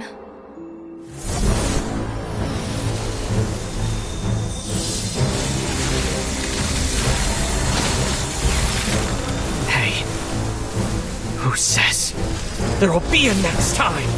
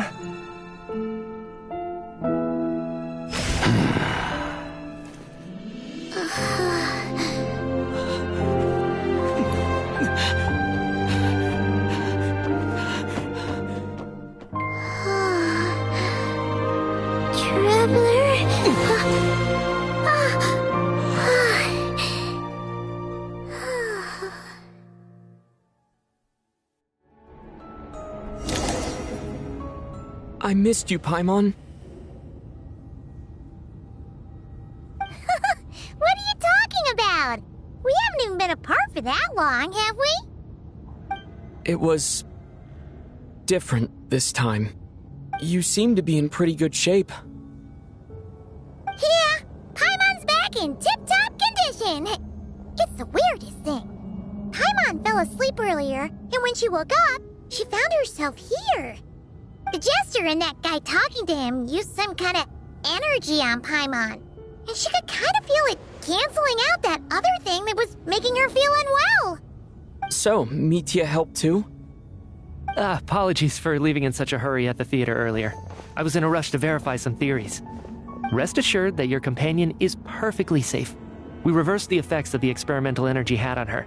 The jester specifically instructed me to do so. I suppose this is our first official meeting, Traveler. I could not let Paimon suffer in her condition for a moment longer, and so I simply took her without explanation. I hope you do not mind.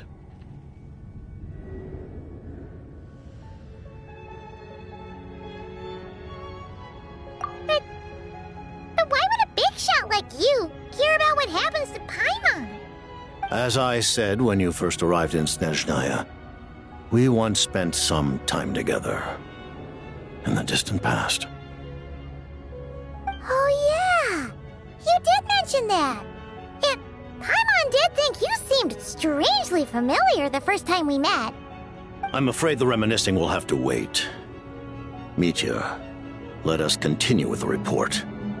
What conclusions, if any, did you reach from conducting the final experiment of our energy research ahead of schedule?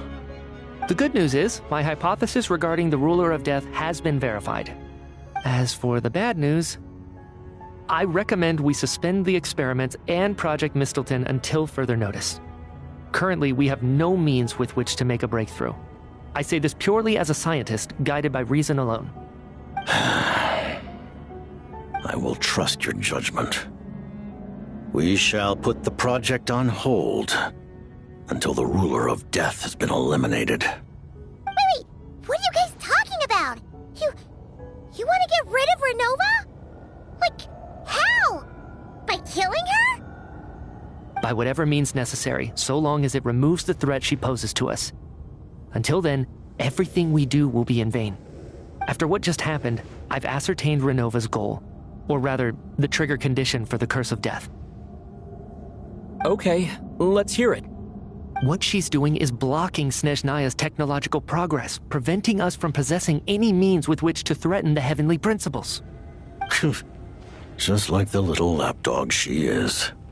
So, any ideas, research, or experiments that lead to technological progress can trigger the curse. Just now, for instance, I was set to launch a final phase energy experiment ahead of schedule. If the experiment was successful, we could have achieved a crucial breakthrough. As expected, though, the moment the experiment began, all the researchers, technicians, and witnesses died from the curse. All that effort, not to mention the energy and materials we relied on Project Stuja to gather for us, went to waste. In the end, nothing was gained. Does that mean something similar happened when we were at the theater? That's right. During the performance, I thought of an important breakthrough regarding the experiment, and wound up dragging everyone into this. So the nature of the curse seems to be something like, when moments of technological progress occur, all life in the vicinity is taken away. What a violent method. Of course, that meant the curse was normally limited to the Armory Palace. Since outsiders are forbidden from entering, this mass death phenomenon went unnoticed. Until Odette came along. I believe she was the first witness. The Curse of Death was triggered just before she infiltrated the Armory Palace that day. But you mentioned something about a final stage experiment. Doesn't that mean you've actually made some progress? That's right. Even with the gods locking certain key components out of reach, humanity can still advance technology in incremental steps accumulated over time. But, as I'm sure Renova anticipated, even incremental progress has its limits, a point where the truth you're seeking must be put to the test in an experiment. You mean, the experiment you were just about to do? Yes, we were at a critical juncture, a moment where the quantitative was about to translate into fundamental qualitative change.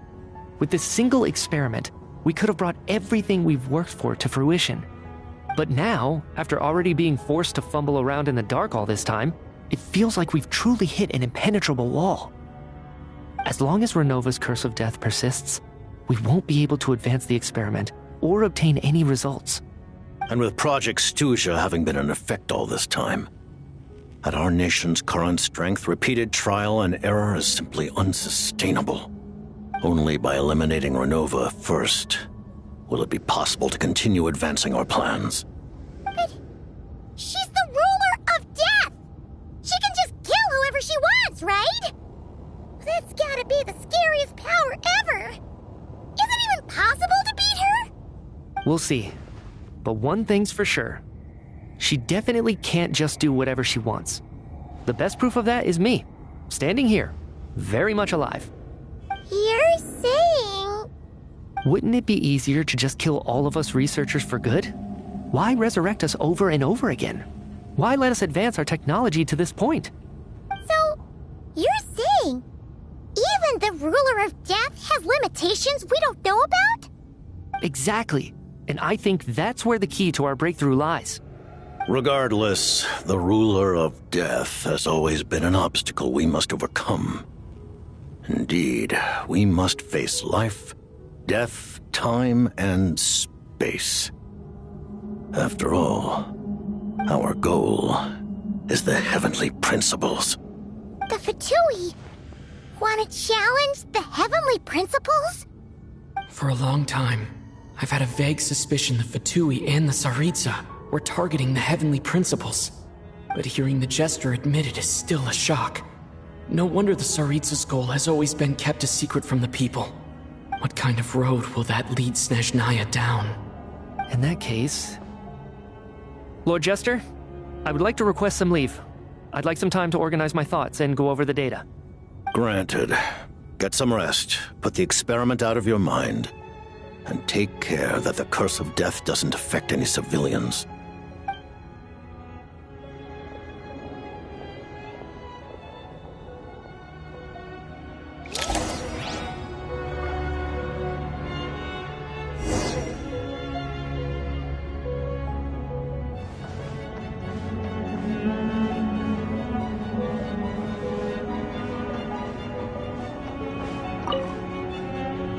While there is yet time, allow me to offer you my hospitality, honored guest of Snezhnaya. Is there anything you wish to know? I remember hearing the term Mistleton from Columbina. Yeah! Paimon wanted to ask about that when the name came up just now. What is it? Paimon's heard of Project Stuja, but not this one. As you know, Project Stuja is a series of measures enacted to consolidate our nation's resources, the greater purpose of which is to serve Project Mistleton. Many of the things you have encountered thus far are essentially for the advancement of that project. This includes the Kuvaki Experimental Design Bureau in Notdry. Researching Kuvaki was merely a facade. Its core objective was to use local resources and research findings to build Mistleton itself. And that's a weapon built for the final battle against the heavenly principles, isn't it? Huh? How did you know that? I was given some intel, and I made some deductions. Wait. You must mean that thing over there. Oh, Paimon's gotta take a closer look at this thing.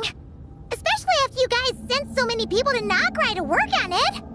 Kuvaki alone will not break through Celestia's defenses, let alone challenge the heavenly principles. The heavenly principles are no doubt accustomed to combating the power of the light realm, and elemental energy is simply the power of the human realm, converted to that form by the heavenly principles themselves. Any attempt to use this power against its creator would be a futile endeavor. For now, therefore, we have set our sights on the form of energy associated with the third descender and the stellar linchpins. This may hold the potential to allow Mistleton to contend with the heavenly principles. You could say that by reverse engineering the stellar linchpins to extract the energy within, we have obtained a source of anti-Celestia energy. The Kulagi Experimental Design Bureau, Project Stuja, and the new energy experiments. Huh. So, Project Mistleton is what ties it all together. And it looks like your plan is almost complete. No wonder the Ruler of Death came after you!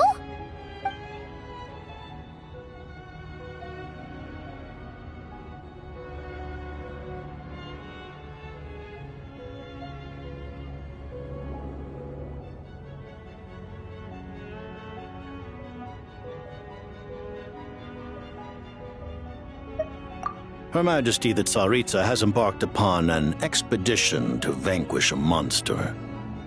Were it not for this, I imagine she would have been delighted to grant you an audience. Seems like the powers that be in Snezhnaya don't intend to hold my past conflicts with the Fatui against me. The Harbingers have been granted significant autonomy in retrieving the Gnosis. But by the same token, they do not completely represent Snezhnaya's official stance. You read my mind. Speaking of the Gnosis, Paimon's been dying to ask this question since forever. Why exactly does the Tsaritsa want to collect them? Is it something to do with the fight against the heavenly principles? The Gnosis will undoubtedly serve as a key bargaining chip when she confronts the heavenly principles.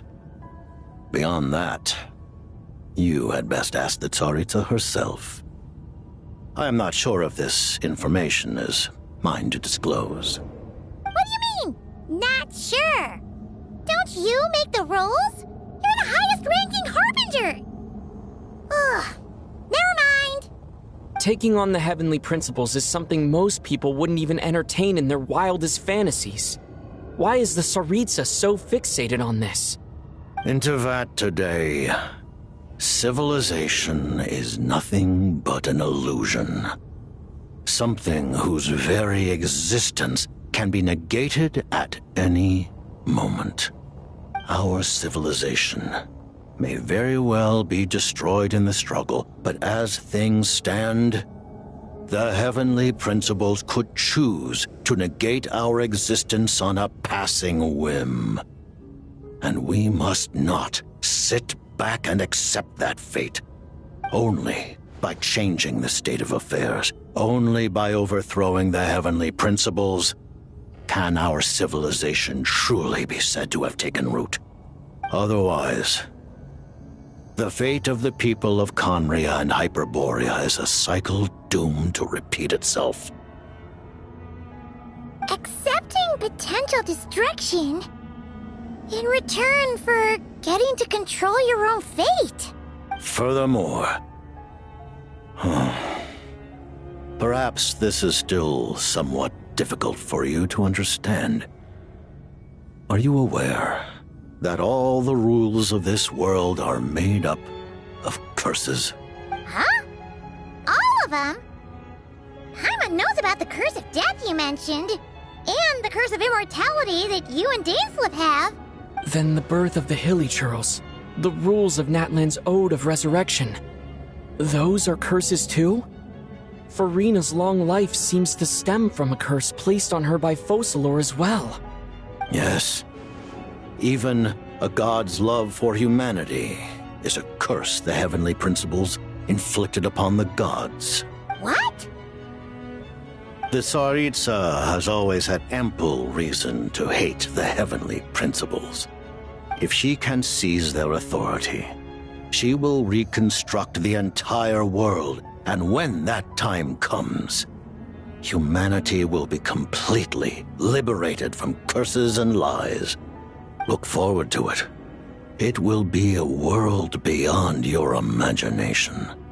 Though the ordinary people of Snezhnaya may not understand these details, in this frigid land locked in a ceaseless struggle against the environment, in this nation to which the gods have never shown favor, we all believe that standing in solidarity with the Tsaritsa in our shared struggle will surely usher in a new and better world.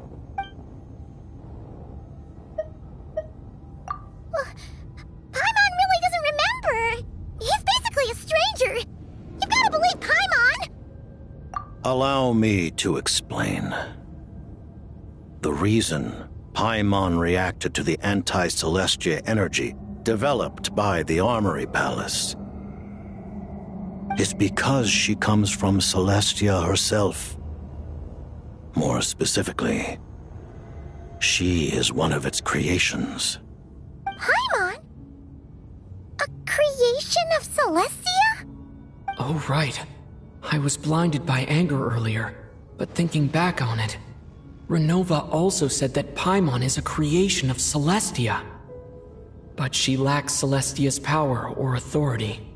As you know, the lunar fragments in Nodcry were pulled down from the sky using Fatui technology. But the first application of this technology was in Conria over 500 years ago. I used this technology upon the heavens, and the response I received was none other than Paimon descending from Celestia. I presented her to the Vinster King, but he took no interest in this gift, nor did it satisfy him. Paimon then took up temporary residence in my palace until, of course, the arrival of the Cataclysm. Wait, Paimon's a little confused. You're talking about things that happened in Conria 500 years ago. You're saying Paimon was there for that? But Paimon doesn't remember any of that. Falling from the sky? Being given away as a gift? None of it. Having lived through the Cataclysm, perhaps you too were burdened with some manner of curse. Although, losing your memories would indeed be the smallest price I've ever seen paid. But it's not just her memories from Conria. Paimon doesn't even know how she spent the last 500 years. She only has memories from the past few years. No matter how hard she tries to remember. What was Paimon like back in Conria? Did she know a whole lot because she came from Celestia? Was she super smart? Unfortunately, when you arrived in Conria, your consciousness was like that of a newborn infant. None could say what kind of being you once were in Celestia. During the time you lived in Conria, your personality was no different from how it is now.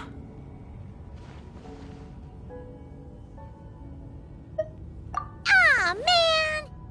Paimon's plan to get her memories back and become super smart is ruined before it could even start. You know, even though Paimon lost her memories, she still feels weirdly close to you for some reason. That must mean you took pretty good care of Paimon back then, huh? On the contrary, I completely ignored your existence. I was entirely focused on my struggle against Troptatir the Wise. But now, as I see it, it is as if you are the only sane thing that survived that era of insanity, and thus are worthy of protection. Noted.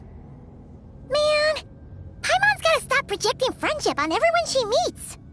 But, Traveler? Even though you know Paimon's some creation of Celestia now, you still want her, right? You're not going to abandon her?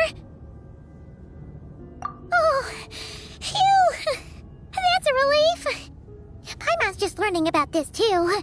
She's barely even processed it.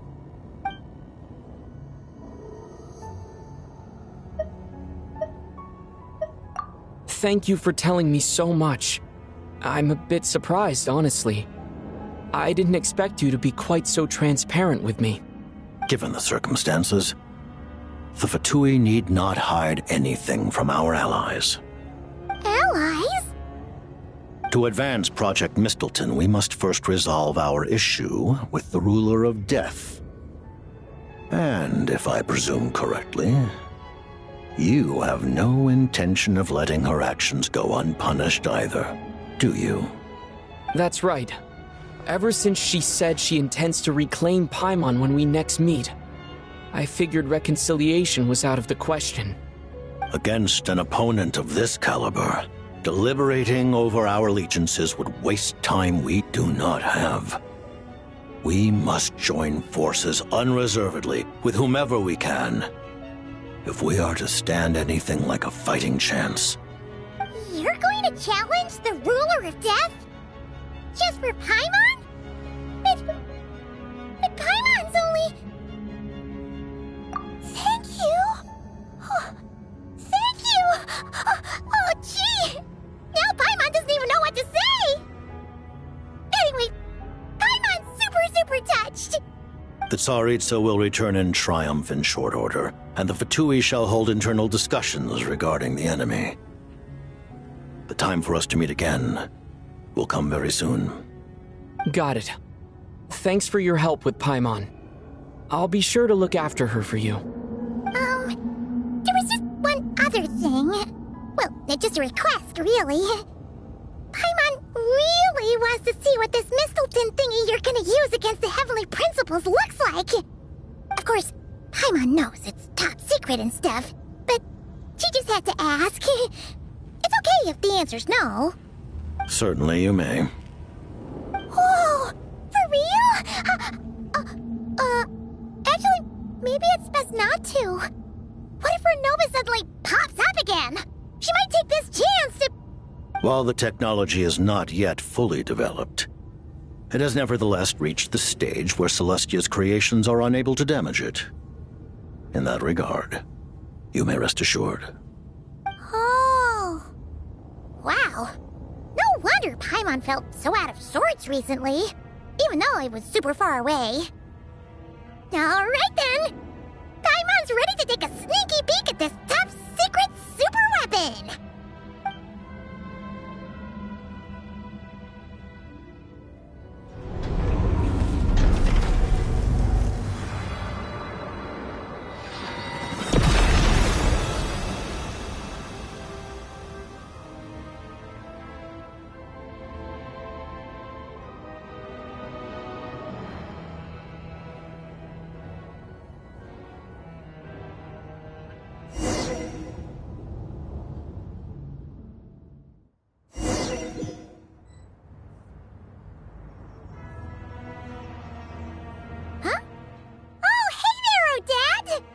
Paimon?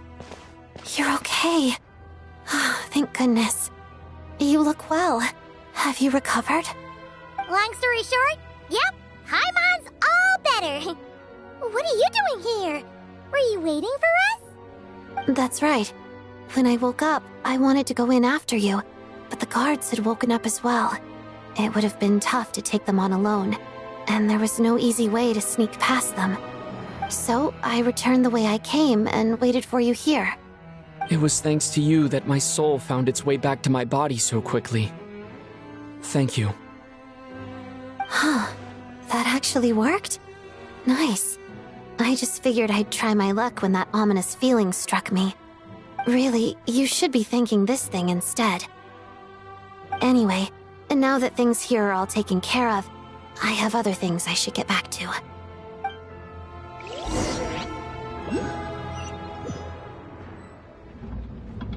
Ah, Director Chuganov, you're back. We just received notice that Project Stuja has been suspended, so we've convened an emergency meeting. This is the preliminary plan. In addition to expanding production capacity, we've also discussed feasible layoff plans to optimize revenue and expenditure structure. Our calculations indicate that the factory's profits will increase by at least 30%. Just give the word, Director.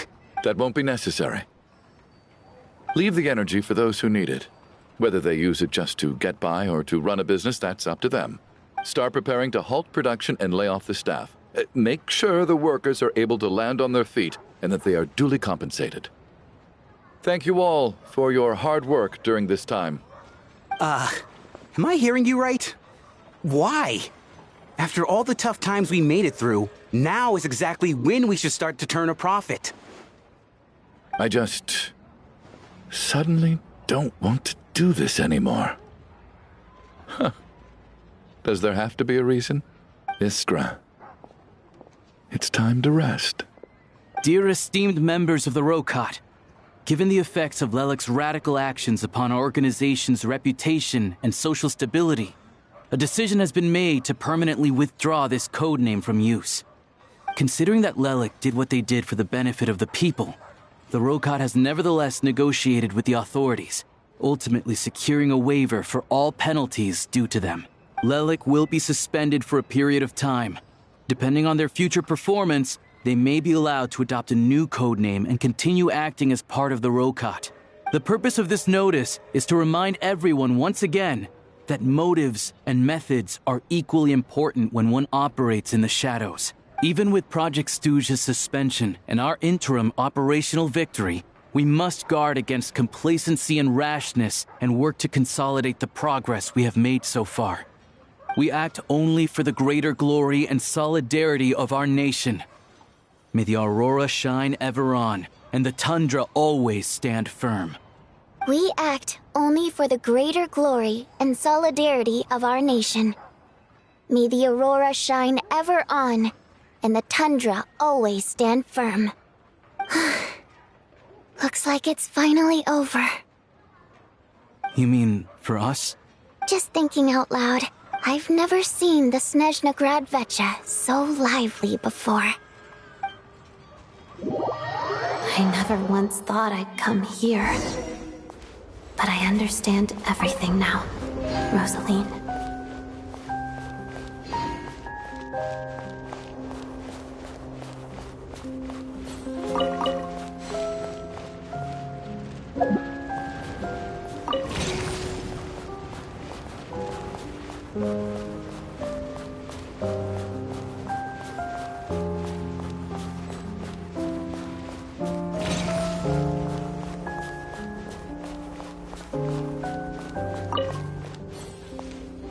I've seen Spirit Seeker performed many times, including by your mother. Why do you bring that up all of a sudden? Even though the choreography is always identical, every dancer finds a way to make it her own.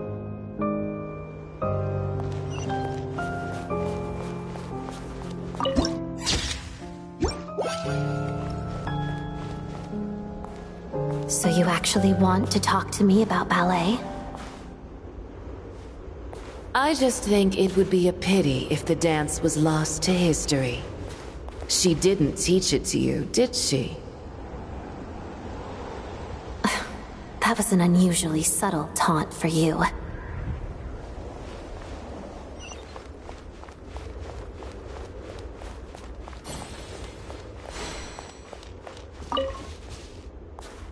We embraced one another on the snow-swept plains, melting the ruthlessness of time.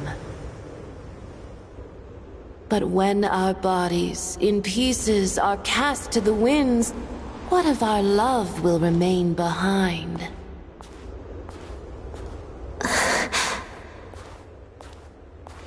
Don't tell me you can't sing. Shush.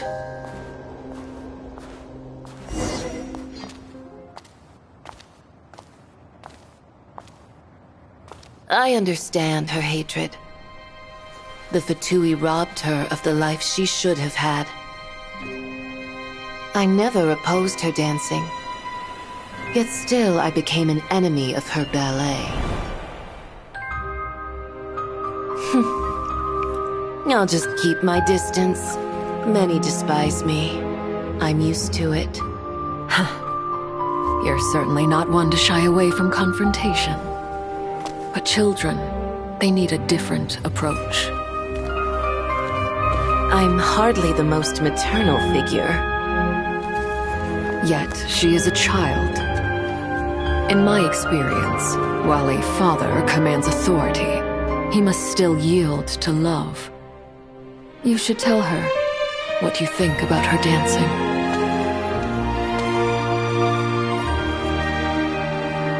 Odette will soon take the stage at the Koralyevsky Theater. This could be your chance. Geonosis secured. It went smoothly. I'll be there. have them send me an invitation.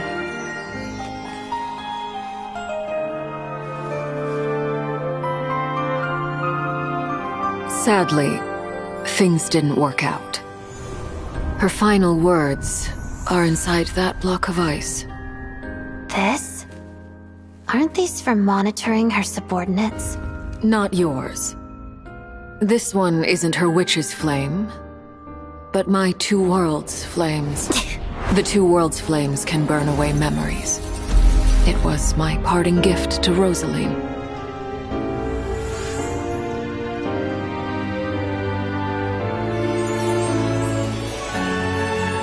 If all goes to plan, she and I will both live to see that Tsaritsa succeed.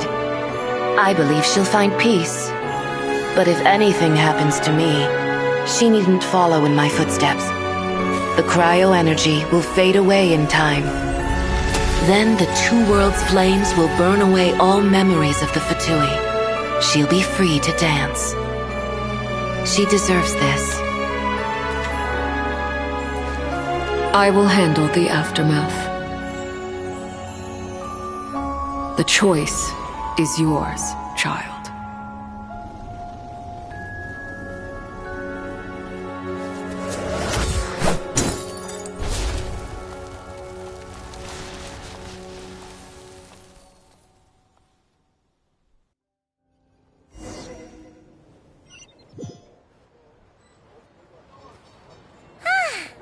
Fresh air at last! Paimon's head isn't spinning anymore, and the fever's all gone. Paimon's finally free to fly again! Oh, it's nice to finally know where Paimon came from, too. It did make Paimon a little nervous at first, but it's such a relief now. Like, who cares if Paimon's a creation of Celestia? She's probably not anyone that important. Probably just the fairy of food and fun or something. And like you said, this doesn't have to change anything between us. You're not gonna just... Hey! Hurry up! Why are you walking so slowly? You've spent the last few days lying in bed and stuffing your face. I didn't think you'd be able to fly this fast. Says who? Paimon's as agile as ever. They don't call her White Floaty for nothing. Paimon originally wanted to check out the bookstores in Snezhnograd, but she's more in the mood for flying around right now, so let's save that for later. Wait, they've got light novels from Yai Publishing House here too. Huh? And this is Paimon's favorite mystery story from Fontaine! Wow! It got a sequel! The local Snezhnaya books look pretty interesting too, but also kinda heavy. Not the easiest things to look around. I thought you were in the mood for flying around. Paimon can read while she flies. Hey! Look at these two dolls! Which do you like better? Alright! Boss, we'll take both. Paimon will have the other one. Oh, I thought we were only getting one. All right, fine. I'll pay. There you are. Thanks for visiting. Paimon will grab this and then... Huh? Huh?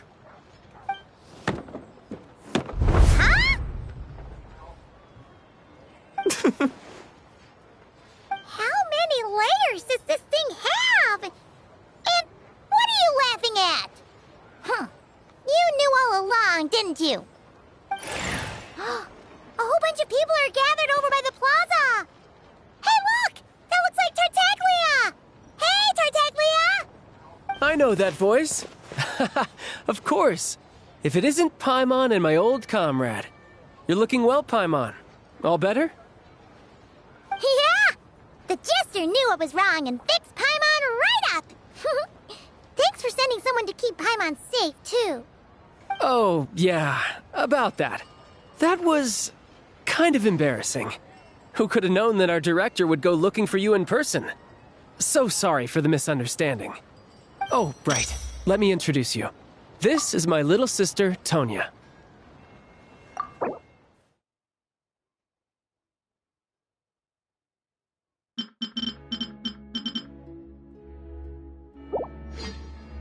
Hello, Tonya.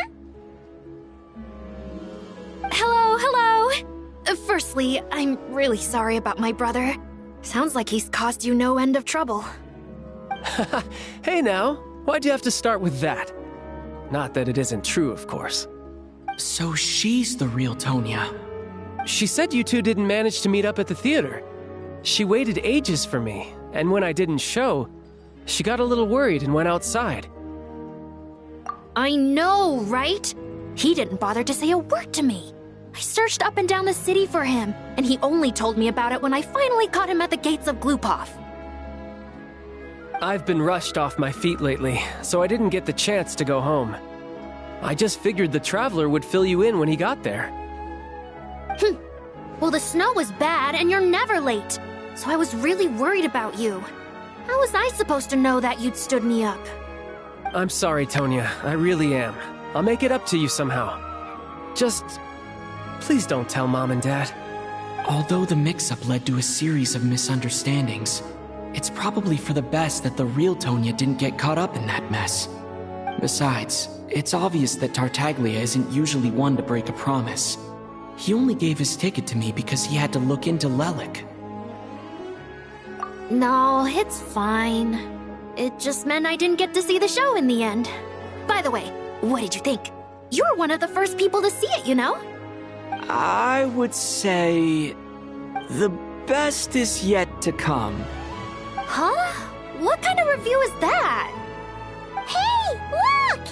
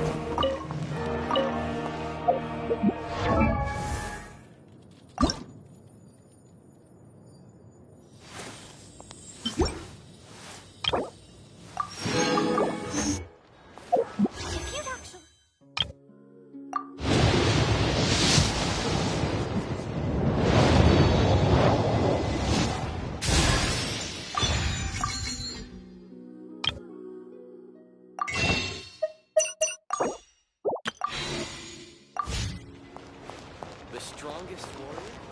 It could only be. Keep the noise down!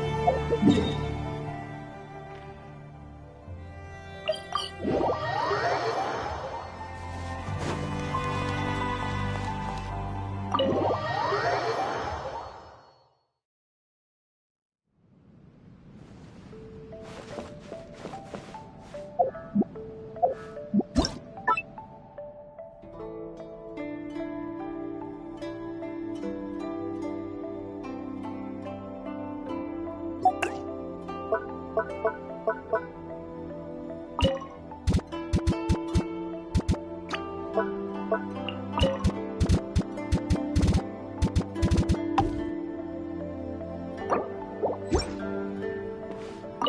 had no idea Liyue's adeptal arts had such practical uses.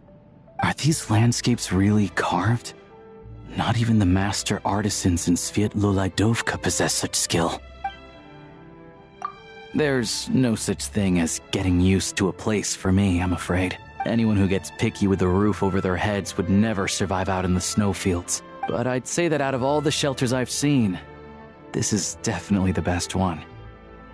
Thanks for well, before your abode, the best spot I can remember staying at was a VIP box at the theater. I was working part-time at the theater troupe. Once everyone had left the theater, I'd take Tugarin to the most expensive VIP box and sleep soundly until dawn. I knew you'd understand. Some shiver in winter's jaws, while wealthy showgoers lounge in seats so comfortable you could sleep in them. Ha ha. You're pulling my leg, aren't you? As for my dream, we'll start by making sure that no one freezes. That's definitely doable.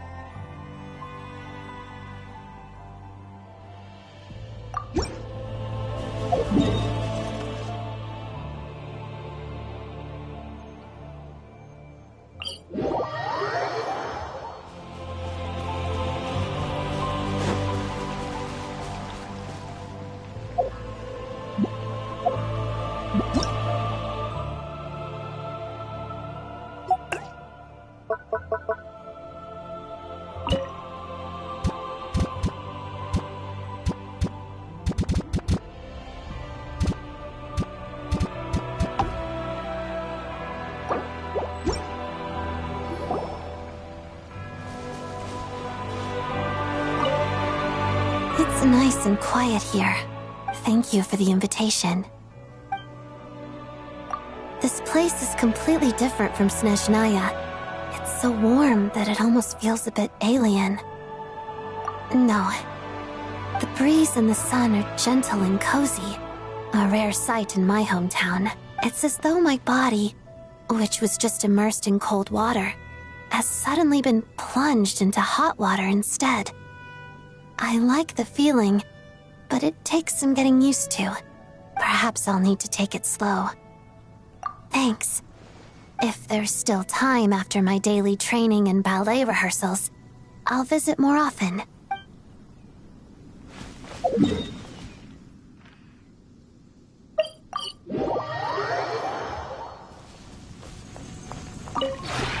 This realm is truly...